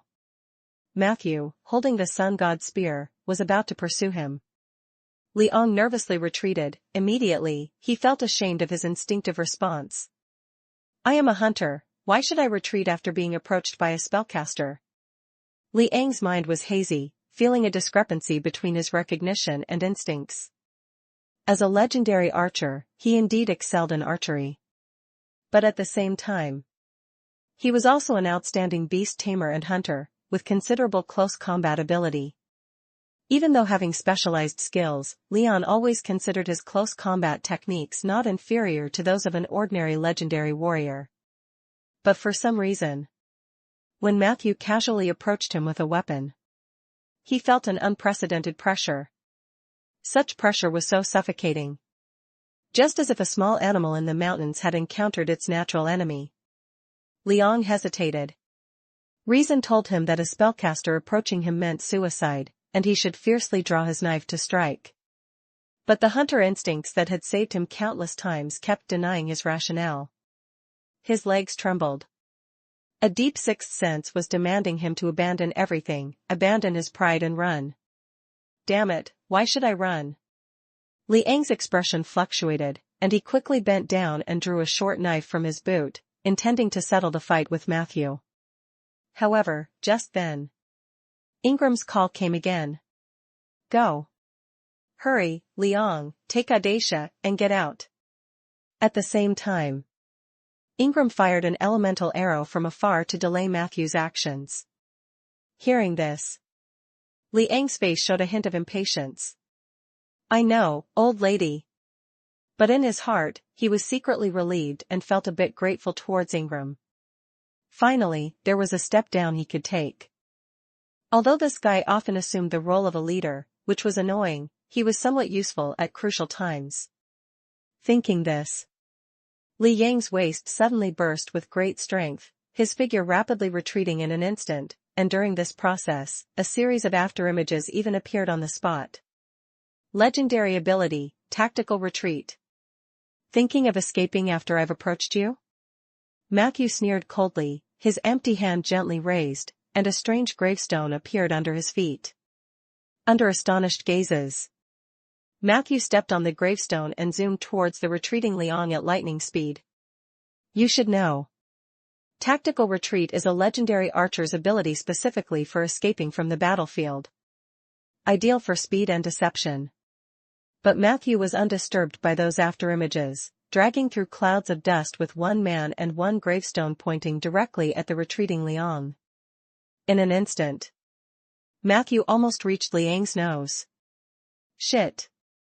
Faced again, the legendary archer couldn't help but curse loudly, but with the opponent's impressive momentum, he could only embrace his head with both hands, curl up on the spot, and assume a defensive posture. Bang! A muffled sound followed. Matthew's gravestone struck Liang's curled leg. That instant, he even heard the sound of the bone cracking. The gravestone knocked Liang far away. He stumbled trying to get up, but a shadow had appeared before him. He instinctively raised his head. Then, he saw a pair of hollow, terrifying eyes. Chapter 1603, 442 Fire Cover and Ancient City Patrol _2. Chapter 1603, 442 Fire Cover and Ancient City Patrol _2. Spell, Alluring Gaze. No, no, no. I'm not afraid of you, I can resist. An unprecedented sense of fear surged into Leon's heart, and at that moment, he finally realized just how terrifying the necromancer before him truly was. At this moment, Matthew's whole body emitted a faint, cleansing light. His eye sockets were empty, as frightening as black holes, and similar dark patches also appeared around the edges of his robe, making him look like a grim reaper. Affected by the alluring gaze's aura of fear, the elemental life forms nearby, which had intended to step forward to help Leon, all stopped in their tracks. And Leon's own aspect hound, with just a glance from Matthew, scattered in all directions. Fear spread like a tide, solidifying as if it were tangible. Leon felt an eerie silence enclosing him, where he could not hear any sounds. It was as if even the sound itself was too fearful of the necromancer before him to dare to make even the slightest noise. Affected by fear, his thought process turned sticky, sluggish. The next moment, he abruptly realized that it wasn't that there were no sounds around him, but that he couldn't hear anymore. I'm sick. An unprecedented sense of panic filled Leon's heart. His heart throbbed violently, as though it was about to leap out. He tried hard to calm everything down. But Matthew's face, with eyes like black holes, was branded deep into his mind. He had to constantly bear the torment of fear and weakness. Hint, you have used Alluring Gaze to control Dawn Star Leon. You have forcibly induced a sick condition in Leon. The following 6 symptoms have now manifested in Leon. Weakness and fatigue. Dry mouth and throat. Accelerated heartbeat. Complete deafness. Matthew maintained the spell with a calm demeanor. While observing the movements of the others, he moved towards the weakened Leon once again. Without his helpers, Leon would have died long ago. But Ingram's folk seemed quite united. Just a moment ago they had already lost so many water elements, yet for the sake of saving Leon, they mobilized a portion of the air elements. Unfortunately, the air elements had poor resistance to Alluring Gaze, and Matthew successfully drove them away. Little Ingram's main focus is still on maintaining the resurrection of Blood Angel Amas. Once he's free, Leon won't be so easy to kill. Matthew realized that this sudden teleportation was a godsend to kill this legendary archer, who harbored great hostility towards him. Archers and spellcasters alike were cunning. Approaching him at any other time wouldn't have been so easy. Die. Matthew lifted his spear to deliver a piercing blow to Leon, who lay weakened on the ground. But just at that moment, he sensed a repulsive aura behind him. Whoosh! Matthew flashed aside instantly. A gray hazy sphere landed on the ground. Although Matthew dodged the sphere, he couldn't escape the black and white barrier it created on bursting.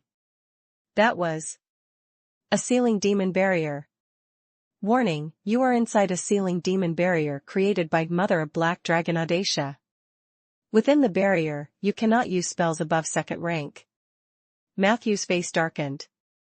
He stared coldly at Audacia, who maintained a certain distance from him, aware that if that sealing demon ball had hit, the effect might have been even more formidable. Sealing demon balls are one of the most frequently used items by warlocks against spellcasters. They lock down spellcasting pathways, but innate spellcasting and other spell-like abilities are not affected. Many warlocks, when dueling a spellcaster, like to close the distance, then use a sealing demon ball to suppress the spellcaster's power, and subsequently finish them off with spell-like abilities or even melee skills. It was not too difficult to counter such devices. Most sealing demon balls couldn't lock down cantrips, lacked suppression characteristics, and also carried a not-so-small failure rate, unlike mystic locks which posed a fatal threat to spellcasters. Moreover, Audacia didn't seem to fancy confronting Matthew in close combat.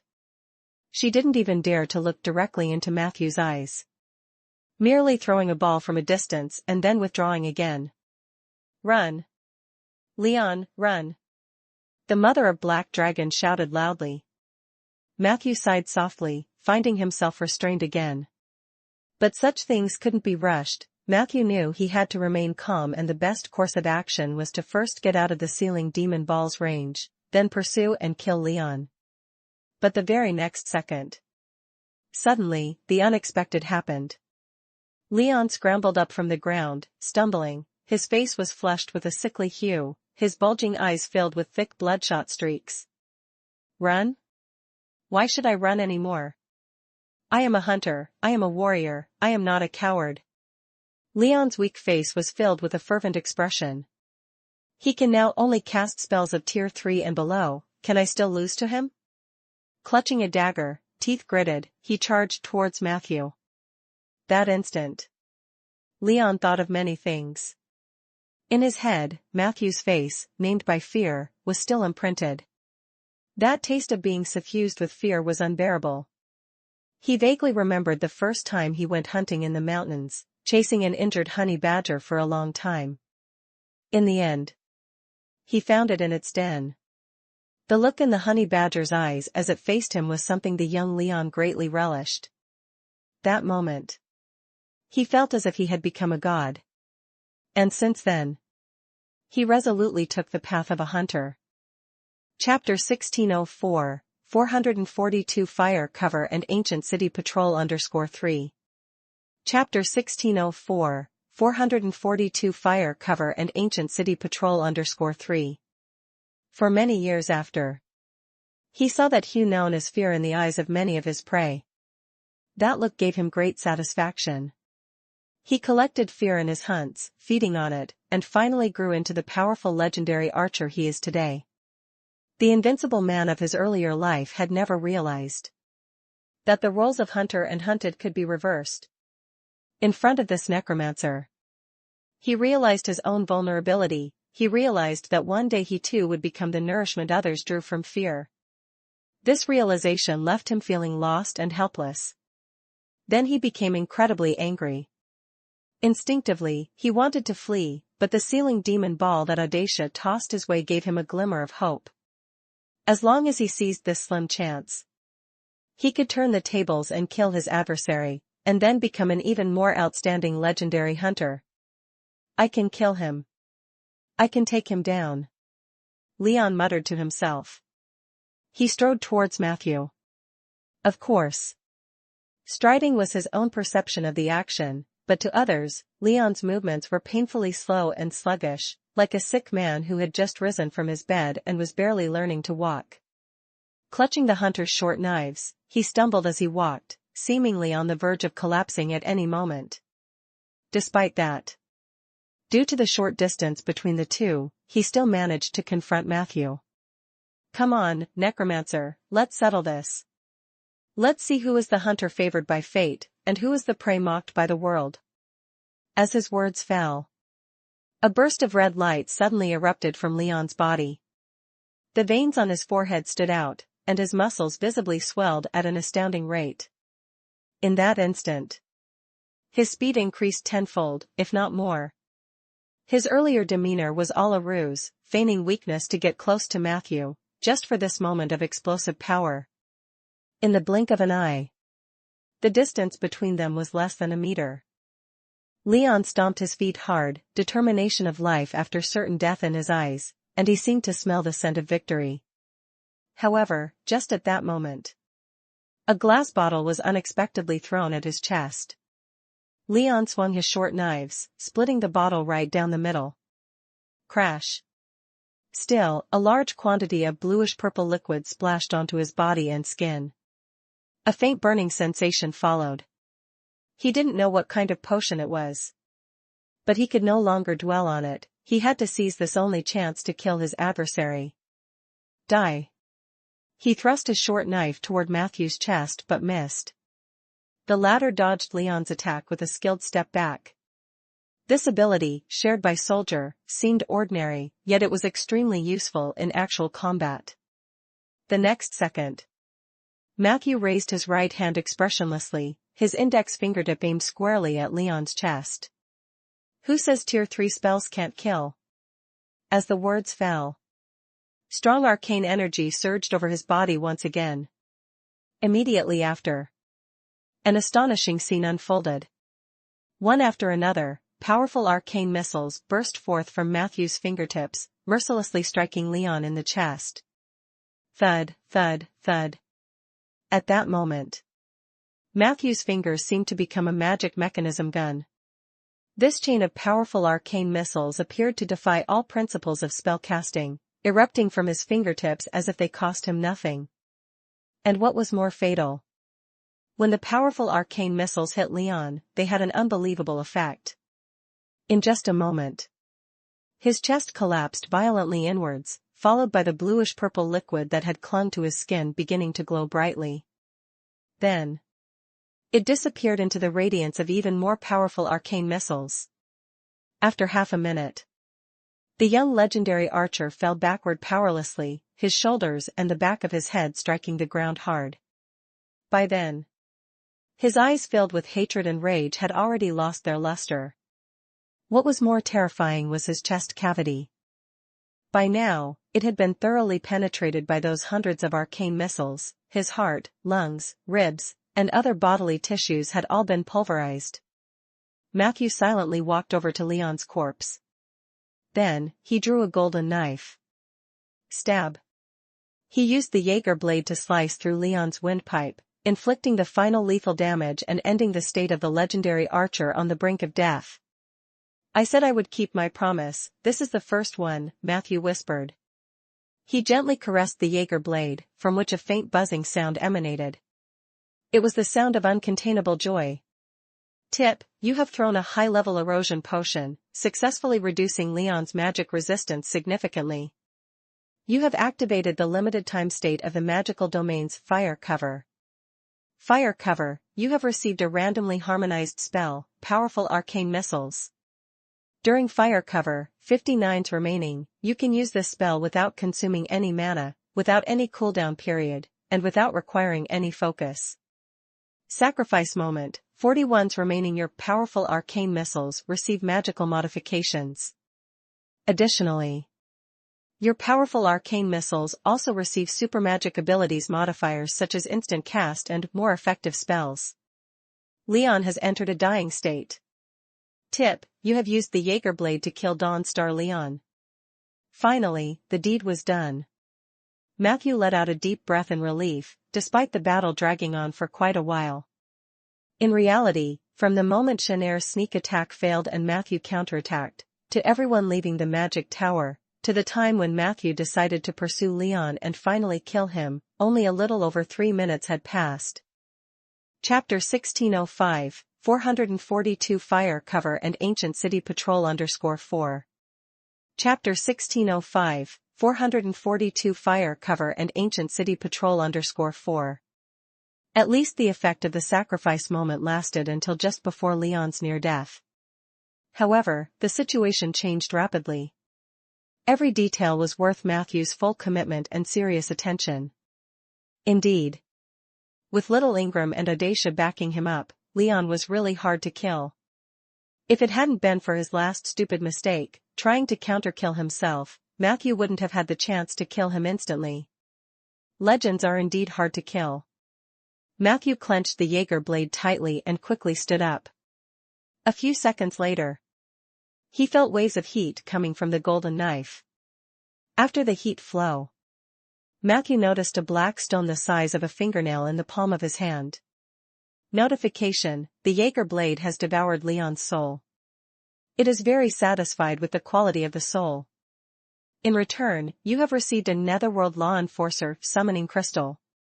Netherworld Law Enforcer Summoning Crystal, usable once daily. Activate this stone, and you will obtain a projection of a Netherworld Law Enforcer. This projection will merge with your shadow, and when you launch any physical attack, your shadow will also launch an identical attack, causing the same damage and effects. You can also release the Netherworld Law Enforcer's projection to entangle an enemy. During the entanglement with the enemy, the projection will drain the enemy's blood and mana, and slightly replenish yours. Jaeger blade, you have acquired a new Dark Servant, Hollowed Leon. The unexpected acquisition of the crystal pleased Matthew greatly. It seemed that the Jaeger blade was not so uncompromising. In return for a high-quality soul, the opposition would reciprocate generously. However, what Matthew loved more was the newly acquired Dark Servant. He was eager to scrutinize just what the attributes of a legendary transformed into a Dark Servant after death were like. But the current situation left no room for distraction. Matthew, with the Hollowed Leon at his chest, walked out of the coverage range of the ceiling magic ball. Not far away, Audacia looked at him with complex eyes. You actually killed Leon? Matthew unapologetically met her gaze. You can avenge him. Audacia snorted coldly. I will. After dawn, you will definitely have no place to bury your body. The words were quite fierce. But after dropping this line, the mother of black dragons quickly fled with great speed. Matthew did not pursue. Instead, he shifted his attention towards little Ingram. At this moment, he was surrounded by the 4 elemental elders, who, along with other elemental life, were engaged in a melee with the trolls. This was also one of the key factors that enabled Matthew to successfully take down Leon. It was precisely because little Ingram was too busy to pay attention that Matthew had the opportunity to make his move. But the trolls weren't delaying to help Matthew. Their target was the Blood Angel in front of little Ingram, who was undergoing a resurrection ritual. We can't let him reincarnate. Annie shouted loudly. Each holy mark angel is a dark beast more terrifying than the foreign evil gods. Once they awaken, they will slaughter all heretics, view all beings as blood food, indulge in absorbing blood, and enslave. We must stop him. She herself, along with Holiday, rushed to the front lines while Claire and the others also helped. However, little Ingram's summoned legion was really solid. Even if Matthew joined now, it would likely be difficult to immediately change the situation. Because apart from elemental life, little Ingram had also summoned a pack of frost giant wolves, 4 magic swamp 7-headed snakes, 2 ice bears, and an illusion demon fairy. This was simply not a number of summons that a normal summoner could maintain. Matthew's first reaction was, this kid has a divine artifact. And more than one. So, he couldn't help but pull out a small torchlight and shone it on little Ingram. I'm just taking a quick look. Notification: you have used the psionic torchlight. You have glimpsed 4 items inside little Ingram's backpack or storage device. 1. Auntie's pantyhose, click for more details. 2. Black blood box, as above. 3. Jade burning scroll *12. 4. Book of Trust, Summoner's Weapon/Legendary Weapon/Lost Divine Artifact. Indeed, there were divine artifacts. However, what on earth was that about Auntie's pantyhose? It appears little Ingram isn't such a simple person. Matthew's eyes grew complex. He put away the torchlight and moved closer to the trolls, planning to increase the pressure on little Ingram. Just at that moment, the wind near the magic tower suddenly tightened. Woo woo woo. That instant, it seemed as if thousands of resentful spirits were weeping softly. Matthew spread his insight, and soon, he sensed a massive surge of the vengeful spirits of the trolls rushing towards this location. What was more terrifying was that among those vengeful spirits was an enormous creature. The presence of that creature was so horrifying to Matthew that he didn't even entertain the thought of confronting it. They're here. It's a patrol from Cloffa. Matthew's heartbeat began to accelerate. He knew that the battle here and the aura of the Holy Archangel had drawn the vengeful spirits of the trolls and the even more terrifying patrol. To linger here was to court death. We've got to go. Retreat. Matthew called out to his people and the trolls. The others had clearly noticed the shift in the situation too. Dong dong dong. The distant sounds of clanging bells echoed from the ancient city again. Matthew counted 12 times. It was originally the midnight bell, but after so many years of change, the day and night of Blood-Drinking Mountain were completely different from the material world. He calculated. There was still 1 hour until dawn. And this hour would probably be the most dangerous. You go. Annie ordered the other trolls to use the return scroll to retreat to the safe house. She herself also reluctantly planned to retreat. The gravity of the situation was clear now. Even with Matthew, they would have a hard time preventing the resurrection of the Holy Archangel. Rather than that, it was better to let the soon-to-be-resurrected Blood Angel, the city patrol from Cloffa, and the local vengeful spirits of the trolls battle each other. All they could do was to preserve themselves as much as possible. Bright lights flashed. The trolls disappeared one after another. On Matthew's side, Claire and Jasilivan also successfully used the scroll to return to the inside of the safe house. Vampire Mosen was less fortunate. He was only a traveler and didn't have a scroll since the safe house was officially closed, and he had to find another refuge. For the god of travelers, this shouldn't be an issue. Matthew bid him to take care.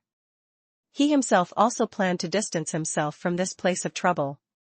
Just then, a strong palpitation suddenly surged in his chest. Matthew quickly turned around. He saw, in the far-off dark sky, an enormous figure gleaming with a pale white light slowly approaching. It was a giant troll holding a spiked club and a staff. It was clearly just a spirit body. But with each step it took, the whole ancient city felt like it was shaking to its core. That was Wukan, the patrol from the ancient city of Cloffa. Not only did it possess a supergiant form, but its level was also an unnaturally high LV-25, beyond what the plane's limits allowed. Damn, it's cheating. Matthew couldn't understand why its level wasn't adjusted down to LV-24. This completely contradicted the knowledge of plane studies. But what caught his utmost attention at the moment wasn't the imposing patrol from the ancient city, but in a corner just 2 streets away from the patrol, he saw a little boy emanating white light. The boy was sitting on a rock, swinging his legs, a book resting on his knees, engrossed in reading. Matthew glanced back at the soon-to-be-resurrected Holy Archangel and then at the raging patrol. Finally, he gritted his teeth and charged toward the little boy. Elsewhere, Annie Salvins was organizing a retreat in an orderly manner. Go back. I'm about to go back too, she said to Holiday.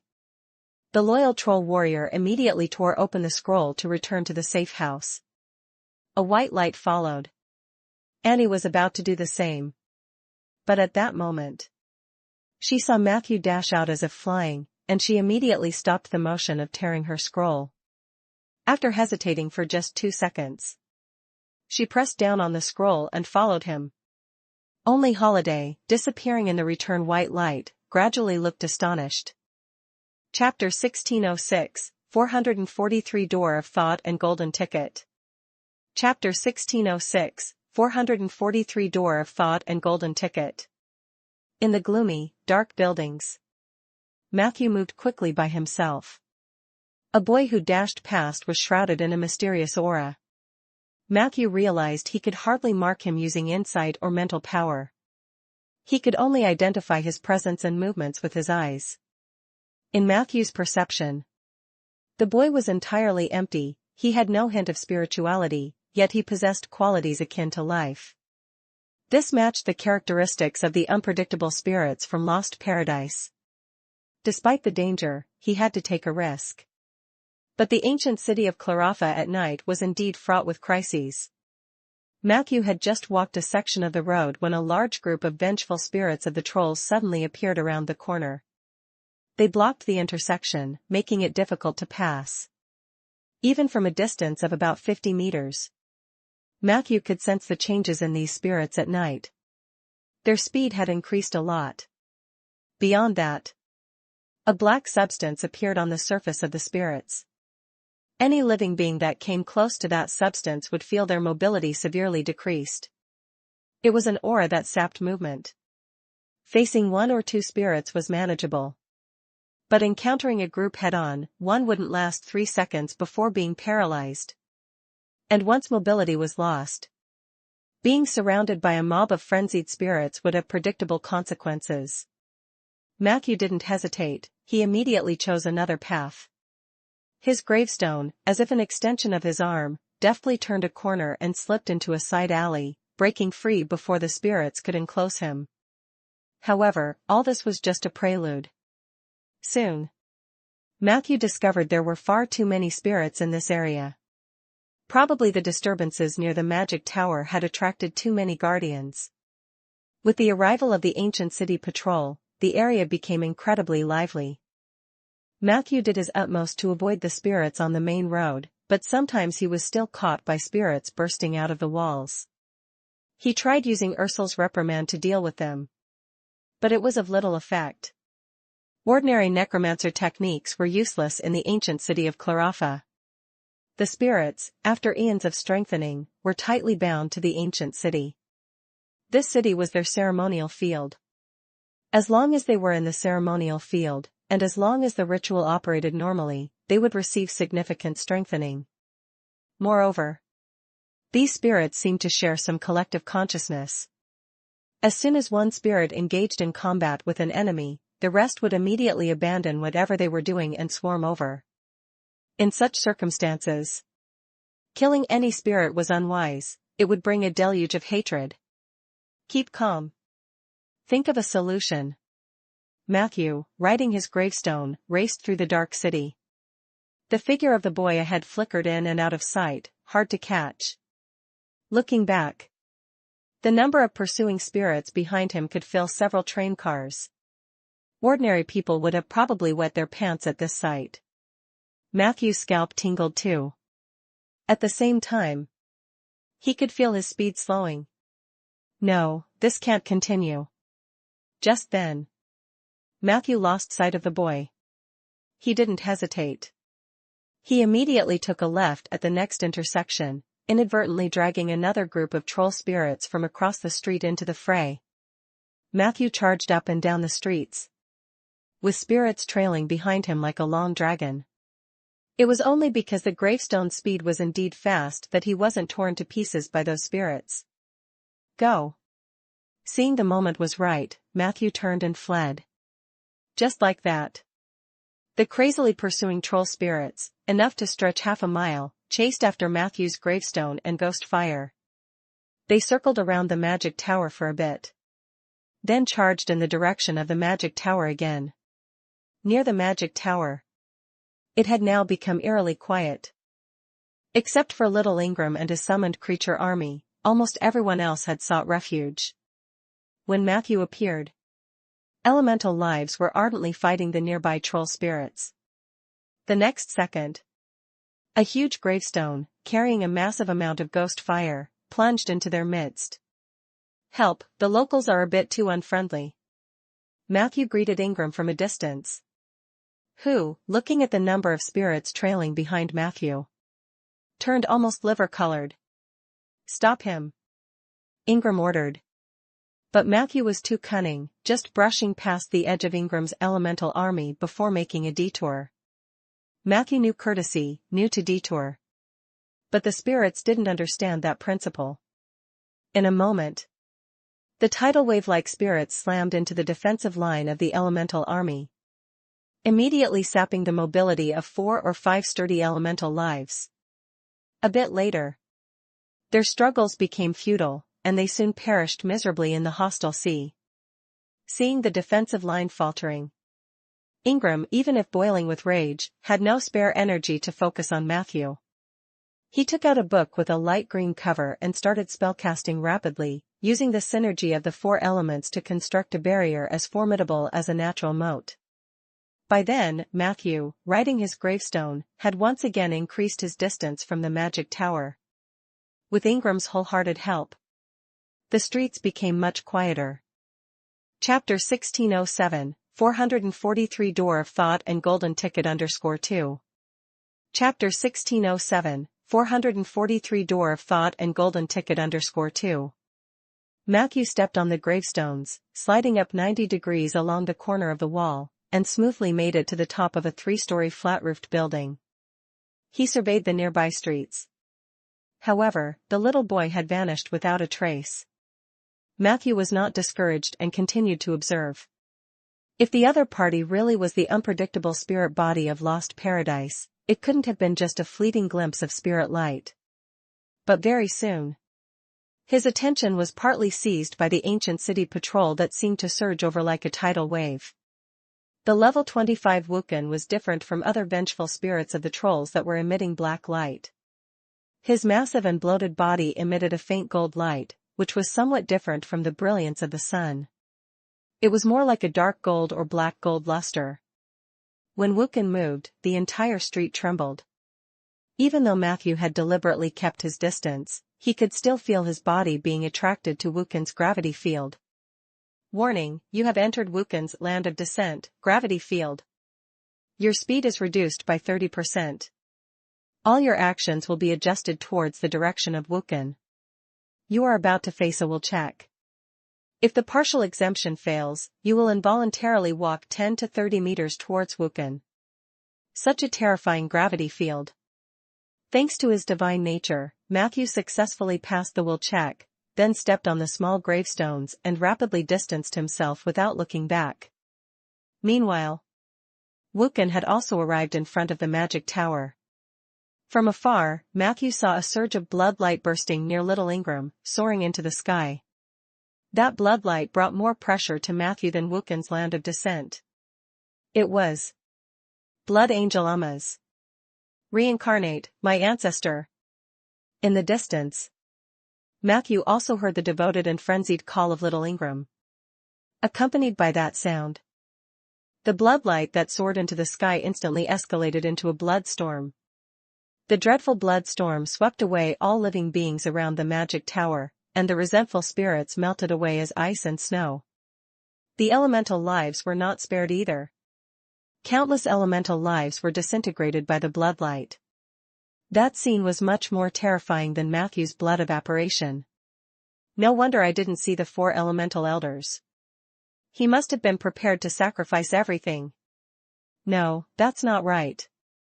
If there were other people still around, he could have just sacrificed their lives instead. Too bad everyone has run away now.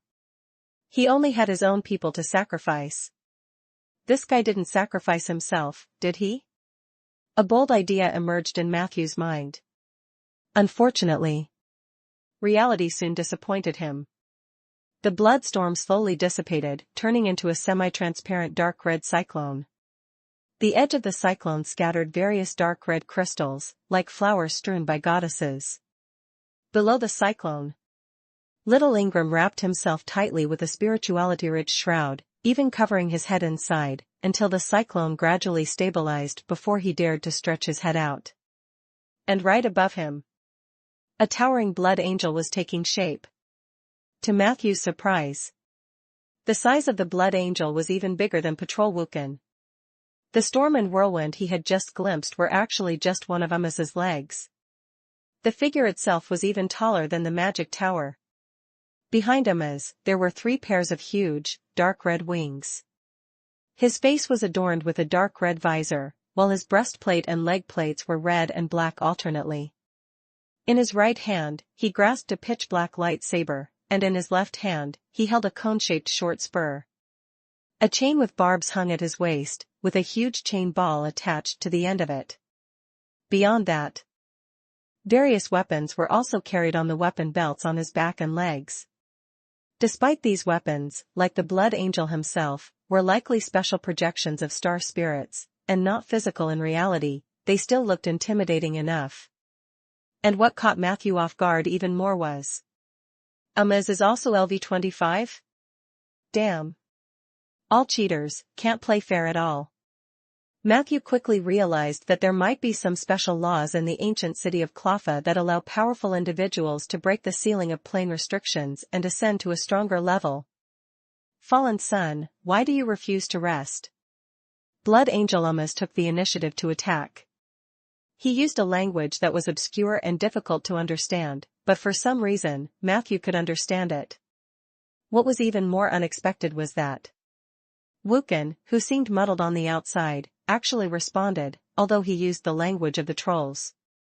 Shouldn't an angel that ought to have decayed also be dead and reborn? Amaz's tone was solemn and respectful, carrying an unquestionable sense of mission. I am summoned by the divine kingdom, following the divine edicts to return to earth. The ancient dark god will resurrect within me, and I am honored to serve his descent. Wukin replied coldly. There is no such thing as the ancient dark god in this world. Both light and darkness are but incarnations of God Pool. As he spoke, he suddenly took a step forward, his moss-covered hands grabbed the magic tower, and then he pulled it up with force. Boom! Wukin lifted the magic tower in place, then silently recited an incantation, and the surface of the entire magic tower started to rapidly shed mud and wood. Gradually, the shape of the tower began to change. It was held in Wukin's hand, looking very much like a giant spiked club. The head of the spiked club was even more peculiar, topped with an iron ball full of spikes. Matthew's eyelid twitched. This shape. Boom. Before he could finish his thought, the 2 overpowered beings had already clashed fiercely. Chapter 1608, 443 Door of Thought and Golden Ticket _3. Chapter 1608, 443 Door of Thought and Golden Ticket _3. From the very first collision, a larger earthquake was triggered along with a terrifying impact wave. Matthew was sent flying a good distance by the shock wave, and although he wasn't seriously injured, he no longer wished to approach the war zone. Better to see if I can find lost paradise earlier, find it and I'll run away. Matthew continued his search in the surrounding area. Affected by the scale of the war, the number of resentful spirits on the streets had considerably decreased, allowing Matthew to walk around at ease. However, after several turns, he still hadn't found any trace of that little boy from before. This made Matthew somewhat dejected. He estimated the time. There were about 40 minutes left before daylight, and near the magic tower, 2 supreme limits fought relentlessly, seemingly determined to level the area completely. According to the current trend, there wouldn't be a result before daybreak. Why not take this chance to re-examine those buildings locked by the suspicious elemental marks? This thought had just sprung up in Matthew's mind, when suddenly a tall shadow flashed in front of him. From its stature, it was clear that it was a troll. Annie Salvans? Matthew's heart stirred, and he immediately followed. It seemed like she was tracking someone. It wasn't long before Matthew caught up behind her, and a hint of joy flashed in his eyes. Not far away was the little boy, seriously engrossed in reading a book. At this point Annie also became aware of Matthew's approaching footsteps. She first showed an instinctive defensiveness, then her expression grew complicated, but in the end, she didn't make any unfriendly moves, and just said softly, "I've been following for a while, but I can't get close to him." It was only then that Matthew realized. A tight barrier existed around the little boy. This barrier completely segregated his presence and the nearby space from the surroundings. No wonder he seemed non-existent to Matthew's insight. Matthew walked a circle around the barrier. And couldn't find a way in. Annie shrugged helplessly at him. It was at that moment. The little boy suddenly said leisurely. Why not try to search for a door to enter? You should know, any place that is difficult to enter, always has a door. Annie's face immediately lit up with joy at these words. And Matthew's data panel also received new information. Hint, find the door of thought, and you can enter the pure land outside of paradise. So this space is called the outside of paradise, huh? Then the identity of the little boy is almost certain. Annie next to him had already started to look around earnestly, searching for any traces of a possible door. However, Matthew pondered for a moment, and then unsheathed the sword of slaughter from his back. In the surprised gaze of the little boy, Matthew, holding the sword of slaughter, thrust it into the barrier. Crack, crack. Sounds like shattering glass rang out as Matthew plunged the sword of slaughter in completely, then brutally cut a door out of the barrier. The next second, he noticed a gap appeared before him, so he stepped through. Annie stood frozen in place for several seconds. And quickly followed him in, flustered. The little boy put down his book, appearing slightly angry. Why would you stab me out of nowhere? Do you know what the door of thought is? It's a mental door that can only be opened through wisdom and thought. Did you think? Or did you just stab wildly? Matthew weighed the long sword in his hand, then blinked. This is the result of my thinking.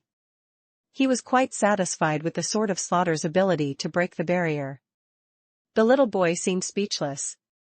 But in the end, he sat down slowly. Even if you brute force your way in and skip the first checkpoint that tests wisdom, if your next answers don't satisfy me, you'll still have a hard time getting what you want. He continued to read his book. As if asking offhandedly. Tell me, why do sentient beings always slaughter each other? Matthew didn't directly answer, but counter-asked. What does answering your question signify? The little boy thought for a while. It doesn't signify anything, but if you want to be the master of Lost Paradise, you have to let me know what kind of people you are. It truly was Lost Paradise. Upon hearing that, Annie immediately stepped forward, her tone slightly excited. I am a descendant of the Salvins family. The little boy said, with some exasperation. I just want to know what kind of people you are, I'm not interested in what your ancestors were like. Annie was stunned there. She seemed somewhat at a loss for what to do. The little boy was mild in his manners toward her. If you haven't thought it through, go aside and think about it. Once you've made up your mind, come and tell me your answer. Afterward. He looked at Matthew as though he had anticipated it. Matthew said thoughtfully. This question is too broad, the reasons are naturally varied. Slaughter is itself the main theme of life, the law of the jungle is the survival of the fittest, even intelligent beings aren't much better than ordinary animals in this regard. From this perspective, killing each other is a necessity for survival. Even within a stable wisdom species, conflicts arise over resources, dignity, power, and the like. Some always strive to rise above others, and there are always those who will stand up to fight back. The fighters may not always succeed, the bullies may not always last. Bullying and resistance might just be instincts etched in the bloodlines of many wisdom species. With these come disputes and contradictions. Chapter 1609, 443 Door of Thought and Golden Ticket _4.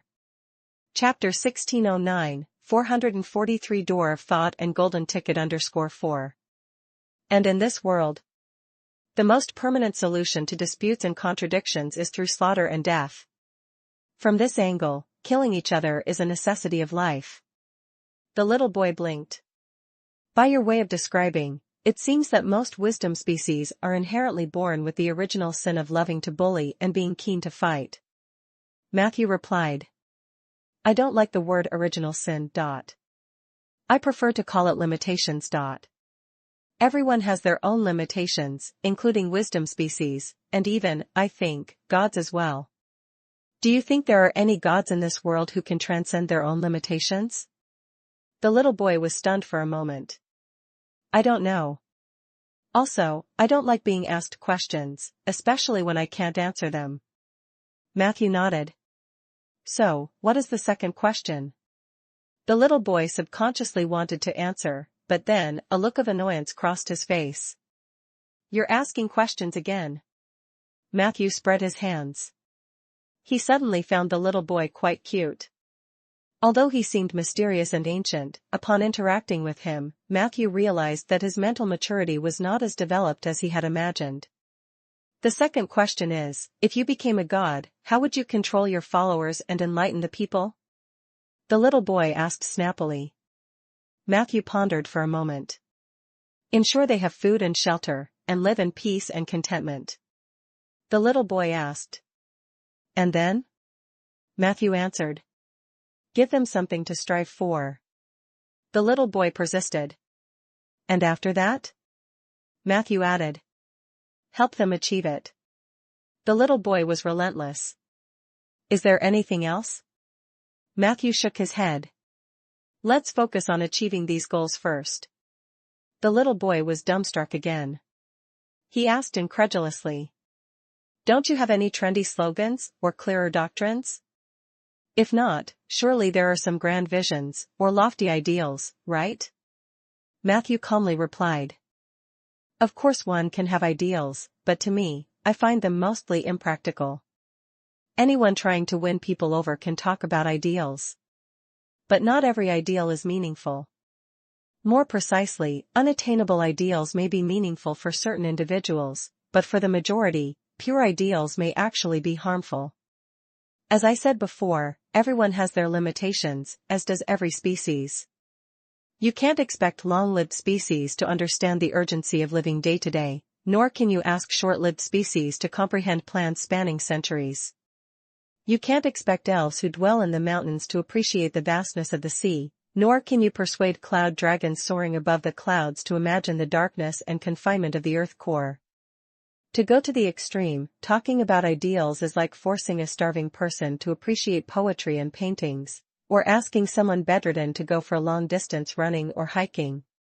So my personal opinion is, any kind of vague talk that seems positive can be harmful. To earn others' respect, I prefer concrete help that can be seen with the naked eye over prattling on. As for what it could ultimately become, I don't know, we can only take one step at a time. This was Matthew's heartfelt truth. He was an extreme pragmatist. Whatever worked, he used, what didn't, he discarded, free from too many rules and regulations. After hearing this, the little boy was even more speechless. You sound like a nanny to all beings, not a lofty god. Matthew smiled and said. I never planned on becoming a god. The little boy asked eagerly. Then why did you come to find me? Matthew said in surprise. Who said seeking the lost paradise necessarily means one must become a god? I just wanted to come and take a look. The little boy scratched his head, finding himself at a loss for words. In the end, he closed the book somewhat resignedly. Forget it, the last question. I observe that your domain includes life and the oak tree, and you are about to develop towards the nature domain. What I want to know is your view of the nature domain. Or you could answer a simpler question, between forests and skyscrapers, which one would you choose? Matthew answered without hesitation. Skyscrapers. The boy didn't seem surprised this time. He just asked. So, are you an advocate of the new naturalism that embraces change? Matthew shook his head. I don't understand those technical terms. My recognition of nature is also simple. Nature shouldn't be narrow-minded, but rather full of inclusiveness. In the primitive jungle, the earliest humans who ate raw flesh and blood are nature. After obtaining fire and stone, building houses and homes is also nature. Likewise, further development led to cities and industry, so why would all this not be nature? The boy frowned and said. But the entire world will gradually tend toward chaos and corruption with such changes. This is the case for any world with intelligent life.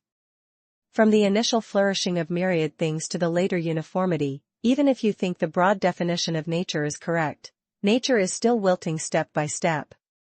If we can't maintain the original nature, then the world will inevitably be destroyed. Matthew said with a smile. It's the same viewpoint I had before. What does a world that will be destroyed in 10,000 years have to do with people now? Besides, after the fires of war, there must be rebirth, and flowers can bloom even on ruins. How do you know there won't be a new beginning after the world is destroyed? The meaning and power of life lie in its outburst, in its expression. In this process, conflicts are inevitable, as are struggles, and even deaths, but that doesn't diminish the splendor of life. I think the world is probably the same. The boy let out a deep sigh. I thought His Excellency would have some profound views, but it turns out they are no different from those people 1,000 years ago. Humans are as foolish as ever. Yet you are the ones who possess the power of ascension. Afterward, he no longer paid attention to Matthew but turned to look at Annie, who was standing to the side. Have you thought about those questions just now? Annie stuttered for a while. She seemed completely unprepared and without any deep impressions, so as she spoke, she suddenly found herself unable to continue. In the end, under the boy's puzzled gaze, Annie Salvins, in a stroke of quick thinking, pointed at Matthew and said, I'm the same as him. The same answer. The boy could not remember the number of times he had zoned out. He couldn't help but mutter to himself. Has the quality of those who compete for the ancient god become so low these days? Has the average intelligence of Ainder's wisdom species really degenerated back to the primordial age? Annie felt utterly ashamed.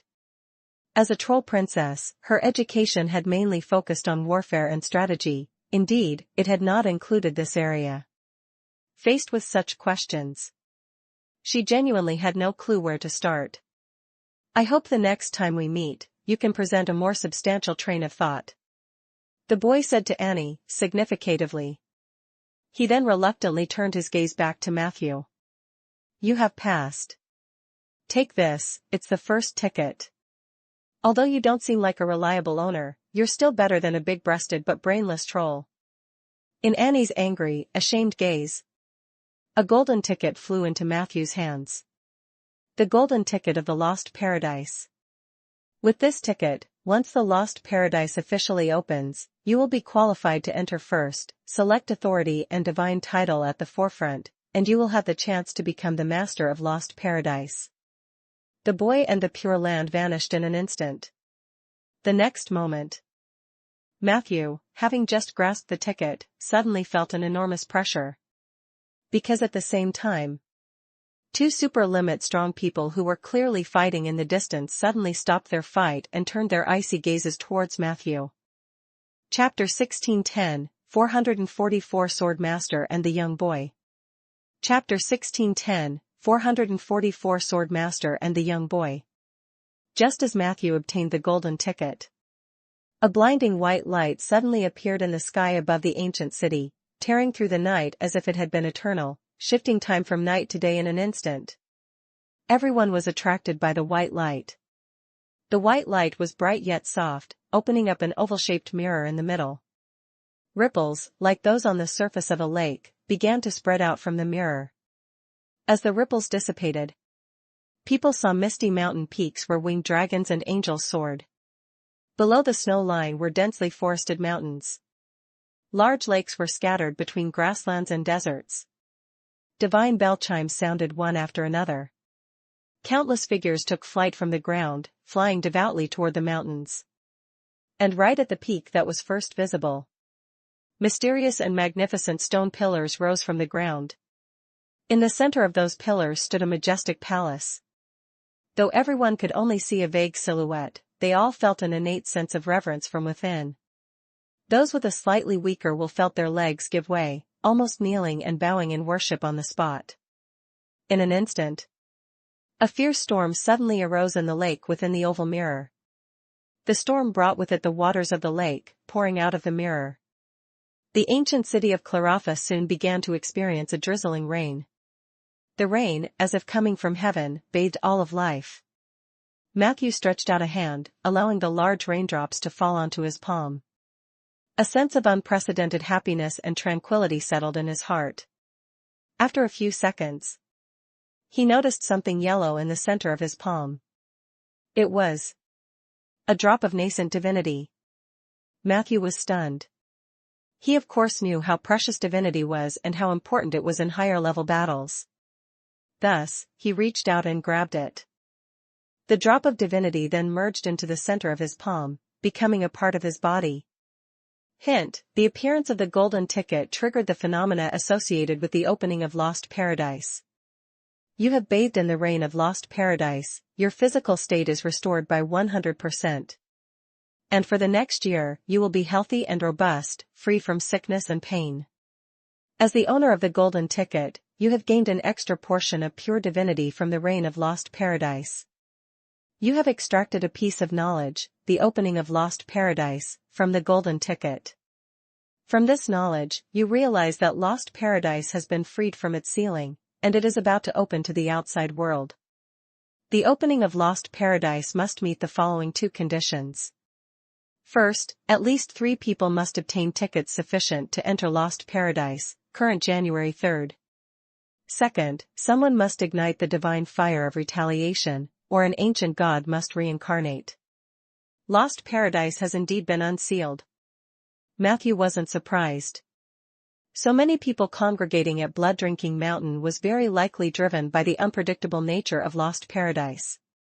If they could do this, would they worry about the troll's sealing? It seemed Tyraste had also been seriously misled. Then Matthew realized he had gotten himself into big trouble. If Lost Paradise could open immediately, he might have tried to venture in. But the awkward point now was that he was the only one who had obtained a ticket, and there was still some time until it truly opened. In a place as fraught with danger as Clara City, getting the ticket early was definitely not a good thing. Especially not in full view of everyone. Let alone those 2 super-limit strong people who immediately gave up fighting. Even the troll princess standing next to Matthew seemed to have a somewhat distracted look in her eyes. Annie hesitated before saying, "Mr. Matthew, I think we can collaborate." Though she said this, her hand instinctively rested on her weapon. Matthew frowned. But he quickly determined that Annie had no immediate intention of attacking. She was just on guard. A normal reaction. The golden ticket involved Lost Paradise, which was just too significant. Annie Salvin's worrying that Matthew might kill to silence her was perfectly reasonable. Matthew quickly shook his head. Even if we 2 cooperate, we still may not be able to keep this ticket. Annie was taken aback. The next moment, great commotions came from the western part of the magic zone. Patrol Wukin and Blood Angel Amas, as if by some agreement, rushed toward Matthew's direction at their fastest speed. The troll princess's face turned deathly pale in an instant. Yet Matthew still stood on a gravestone, bolting toward the north of the magic zone with lightning speed. Annie hesitated for only a half-second before also taking off, striding rapidly in pursuit. Atop the gravestone, Matthew's nerves were on edge, his mind calculating all possibilities. After he had run for a while, he looked back and saw that the 2 seemingly bulky super-limit strong people had greatly closed the distance between them. All the while, no matter how he dodged or used the invisibility magic ball and hidden barrier, he couldn't avoid being locked onto by their perception. This quickened Matthew's heartbeat even more. He realized it would be difficult to shake off these 2 terrifying individuals by his own strength. So, as he passed through a narrow gate, he reached back with his right hand. He grabbed the bamboo stick in his palm. Then Matthew tossed the bamboo stick forward. "Take me to your master. I know you have spirituality." The bamboo stick shone with a pale green light, hanging in midair, swaying as if contemplating. After a few seconds, one end of the bamboo stick abruptly pointed toward the northeast direction. Chapter 1611, Sword Master and the Youngster _2. Chapter 1611, Sword Master and the Youngster _2. Matthew grabbed the bamboo stick and rushed towards that direction without looking back. The gravestone was flying close to the ground at a speed that was not slow at all. Before long, Matthew arrived in the northeastern part of the magic zone. But this journey, where he broke through barriers and slashed enemies, had cost him quite a bit. He didn't know if it was because he had provoked the ancient city patrol. On his way, the number of monsters Matthew encountered was truly astonishing.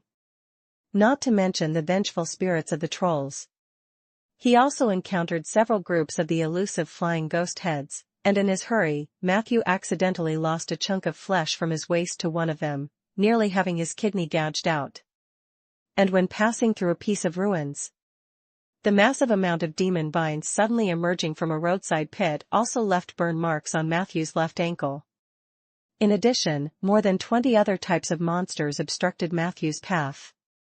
If it were not for the fact that his strength had indeed grown to an impressive level, and he had 2 legendary necromancers protecting him, and he had prepared a large quantity of items before entering Blood-Drinking Mountain, he would probably have been intercepted halfway. Even so, the potions, items, and scrolls that Matthew had prepared beforehand were consumed by about 1/4 in one go. This shows just how much danger lurked underneath Clawfa Ancient City at night. However, dangerous as it was, the monsters along the way only caused Matthew to break a sweat. What really worried him were the 2 huge creatures trailing behind him. After this journey, Matthew realized that Wukin and Blood Angel Umas were not really making a great effort to pursue him. From their leisurely state, it was not difficult to see that neither of them had shown their true speed. At first, Matthew was puzzled. But soon he also realized that Wukin and Blood Angel Umas understood the subtleties of the first golden ticket. If the next 2 tickets don't appear soon, then this first ticket is a hot potato. Whoever takes it is in trouble. They are following me just to clarify where the golden ticket has gone. If convenient, they would snatch it away, but the 2 are still pulling strings against each other in the dark, neither wanting to expose their backs to the other. Matthew's thoughts raced. For a moment, he thought about using the discord between the 2 to defuse the crisis brought by the golden ticket or even find an opportunity to benefit from their conflict. But he quickly dismissed this notion. It was too risky. Matthew suspected that if he tried to approach them, they would join forces to kill him, and then they would redistribute the ticket. This possibility existed. Even among the top powerful beings who stand against each other, there is a certain mutual understanding that ensures their prestige and interests are not challenged by those beneath them. Matthew did not feel he had the status to speak to these 2 on equal terms. Thus, using the ticket to drive a wedge between them was not a wise strategy and could even lead to his undoing. If it comes to the worst, I'll just have to discard the ticket. A flash of determination crossed Matthew's mind. He sped up, continuing to flee in the direction indicated by the bamboo stick. The 2 powerful beings still maintained a steady pace, slowly drawing nearer to Matthew's location. The good news was that the ancient city of Clara was about to welcome the true daylight. Many monsters were returning to their nests, and the obstacles Matthew faced in continuing to run were greatly reduced. The bad news was that these 2 super-limit strong people were too conspicuous. Their movement caused intense vibrations throughout the city, declaring their presence and actions to the entire city. Outside the magic zone, several forces were attracted by them. Matthew felt at least 3 scrutinizing gazes, one of which came from the fishman force he had encountered earlier, the other 2 forces unknown. More importantly, although Matthew tried his hardest, and the 2 super-limit strong people appeared leisurely, the actual distance between them was still steadily decreasing. When he reached the edge of the magic zone and arrived at the market area to the northeast, insight told him that he had already entered the influence range of Wukin's drowning field. Phew! Matthew pulled through 3 portals before he managed to escape from the Protector's force field. Compared to Wukin, Blood Angel Umas was undoubtedly the more terrifying of the 2. He pursued Matthew while enjoying the sacrifices from Little Ingram. Little Ingram stood on Blood Angel's shoulder, continuously pulling out bloody organs from a flesh-colored large woven bag. Matthew noticed. A sight of Blood Angel's face armor opened like a gill, and little Ingram was feeding the blood food continuously to Ummas through this organ. Initially, little Ingram's sacrifices were the blood and flesh of pigs, cows, and sheep. But this drew the displeasure and rebuke of Ummas. Too bland. Blood food without spirituality, mindless offerings, do not even qualify to be called a sacrifice. Little Ingram did not hesitate. He switched the flesh-colored bag for an advanced body bag, and then started throwing corpses into the blood angel's gill. Still, Ummas was not satisfied. Terrible. Dead bodies that have been deceased for too long, even if they can reincarnate as undead, are tasteless without a soul as a spice. Little Ingram hesitated for a moment. Finally, he gritted his teeth. Then, he took off the shroud wrapped around his body, and with a flick. Chapter 1612, Sword Master and the Youngster _3. Chapter 1612, Sword Master and the Youngster _3. It seemed as if by magic, cages covered with red velvet cloths appeared. He expressionlessly pushed those cages into the crevices of the salivary glands. Accompanied by this process, Blood Angel Ummas suddenly chewed vigorously with great relish, and his mood stabilized much more than before. Although Matthew couldn't see clearly what was inside the cages, he faintly heard screams containing common language words. Anyway, little Ingram's sacrifices were at least not monkeys. This also made Matthew even more aware of the terrifying nature of the holy mark angels. These monsters from ancient times truly regarded other intelligent species as rightful meals on their plate. Unfortunately, their strength also appeared so formidable. As daylight gradually brightened, Matthew downed a bottle of energy potion, then stepped on gravestones as he made his way towards the peculiar building at the very center of the market area. After entering the market area, the bamboo stick lost its direction, forcing Matthew to find another way by himself. Quickly, the knowledge about Blood-Drinking Mountain bestowed upon him by Margaret came in handy. Matthew remembered that in Clara City's market area, there existed a guardian NPC controlled by a machinist. This was the only one among the 5 guardians who could enter and leave the ancient city of Clarafa. However, this guardian was capricious. The body was used jointly by a pair of machinist spouses, and it was said to look like a raccoon with a steel tail. The raccoon possessed powerful spellcasting abilities. Matthew wanted to seek its help. However, to his disappointment, after arriving at the likely active site of the long-tailed raccoon and searching around, he found no trace of the machinist. On the contrary, the well-fed Blood Angel and the silent Wookin had already caught up. These two, when they made a move, it was always with a big move. Wookin locked down the force fields around Matthew's vicinity, making his movement extremely difficult. While the Blood Angel firmly targeted Matthew with the suppression from a level 25 powerhouse.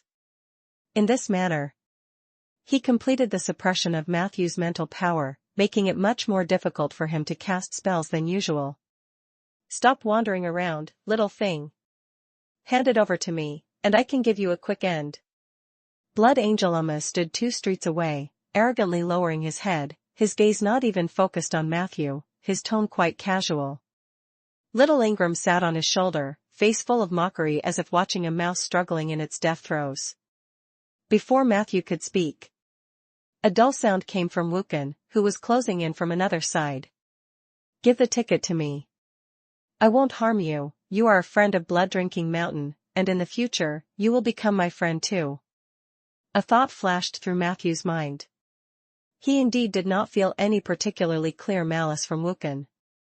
And from the perspective of affiliations, the latter was the patrol of the ancient city, and since he had chosen to be a friend of Blood-Drinking Mountain, theoretically handing the ticket over to him should ensure his safety even more. However, at that moment, the Blood Angel said with a cold laugh. Do you know why he's still alive until now? It's because all his friends are dead. He. Don't keep any illusions, insignificant human, for us, you are just a dispensable speck of dust. I have never liked to talk too much nonsense with lowly creatures like you, but to expose the hypocrisy of this undead giant's mask, I don't mind saying a few more words. Once you give him the golden ticket, he will be able to successfully rid himself of his guardian status. From then on, he will no longer be bound by the rules previously set by Blood-Drinking Mountain or the ancient city of Clotha. Do you think he will keep you then? With that said, Umaz licked his lips, a blatant malice and intent to kill flashing in his eyes.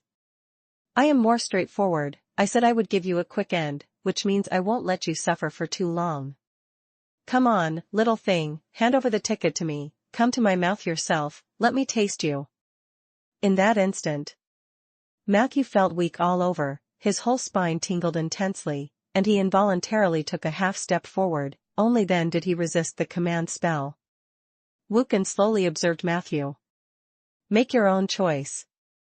I believe you will make a rational decision and can clearly discern who is your enemy and who is your friend. Matthew trembled again, resisting Wukan's mind control spell with his 4 parts of divine immunity. And a relieved smile suddenly appeared on his face.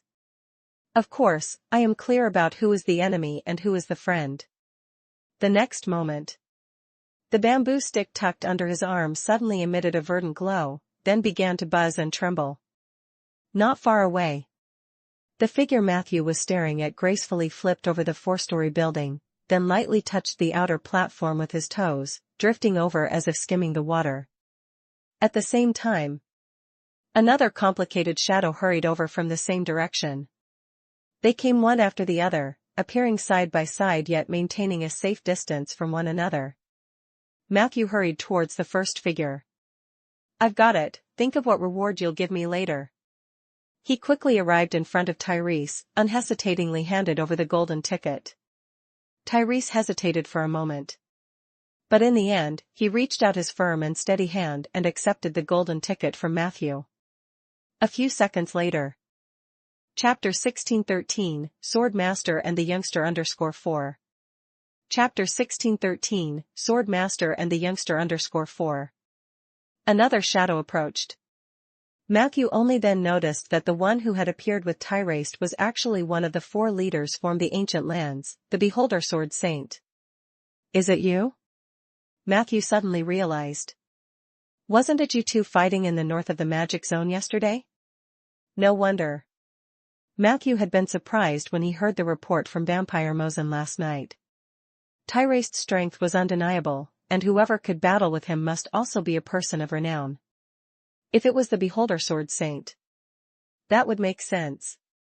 The tone of the Beholder Sword Saint was as gentle and humble as ever. Ah, it's you, Matthew. Heh, we were just sparring. Mr. Tyraste's swordsmanship is much more profound than mine. Tyraste glanced at the Beholder Sword Saint. Your swordsmanship is also very profound. If we were not on opposing sides, perhaps we could become friends. The Beholder Sword Saint spoke leisurely. The matter of sides is rather far-fetched. Personally, I don't particularly aspire to become a god, nor do I wish to obstruct the ambitions of others. The reason I've come here is half because of the duty of a guardian of the ancient lands, and the other half is the pursuit of the true essence of swordsmanship. At this point, he said earnestly to Tyraste. I didn't have enough yesterday. I want to fight you again. Tyraste shook his head. I'm not interested. The Beholder Sword Saint said very politely. That's okay, I can wait for you. When you're interested, we can spar again. Afterward, he voluntarily stepped aside, and during this process, he nodded respectfully to Matthew. And as for the golden ticket in Tyraste's hand, he didn't even bother taking a look. Tyraste clenched the ticket in his hand, his eyes complex as he looked at Matthew. You do know the value of this thing, right? Matthew nodded. Of course. Tyraste asked. Then why give it to me? Matthew thought for a moment. Perhaps because I'm willing to trust in your character? Character? Tyraste's face showed an amused expression, and even a hint of absurdity flashed in his eyes. Matthew shrugged his shoulders, yet his tone was quite serious. I admit, your methods are indeed vigorous and you have done bad things behind the alliances and my back. But comparatively, I still view you as an elf elder with integrity and character. I'm not particularly fond of wood elves, but you could be counted as one of the few exceptions. Matthew didn't say much. In times like these, flowery speeches are worth less than a single deed. He had already placed his bet. Whether or not there would be any gains now depended on the arrangement of fate. But he believed he wouldn't misjudge. After listening, Tyraste was silent for 2 or 3 seconds, then said somewhat emotionally, "Thank you." He wasn't thanking Matthew for handing over the golden ticket. Matthew also breathed a sigh of relief after hearing that. The words he had just spoken contained flattery, but most were from the heart. Tyraste tended to be old-fashioned, extreme, and showed a slight loss of control when handling internal wood elf affairs. But in most cases, Matthew saw the elf elder as cool-headed, one of the few top-tier powerhouses he could find in the ancient city to communicate with, negotiate with, and perhaps lean on for support. The most important thing was that Matthew knew him thoroughly. Tyraste was indeed an elven supremacist, but his brand of supremacy wasn't the worst. In Tyraste's world, as long as the elves maintain a superior position, other races could still survive, although they would be considered second-class in social status. Such was the style of the old-fashioned elves. Hood had once told Matthew that Gilead City had faced several famines leading to disasters in history. And during those famines, the Jade Court had indeed provided considerable gratuitous aid. The Wood Elves have their faults and are slowly digging their own graves. If they became the rulers of the world, to uphold their damned dignity and tradition, the fate of humans wouldn't be too terrible. And the complexities of the Wood Elves were embodied to the utmost in Tyraste. That was the key reason for Matthew's final decision. "But you've doubted me too, haven't you?" Tyraste suddenly changed the subject. "Like others, you've also doubted me, thinking me mad, right?" Matthew nodded without hesitation. Tyraste smiled. "At least you're honest." Matthew spoke sincerely. "But looking back now, the biggest reason I doubted you is actually because you are a wood elf and I am a human. Had you also been human, I might have trusted you a bit more. Even now, what compels me to hand over the ticket to you isn't some high-minded reason but survival necessity, as well as the gamble in the upcoming Lost Paradise operation. Frankly speaking, I don't just see you as an elf elder with integrity and character, I'm also betting on that point." As he spoke, his gaze met Tyraste's. Tyraste's expression became solemn, his spine ramrod straight, his demeanor just like when Matthew first met him, reminiscent of some ancient, unchanging scholars. "You bet correctly, child. From the beginning, I never deliberately deceived you. Some things are compelled by circumstances, others are dictated by fate. I will remember this ticket and will give you a proper repayment." At this, he paused slightly, and more humanity surged in his gaze. Chapter 1614, Sword Master and the Youngster _5. Chapter 1614, Sword Master and the Youngster _5. "Bina, that child, I have high hopes for her. She is a very gentle and kind-hearted little girl, but deep down, she possesses a terrifying madness and stubbornness. She's like someone who always walks on the edge of a cliff, easily slipping into becoming a fearsome devil. She actually has talent, and if she diligently practices swordsmanship, it wouldn't be impossible for her to surpass me one day. The only thing she lacks is lineage, but who can really be certain about such things? One day, if she can compensate for her shortcomings, she will definitely become a remarkable human being. I'm telling you this only to let you know that taking her as my apprentice comes from my heart, it has nothing to do with you, nor is it about taking advantage of anything." Matthew nodded lightly. At this moment, Patrol Wukin and Blood Angel Almas were already close at hand. Matthew asked, "How do you plan to deal with them?" The elf elder looked up indifferently at the two arrogant figures and then walked towards them with leisurely steps. "Take good care of yourself." Tyraste dropped this remark. Just at that time, the Beholder Sword Saint casually came to Matthew's side and said, looking towards Tyraste's back, "I'll take good care of him. I swear by my swordsmanship, if Matthew loses even a single hair, it's my negligence. You don't need to have any worries, feel free to fight all out. I'm very curious to see how strong your sword really is." Upon hearing this, Tyraste suddenly turned around and asked, "What is your name?" The beholder sword saint tilted his head, while hundreds of swords controlled by tentacles gently rubbed against each other, his tone more cheerful. "Big Head. You can just call me Head." Tyraste nodded lightly and then walked briskly towards the two super-limit strong people. Matthew's pupils narrowed.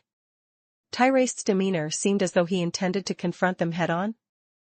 Not far away, Blood Angel Umaz clicked his tongue and remarked, "So young yet he knows how to divert disaster. Humans are as cunning and despicable as ever." Patrol Wukon still used his dull voice to persuade.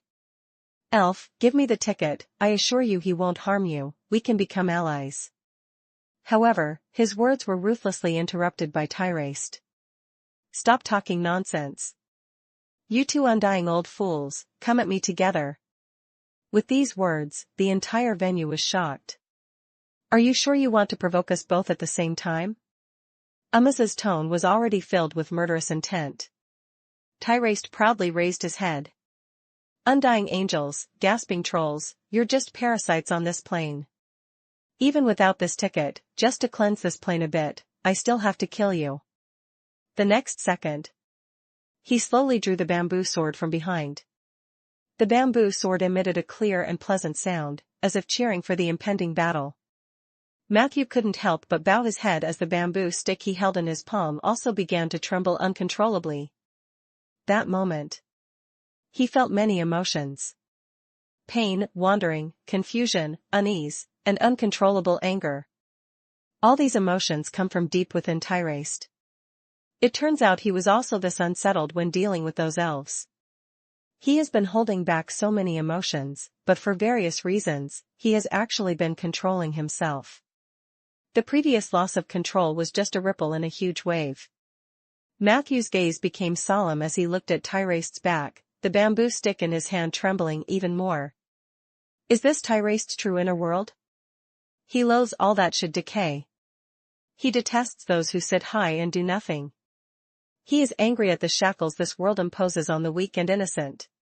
He raised the bamboo sword. His figure and appearance seemed as if, under the spell of time travel, he had returned to the past. He swung his sword at the two colossal beings. Deep down, he was still that rebellious and wild youth who carried a bamboo stick and stood up for justice everywhere. Crack! Tyraste vanished from the spot. Green light engulfed everything. Matthew couldn't see what happened, but he heard the beholder sword saint's low sigh. So it turns out, he retained so much. Chapter 1615, Create Chapter. Create Chapter. Chapter 1615, 445 Power of the Phase and Star Realm Fish Head. The diffuse green light slowly converged. Soon after, Matthew's vision was filled with two streaks of deep green. Quickly, the verdant greenness turned into intense blood marks. A large amount of blood gushed from the wounds of the two super-limit strong people, falling to the ground like two cascading waterfalls. Only, the waterfalls were dark red in color. Matthew suddenly saw. That sword strike from Tyraste had just torn open the belly of the patrol, Wukon, as well as the chest and shoulder blade of Blood Angel Umaz. The scars were so shocking to behold. But strangely on either side of the wounds, tender bamboo leaves had begun to sprout on the bodies of Wukon and Umaz. The delicate green of the bamboo leaves contrasted starkly with the dark red of the wounds. But what was most surprising was, with the swing of that sword, a mysterious aura had locked onto Wukon and Umaz. Above their heads, there appeared many crystal-clear, leisurely green bamboo leaves. The leaves seemed to be made of jade, reflecting a calm and gentle light in the sunshine. Although these bamboo leaves were highly transparent, everyone noticed them immediately. Matthew counted. There were 23 bamboo leaves floating above Umaz's head. Wukon had even more, 41 leaves in total. What's that? He glanced at the data bar, couldn't find an answer, so he couldn't help but ask aloud. The beholder sword saint replied. That's the bamboo leaf mark. Every time they suffer some damage, they will lose some bamboo leaf marks. Once all the bamboo leaf marks are gone, they will die completely. It's a countdown to death, a straightforward and effective psychological tactic, and it's a trademark of Mr. Tyrese's psychic swordsmanship. That's an impressive technique. I can't do that yet. There was a tint of regret in his tone. But more than that, excitement. Matthew wore an expression of bemusement. So in other words, it's just an HP bar that everyone can see, right? However, to some of the strong, the bamboo leaf mark could indeed serve to damage their prestige. At least it allowed everyone to see the hope and progress of victory. Clang! Clang! The beholder sword saint suddenly dropped the hundreds of swords he had been carrying onto the ground. Then, he summoned a shadow to cover those swords. And he himself entered a very relaxed state. Don't blink, Matthew. This is a great opportunity to observe a legendary swordsmanship technique. I bet you won't come across many chances like this in a lifetime. Matthew nodded slightly. He didn't need the beholder sword saint's reminder to know the immense benefits of observing such a top-level duel. Not just Matthew. Even Soldier, who was always hiding in the shadows guarding him, couldn't resist showing himself. Soldier gazed at Tyrese's back, entering a rather extraordinary state.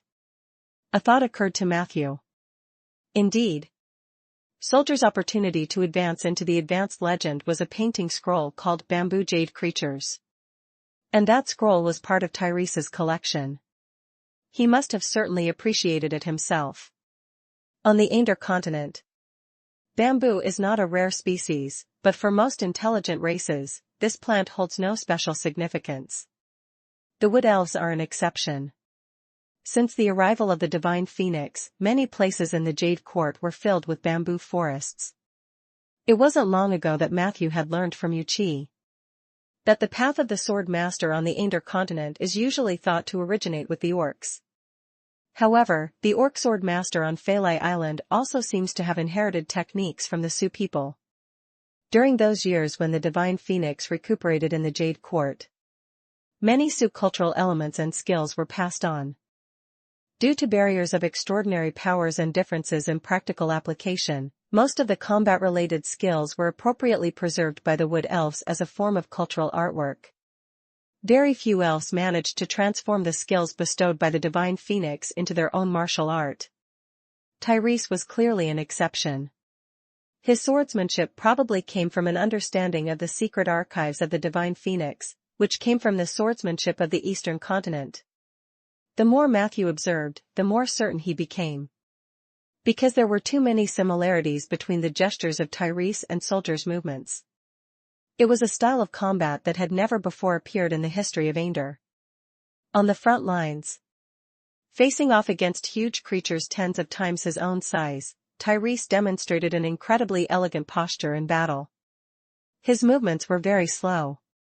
So slow that at one moment, it seemed as if time around the elder elf had frozen as he took a leisurely half-step back and then paused, as if awaiting something. The next second, he turned, retreated 3 quick steps, and the bamboo staff in his hand swept out simultaneously.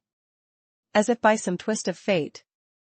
Just after a red sword light tore the street where he originally stood in half, Tyrese's bamboo staff easily ripped open a bone-deep rift in the Blood Angel Umaz's boot.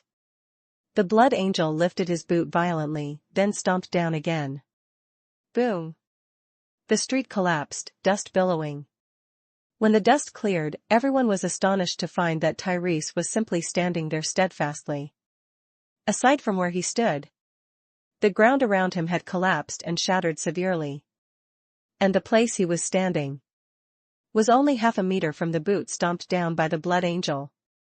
The next moment, he suddenly leapt high, then his figure vanished, reappearing elsewhere. Crack! A crisp sound resounded. Chapter 1616, Create Chapter. Create Chapter.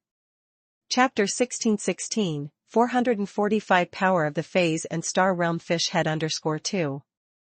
The bamboo stick swung in advance effortlessly tore through the patrol's thick armor. To onlookers, the scene seemed somewhat inexplicable. It was as if Tyrese swiped at the air, and Patrol Wukon involuntarily came up to fake an injury. Obviously, this round of combat was hugely profitable for Tyraste. But see, his attacks on Wukon's thigh and groin armor were orderly, each sword leaving wounds that were bone deep. One must understand.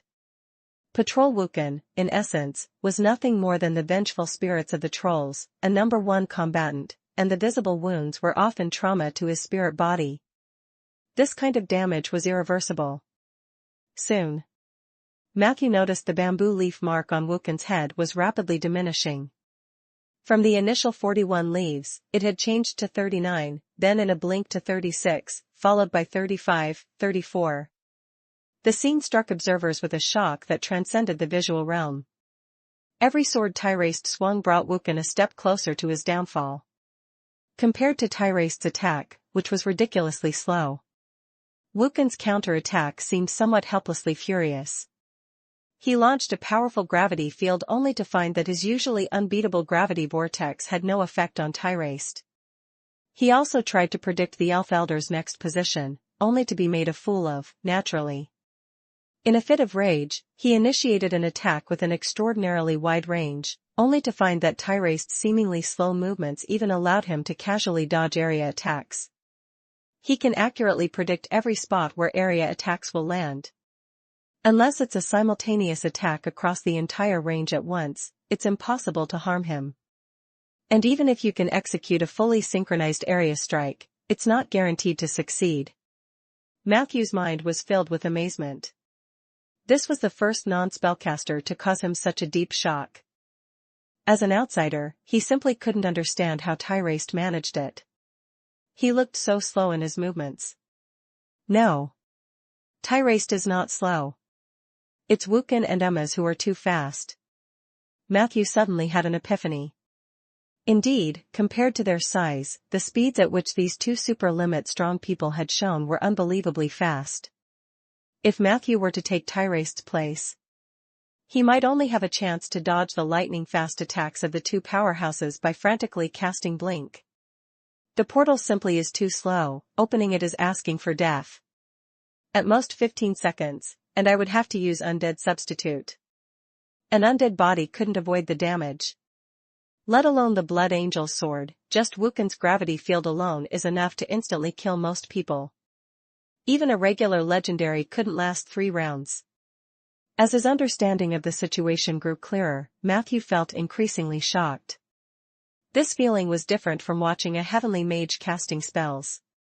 However powerful the spells, he understood the principles behind them, and while he might admire and lament them, they did not shock him like this. Only when someone outside the ranks of spellcasters stood at the pinnacle of power could they unleash such might that made Matthew's heart surge with emotion. Boom! In the center of the market district, building after building collapsed, and clouds of dust rose into the sky. The two super-limit strong people had changed their strategy, now besieging Tyraste from 2 directions. They were gradually eating away at Tyraste's space to move, trying to reclaim the initiative in battle. This tactic was indeed effective. Tyraste, now restrained from 2 directions and with the enemy no longer recklessly advancing but instead opting for a strategy that was part defensive and part compressing his space, started to appear somewhat cramped in his movements. More and more buildings were leveled. Black holes of force fields appeared in both the earth and the sky. The space for the Elf Elder to maneuver was shrinking. But he himself didn't seem to be in a hurry at all. He continued to walk leisurely, occasionally striking with his sword. The bamboo leaf marks on the heads of Wukon and Emma's were still decreasing, just several times slower than before. And so, the trembling continued for another 7 or 8 minutes. Seeing the moment was ripe, both powerhouses deployed their long-planned powerful moves. The Blood Angel raised his sword high and then stabbed it forcefully upwards. In an instant, the sky seemed to be pierced by the sword. A vast amount of dark purple lightning coiled around the sword, and a loud holy song emanated from the clouds. The lightning, as if from heaven, surged down the sword, turning into an unceasing river of thunder and electricity.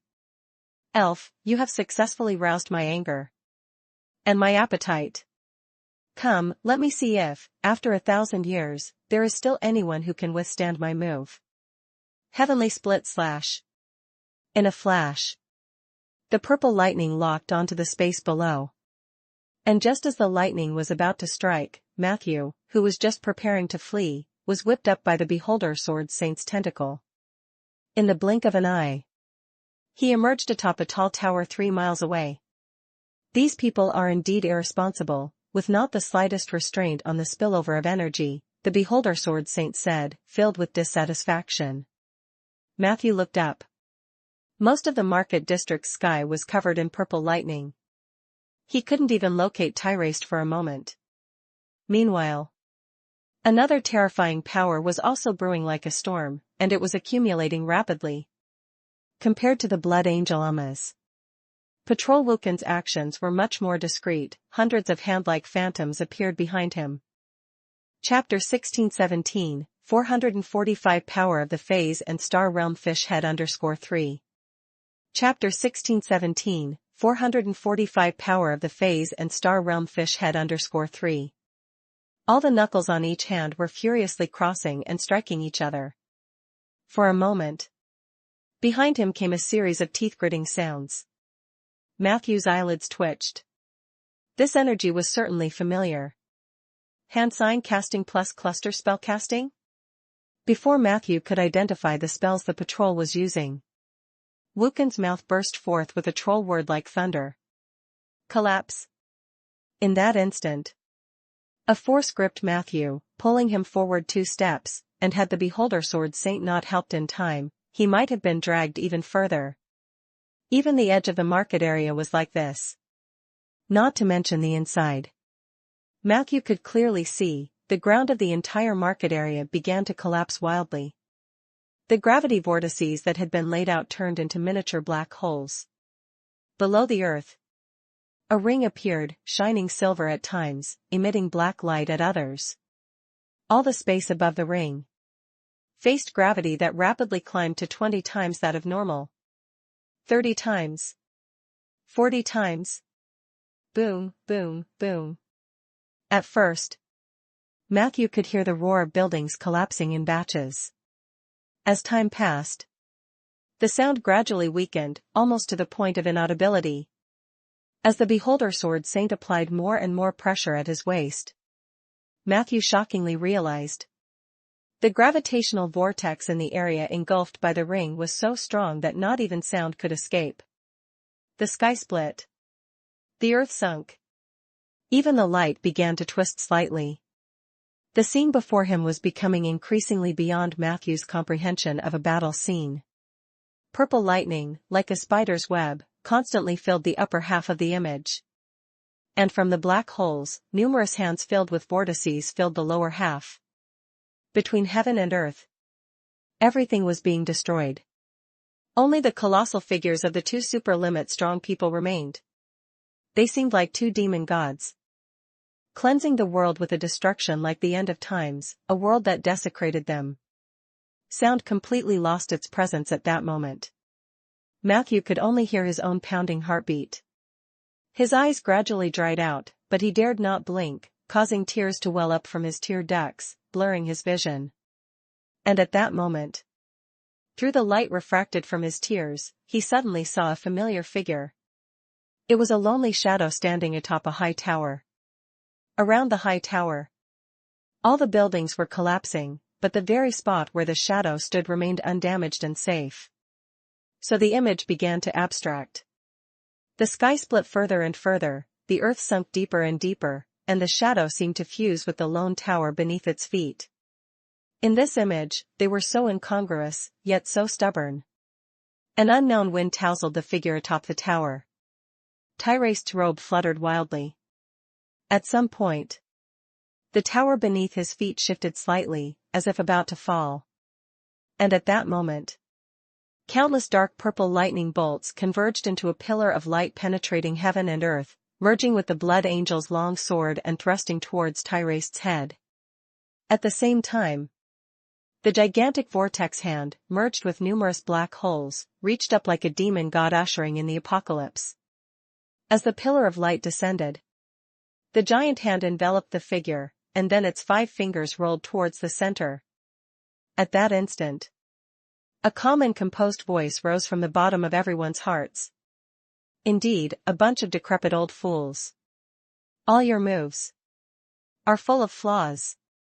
Matthew only saw the elf elder's silhouette grab the stick tightly, push it upward, then pull it down in an extremely peculiar stance. A 10,000 zhang golden light burst forth from his body. The high tower beneath his feet also shone bright and splendid under the illumination of the golden light. That moment, time seemed to freeze. Then, just like a wind-up clock, everything rushed forward for a dozen seconds. The nearly solidified image seemed to be framed in a glass picture frame. Then the glass shattered. The purple lightning recoiled upwards. The black giant hand disintegrated into thousands of black light spots. All the patchy colors that made up the previous scene lost their meaning. They collapsed ceaselessly. Instantly, the material space near the lone tower crumbled into dust. In that inconceivable clash of forces, Matthew saw the bamboo leaf mark atop the 2 super-limit strong people's heads decrease by more than half at a visible rate. Hint: Tyraste used the lawbreaking sword. You sensed the power of the aspect source. Lawbreaking sword. It indeed is the lawbreaking sword. Noticing the confusion in Matthew's eyes, the Beholder Sword Saint took the initiative to explain. This is a swordsmanship inherited from the immortal tribe, capable of counterspelling any unimaginable extraordinary power. It is said that originally it was a stick technique, created by a renowned great druid from the eastern continent who was known for his fondness of transforming into an ape.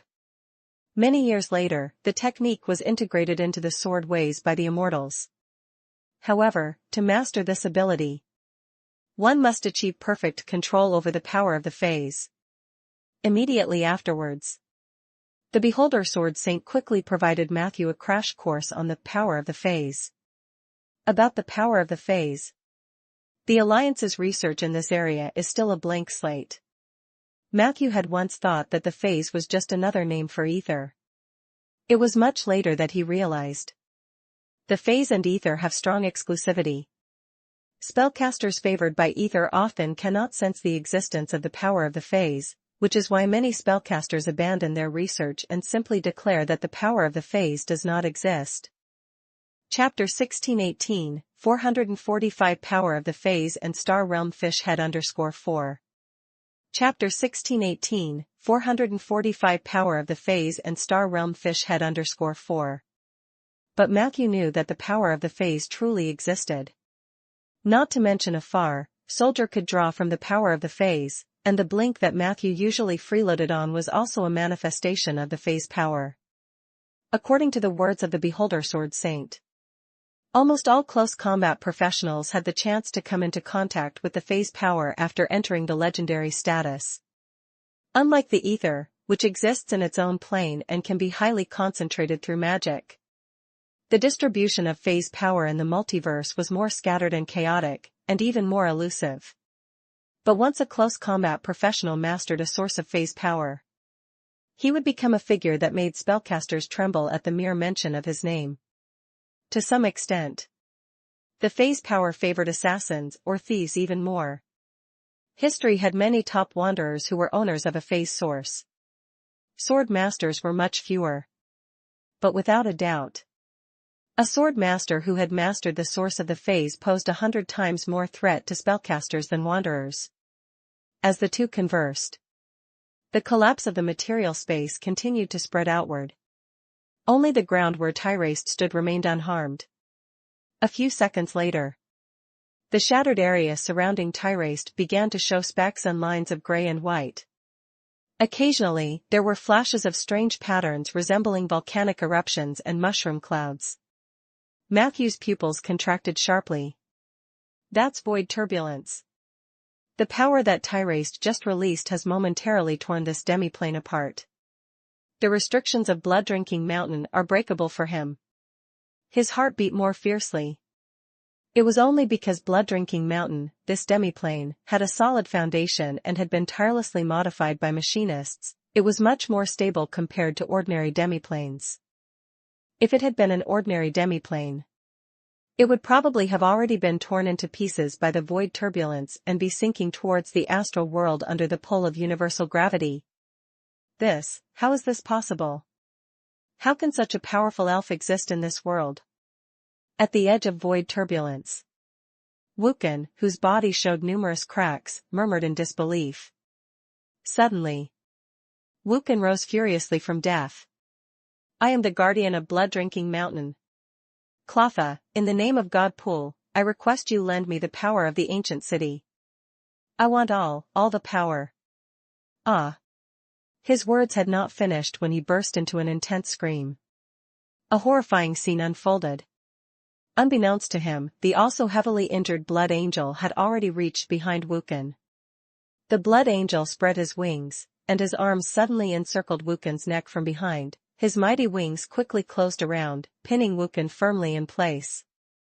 Meanwhile, Irma's faceplate was pushed up, revealing 4 rows of unsettling teeth. Crunch, crunch. He was actually gnawing alive at the body of the ancient city patrol. Can't you see? Even if the 2 of us team up now, we might not be able to defeat him. Don't think too much, just obediently be my blood meal, and after I've eaten you, I will surely avenge you, getting rid of that damned elf. Irma nodded furiously, his voice muffled and unclear. At first, Wukin resisted fiercely. But as time went on, his resistance became weaker and weaker until half of his skull had fallen into the belly of the Blood Angel, at which point the patrol's resistance was nearly non-existent. Blood and brain matter flowed from Wukin's wounds, soon soaking Irma's body and the ground around him. The Blood Angel gorged himself unconcernedly. The sight of this feast was so unsettling that most people who saw it would experience severe stomach convulsions. Matthew felt the same. But he also noticed, just a second before Irma swallowed Wukin's head, he saw a strange smile at the corner of the patrol's mouth. It was certain that Wukin was devoured alive by Irma. But had the former definitely died? Matthew thought not. Irma ate quickly, devouring most of the patrol's body in just a few seconds. He taunted as he ate. You must be very anxious now, right? That move was indeed impressive, but unfortunately, I won't give you another chance. You are also a fool, creating such a spectacle, trapped in place by the void turbulence. It doesn't feel good, does it? He. Faced with Irma's provocation, Tyraste remained very calm. He stood silently, waiting, and a few seconds later, large swaths of black curtains appeared in the area swept by the void turbulence. There were also some moving color blocks within these black curtains. Gradually, the black curtains occupied most of the turbulence. The color blocks behind them also became more lively and clear. Matthew knew that when the material world was torn apart, the first to arrive would definitely be the void turbulence. Following that would be the star realm material. This star realm material could provide a window to the astral world. Correspondingly, some astral creatures would appear at the other end of that window. Those among them who were more daring might even take the opportunity to enter the material world. The color blocks within the black curtains became more numerous, representing the gathering trend of the astral creatures.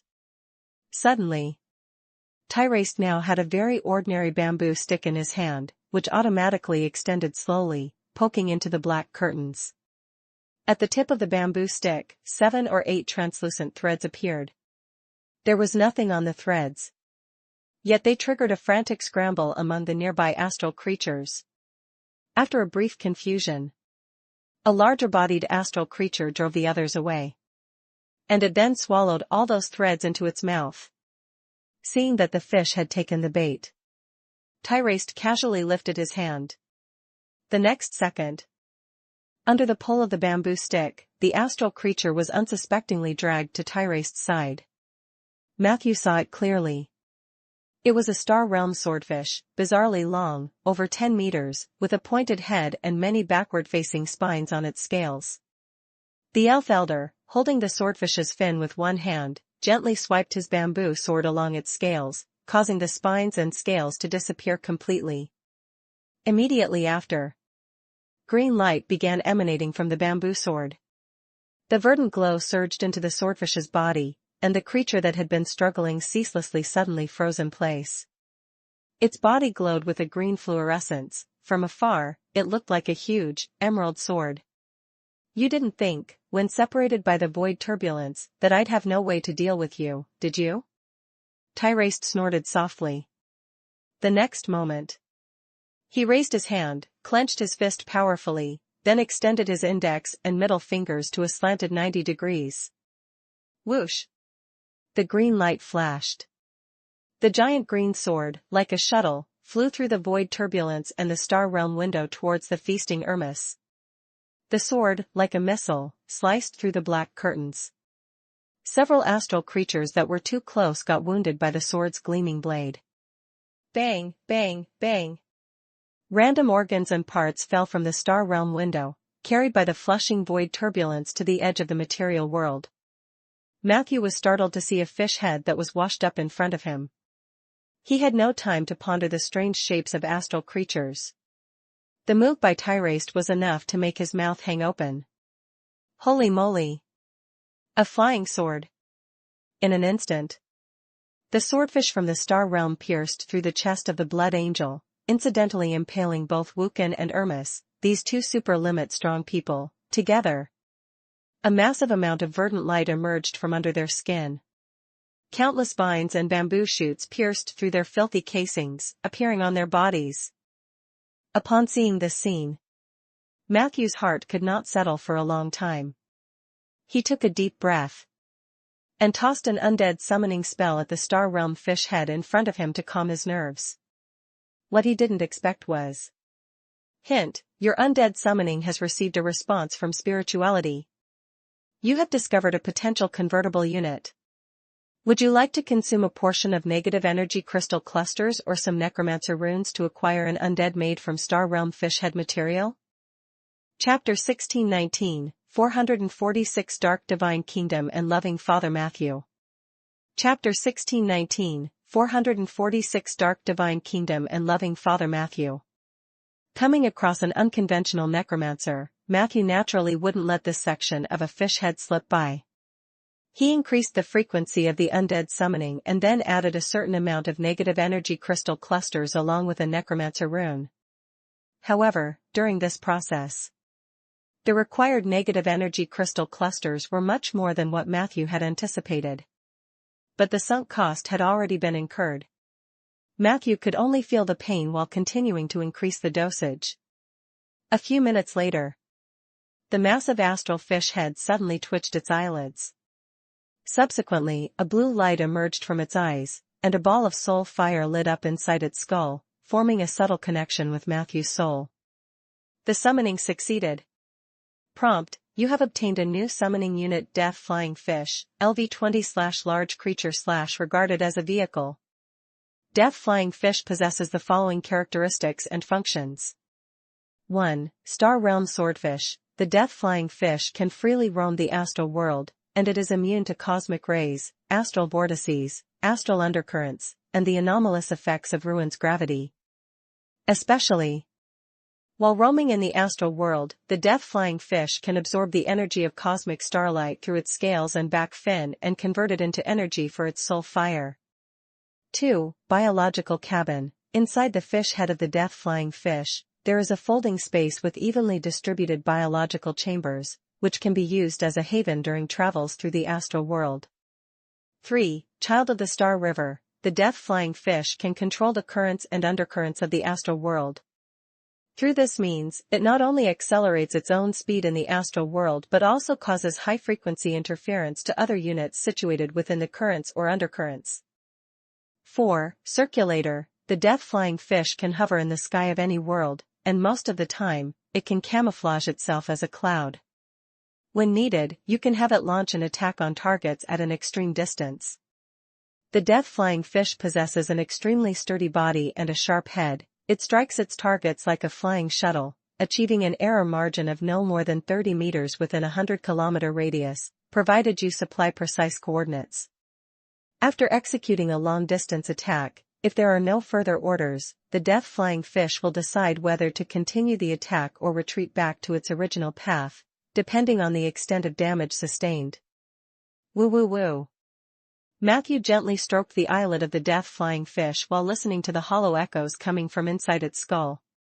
It seemed as if he had gained another astral spaceship? Matthew pondered further. The most significant use of the death-flying fish was to provide a freely floating mobile platform in the high skies. This thing could not only scout targets from a distance, but could also launch missile strikes from an extreme range. What's even better? Thanks to the super-strong biological qualities of the flying fish, such missiles are highly likely to be recoverable across the entire Ander continent. Probably only Cloud Edge City or Cyberdragon might possess similar technology. However, under normal circumstances, Matthew wouldn't use it as a missile for no reason. On one hand, the death-flying fish had greater value in other aspects. On the other, nobody knew whether the interceptor's spells could potentially impact the fish's brain even more. If it really went without return, then the half-box of negative energy crystals Matthew had invested would really be lost. While Matthew was analyzing and studying the internal structure of the death-flying fish, the Beholder Sword Saint suddenly spoke. Quick, look. He has left that high tower. Matthew instantly looked up. Seeing Tyrese lightly tap his foot, his entire figure flew towards the direction of the void turbulence, leaving behind dozens of afterimages. After the afterimages disappeared, the tower that once stood proudly instantly collapsed without a trace. Matthew watched Tyrese's figure with awe.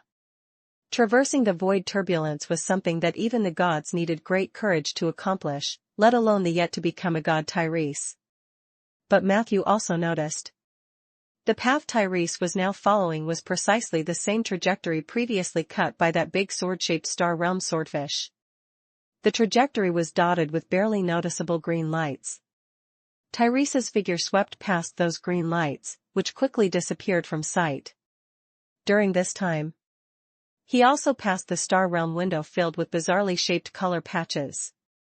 Originally, many star beasts had been lurking around the Star Realm window to spectate. As Tyrese passed by, all the star beasts were frightened away. Soon, his figure crossed that collapsed space and arrived beneath the massive bodies of the Blood Angel and Ancient City Patrol. It was only at this moment that Matthew suddenly realized Hermes hadn't died yet. At that moment, from the bodies of the two super-limit strong people skewered together, blood started gushing out. The blood covered the bamboo leaves and green lights. Soon, everything on their skin surface was dyed crimson red. The color shifted from light to pink, deepening to black. The blood thickened, coagulated, and formed a layer similar to a crystalline shell. In the utter silence, everyone could hear the strong, forceful heartbeat coming from the Blood Angel's chest cavity. The sound of the heartbeat was so piercing. It seemed as if everyone's hearts were resonating with it. Bang! Bang! Bang! At a certain moment, a vertical line suddenly split open in Hermes's chest cavity. It resembled the slit-shaped pupil of an evil god, giving a chilling sensation. Shortly after, the slit continued to expand on either side, and Hermes's crystal-clear heart was pushed out by a mysterious force. Chapter 1620, 446 Dark Divine Kingdom and Loving Father Matthew _2. Chapter 1620, 446 Dark Divine Kingdom and Loving Father Matthew _2. The heart burst silently and without warning. The next second, it transformed into a seemingly endless fountain of blood, erupting violently, spurting out streams of blood essence fluid. The blood essence fluid cascaded down, forming waterfalls. Wherever the blood essence fluid reached, all objects were corroded into a state resembling glass under extreme heat. The fountain of blood continually expanded its area of influence. Before long, the flesh of two super-limit strong people was stained by the pervasive red. Their surfaces appeared as if they were covered with a layer of a red carpet. More chillingly, The red carpet sprouted a dense array of soft, red fleshes resembling human fingers. These soft fleshes and hoses fluttered in the wind. Near the fountain of blood, the chanting of an evil god resonated like a low hum. Mysterious black fire spread from an unknown place, sweeping over the red carpet. At that moment, the bodies of Wukan and Umaz had deeply fused together under the baptism of the blood fountain and the black fire. Their original bodies exhibited varying degrees of collapse and fusion, with only their heads still somewhat independent. From outward appearances, they had transformed into a two-headed monster. Even more hair-raising was the red crystals covering the surface of the two-headed monster glowed translucent under the blaze of the black fire, then gradually darkened, those velvet-like red substances growing longer and more abundant. Before long, they seemed to be enveloped by a gigantic, misshapen blood cocoon. Bang! Bang! Bang! Matthew could still hear the strong heartbeat of the blood angel. Perhaps it was no longer simply the blood angel Umaz. He could clearly see. Inside the silhouette of the blood cocoon, countless hands eagerly scratched outward. They appeared desperate to leave the blood cocoon and to be born into this world. Just like that. The black fire and blood strands spread like a net of heaven and earth around the space that two-headed monster occupied. That area looked like a true earthly purgatory. Anyone who approached might directly face the true evil and fear, let alone step into it. But this clearly did not frighten Tyrese. After the elf elder ascended to the shore, he lightly trod on the surface of the two-headed monster. He followed the red carpet upward, swiftly reaching the knee area of the two-headed monster. It was then. A voice filled with countless echoes, as if a mix of thousands of human voices, chuckled softly. You still presume to kill me? Impossible. Petty elf, you have no idea who you are truly contending with. I am a new god, and an ancient god. I am a holy archangel and a dark god. I am the Eternal One. I am the destined ruler of Lost Paradise. I, Umaz, bearing the will of the god of darkness, shall resurrect in this era and seize all the glory and authority of this age. This is my divine kingdom. You are undoubtedly doomed. The next second, a soul-stirring holy song emanated from the blood cocoon. Everyone could see the shadows inside the silhouette of the blood cocoon, those dignified and solemn shadows with wings on their backs, devoutly singing the hymns to the ancient dark god. The song was sonorous and majestic, resonating between heaven and earth. The flying shadow moved elegantly, wandering within the blood cocoon. Perhaps because one could only see shadows through the membrane of the blood cocoon. It made the scene even more awe-inspiring. Matthew had lost count of how many times he had been shocked today. His brain even lagged for a few seconds before he realized through a data panel prompt. The blood angel Umaz, in a dying state, ignited his and Wukan's flesh with a little divine fire of retaliation stored within the holy mark, thereby forcibly initiating the god-making ceremony. The unfolding of the god-making ceremony attracted the descent of the Lost Paradise vision. Almost simultaneously, the vision of Lost Paradise that appeared due to Matthew's earlier acquisition of the golden ticket reappeared in the clouds. This time, it was not a fleeting glimpse, but permanently and constantly there. Umaz is making a desperate gamble. If Tyrese runs far away, and he is unable to enter Lost Paradise to become a true ancient god, the result will be burning himself alive. Matthew realized the details behind this. Whoosh! A gust of strong wind blew. The divine power contained in the wind tormented him greatly, and if not for the Beholder Sword Saint intervening, Matthew might have suffered even more adverse conditions. Even he, holding 4 shares of divinity, was made very uncomfortable by the god-making ceremony's power. Ordinary people here would probably only have the fate of offering profound respect. This was Matthew's first time experiencing the shock of the god-making ceremony up close. No wonder those from the Age of Enlightenment competed to become gods first. The path of faith can accumulate little by little and leverage its unbelievable power in a short period of time, which is unmatched by any other path of extraordinary power. And the immense power gained at the moment of igniting the divine fire is enough to make others of the same level bow their heads in submission. Such intense power, how could it not be intoxicating? He thought to himself. Therefore, throughout Einder's history, the period when the Alliance held authority was somewhat an anomaly. The ascension of the heavenly palace equated to the Calamity Mage single-handedly removing the path of faith from Earth. In Matthew's era, when everyone naturally believed that gods were merely so, that was actually a special era in the history of Einder. Chapter 1621, 446 Dark Divine Kingdom and Loving Father Matthew _3.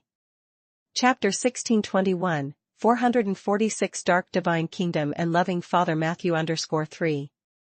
Once the rules set by the Calamity Mage failed, the path of faith eventually returned to Earth society. Everything seemed to have come full circle, as if returning to the starting point. The Calamity Mage must have wondered how she would feel about this outcome. Or perhaps, had she actually foreseen this scene? In an instant, Matthew's thoughts ran wild. And as the black fire burned ever more fiercely on the body of the two-headed monster, that terrible divine power became increasingly irresistible. The beholder sword saint, shielding Matthew, retreated a bit further, and said in a deep voice, "Do not be discouraged, this is not ordinary divine fire of retaliation but the divine fire preserved from the era of ancient dark god, and it is understandable to find it difficult to withstand such power momentarily." Matthew nodded gently. But deep inside, he was not actually discouraged. As a thorough pragmatist, one of his methods when facing an insurmountable faction was to consider joining them. At this moment, Matthew was seriously contemplating whether to really take on the role of an ancient god. If the main body doesn't work, using a doppelganger to hold it is also fine. He had already thought through this plan. Meanwhile, the elf elder's actions went unchallenged. The torrential black fire could not stop the emerald blade light. A few seconds later, Tyraste advanced from the knees of the two-headed monster to the chest of Hermes.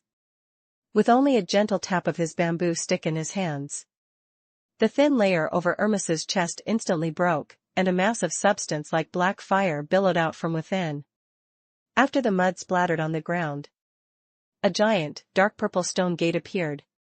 Above the stone gate, countless angel shadows stuck to the thin layer tacked down.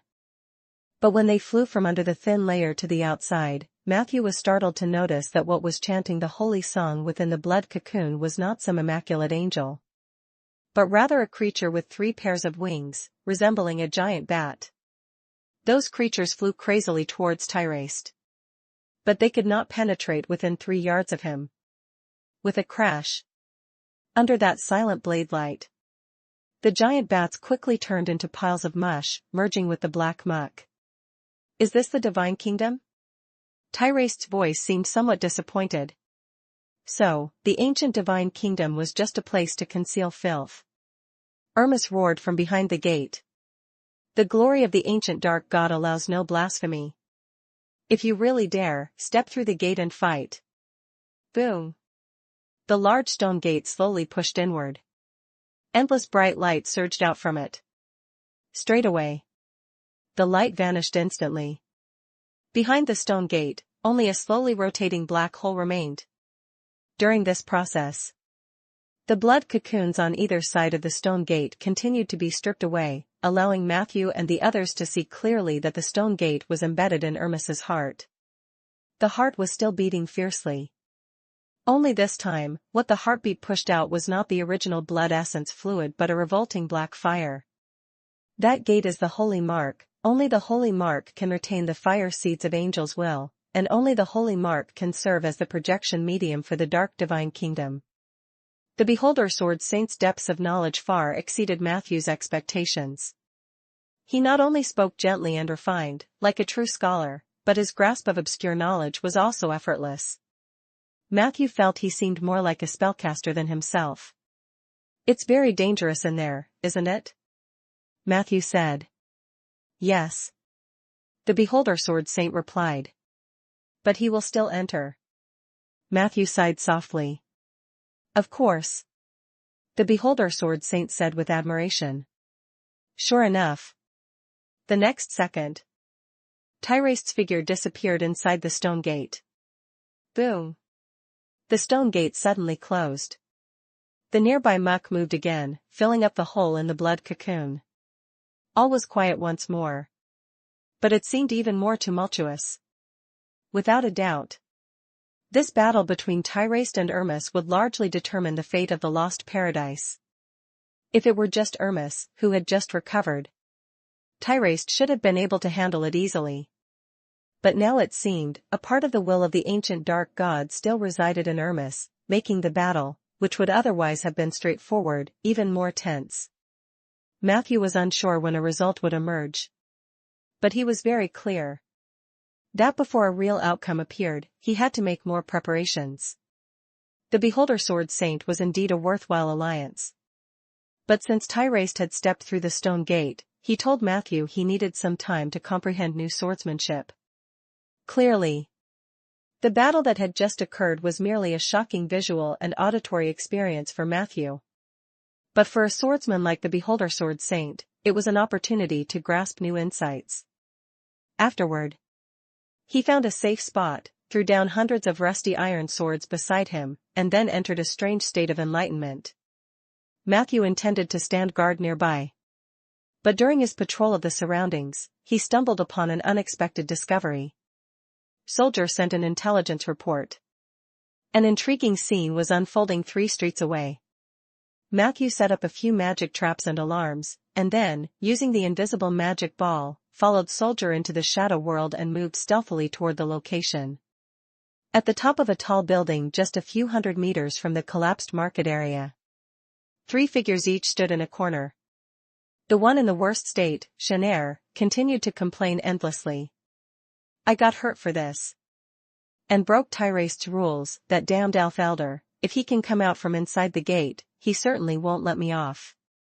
Chapter 1622, 446 Dark Divine Kingdom and Loving Father Matthew _4. Chapter 1622, 446 Dark Divine Kingdom and Loving Father Matthew _4. I also incurred Matthew's grudge, that Necromancer is narrow-minded, and his desire for revenge is extremely strong. I suffered a huge loss because of it. As we agreed before, you must give me the God of Murder's holy artifact as compensation. In 2 opposite corners stood little Ingram and Audacia, mother of Black Dragon. In response to Shanair's complaints, Audacia appeared indifferent, while little Ingram smiled and said, Relax, Mr. Shanair, I take responsibility for every member of my team. Shanair scoffed and said, What about Liang? Little Ingram replied earnestly. That was an accident, and I swear I'll make Matthew pay the price, a price of life, so you don't have to worry about him causing you trouble. Shanair said displeasedly. But that's no excuse for you to delay giving me the artifact. You promised me yourself that as long as I led you to that group's lair, you would hand over the holy artifact with both hands. Little Ingram's smile gradually took on a taunting edge. Mr. Shanair, I have always been a man who keeps his word. But times change, do you understand? You don't seem to be in a very good state right now, and it seems you're not in any position to negotiate with me. Shanair's face changed color. Little Ingram continued reassuringly. But rest assured, I won't hurt you. I am a man of my word, and I will hand over the holy artifact as promised, but definitely not now. I hope you understand my predicament. I need to ensure your loyalty is always with us. What if you take the artifact and then turn around to use it against me? Anyway, I assure you, you will get the holy artifact you desire, it just requires a bit more patience. Upon hearing this, Shanair showed an expression of extreme anger turning to laughter. It seems you're determined to default on your debt. Little Ingram sighed. Haven't I made myself clear enough? Once Hermes kills that elf, everything will be settled, and the holy artifact will be yours. Shanair scoffed and said, Stop with your hypocritical facade. By the way, are you sure that makeshift blood angel can kill Tyrest? Didn't you see the confidence written all over that old man's face? He's frighteningly strong now, maybe he can even kill the ancient dark god. Little Ingram immediately retorted. However, after he finished, Audacia, the usually silent mother of Black Dragon, rarely spoke. Mr. Ingram. I think Mr. Chenair has a point on this matter. We might need to prepare for the worst. Little Ingram replied unhappily. Impossible. The Blood Angel is the strongest among the Holy Mark Angels. Moreover, the battle is taking place in the ancient Dark God's divine kingdom. That elf hasn't got any chance of victory. Wait, what did you do to me? Give it back to me. In that instant, Little Ingram's waist suddenly burst into a spurt of blood flowers, and not far away, Chenair's figure appeared leisurely. He raised his right hand, and the round gold coin he was holding between his fingertips was dazzling. That was indeed one of the 3 holy artifacts of the god of murder. The death coin. It said that the holder of the death coin will bear an endless stream of bad news. But through a specific method of use, the coin's bad omen can be transferred to someone else, thus creating one unsolved case after another, one tragedy after another.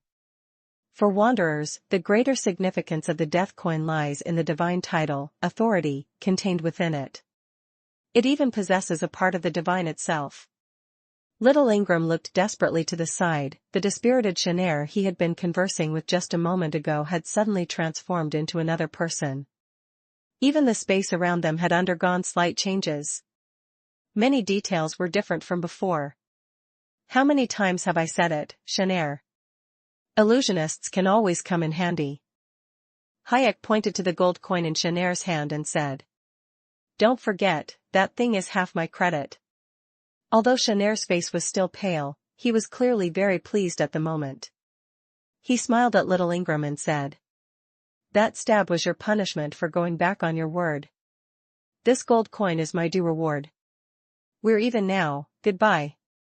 With that, he and Hayek prepared to leave. But just at that moment, an abrupt voice suddenly came from the side. Let me borrow it. As soon as he heard the first word, Chenair instinctively tried to hide the gold coin. But it all happened too suddenly, and even with his quick reflexes, he couldn't prevent the powerful infringement of the Tauren's authority. With a whoosh, the coin in his hand turned into an ordinary gold coin. Not too far away, Matthew was casually holding the artifact, examining it up and down. Matthew, give it back to me, and we'll call it even. Chenair's face turned very ugly. Matthew fiddled with the gold coin, then to everyone's shock, he actually tossed the coin back to Little Ingram. The latter was stunned for a moment. Then he suddenly grasped the gold coin thrown by Matthew with Mage's hand. Now, you have 2 choices, Matthew said to Chenair with a smile. Either run away right now, but I can guarantee, from now on, you'll have no chance with this coin. Or help me kill these 2, and after the deed is done, their loot is mine, and the coin is yours. Chapter 1623, 446 Dark Divine Kingdom and Loving Father Matthew _5. Chapter 1623, 446 Dark Divine Kingdom and Loving Father Matthew _5.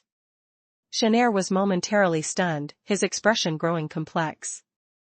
However, young Ingram couldn't help but laugh out loud. You don't actually think you're smart, do you, poor necromancer? This gold coin is now in my hand, I have control over it. As he spoke, he turned to Chenair. As long as you kill Matthew, this gold coin is yours. Don't worry, the stab you just gave me, we'll call it even.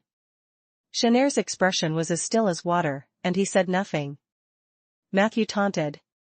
Do you think your credibility is on the same level as mine? I can make promises because I have never betrayed those who have cooperated with me. But your reputation doesn't seem to be that excellent, unless you hand over the gold coin to Chenair now, but once you give it to him, he will immediately take off.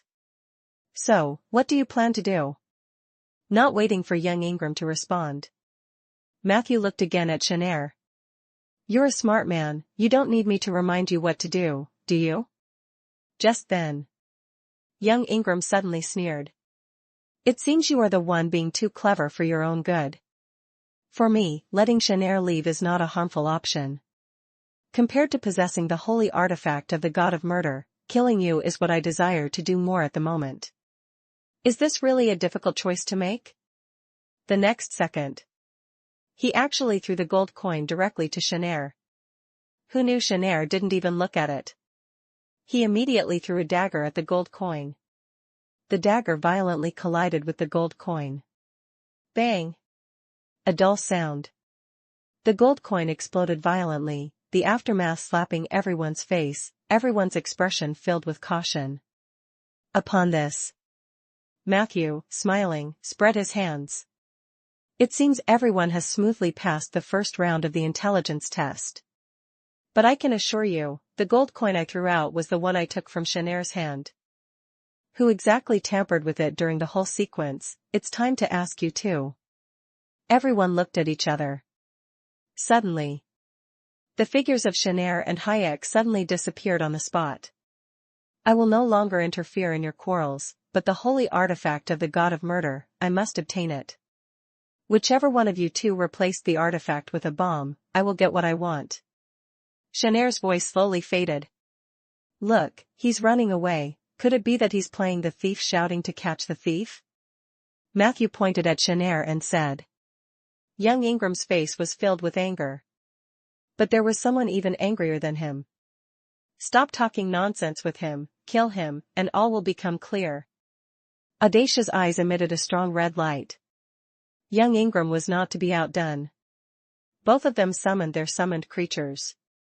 In the blink of an eye, a multitude of elemental lives and several black dragons gathered from all around the ruins.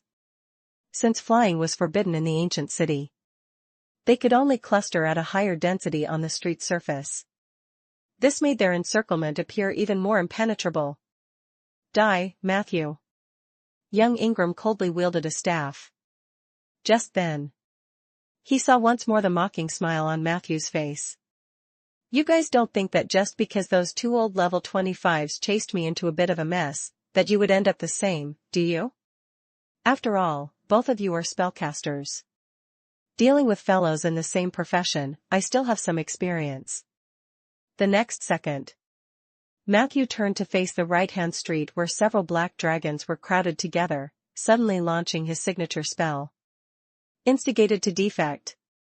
In just an instant, a total of 4 black dragons appeared to convulse on the spot. At the same time, their eyeballs also became extremely clouded. No. Audacia felt a heart-wrenching pain. She clutched her chest with one hand and frantically reached into the void with the other, as if trying to grasp something exceedingly precious to her. Let go of my children. The mother of black dragons cried out hoarsely. The influenced black dragons were also struggling hard, their eyes became clearer, and their limb movements were resisting with an effort. No. Don't want to leave. We cannot leave. Mother, mother, mother. We can't leave the embrace of mother. Strong thoughts bombarded Matthew's mind. The black dragon's resistance turned into dragon language echoing across the street. However, at that moment, a more holy and loving light radiated from Matthew's body. He smiled at the black dragons and said, No, that's not right. From now on, you have no mother. From now on, you only have a father. Authority, loving father, twisted state. Bursts of holy light seemed to pour down from heaven. That instant, Matthew's figure also seemed to bathe in the holy light, appearing utterly divine. Soon, the black dragon's eyeballs continually rolled, completely turning into a turbid color that broke Audacia's heart. Chapter 1624, 447 Soul Projection and Kunlun Blood Book. Chapter 1624, 447 Soul Projection and Kunlun Blood Book. At that instant, immense joy surged within Matthew's heart. Within his insight, 4 bright red dots became clearly visible. With a single thought, the 4 newly captured units within his control responded with positive feedback. Alert, you have successfully instigated 4 black dragons to defect and have obtained their temporary control rights. Consecutive instigation, Your signature spell of instigation has gained an additional chance to be cast. Success rate of instigation decreases. Your Tauran authority and authority of a loving father have gained more elements. You have activated the magical domain of necromancy. Under the enhancement of the domain and authority, Matthew's signature spell was unstoppable. With a wave of his right hand, he directly pulled another 5 black dragons into the range of his instigation magic. In a moment, the black dragons exhibited signs of dull eyes and slow movement. That was a manifestation of Matthew invading the contract between them and the mother of Black Dragon. Charge! Kill them all. While Matthew continued to instigate more black dragons, he dispatched all 4 black dragons under his control. Someone else's black dragons weren't heartbreaking to deploy. Therefore, he used the most brutal, most extreme command. Attack their former companions at all costs. Roar! In the agonized gaze of Audacia, the 4 dragons with murky eyes charged their former brethren like zombies. They bared their sharp fangs and raised their clawed hands, sparkling with a cold light, becoming spiritless beasts, knowing only the most primitive method of attack against the fully prepared black dragons. Although these black dragons were noticeably slower in action after being instigated and their strength somewhat diminished, they simply did not understand what death was. Even injury could hardly stop their onslaught. This played a significant role in the ensuing close-quarters combat.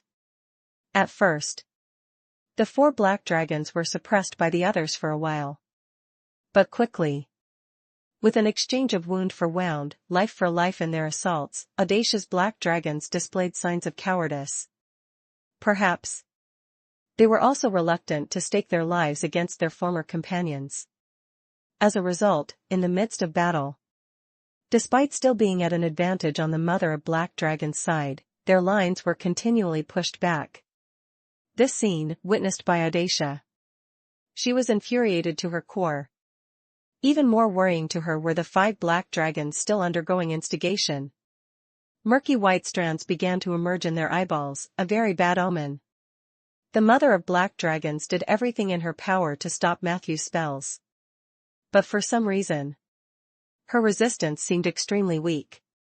Her mental strength before Matthew was like a group of powerless elders and children facing fully armed cavalrymen. Initially, Matthew was surprised by her inadequacy.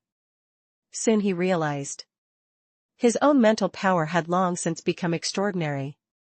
After devouring the spiritual source of the evil priest Lance, even among legendary mages, Matthew's mental power could be considered upper tier. Moreover, the mother of black dragons came from the secondary planes. The changes in the plane laws provided her with an opportunity to ascend to legend, but the shortcoming in mental power was difficult to remedy quickly. Matthew seized the opportunity. Relying on his instigation strategy, he took on Audacia and the Black Dragon's contract with a relentless beating and undermining. Audacia resisted for a moment, seeing that she was about to be utterly defeated again. It was at this moment she suddenly opened her eyes wide, filled with fury. With vicious movements, she took out a staff from her storage item and grasped it in her hand. Little Ingram next to her hurriedly warned, "Be careful. Don't let it be stolen." Matthew explained with a smile, "I generally don't steal, just occasionally snatch." As if to prove his point, the 5 black dragons being instigated issued painful groans one after another. Immediately after, their eyes turned into a murky gray-white. Audacia's face turned deathly pale. In less than 2 rounds since their encounter, Matthew snatched away nearly half of her meticulously raised black dragon army right in front of her. This loss, no one could accept. Hence, ignoring Ingram's reminder, she raised the ruby staff high, aiming it from afar at Matthew, as if intending to cast a spell. Matthew's gaze focused on the ruby staff for a few seconds. Audacia instinctively tightened her grip on the staff, blue veins popping on her pale hand as a result. Yet, a few seconds passed. The anticipated overt robbery did not occur. Looking puzzledly at Matthew, Audacia, he revealed an even more evident smile. "As I said, I only snatch occasionally, I'm not a thief who would rob you every day. Besides, you don't really think I can't tell that's a blast staff, do you? The mother of black dragon's chest heaved violently. A few seconds later, she fiercely threw the staff towards Matthew, but unfortunately, it exploded in midair. Boom!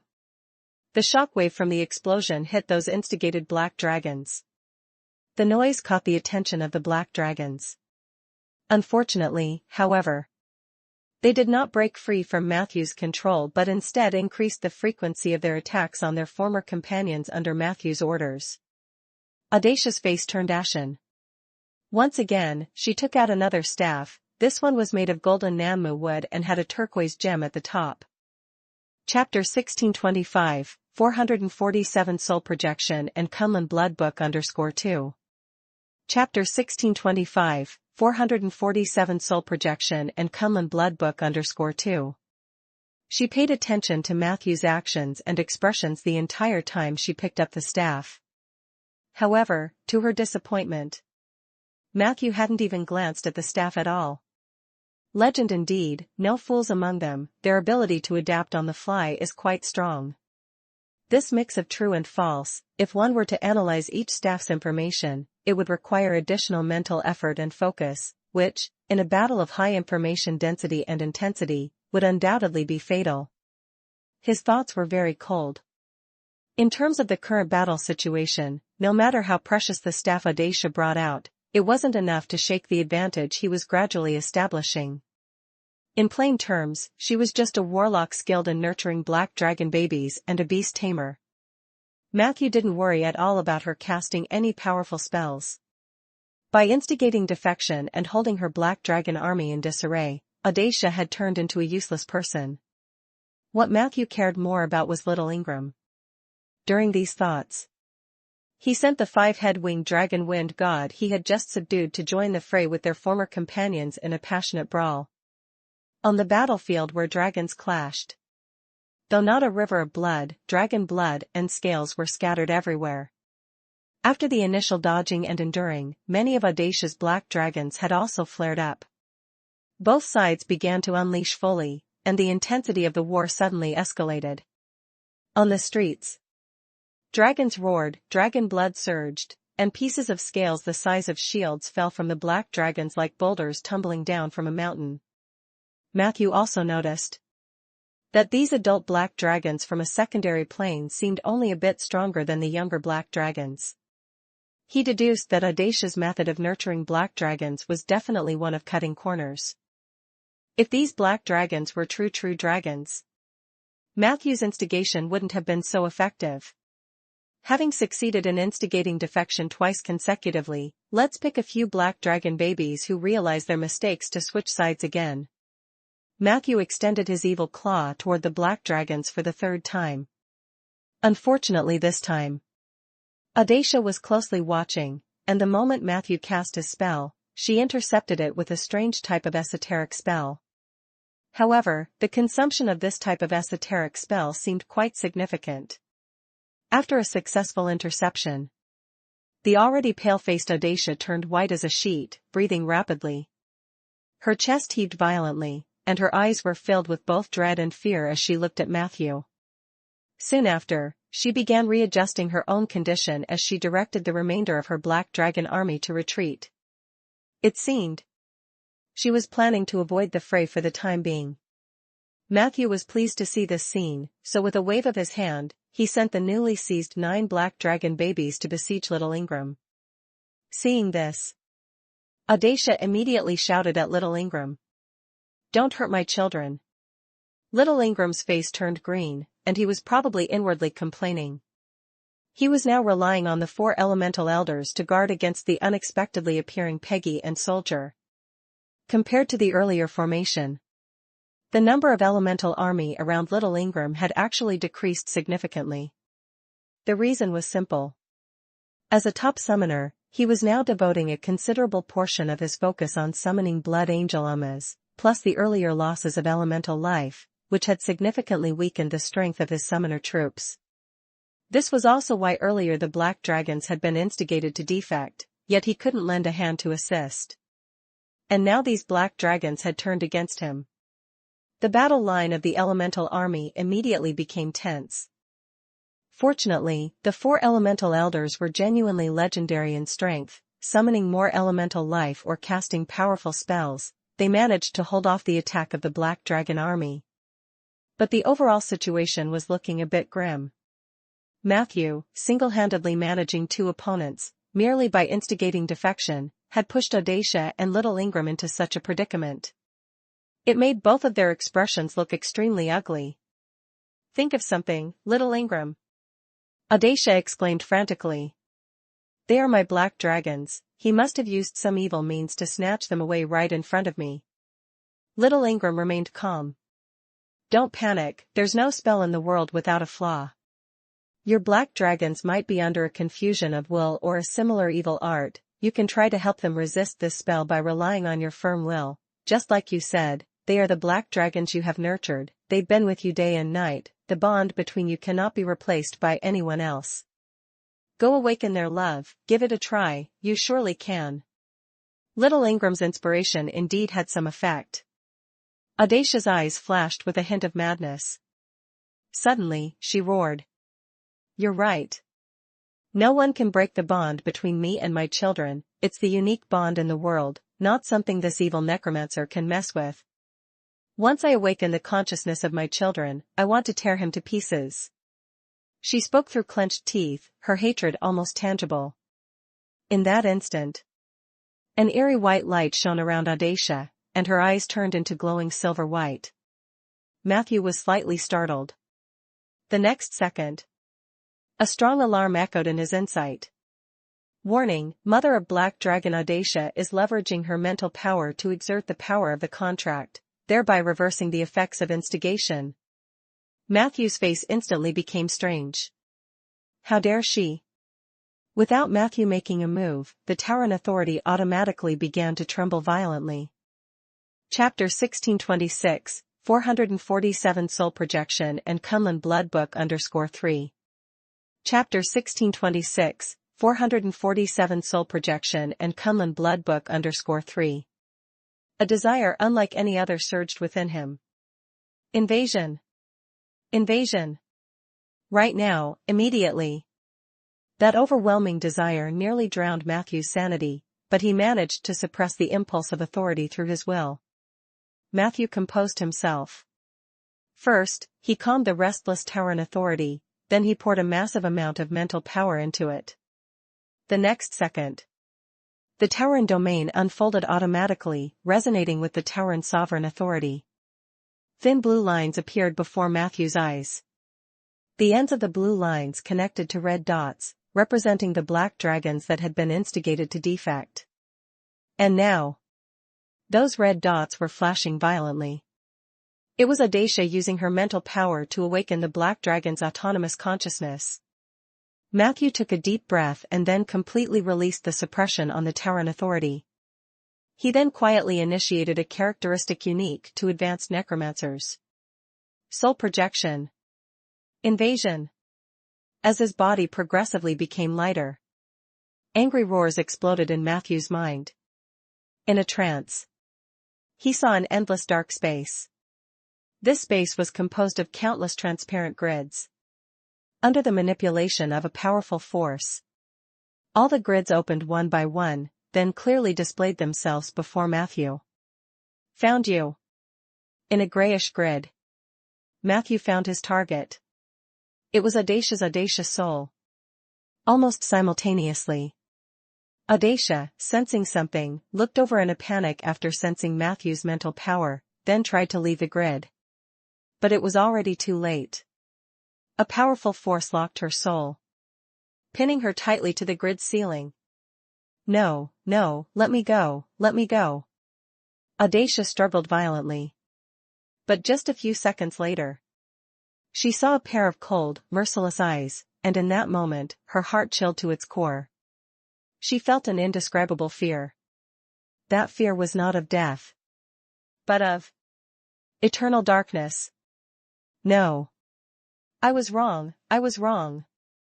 Audacia's soul tried desperately to make a sound, but found her voice swallowed by the surrounding darkness.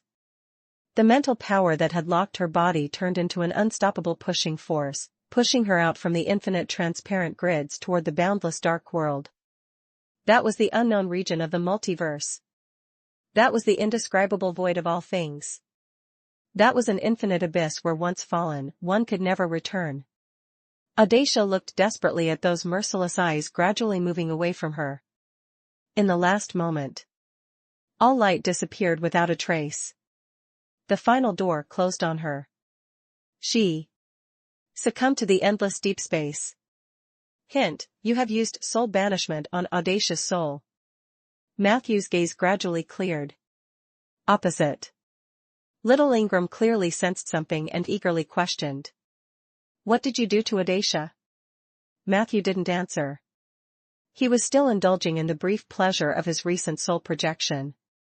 No wonder some say soul projection is addictive. The pleasure of consciousness leaving the body is so delightful, that unrestrained feeling is just too wonderful. Matthew quietly savored the moment, yet Audacia's desperate and stunning face emerged in his mind. This girl really panicked.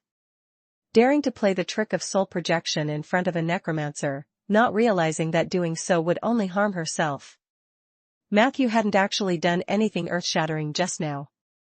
He simply found Audacia's soul, which was awakening the memory of the black dragons, through soul projection, and then just pushed her outside the spatial realm of the spell contract. The contest of mental powers is just as plain and simple. Matthew was strong enough to pin her against the wall, pushing her back and forth. Of course, that would waste a lot of time. Directly pushing her soul outside the projection space was akin to a banishment on the soul level. She would never be able to return to her body and would be plunged into great fear. Unless someone was willing to help. With this thought, Matthew's lips couldn't help but curl into a smile. Hey, Matthew, can you stop smiling like a villain? Peggy, who was dealing with the fire element elder, couldn't help but voice her complaint.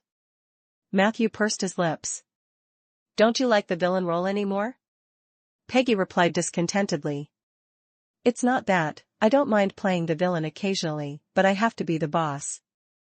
But your current aura makes it look like you're the main villain, and we're just your underlings. You're kind of stealing the show here. Matthew coughed softly. Didn't I say earlier that I'd give you a raise? Peggy paused. Okay, as long as you give the raise, you can always be the boss. While they were talking, Little Ingram unexpectedly ripped open 2 scrolls, summoning 2 chimeras. The 2 chimeras appeared to be of not low rank, and upon joining the battlefield, the situation was immediately reversed significantly. Matthew then ordered the Black Dragon army to press forward completely. But he and Peggy exchanged a signal and he closed his eyes again. The smile was still on his lips. Only this time, it no longer looked like that of a villain. Cold. Dark. The eternal loneliness. Chapter 1627, 447 Soul Projection and Kunlun Blood Book _4. Chapter 1627, 447 Soul Projection and Kunlun Blood Book _4. She didn't know where she was, only that everything around her was so hollow and void. Many illusions flashed before her eyes. The faces of loved ones, the shadow of first love, bright sunlight, the spring breeze on the hillside, and the irises. But she knew none of it was real. Those beautiful things had left her a long time ago. What remained for the rest of her life were only the sweltering belly of the mountain, the jagged caves, the stench-laden dragon-nurturing field, and the roaring of the black dragons. Black dragons. My children. The heart of Audacia gradually turned cold. If a soul could cry, her tears would surely be flooding by now. She tried her best to sense the presence of the black dragons, relying on her mental power to find the way back. But all that responded to her was utter silence. There was nothing here. Illusions would ultimately vanish, only the twinkling light in the far distance signified the birth and extinction of stars. She could feel herself growing weaker by the moment. This was normal. Without the protection of a body, the inevitable laws of the multiverse ordained that a soul would disintegrate. She couldn't stop the process. She realized that she was dying bit by bit. Yet more suffocating than approaching death, more unbearable, was the feeling of constant falling. It seemed like an endless descent. Beneath her was the abyss without end, and she had long merged with it, until she dissipated into ash and smoke. She would continue to fall endlessly. Fall. Fall. She didn't know how much time had passed. She couldn't close her eyes, nor could she fall asleep. She was already suffocating, already in despair. The loneliness of being abandoned by the entire universe had long invaded her soul. She stretched out her hand unconsciously, trying to grab onto something. But even the distant stars seemed to mock her naivety and greed. Is my consciousness about to end? Who will be the last person to appear in my mind in this life? She thought vaguely. Before her eyes appeared countless fleeting shadows. In the end, all illusions shattered, and the face that froze in place astonished Audacia. That person was Matthew. Get lost. She thought it was an illusion and, filled with uncontrollable rage, she roared deep within her soul. Unfortunately, she couldn't utter a sound. In the eyes of others, her soul was like an adorable little kitten, playfully rolling over in place. The face of Matthew vanished in an instant. Audacia was stunned for a moment, then felt an immense void fill her heart. The next second, a silver thread appeared abruptly before her. It was only a few feet away from her soul. Audacia's heart leaped to her throat. Her soul trembled violently. That moment, she suddenly understood what the thin line meant. But without hesitation, she grabbed it. Like a drowning person, clutching at the straw that fate had thrown. Then all the darkness rapidly receded. In a daze, Audacia's soul arrived at a strange altar. She nervously surveyed her surroundings. But she didn't see Matthew, only a troll's soul standing at the edge of the altar. Audacia recognized her. She was one of the troll princesses. The troll princess, facing the darkness, had an expression of utmost reverence on her face. Master, please believe me, use the Kunlun blood book on her, she said. This is a secret technique used by the troll royal family to control slaves, 1,000-year heritage, simple and effective, and most importantly, absolutely rebellion-proof. A cold voice came from the darkness. It's in your hands. The face of the troll princess instantly revealed an excited expression. The next second, under Audacia's tense gaze, the troll princess suddenly turned towards her. Suddenly, the troll princess's hand held a stone carving knife. A column abruptly rose from below the altar. Right after that, Audacia realized she was bound to the column. The troll princess, holding the carving knife, approached her step by step with a smile. Audacia resignedly closed her eyes. Soon, groans echoed throughout the dark space, one after another. Ruichi, that woman, really has a heart like a venomous snake, her moves are even crueler than mine. He glanced casually at the situation inside the Jaeger blade. Even Matthew couldn't help but shudder at the troll princess's ruthlessness and madness. This guy wasn't recruiting a subordinate that wouldn't betray him. He was clearly venting his cruel desires. Chest, forehead, thighs, back, buttocks. Ruichi's carving knife didn't spare any corner of Audacia's soul. One by one, shocking runes along with Matthew's name appeared on her. Before long, a new message came from the data column. Notification, with the help of Troll Princess Ruichi, you have completed the writing of the Kunlun blood book. Mother of Black Dragon, Audacia, has become your first slave. Your Tauran authority has gained more elements. Half a minute later, on the edge of the battlefield, Audacia, who had been motionless, suddenly opened her eyes, and it seemed the black dragons also returned to normal. Seeing this, little Ingram's face showed a gleam of hope. You're all right, Audacia? The mother of Black Dragon let out an ah, as if awakening from a dream. Then she touched the dense sweat on her forehead and took deep, heavy breaths. Audacia? Little Ingram grew anxious. I'm fine. Audacia waved her hand and looked up at Matthew with disdain and loathing in her eyes. Little Ingram immediately sighed in relief. That's good. Just hold on a little longer, our reinforcements are on the way. Moreover, Irmis will defeat that elf elder soon, and when the dark divine kingdom descends upon the Earth Society, this necromancer won't be able to laugh for much longer. However, Audacia seemed as if she heard nothing. A hint of hesitation appeared on her face. But she walked reluctantly toward Matthew. This action took little Ingram by surprise. The next second, he saw Audacia approach Matthew without any interference. Her eyes filled with hatred. "I hate you," she said through clenched teeth. But having said that, she bent down, knelt on both knees, and started kissing the back of Matthew's foot with rigid motions. "My master," she said unwillingly. The disgust in her eyes was nearly overflowing. Little Ingram watched dumbfounded. He cursed in shock.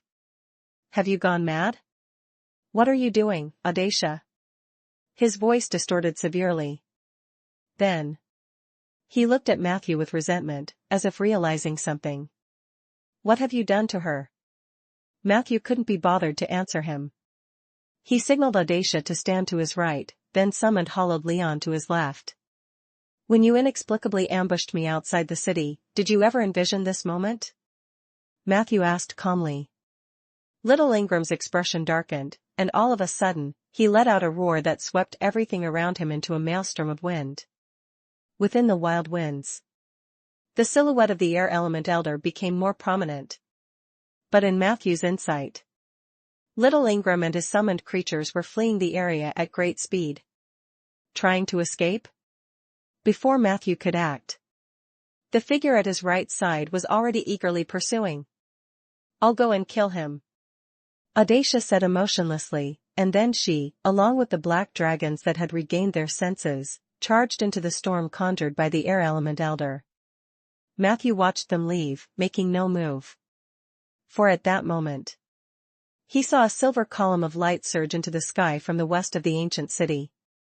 Then, the illusion of lost paradise in the clouds showed itself once more. The entire ancient city shook violently again. Notification: the fated dragon has obtained a silver ticket, paradise tickets currently appearing, February 3rd. Chapter 1628, 448 Clues of the Rootless River. Chapter 1628, 448 Clues of the Rootless River. The fated dragon? A trace of gravity flashed through Matthew's eyes. This guy was one of the 4 giants of the ancient lands, ranking equally with the Beholder Sword Saint, God-Eater Queen, and the final giant. He hadn't expected the second golden ticket to fall into his hands. However, alongside the soaring silver column, Matthew had only seen the phantom of the fated dragon himself. He had not seen the presence of the God-Eater Queen and the final giant. He also had no idea where those two had gone. Considering that Tyraste had appeared with the Beholder Sword Saint, the people who had been with him were also gone. Matthew suspected that during the entry into Blood-Drinking Mountain, Tyraste and his group might have encountered some friction with the powerhouses from the ancient lands. Afterward, most of them scattered. But they had most likely entered the ancient city of Clotha, and could appear at any time next to the vortex fighting for the lost paradise tickets. What a pity. Tyraste was now fighting fiercely in the dark divine kingdom. The Beholder Sword Saint was also comprehending the true essence of Tyraste's swordsmanship. Matthew had no way to verify his suspicions. And from another perspective, the appearance of the second ticket was faster than Matthew had anticipated. Nobody knew if the third ticket would appear immediately. This meant that Lost Paradise might open at any moment.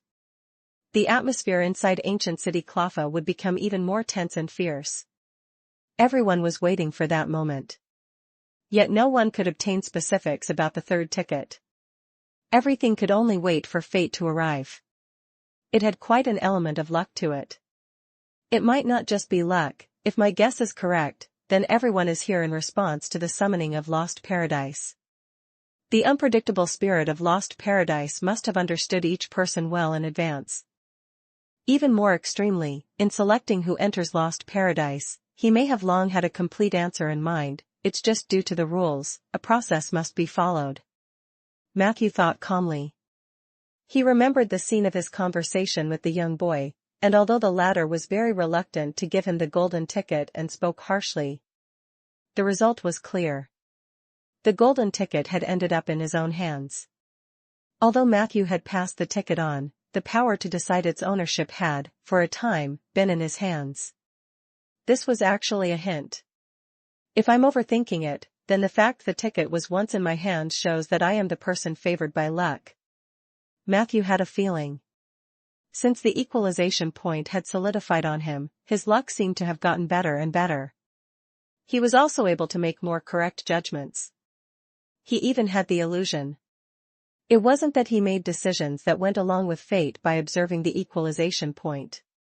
Rather, it was precisely because he made such decisions, that fate's river flowed in the direction he had chosen. It seemed a bit presumptuous. Matthew took a deep breath and quickly dispelled the illusion that everything was under control from his mind. What does it matter if I'm lucky? Without enough power, didn't I still obediently hand over the ticket to Tyraste? Although Tyraste would most likely not treat me unfairly, I had to give up the ultimate decision-making right. With this thought, Matthew's mind once again became tranquil. Humans really are creatures that easily become complacent, supernatural powers, huh? He couldn't help but mock himself with a smile. However, he was also clear that it was impossible not to be twisted by supernatural powers. As long as he exercised appropriate temperance, he could keep any possible deviations within an acceptable range. Temperance was a key element.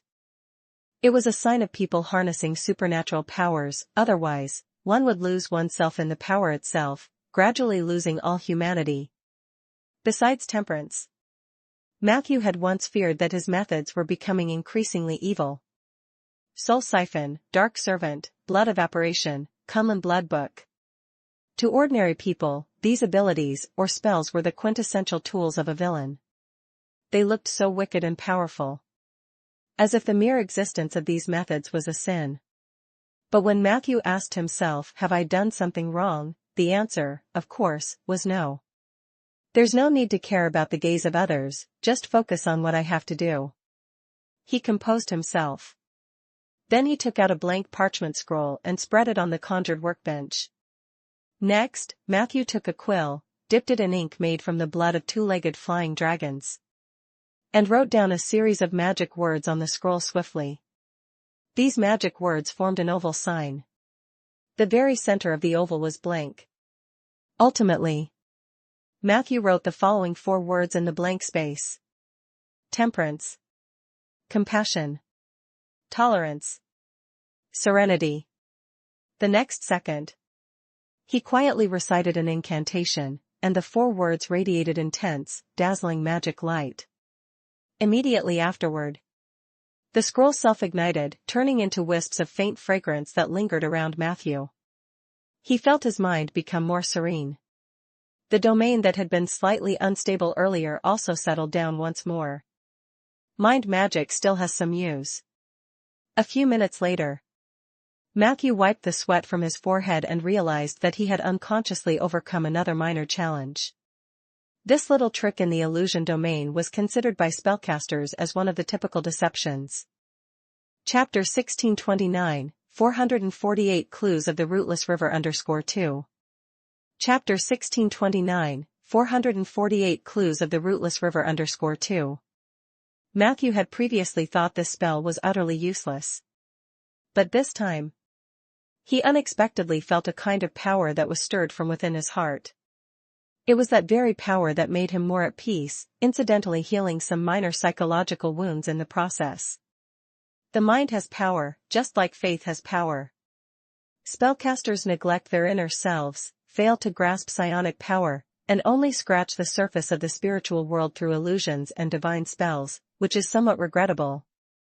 Matthew thought to himself quietly. In the data panel. Alert, you have withstood the slight backlash from the Tauran Sovereign Authority. Your control over the Tauran domain and related authorities has deepened. You have successfully transformed a legendary powerhouse into your slave, and with further elements coming into play, your Tauren authority has gained the following enhancements. 1. Immobilization. The effects of all your immobilization spells or abilities increase by 50%. All control spells or abilities increase by 20%. 2. Domain piercing. The speed and depth of the Tauren domain's penetration into other domains have significantly improved. 3. Resolute will. Your ability to resist the invasion of your domain by others has increased dramatically. Alert. The Tauren sovereign authority has resonated strongly with your domain of the soul. You have acquired the derivative power Soul Pulse. Soul Pulse creates a vortex of negative energy targeting the soul, after which the center of the vortex emits 3 rounds of pulse ripples outward.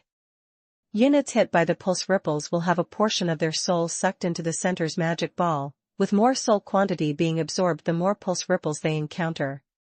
The magic ball will exist briefly for 3180 seconds. During this period, you can choose between 2 actions. 1. Detonate the magic ball. All units whose souls have been absorbed will suffer different degrees of soul trauma, and for the following period, their souls will endure a susceptible effect. Meaning, when you use abilities or spells like Soul Siphon, Spiritual Pierce, Bone-Shattering Lament, their souls will take an additional 50% damage. Used in conjunction with the authority of the soul domain, this will produce an even stronger effect. 2. Banish the magic ball. You can exile the magic ball to any range visible to the naked eye, forcing all units to move towards the location of the magic ball for some distance. Afterward, they must quickly approach the magic ball to reclaim their souls, or else they will suffer consequences equivalent to detonate the magic ball. Warning, your domain of the soul has experienced a slight shrinkage and collapse, with a portion of it now occupied by the Tauren domain. Warning, your Tauren authority is invading more domains. Soul Pulse is a good ability. But the Tauren domain seems to be getting more and more domineering. Through his insight, Matthew could see his own Tauren domain now resembling a deeply rooted ancient tree, its root system firmly embedded in other domains, with a tendency to spread in all directions. Thanks to this, the authority of the Lord of the Tauren was also penetrating everywhere. All elements within the domains were slowly converging toward the Tauren domain. This was actually not a good sign. Because conversely, the equilibrium domain which underlies all domains seemed rather too weak. At least in the face of the Tauren domain. Equilibrium didn't count for much. My domain system is out of balance. Matthew realized the seriousness of the situation. Mainly because he hadn't anticipated the Tauren domain would develop so quickly. Thankfully, this domain was currently monopolized by him alone. Even if signs of imbalance appeared, as the master of the domain he could still more easily recover control of the authority and exempt the backlash. But from a long-term perspective, this would always be a hidden danger. It's not a problem for the Tauren domain to preside over the framework of all domains. As of today, this domain has nothing to do with Tauren, it is the king of domains infused with my will. The only thing that needs to be resolved is the issue of excessive penetration, as the lack of a sufficient counterbalance makes it difficult to support other domains to contend with it, which is also detrimental to my own future development. Matthew's thoughts raced. The best solution was still to continue strengthening the equilibrium domain, thereby driving other domains to resist the invasion from the Tauren domain. This resistance wasn't absolute, but rather a half-hearted, seemingly elusive battle. It could promote the joint advancement of all domains to a certain extent. But improving the equilibrium domain wasn't easy. Matthew had reached a bottleneck in writing the balanced contracts. To make further progress, the most straightforward and simple method was still to raise the level of the envoy of equilibrium. To achieve this, the distorted book of equalization in Chenair's possession was indispensable. The mere thought of dealing with Chenair gave Matthew a headache. The man truly had no credibility, but the only good news was that he'd been injured by Matthew. This showed that even the legendary rogue had significant limitations. If handled properly, Matthew still had the chance to get the book from him. Amidst his thoughts, Matthew quickly returned to the Beholder Sword Saint's side to check. The Sword Master was unharmed. At the same time, he was surrounded by an extremely rich power of the phase. The power of the phase that spilled out due to Tyrese's swordplay seemed to have all been absorbed by the Beholder Sword Saint. Chapter 1630, 448 Clues of the Rootless River _3. Chapter 1630, 448 Clues of the Rootless River _3. Matthew felt the profound aspect aura for the first time. He tried to comprehend its profound meaning. But soon he realized that what he was doing was wishful thinking. Indeed, ether and aspect are incompatible. Matthew felt a bit of regret. Immediately, he couldn't help but urge Soldier. Why don't you try to comprehend it too? Soldier was stunned for a moment. Suddenly, his foolishly handsome face showed a look of confusion. Still, he followed Matthew's instructions, sat down cross-legged beside the Beholder Sword Saint. Quickly, Soldier closed his eyes, and his aura became very calm. Matthew observed him for a while, then couldn't help but ask Peggy. Do you think he has attained enlightenment? Peggy glanced at the unmoving Soldier. He's asleep. Matthew. Indeed, even after becoming the dual-blade sage, Soldier's intelligence was still unreliable. Matthew checked the surroundings. Then, sensing that it was about time, he leisurely made his way in the direction perceived by the Kunlun Blood Book. On the edge of the market area, next to a half-collapsed troll statue, little Ingram looked gloomily at the black dragon army that had heavily surrounded him. At this moment, all of the black dragons had their scales raised, with puffs of white steam billowing from within. Their eyeballs were more swollen than before, filled with numerous blood vessels. The black dragon's breaths were also fiercer than usual. In face of this abnormal phenomenon, little Ingram couldn't be more familiar with it. This was Audacia using secret techniques to burn the black dragon's vitality, significantly strengthening their combat capabilities and mobility. He knew very well how much Audacia loved her children. In the past, she would absolutely not resort to this kind of fish-killing technique unless absolutely necessary. But now, to catch up with him, to encircle him, she actually did it without any hesitation. It felt as if a huge stone was pressing on little Ingram's chest. He felt slightly suffocated. What's more fatal was, he could feel the blood angel constantly draining his mana and focus. This made him extremely passive in face of Audacia's attacks. A sense of immense crisis made him somewhat mad. Why? Why are you so desperate to chase me? Have you forgotten? We were comrades who fought side by side. He couldn't help but shout out loud. Audacia looked at him coldly. She did not respond to little Ingram's words but ordered her black dragons to launch an even fiercer attack. I know you're not truly controlled by him. Little Ingram roared with all the strength he had. It's him who gave you the order to hunt me down, right? He controlled your soul, that's why you are making such mad actions. It must be, it must be. There has to be some way to circumvent his control over you. However, upon hearing this, the always stoic-faced mother of Black Dragon actually took the initiative to open her mouth. She said indifferently, No, that's not it. He hasn't given me any orders. It is my own will to come and hunt you down. The young Ingram's expression turned to one of sheer disbelief. Why? Wouldn't letting me go be enough? I will find a way to save you, once Hermes. His words were mercilessly cut off by Audacia. Put away your pretentious disguise. You can't save anyone. You can't protect anyone. Liang is dead, my soul almost banished forever, and your so-called blood angel was sent scurrying by an old elf. I really shouldn't have believed your nonsense. Face your fate, young Ingram, you are a failure. A strong sense of unwillingness appeared on young Ingram's face. But just at this moment, Audacia suddenly let out a long howl, her body igniting in red flames, followed by her signature sealing magic ball, as well as a coordinated attack from the four mightiest black dragons. The defense lines of the elemental army were torn wide open. even with the great element elders trying to mend it. In the face of the mother of black dragon's attack, as if she viewed death as a homecoming, the elemental life forms retreated. 5 minutes later, a headless corpse lay disheveled on the ground, and his head was held by Audacia by the hair, suspended in midair. Drip, drip, drip. Blood fell with the precision of a timekeeping droplet. And yet, even decapitated, young Ingram did not die immediately.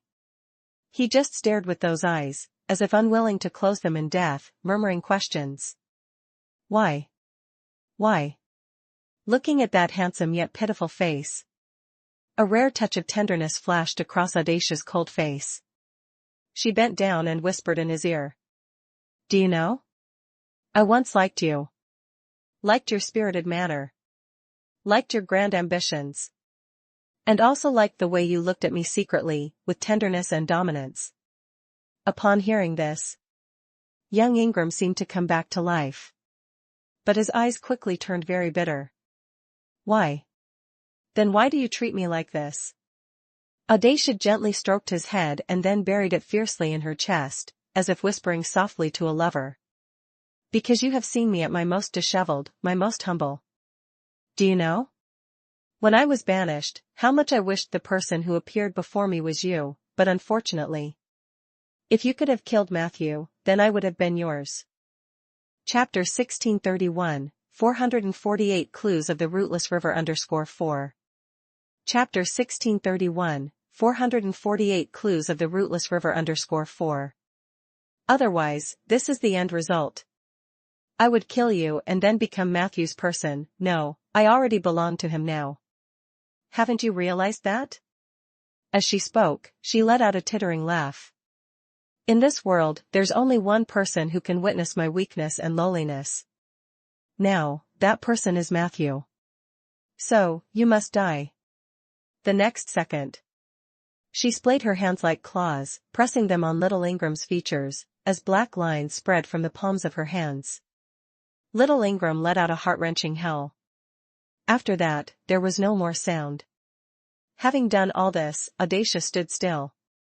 A tear fell on little Ingram's skull. She wiped her tears, a forced smile on her face. But the next second, the skull in her arms twitched. Audacia looked down in surprise. To her discovery, it wasn't just the skull, little Ingram's headless corpse had also stood up from the ground. After a moment, she finally looked to the side, belatedly. There, the incredibly handsome and somewhat unbelievable Necromancer was walking towards her with measured steps. For some reason, a sickly blush appeared on Audacia's face, recently dried of tears. But it wasn't long before she sorrowfully realized Matthew's attention wasn't on her. It seemed that, compared to her, Matthew was more concerned about little Ingram? Audacia couldn't help but bite her lip, shooting Matthew a resentful glance, and then silently stepped aside. Matthew was indeed more focused on the state of little Ingram's body. Because while using undead summoning to resurrect little Ingram, he unexpectedly discovered that the other's soul had flown away. However, quite quickly, Matthew found the soul hidden inside a horcrux the other was carrying. This might be difficult for a typical necromancer. But for Matthew with equalized perception, it was as simple as eating a meal at home. Soon, he extracted the soul from the horcrux. Let me go. You've already possessed my body, do you have to defile my soul as well? Little Ingram glared at Matthew with rage. Matthew arched an eyebrow. Given your current situation, do you think it's appropriate to continue shouting at me? Little Ingram said bitterly. Then don't expect me to submit to you like that bitch did. I should have seen through her nature long ago. She's nothing but a whore, just wait, sooner or later, she will betray you without hesitation. Audacia's face turned ashen. But under Matthew's intimidation, she dared not make any overstepping motion. Matthew said indifferently. I won't deny I have some interest in you. But that doesn't mean you can squander my patience at will. Listen, I have a soul contract here. However, before he could finish, A small crack appeared behind little Ingram's soul. Whoosh! A tremendous force of attraction emanated from the crack, and it sucked in a large portion of his soul. No, no, no, save me. Little Ingram appeared to be facing something extremely terrifying, and the features of his soul twisted into a mess. I'll sign. Give me the contract. You are my master, ah. Before he could finish, his soul was completely absorbed into the crack. Subsequently, both Matthew and Audacia were also severely affected. Fortunately, Matthew reacted swiftly. He grabbed hold of the divine with one hand and wielded the sword of slaughter with the other, stabbing towards the crack. The latter sharply contracted, and then immediately vanished. Matthew looked down. On the tip of the sword of slaughter, there now was a drop of black blood crystal. That's also a classic way for summoners to die.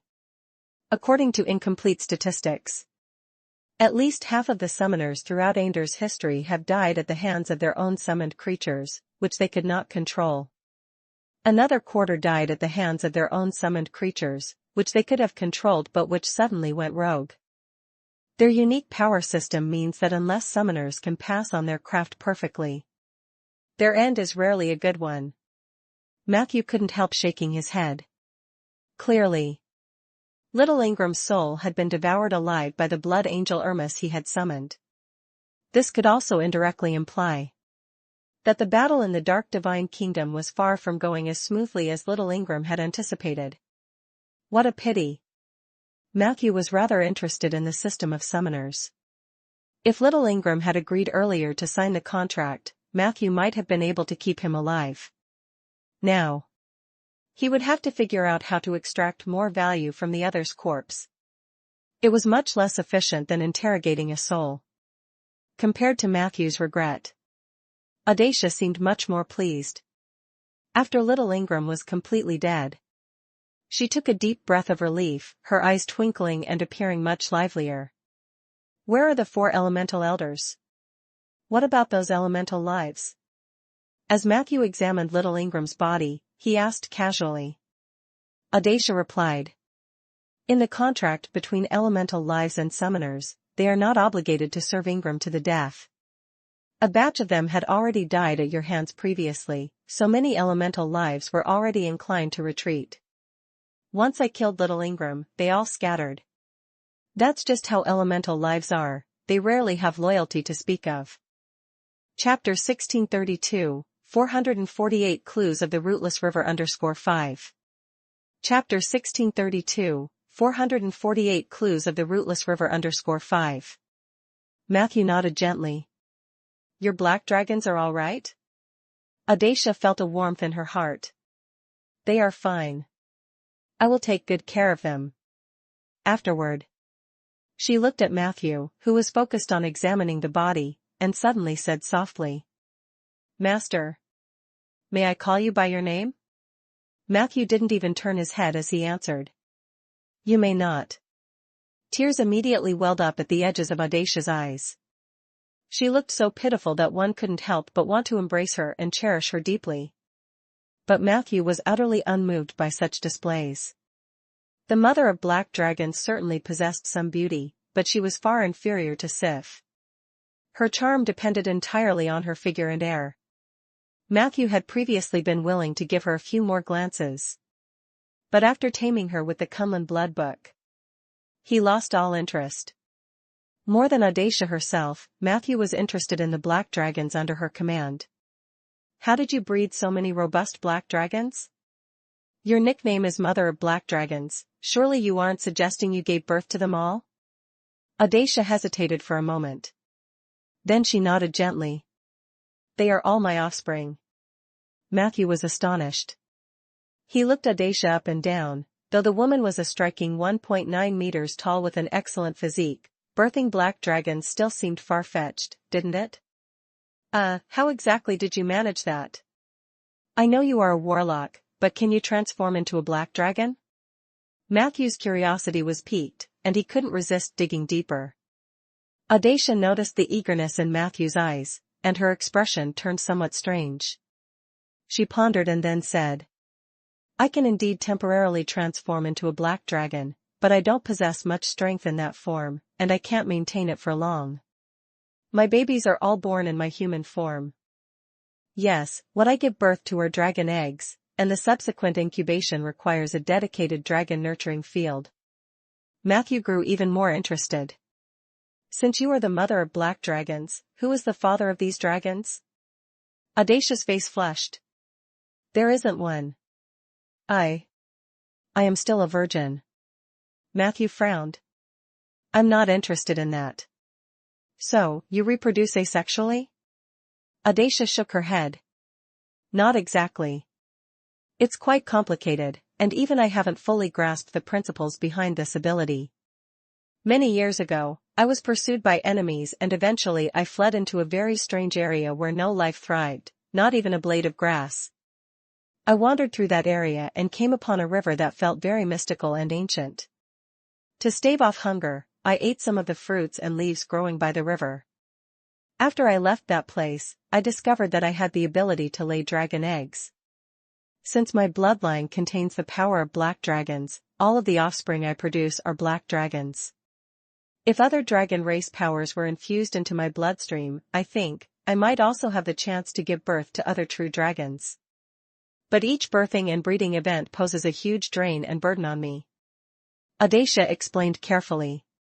She had thought that Matthew would be more interested in her ability to lay dragon eggs. However, the first question he asked was, "Can you still find that river now?" Audacia thought for a moment. "I'm not sure. But I can try." Matthew glanced at the data bar. Prompt: You have acquired Clue of the Rootless River, Thorny Flower Sword. Chapter 1633, 449 The Call of the Beastly and the Opening of Lost Paradise. Chapter 1633, 449 The Call of the Beastly and the Opening of Lost Paradise. The Rootless River. Also known as the Mother River. It is one of the most mysterious and ancient rivers in the multiverse, rumored to hold the ultimate secrets of life and death. The scarcity of encounters with the Rootless River even surpasses that of the Forest Ocean. Even among powerful heavenly mages. Only Link had enough fortune to get a glimpse of the secrets of this forbidden land. And the girl that Matthew had seen before, Hibbert's daughter, born from the Deep Dive program and intricately connected to the goddess of magic, bore a soul mark derived from that river. It is the origin and destination of life. It is one of the four most important parts after the Twin Paradise split. In Matthew's understanding, the Rootless River is at least of the same level as Lost Paradise, its influence even many times greater. In the material plane, it is very hard to find any traces related to the Rootless River. Matthew did not know whether it was because the mother of Black Dragon possessed great fortune and luck, or because of the unique nature of the Thorny Flower Sword Kingdom. But this message was enough to capture his attention. If I want to go to the Thorny Flower Sword, where do I need to enter from? Matthew asked. Audacia immediately replied. You need to pass through a valley rift to the north of Order City. It is a lengthy process, taking at least half a day on foot. However, that rift has recently become unstable. According to our observations, it is because Thorny Flower Sword is about to fuse with the main world. In the not-so-distant future, on the plains northeast of Order City, there will emerge a sudden vast expanse of land that enjoys 4 seasons like spring. This has long been foretold. About 20 years ago, merchants traveling between Canning of Order City and Sword Winter City discovered that the time they needed to travel was slowly increasing. From the initial 8-day journey, it eventually required a full 20 days. The roads they felt seemed unchanged. It was just that the earth beneath their feet was slowly being torn apart. For the old era, this was an unfathomable anomaly. But for the new era, it might become one of the common sights. By that time, if you want to go to the Thorny Flower Sword, you just need to head to the Northland. Matthew nodded slightly. The elevation of secondary planes inherently entails fusion with the material plane. Otherwise, those Holy Realm powerhouses would not be able to stay consistently in the legendary realm. As Audacia said, Thorny Flower Sword is not the only example. there will be more and more powerful secondary planes fusing into Ander. This change is a rare opportunity for the secondary planes. But isn't it the same for the people of Ander? Matthew's thoughts started to quicken. The Ander continent is about to face more intense impacts, not only from the outer planes but also from the secondary planes surrounding the material world. In an era where the old order is shattered, inevitable clashes will occur. More and more powerhouses will arise, possibly breaking the dominance of Ander's spellcasters. He could almost foresee that grand and tumultuous era. And any change means that there are opportunities within. Matthew subconsciously clenched his fist, determined to seize them properly.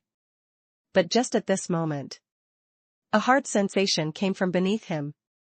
He had touched something good. Matthew shifted his attention back to the corpse of little Ingram beside him. It was a steel dental brace. The call of the beastly, strange weapon. After putting on this dental brace, you can activate the beastliness within you at any time. With activated beastliness, your neck, jaw, and skull will undergo dramatic transformations. You will have the gaping maw of a top predator. Using your teeth, you can easily tear apart an enemy's armor and clothing, and then tear the target into pieces. Especially while wearing this dental brace, you can use beast language to deeply communicate with all units filled with beastliness. Note 1. Long-term wear of this dental brace can lead to mouth ulcers.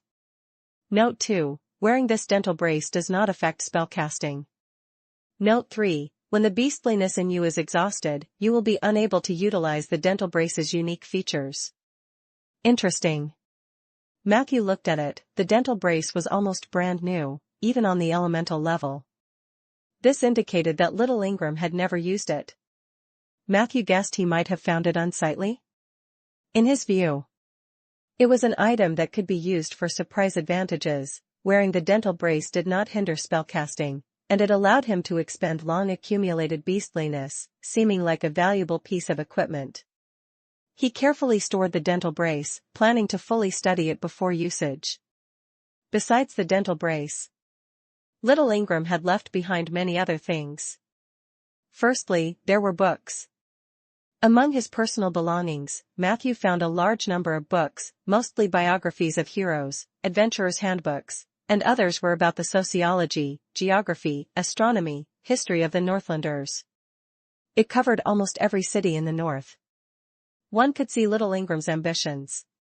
These books had no small positive use to Matthew, so he did not leave behind a single one. Next were gold coins. Little Ingram had over 400,000 gold coins on him, which would be a fortune for ordinary people. But for the current Matthew, it was just modest. Chapter 1634, 449 The Call of the Beastly and the Opening of Lost Paradise, _2. Chapter 1634, 449 The Call of the Beastly and the Opening of Lost Paradise, _2. Following that was the shroud with its powerful isolation features and 2 crafted pouches. Matthew had tried them out. This particular shroud not only possessed the ability to shield from insight but also could isolate space in the truest sense. Once you draped it over yourself, it could completely cloak you in invisibility, seemingly granting you partial exemption from spells locked onto you. The 2 other woven pouches contained, with the white one housing over a dozen elemental creatures that could be summoned at any time for tasks, although the level of these elemental creatures was quite low. In the other, flesh-colored pouch were many live sheep and cattle. This was the first time Matthew had seen a storage item capable of holding living creatures, its functionality no less than, or even surpassing, most demi-planes. Last were the clothes of young Ingram. The quality of this set of robes was quite decent, maxed out on elemental resistances, capable of enhancing casting speed, equipped with life-saving spells like light body skill and teleportation technique, and most importantly, this plaything added quite a bit of charm. Matthew naturally accepted them all with a smile. And beyond that, next to young Ingram's corpse, Matthew discovered a very exquisite storage bracelet. Generally speaking, storage items and their contents would flow into the void upon the death of their owner, at most leaving a dimensional pouch that could be opened at the original spot. But this storage bracelet remained intact. Matthew tried it out. He discovered he couldn't open it. This indicated the bracelet's true owner wasn't young Ingram, but someone else.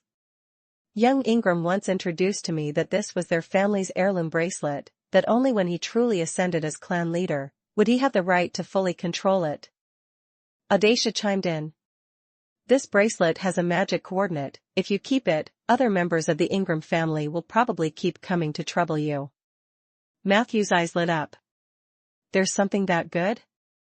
The mother of Black Dragon was taken aback and then fell into a long silence. Of course, Matthew wasn't going to give up the bracelet. He'd checked with the psionic torchlight before, there was at least one divine artifact inside. Though such storage devices were quite difficult to crack. But what Matthew didn't lack the most were friends proficient in various miraculous abilities. With Richard's technique, opening a bracelet shouldn't be a problem, Matthew thought to himself. Following that, he inventoried Ingram's gear again in front of Audacia, placing each item correctly. At that moment, Audacia stopped him and reminded. You put it wrong. This mouth guard is not a weapon. Now it was Matthew's turn to be stunned. Then what is it? Audacia's cheeks blushed slightly. It is said to be a tool for pleasure. I also heard about it accidentally. It has nothing to do with me. Matthew couldn't help but inhale sharply. Huh? What kind of person would be interested in a mouth guard with a beastly head attached? He scratched his head. Suddenly lost all interest in it. But it seemed a waste to just throw it away. Suddenly, Matthew had a whim and took out the guild leader's badge. He tried summoning the shared mage's hand, and to his surprise, he actually succeeded. So he shoved the mouth guard into the guild warehouse. Unfortunately, Matthew couldn't see the chat room channels, probably because the chat system didn't cover the demiplane of Blood-Drinking Mountain. But why can the shared mage's hand do it? How mysterious. I'll have to ask Vivian later. Matthew put all the items he couldn't use into the guild warehouse. Then he stood up, intending to reconstruct Ingram's head using undead summoning spells. Unfortunately, despite several attempts, he failed. In the end, Matthew could only take Ingram's head for his own use. Audacia watched Matthew and the two undead at his side. To the left was the headless Ingram. To the right, hollowed Leon. And she suddenly felt a wave of relief inside. Compared to the other two, her own fate seemed almost like the luckiest one. She was very aware of the reason Matthew favored her differently. It was the Black Dragon army.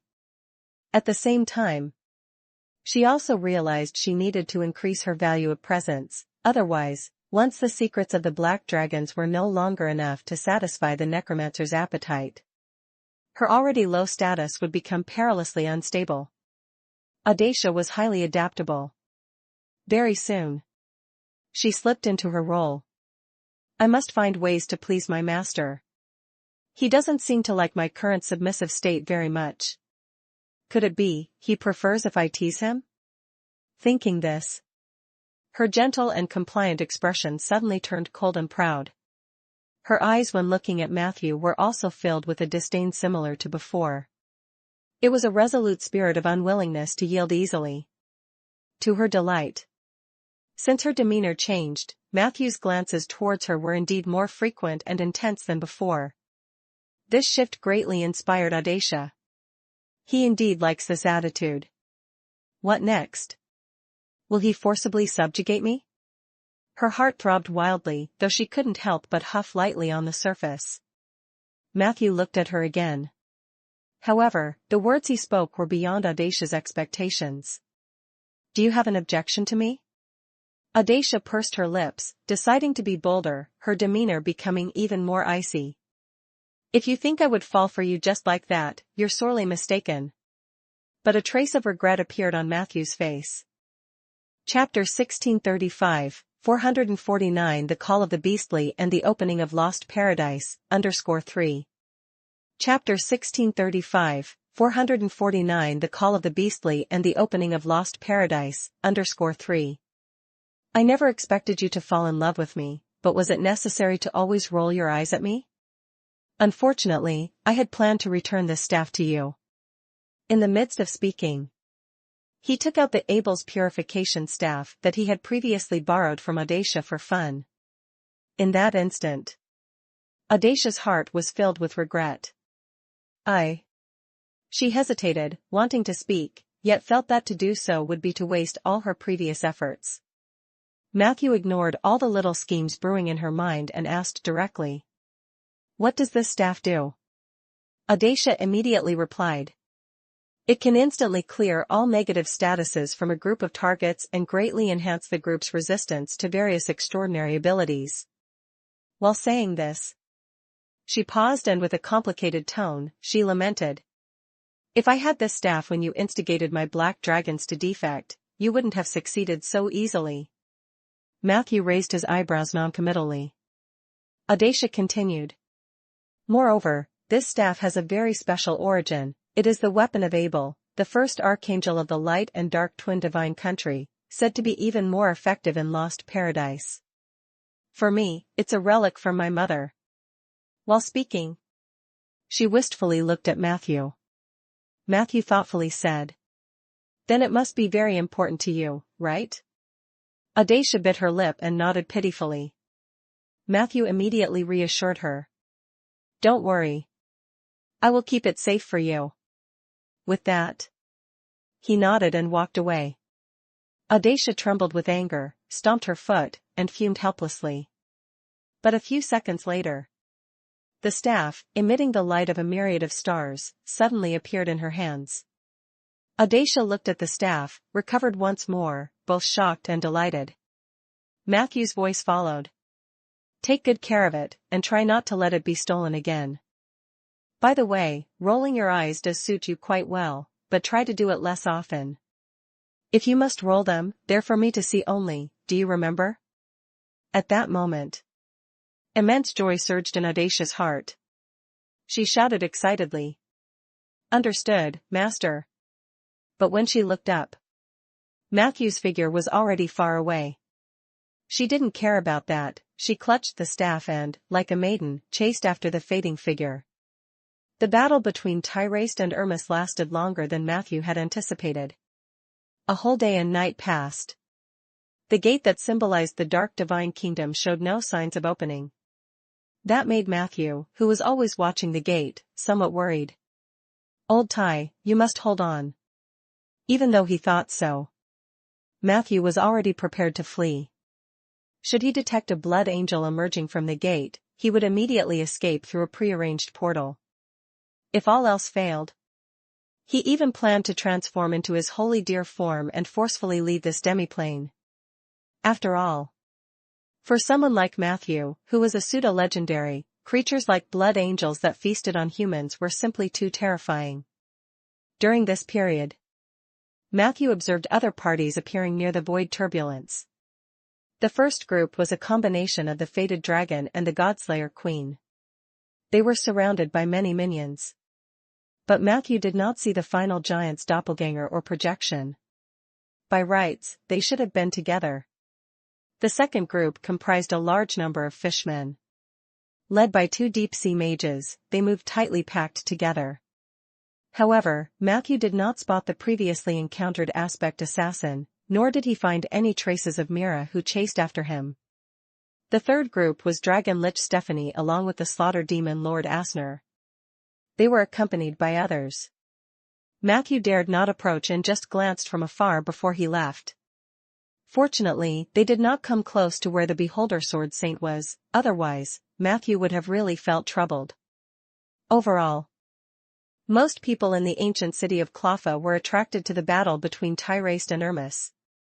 They gathered nearby, silently waiting for the outcome of the fight. Accordingly, Matthew also found some companions he had previously lost touch with. These were actually the Orc Sword St. Clair and Lorraine, who had disguised herself as Jasilivan.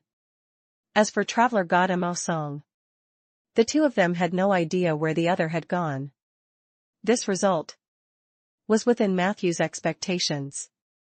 He had always known it was impossible to make this group of top-tier fighters quietly cooperate on a single mission. These individuals were all powerful and cunning, each with their own agendas and ideas. In the blood-drinking mountain, the reliable companions Matthew could count on were Jasalovan and Tyraste, each accounting for half a trust. Only Claire was truly dependable.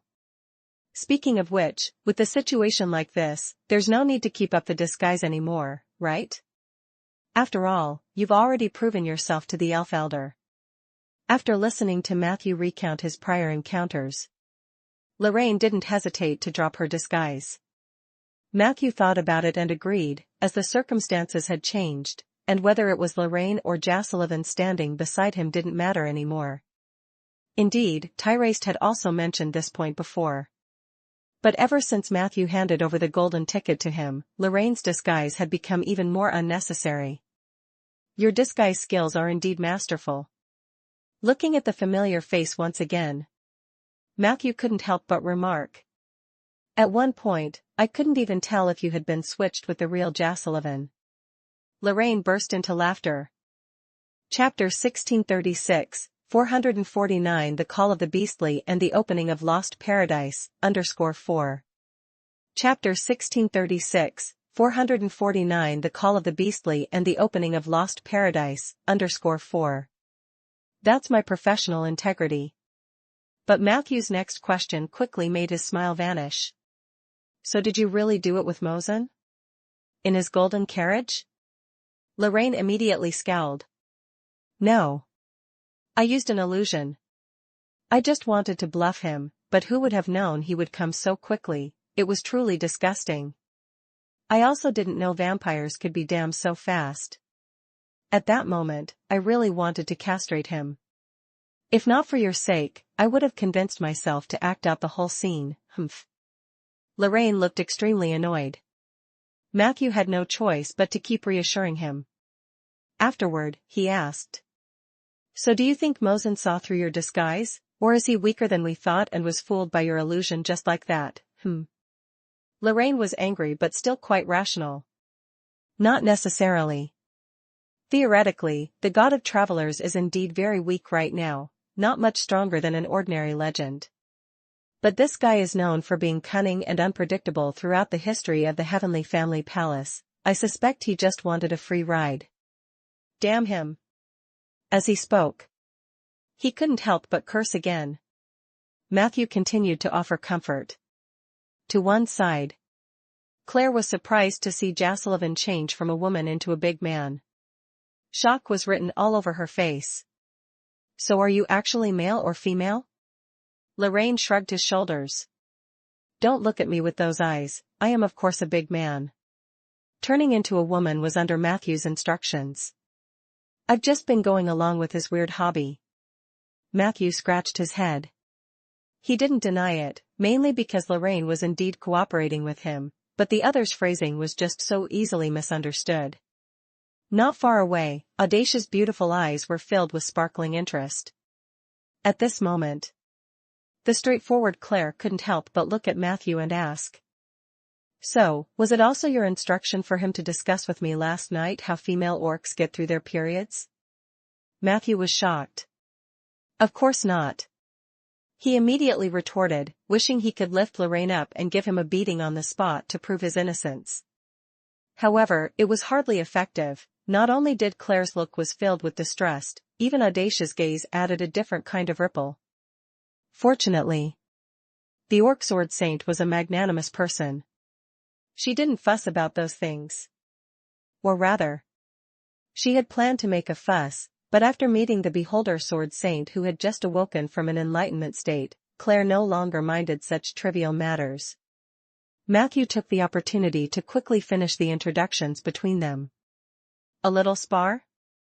The female orc's eyes showed eagerness. The Beholder Sword Saint smiled modestly. Of course, we can. The two started to fight. The edge of the market district's open space crackled with noise. Before long, Claire was defeated. It's not fair. The Sword Saintess's face turned red. How can you use that many swords? I only have 2 knives, yet you have hundreds of swords. Big Head innocently shook his eyeball. Not hundreds. In fact, I have a total of 3,741 swords. What I just showed you are the 300 I usually use. Claire fell completely silent. She continued to spar with the Beholder Sword Saint for a while. The outcome was still a complete defeat. This painted her face with complete despondence. This is unreasonable.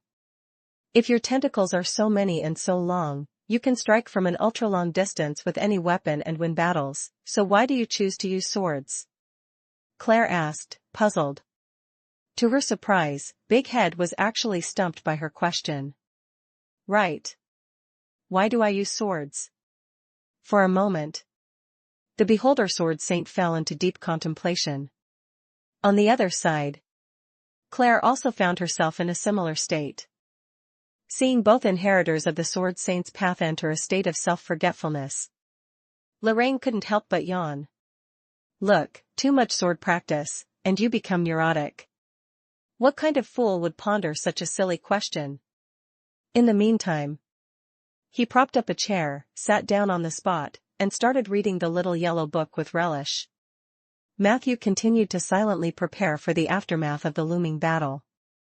Suddenly, Lorraine put down the little yellow book and looked up to ask. Matthew, speaking of which, do you still remember the Elven King's prophecy spell? His exact words were, the cunning lord of the 1,000 transformers, Jaslavin, could she be among us? We also know that the real Jaslavin has already broken out of prison. Do you think it's possible that she was there among that group of people, and someone has been swapped out without us knowing? Matthew's face took on a grave look. His mind quickly replayed all the people present at the time. It was at this moment. Lorraine suddenly pointed the finger at him. The one who's been swapped out couldn't be you, could it? I always feel that you've changed noticeably along the way, compared to before. There's also this decaying air about you, one that only life from a few generations ago possessed.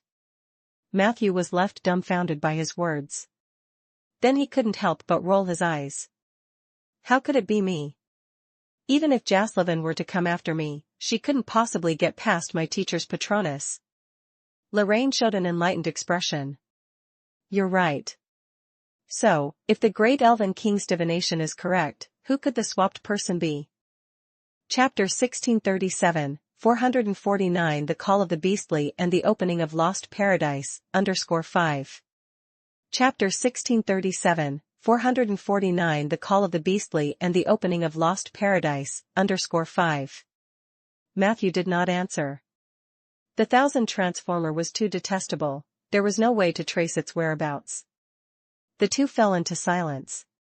The atmosphere also became somewhat awkward. However, at this moment, an extremely subtle sound arose. Squeak. Everyone couldn't help but look up. Only to see the dark divine kingdom's gate quietly pushed open. A bloodied figure staggered out from within. Matthew suddenly stood up. That was Tyraste. Hint, Tyraste killed the resurrected blood angel Almaz and the remnants of the ancient dark god that were attached to him. In an instant, the world behind the door rapidly collapsed and caused turmoil due to void turbulence. All eyes were focused on Tyraste. He looked extremely weak. With every step, he coughed up a great deal of blood. Without thinking, Matthew rushed over to where Tyraste was. Tyraste walked with a stumbling gait. He appeared to be gravely injured. The aura around his body had also become extremely weak. When he reached a crossroads, a few fishmen lurking in the shadows finally couldn't restrain themselves, and they suddenly leaped out from the shadows beside them, attacking Tyraste. But at that moment, the elf elder, who had been extremely weak just moments before, suddenly swung his sword twice, turning those fishmen into slices of raw fish. After swinging his sword, the bloodied elf elder showed an extremely pained expression. He knelt on one knee, as if he was about to collapse. Then he walked a few more steps. When he reached the side of some ruins, he staggered and almost fell. At that moment, another figure leaped out, heading straight for Tyraste. In an instant, the elf elder, who was on the verge of collapse, once again became vigorous. This time, he didn't even use his sword, he just lifted a finger, and the figure was frozen through the heart, falling miserably to the side. At that moment, Matthew finally arrived in front of him. Tyrese looked deeply at him, then suddenly grabbed Matthew's hand with a hoarse voice and said, "The ticket, I'll entrust it to you for now." The next second, Matthew looked in surprise at the golden ticket that was returned.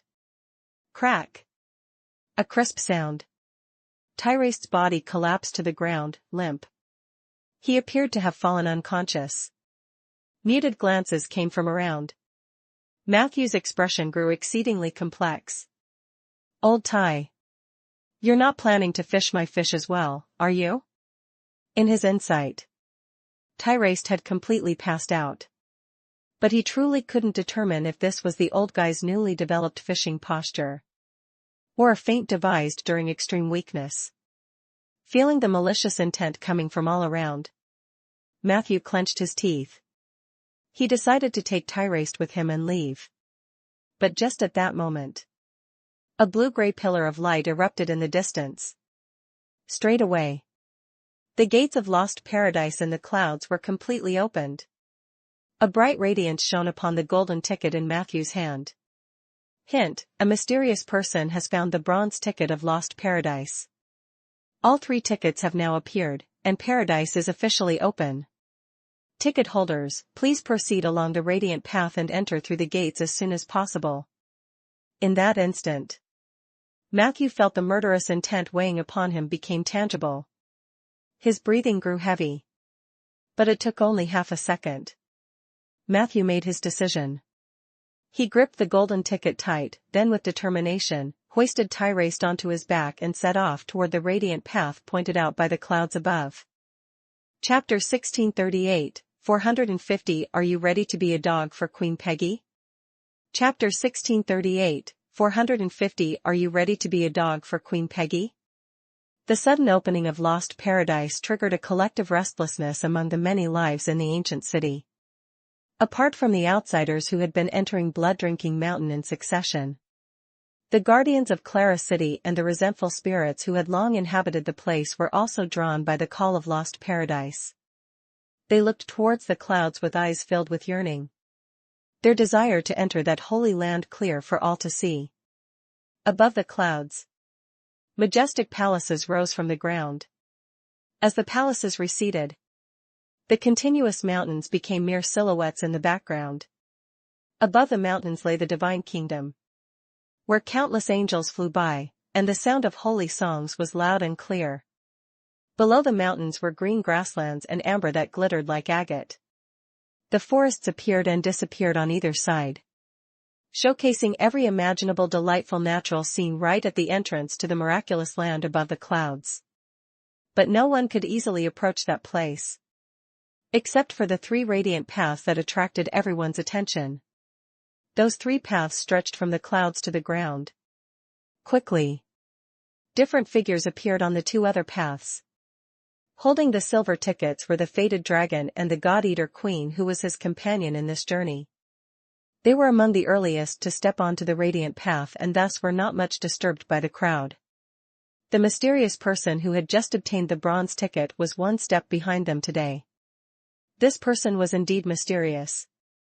Even under the illumination of the radiant path, onlookers could not see his face or appearance, seeing only a large white shadow, such that even the person's race was difficult to determine. Finally, there was only Matthew, who was carrying Tyrese on his back. He felt tremendous pressure. The moment Lost Paradise opened, everyone in the city also became aware of the rules that would follow.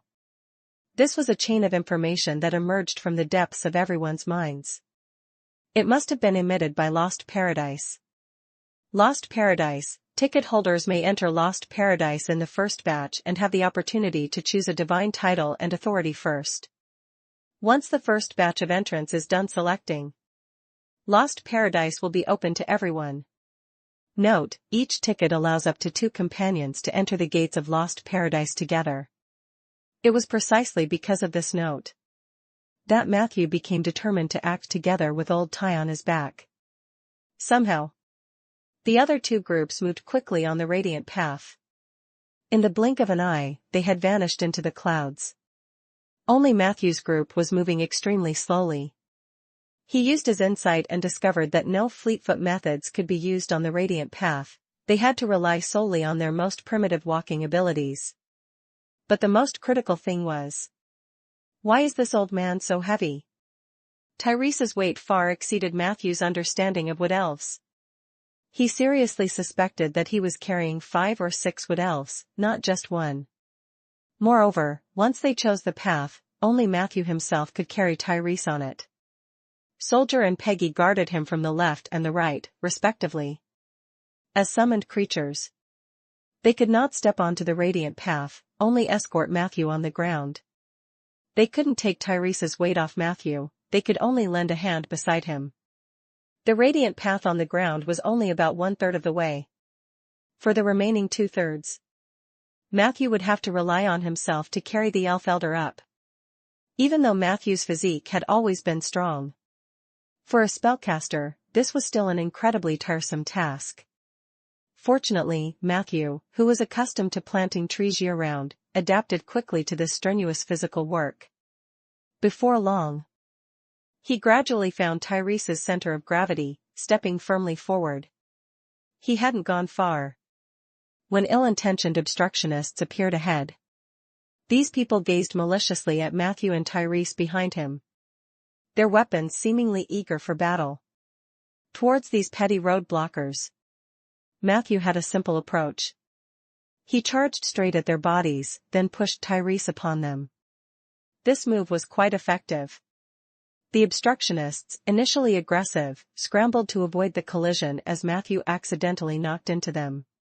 Because the initial group reacted so violently, retreating significantly, it led to even more extreme reactions from the surrounding onlookers, all of whom hastily fell back. Some didn't even know what had happened. But sensing the murderous aura emanating from Tyrese, any greed that had started to emerge in their hearts vanished immediately. For a while, it became much quieter on either side of the Radiant Path. Matthew continued to carry Tyrese forward. Of course, there were those who weren't so easily deterred. On the road ahead, a familiar face appeared. It was the Dragon Lich Stephanie. She watched Matthew with cold eyes. "Give me the ticket. Your tricks are useless on me. Others may fear Tyrese, but I certainly do not." Matthew couldn't be bothered to reply to her. Without saying a word, he strode forward, shrugged his shoulder, and was about to press Tyrese onto the Dragon Lich. Even with mental preparation, Stephanie was startled by Matthew's crazy action, and she quickly moved aside with a spell. Right after, she wanted to teach Matthew a lesson out of anger. But just then, a puzzled voice suddenly came from Matthew's back. "Huh?" The Dragon Lich's soul fire flared up intensely at once. Her expression changed drastically. Yet before Matthew could catch the change in her face, Stephanie had already left a residual image in her place, and then she was nowhere to be found. What a hard mouth. What quick feet. Amazed at the Dragon Lich's adept escape techniques, Matthew couldn't help but look back as well. Chapter 1639, Are You Ready to Be a Dog for Queen Peggy? _2. Chapter 1639, Are You Ready to Be a Dog for Queen Peggy? _2. Tyrese had not awakened. Had he just snored? A mere snore had been enough to scare off the Dragon Lich sect, who were suspected to be superior legends like him, sending them running away in utter panic. The intimidation of Tyrese was evident. Matthew did not think less of Stephanie because of this. This guy seemed very strong to him. But Tyrese, especially after killing the resurrected blood angel in the Dark Divine Kingdom, had reached another level. Matthew even suspected. Under the constraints of the plane of Blood-Drinking Mountain, Old Ty had acquired the ability to contend with a heavenly mage. One key point was, legends, especially superior legends, were extremely difficult to kill under normal circumstances. Yet, it seemed that Tyrese had become an exception. His lethality was too great. No one dared to joke around in front of him. This led to the situation where, as Matthew made his way, there were many covetous glances and not a few who were itching to move. Some of them, like the demon Lord Asner, had almost come face to face with him, but in the end they still backed away. No one dared to really make a move. Even if what Matthew had on his back seemed to be a Tyrese who appeared to be unconscious. This was the intimidation of a top-notch powerhouse. The feeling of riding on coattails isn't too bad. Seeing that the ground stage of the Radiant Path was coming to an end, Matthew's mood relaxed considerably. At that moment, another familiar face appeared in front of him. It was Evil Spirit Lord Omodochi. However, compared to others' malice, light or heavy, this Evil Spirit Lord's face bore a faint smile, as if he didn't care in the slightest about Matthew killing his son and daughter-in-law. "Matthew, I'd like to make a deal with you," Omodochi said. Matthew spoke in a deep voice. "Go ahead." Omodochi quickly added. "I will trade 4 out of the 7 positions of authority in the evil spirit world for your place next to Tyrese. I will give you the authority before we enter the gates of Lost Paradise, at which point you will have control over more than half of the evil spirit world. After that, we can enter Lost Paradise together and share the ancient god's authority." Matthew shook his head. "I refuse." Omodochi wasn't surprised, and almost immediately, he threw out a new offer. "Second proposal, I'll give you 1 share of authority from one of the 7, and I hope you can save me a spot first in the upcoming Twin Paradise." Matthew thought for a moment. "Agreed. But I can't give an absolute guarantee, especially since right now I don't even know what Lost Paradise looks like inside." Omodochi nodded with a laugh. "It's a deal then. Let me tell you a little secret, near Lost Paradise, all verbal promises must be honored, or one will forever lose the chance to become an ancient god. Some believe this is because the spirit of Lost Paradise values honesty, but personally, I think it's merely an overflow of the rigid power of rules. To become a true ancient god, and not just the rules themselves, one must be above the rules, right?" Matthew chuckled softly. "I wouldn't know. Can you step aside now?" Seeing that his little trick in words was seen through, Omodochi didn't say much and stepped aside directly. At this moment, suddenly, some vengeful spirits of the trolls and lower-level guardians appeared from other directions. They seemed not to fear Tyrese on Matthew's shoulder at all and rushed at him all at once. Matthew frowned. He was about to take action. But these people were stopped by Omodochi. "Remember your promise," said Omodochi lightly.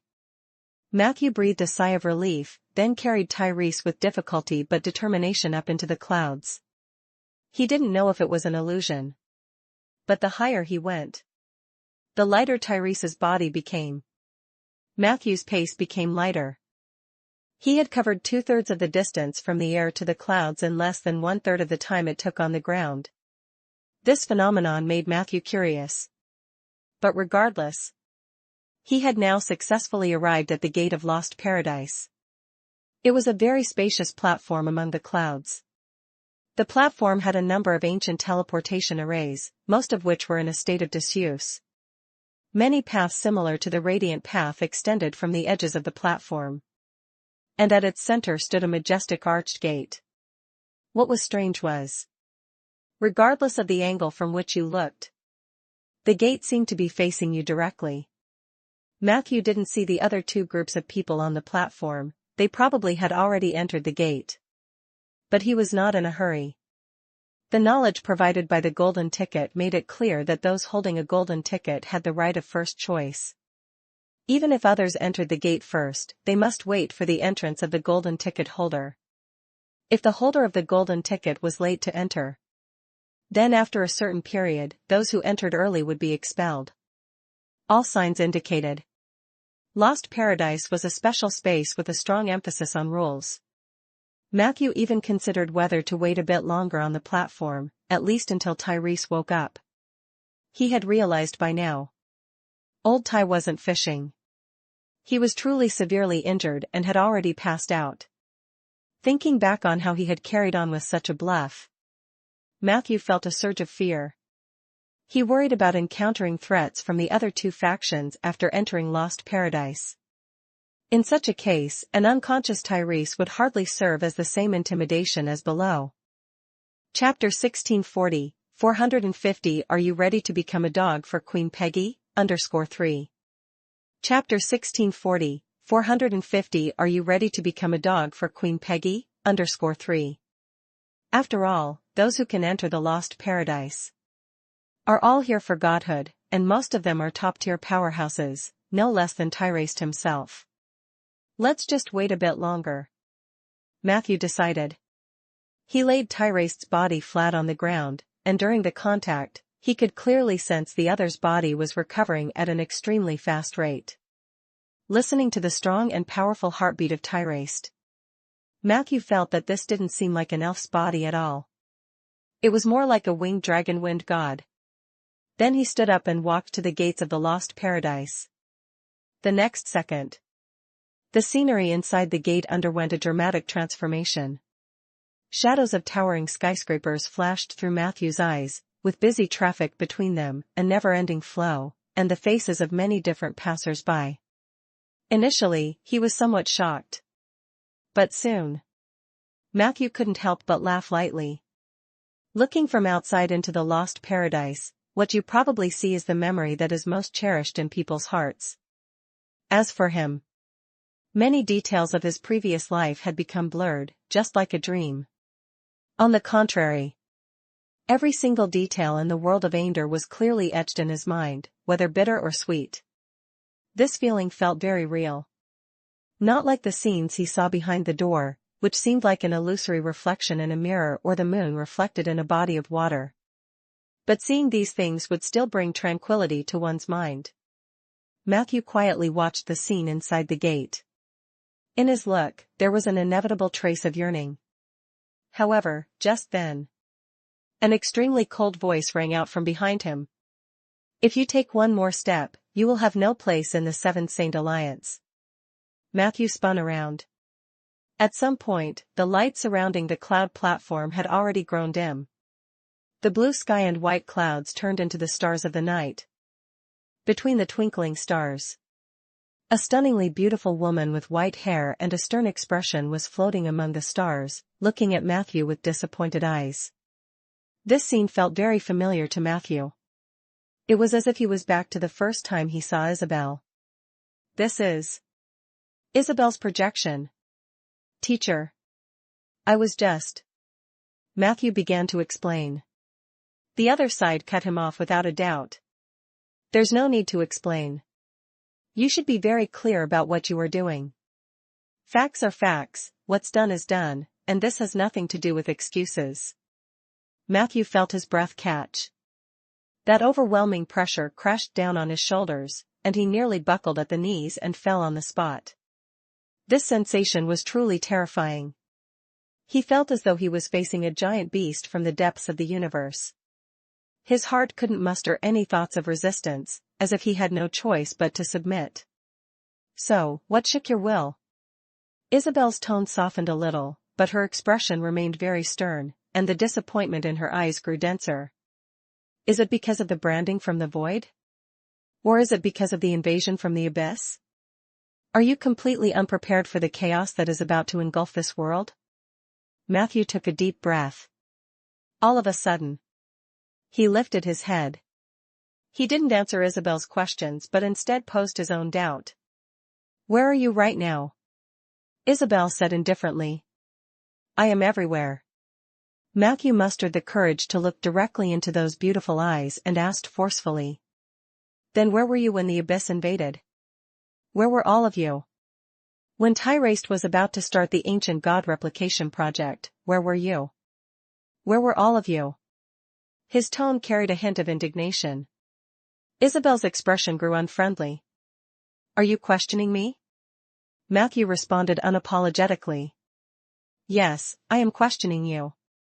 I think you are not my teacher, Isabel. You're just an imposter from who knows where. Upon hearing this, a strange smile appeared on Isabel's face. What if I'm not an imposter? Matthew's stance didn't falter. So what if you're not? Even if you are the real Isabel, can't I question you? The smile on the other side's face became more pronounced. Interesting. The next moment, she suddenly spread her hands open. A huge crystal ball appeared in front of Matthew. The crystal ball spun rapidly. A massive scene unfolded like a curtain opening. Matthew's eyelids twitched violently. The first scene in the crystal ball, he recognized the location. It was Rolling Stone City. He saw the city walls of Rolling Stone City collapse with a roar, an endless demon army flying over the city walls, starting to pillage and massacre within the city. He saw the oak forest in flames reaching to the sky, the fire spreading for miles, oak tree fairies crying in the fire, corpses of centaurs skewered high, the iron hooves of cavalry demons trampling over the grounds of the sanctuary of life. Subsequently, Matthew's pupils constricted intensely. He saw amidst the smoke and dust of besieged Rolling Stone City, a tall figure riddled with dozens of arrows collapsed roaring under the onslaught of demons. Blood and flesh splattered everywhere. After the smoke cleared, all human figures in the city had vanished, leaving only faint cries echoing around Matthew's ears. He saw a helpless maiden, sobbing as she held that unrecognizably mangled figure. Sif. Rieger. Matthew forced himself to remain calm. This is an illusion, he told himself. It must be so. The demon army had clearly been dispelled by him. How could they suddenly turn around and strike back at Rolling Stone City? Of course, you can delude yourself into thinking this is just an illusion. Chapter 1641, 450 Are you ready to become a dog for Queen Peggy? _4. Chapter 1641, 450 Are you ready to become a dog for Queen Peggy? _4. But, I'm afraid you already know the answer, Isabel said indifferently. Where were you when Rolling Stone City was forced into a corner? Let me answer that for you. You were coveting the power of the ancient gods, chasing a higher existence, ignoring those groups that needed your protection. At the time they needed you the most, you weren't there for them. Matthew wanted to retort, but the words were stuck in his throat, and he couldn't say a thing. From this perspective, how is your behavior any different from mine? Isabel taunted lightly. You have no idea how important the things in the disappeared historical world are. It is revolutionary for spellcasters. Not a single spellcaster can resist such seduction. Look, aren't you doing the same thing as us? We're all mere mortals kidnapped by supernatural powers, so why do you act all high and mighty in front of me? Isabel stepped closer and closer to Matthew. Her words became sharper. You were never clean since the day you arrived in this world. Perhaps you think you can hold on to some bottom line, keep your last shred of purity, but let me burst your hypocritical mask and self-deceiving lies. You, Matthew, you've long been one with the filthy world. You're no different from anyone else. You're just an evil and greedy necromancer. Your claims of innocence is just a blindfold for the world and for your own conscience. You have long fallen. Accusation after accusation struck like heavy punches, slamming hard against Matthew's chest. He felt so tight in the chest that he was struggling to breathe. But I don't care about any of that. Isabel's tone shifted. I only care about whether you can pull back in time, whether you will truly become a traitor to the Alliance. That's all. You should know, spellcasters and gods, they can never coexist in this world. She stood in front of Matthew, looking down on him. It's not too late to turn back now. She extended a hand towards Matthew's cheek. But at that moment, Matthew suddenly dodged like a bolt of lightning. Immediately after, he straightened his back, gazing coldly at her. But you're still a fake, right? To his surprise, she unabashedly nodded. Of course, I'm not the real Isabel. Unfortunately for you, I can imitate everything that the person I want to imitate should think, act, and react. The words I just told you are undeniably the very words the real Isabel would say if she were here. Matthew silently watched her. Who are you, really? Her face suddenly changed, morphing into Lorraine's appearance. You haven't figured out who I am yet? I've always been by your side. You even had your bro mimic me, and though his imitation made me laugh, for a mortal, he did try his best. Matthew's heart clenched. Lord of the Thousand Transformers, Jasolovan. How are you here? Where did you come from? Matthew's mind was filled with confusion. The opponent's stealth technique was simply too clever, his own insight failed to detect anything. The data column showed no reaction either. This caused a rare sense of panic in Matthew's heart. Thank goodness. In these past days, he'd witnessed his fair share of grand scenes. Matthew still managed to calm himself. You men really are slow. Don't you even care that I am occupying your body right now? Jasolovan giggled. It wasn't until then that Matthew began to sense some new changes. Warning, Lord of the Thousand Transformers, Jasolovan, is attempting to plunder your body and elements. The Lord of the Tauren is resisting. Resistance failed. Jasolovan has bypassed your authority and domain. Matthew couldn't be bothered to check the data column, which was even slower to respond than he was. In that instant, his mind flashed with countless bolts of lightning. At last, he directly took out the scroll from his pack. The source of all this trouble is it? Matthew realized. This was the blank scroll carried on the corpse that Lorraine found inside the spider's belly outside Snail Valley Prison. And that corpse at the time. Before Matthew could react, Jasolovan had transformed into a familiar face once again. It was Setrunk. You killed Setrunk? Matthew vaguely recognized the identity of that body. Indeed, something major had happened in Snail Valley Prison. Under Jasolovan's seduction, Setrunk had gone to break out of prison but was peeled and devoured alive by his own ancestor, ultimately becoming nothing more than a cold corpse inside a spider's belly. He also became the tool for Jasolovan to get close to Matthew. Yes. I killed him. But my child was very willing to sacrifice for me. He had long desired to merge with me, and I granted him that wish. He was a brave child, and I am proud of him. Jasolovan transformed into the figure of an extremely seductive woman. At the same time, half of her face showed Setrunk's features. A deep voice followed. Yes. To become a part of Mother, I'm truly happy. Matthew, give up resisting. Become a part of Mother like I did. It's only in Mother's body that we can find the original happiness and peace. Chapter 1642, 450 Are you ready to be Queen Peggy's dog? _5. Chapter 1642, 450 Are you ready to be Queen Peggy's dog? _5. The scene was extremely horrifying. Matthew couldn't help but take a half step back. After that, he looked around again, and after hesitating for a few seconds, Matthew finally confirmed that the space in front of him was not the platform outside the gates of Lost Paradise, nor was it any illusion world, but his own spiritual space. By rights, Matthew only possessed a spiritual source, not a spiritual space. But somehow, Jasolovan had used some means to construct on top of his source something akin to an evil priest's evil thought space. She had indeed invaded deeply. And before this, he had no awareness of it at all. Huge regret surged in his heart, but Matthew immediately suppressed it. At this moment, all negative emotions were meaningless. Even the god of murder had been possessed by Jasolovan, which showed the terror of the Lord of the Thousand Transformer. No matter how vigilant Matthew was, he would show weakness, which was perfectly normal. But as long as there was a glimmer of hope, he would not give up trying. In the midst of these thoughts, his gaze became firm once more. But Jasolovan's face was full of a taunting smile.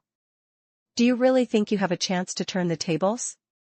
A true hunter, like me, declares sovereignty only after killing their prey in one hit. So when you see me appear before you, you should know that you have already lost, and there is no room for a comeback. Matthew's expression remained unchanged. Jasolovan continued to taunt. You're not waiting for Isabel's Patronus, are you? Do you think I would have been able to transform into Isabel's appearance if I hadn't already swallowed her? Or do you think Tyrese could save you? To be precise, he could save you if he were awake, but unfortunately, he needs more than 6 hours to do so. And that's plenty of time for us to enjoy each other's company, my little Matthew. She boldly flicked out her forked tongue, licking it along her own lips, and then that crimson tongue actually licked over her own curvaceous peak. If I really had no chance of winning, why would you bother telling me all this nonsense? Matthew wasn't distracted by Jassullivan's words. His tone was quite firm. This is a space opened up using my spiritual source. I naturally have home field advantage. Besides, I'm never fighting alone. Jassullivan seemed to be amused by him. Don't you know that quipping at prey struggling on death's edge is a pleasure found once in a lifetime? As for your companions, you don't think those skeleton frames can help you, do you? They can't enter this place, and even if they could, they'd be of no help. Speaking of which, I am quite interested in your large array of strange undead summonings. Rest assured, once you become part of my body, I'll take good care of them for you. He he he. Matthew let Jassullivan's words go in one ear and out the other. Determination flashed in his eyes. In that instant, he seemed to have made some significant decision and then bowed his head slightly, whispering, "Peggy." Jassullivan stood in place, but her forked tongue suddenly licked towards Matthew. Your towering skeleton is still watching the show from the ground. Stop dreaming, she said coldly. Matthew remained unfazed, dodging the tongue's attack, and then called out again. Peggy. His voice was a bit more urgent now. But there was still no change in the space around him. Jassullivan seemed to relax.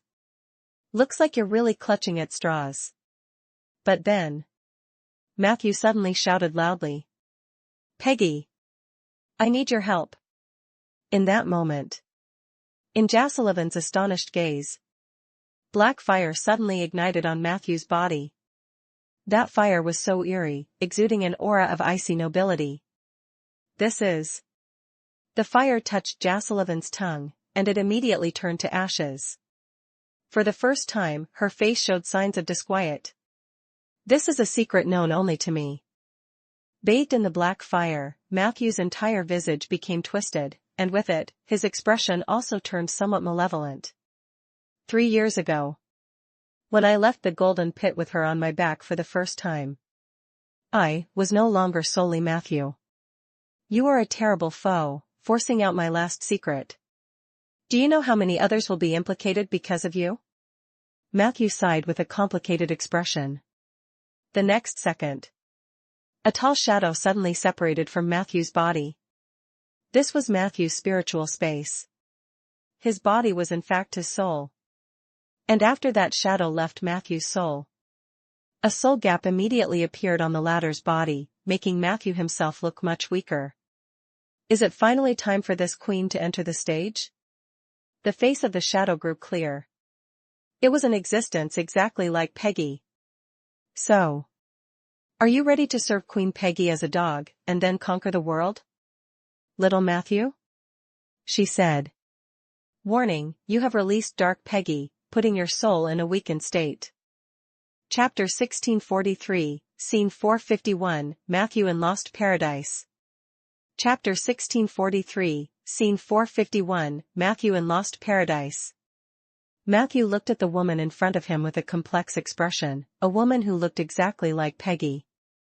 Despite having the same appearance, he could instantly tell that she was not the Peggy he knew. That kind of condescending, disdainful look. 3 years ago, he had experienced it before. That brief yet brutal memory had almost become his nightmare. One he was reluctant to recall for a long time. Now, standing before her again, he found he could do nothing, only tremble uncontrollably deep in his soul. It was the fear of the unknown. You've grown quickly, worthy of that little fool's favorite man. Peggy approached Matthew and chuckled softly. Her tone sounded somewhat friendly. But the next second, a dark red bone blade separated from the shadows and then stabbed right into Matthew's abdomen. An unprecedented pain almost tore Matthew's soul apart. He painfully covered the area with no wound, but that hurt terribly. His soul involuntarily knelt on the ground. This is the price you pay for betraying me back then. Little Matthew. Peggy breathed into his ear. Though he was a spirit body, Matthew's teeth still began to chatter, a severe chill sweeping over his entire body. Matthew knew. It was a sign of an unstable soul. So, you're just a puppet. From a distance. Jasalovan chuckled coldly. I said, how could an ordinary, stinking man possibly? Crack. A crisp sound interrupted Jasalovan's words. Peggy blinked like a phantom in front of her, continuously slapping Jasalovan's face hard. Did I ask for your opinion? Who asked you to speak, you trained dog of mine? Do you deserve a beating, you bitch? Crack. Crack. Crack. The clear, resounding sound of slaps echoed in this ethereal spiritual space. Matthew covered his abdomen, finally taking a breath of relief. He looked ahead with a complex gaze. Just as he had anticipated. Jasalovan was smacked by Peggy without a chance to resist. Whenever she tried to retort, a bizarre black fire would ignite on Peggy. That fire possessed a strange and domineering nature, all energies made of spiritual bodies dissolving instantly in its presence. Let alone the spirit bodies themselves. Thus, with every slap Peggy delivered, Jasalovan's aura became weaker. Under the envelopment of black fire, Peggy grabbed Jasalovan's hair, forced her to kneel on the ground, and then started to slap her face like winding up a spinning top. The once seemingly all-controlling Lord of the Thousand Transformer was now utterly powerless. She could only watch, dumbfounded, as Peggy wreaked havoc on her. Why? Your mental power, how could it possibly be more stable than my origin? Impossible. Jasalovan started howling hysterically. I am the troublesome enough born from cosmic starlight. The purest, most powerful spiritual body in this world. How could anyone surpass me? Slap. Peggy didn't speak. She simply slapped her twice more. As she hit her, she also taunted. Why put on such a virtuous front?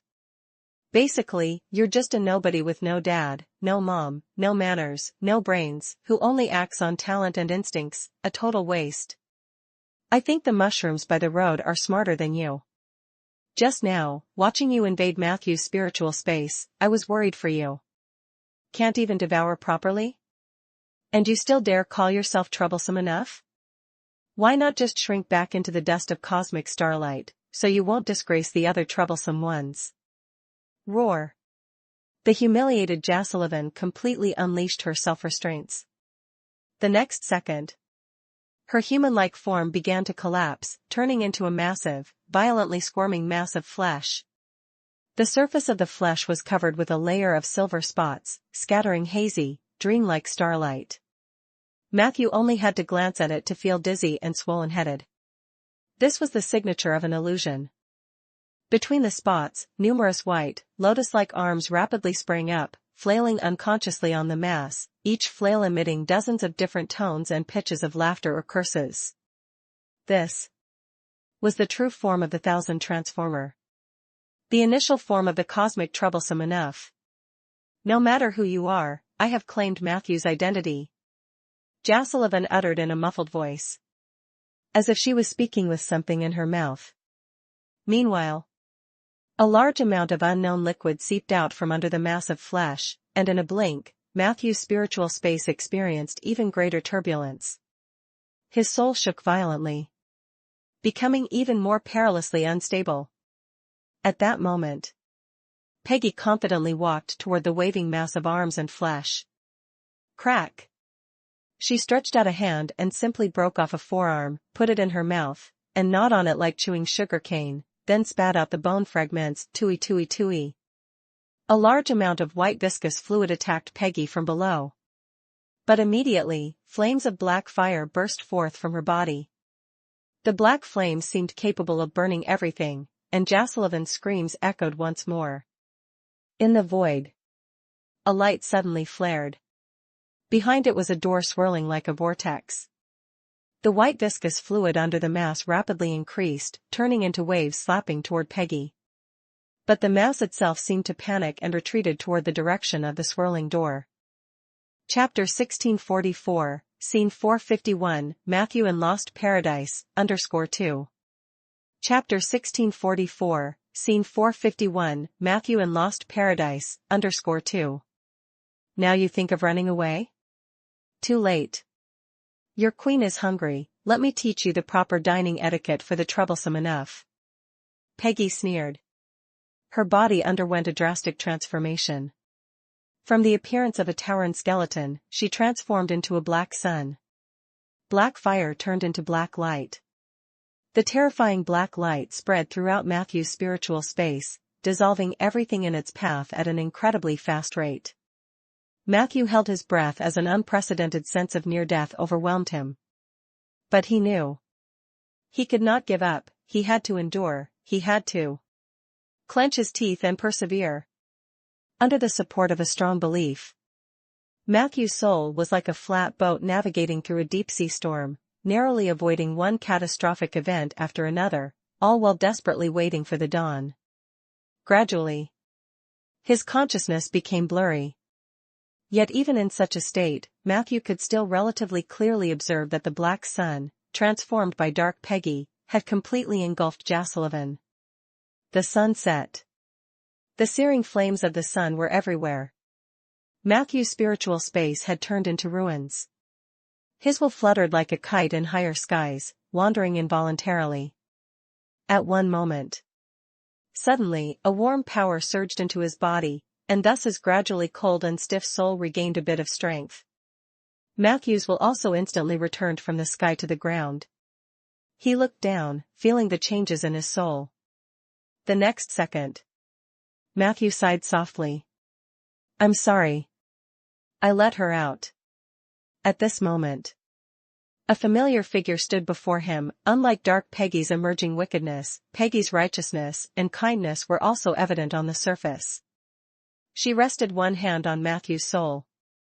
That warm power came from the Peggy he knew day and night. Light Peggy. At first, Peggy's expression was somewhat bewildered.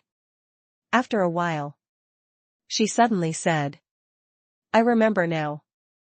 So it's my turn to sleep now, isn't it? Matthew nodded with reluctance. Sorry. Peggy casually waved her hand. There's nothing to be sorry about, this is the destined fate. You choosing me, I'm already very happy. We agreed back in the golden pit, 100 years for me, 100 years for her. It's just a pity that such an emergency happened. Sleep was but a blink for me, I'm worried about you, Matthew. Matthew could feel the intense concern emanating from Peggy's soul fire. The days ahead might be a bit tough for you. You need to be cautious and observant. Her temper is bad, you should try to appease her, otherwise, you'll suffer. You don't need to worry too much either, my condition is much worse than hers, but there may be opportunities during the days of sleep. This world is becoming worse and worse, you need to protect yourself. There are over 200 saplings in the greenhouse of Rolling Stone Town that are almost ready, remember to go get them. I buried more than 1,000 gold coins in the dark pit at the northeast corner of the first layer of the cemetery. I was hoping to hide a little stash, and now that I can't use it, remember to go get it if you need. At 147 East Street in the Craftsman area, there is a widow named Marisara. Her cakes are good, but only I know that her cooking is even more exquisite. You might consider hiring her to cook for you. Right, remember to be nice to Sif, she really does like you. In that calm and continuous mumbling, the spirit body of light Peggy gradually began to fuse with Matthew's soul. A great sense of satisfaction emerged from deep within his soul.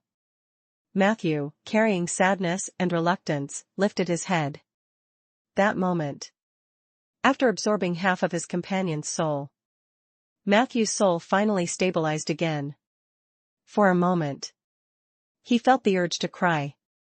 But a spirit body ultimately cannot shed tears, so that urge transformed into a more profound and lasting emotion, deeply etched into his heart.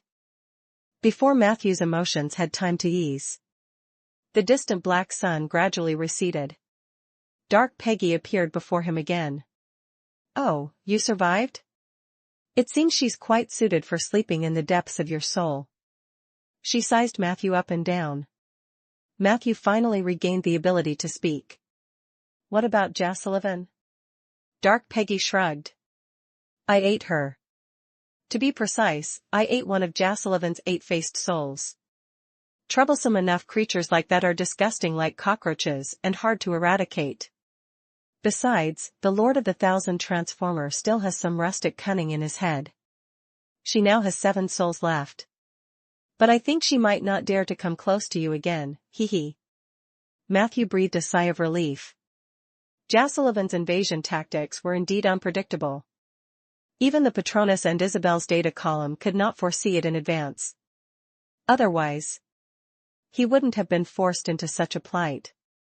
Looking back, you've improved far too much from 3 years ago, Dark Peggy remarked with interest. 3 years ago, you hardly qualified as a necromancer. Now, you can at least be called a mediocre necromancer. Matthew was silent for a moment, his face showing a stiff smile. Thank you for your compliment. Dark Peggy chuckled. Chapter 1645, Scene 451, Matthew in Lost Paradise, _3. Chapter 1645, Scene 451, Matthew in Lost Paradise, _3. This isn't a compliment, it's an objective assessment.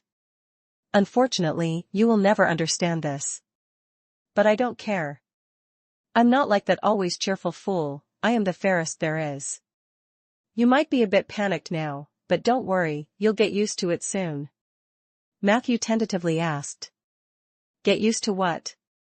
The next second, a brutal force lifted him by the collar, then forcefully pressed Matthew's soul to the ground.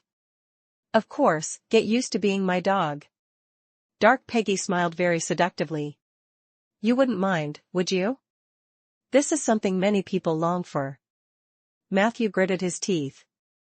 His soul tried to push up. Not convinced? The smile on Dark Peggy's face became more pronounced. The next second, she blew into Matthew's ear, then whispered in a tingling voice. You surely don't think that only Jas-Sullivan can plunder your body, do you? I see you've developed quite nicely over the years. This body, why don't I have a little fun with it first? That instant, Matthew stood up in horror. No. The spiritual space collapsed thunderously. Ruthless black fire swallowed everything. Above the clouds, in front of the grand gate of Lost Paradise, a thin layer of black fire suddenly emanated from Matthew's body, and then, he opened his eyes, a mischievous smile appearing at the corner of his mouth. He stood up, approached the unconscious Tyraste, and then kicked him forcefully in the buttock. Hey, old man, how long are you going to play dead? He asked rudely. However, Tyraste remained motionless. Could it be that he is really dead? Matthew's face showed a schadenfreude expression. He quickly bent down, grabbed the Jaeger blade, and slashed at Tyraste's wrist. Seeing you're about to die, I'll be kind-hearted and see if bloodletting can save you. He taunted while placing several empty glass bottles under Tyraste's wrist wound. Soon, drops of pale golden, almost silver blood surged from the wound. But after a few drops, Tyraste's wound healed by itself. Matthew frowned. The Jaeger blade swung repeatedly, crazily bleeding Tyraste's body all over. This action proved effective. Before long, those glass bottles were filled with the elven sword saint's vital blood. Beyond the blood, Matthew also cut off some of Tyraste's hair, nails, skin, eyelashes, and more. After doing all this, he still felt it wasn't enough. He then took out the sword of slaughter and with one swing, chopped off Tyraste's entire right arm. In a daze, Tyraste let out a painful moan. But he still did not wake up. That's more like it. Matthew, enveloped in black fire, merrily positioned Tyraste's arm properly, then grabbed the elf elder's right foot and dragged him all the way to the gates of Lost Paradise. Just as they entered the gates, 3 gazes immediately fell upon Matthew and the unconscious Tyraste. This was a space similar to the platform outside. Everyone seemed to be situated above the clouds, with countless stars overhead. In there, strangely potent and authoritative magical rules restrained everyone's every move. Even breathing became rhythmic. The three who held the other two tickets had indeed arrived first. They were the mysterious man wearing a black mask under a black robe, accompanied by the faded dragon and the God-Eater Queen. Seeing Matthew appear, the faded dragon, who hadn't figured out the situation yet, could not resist taunting. Even like this, you still brought him in? You really are desperately loyal to Tyraste. To his surprise, Matthew just casually threw Tyraste's foot to the ground, then coldly scoffed at him. Are you kidding me? Would I be desperately loyal to an old dog? What kind of look is that? But I can't really blame you. Given your dilapidated half-dragon half-man appearance, it's clear you're inherently dysfunctional. Have you never been able to satisfy your female companions? So, you can only spit out that cryptic, sinister speak to cover up your own twisted and fragile heart. The faded dragon's face drastically changed. Yet Matthew was the first to advance.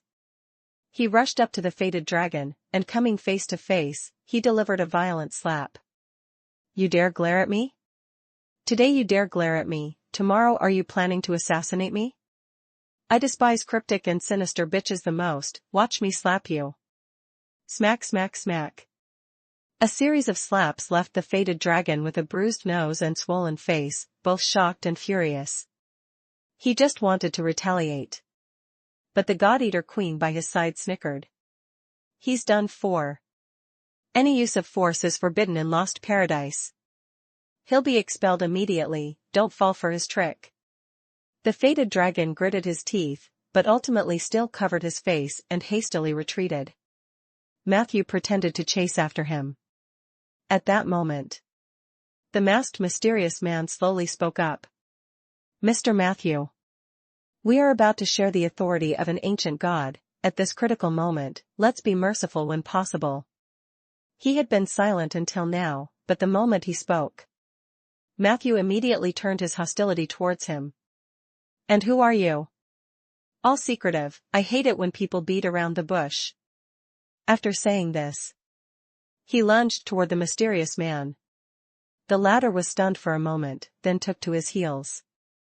Thus, a rather absurd scene unfolded in the sacred space of Lost Paradise.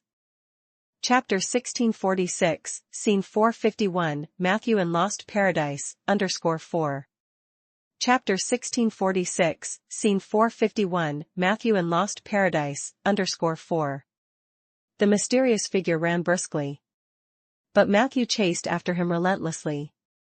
After a dozen seconds, black fire burst violently from Matthew's body, followed by an incredible burst of speed as he grabbed the mysterious man's shoulder. With a ripping sound, the mysterious man's cloak was completely torn off, followed by his mask. Matthew's hand moved as fast as lightning. Almost simultaneously, the mysterious man's true face was revealed. Matthew, have you lost your damn mind? The other man roared furiously. The rest looked on keenly. Source, updated on .co. Under that mask, a pale, weakened face was exposed.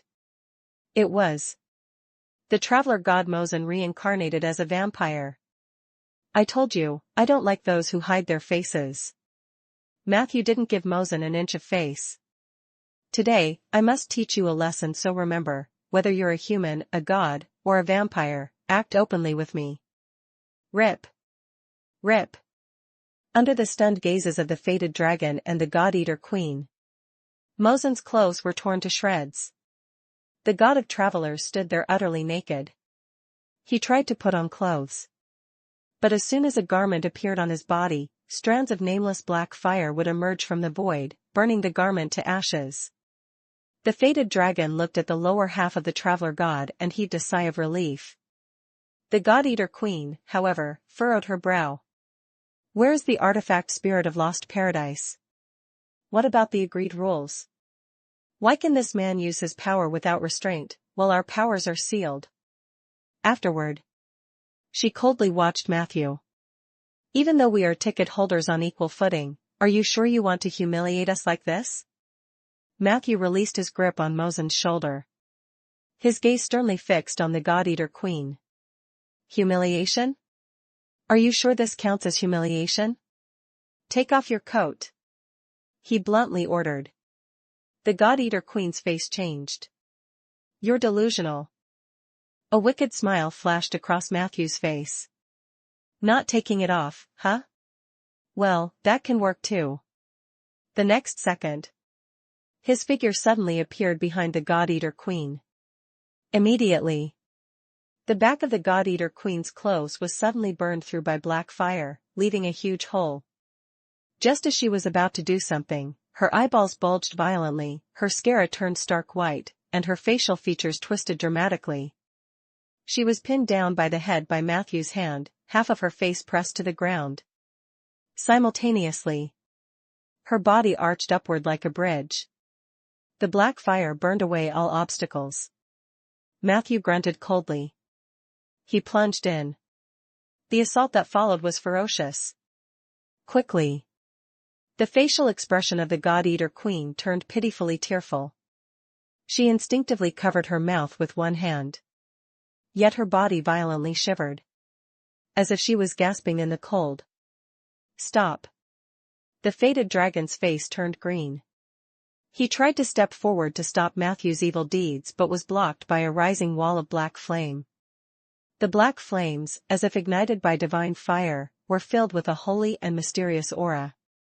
Those flames framed Matthew's arrogantly wicked face, somehow lending a sacred air to his blatantly evil actions. For a moment, all of Lost Paradise fell silent. Only the continuous sobs of the God-Eater Queen could still be heard. That was the original symphony of paradise. That was the horn of life's journey. Within the ancient city, everyone gazed up, completely astonished, at the vision refracted from the clouds above Lost Paradise. Actually, these visions had started appearing since Matthew entered Lost Paradise. Everyone was full of anticipation, wondering what kind of authority and divine titles would appear before the first batch of fortunate ones. But what they did not expect was, what followed was a scene of Matthew chasing and bullying everyone else.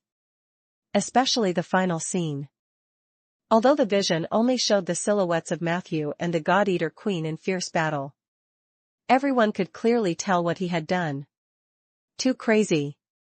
Dragon Lich Stephanie murmured. I'm so jealous. The great elf King Nicholas exclaimed with a look of envy. That guy, there's something off, his body harbors another soul. Evil Spirit Lord Omodochi narrowed his eyes. Meanwhile, just having snapped out of her epiphany, Orcsword St. Clair couldn't help but cover her mouth with both hands. Is that Matthew? Excited cheers erupted beside her. That's the real Matthew. The speaker was none other than Lorraine, dancing joyously. Claire looked at him in astonishment.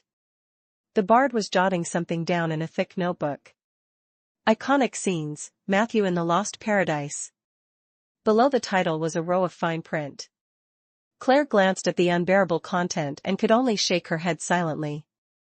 Further away, Soldier blankly lowered his head. He, too, was shocked by his master's crazy actions. But he didn't pay attention for long. Afterward, he walked into the small room next door and tapped the motionless towering skeleton. Sister Peggy. It seems like the master has gone mad. Soldier whispered softly. Yet the towering skeleton still did not move. Not even a hint of soul fire flickered within her towering skeletal frame.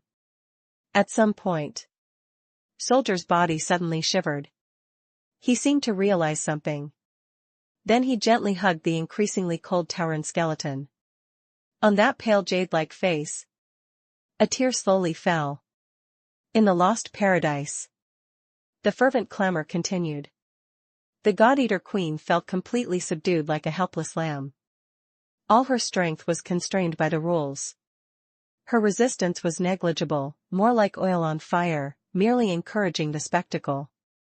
Her heart was filled with humiliation. and a trace of barely perceivable pleasure. This sense of pleasure made her panic.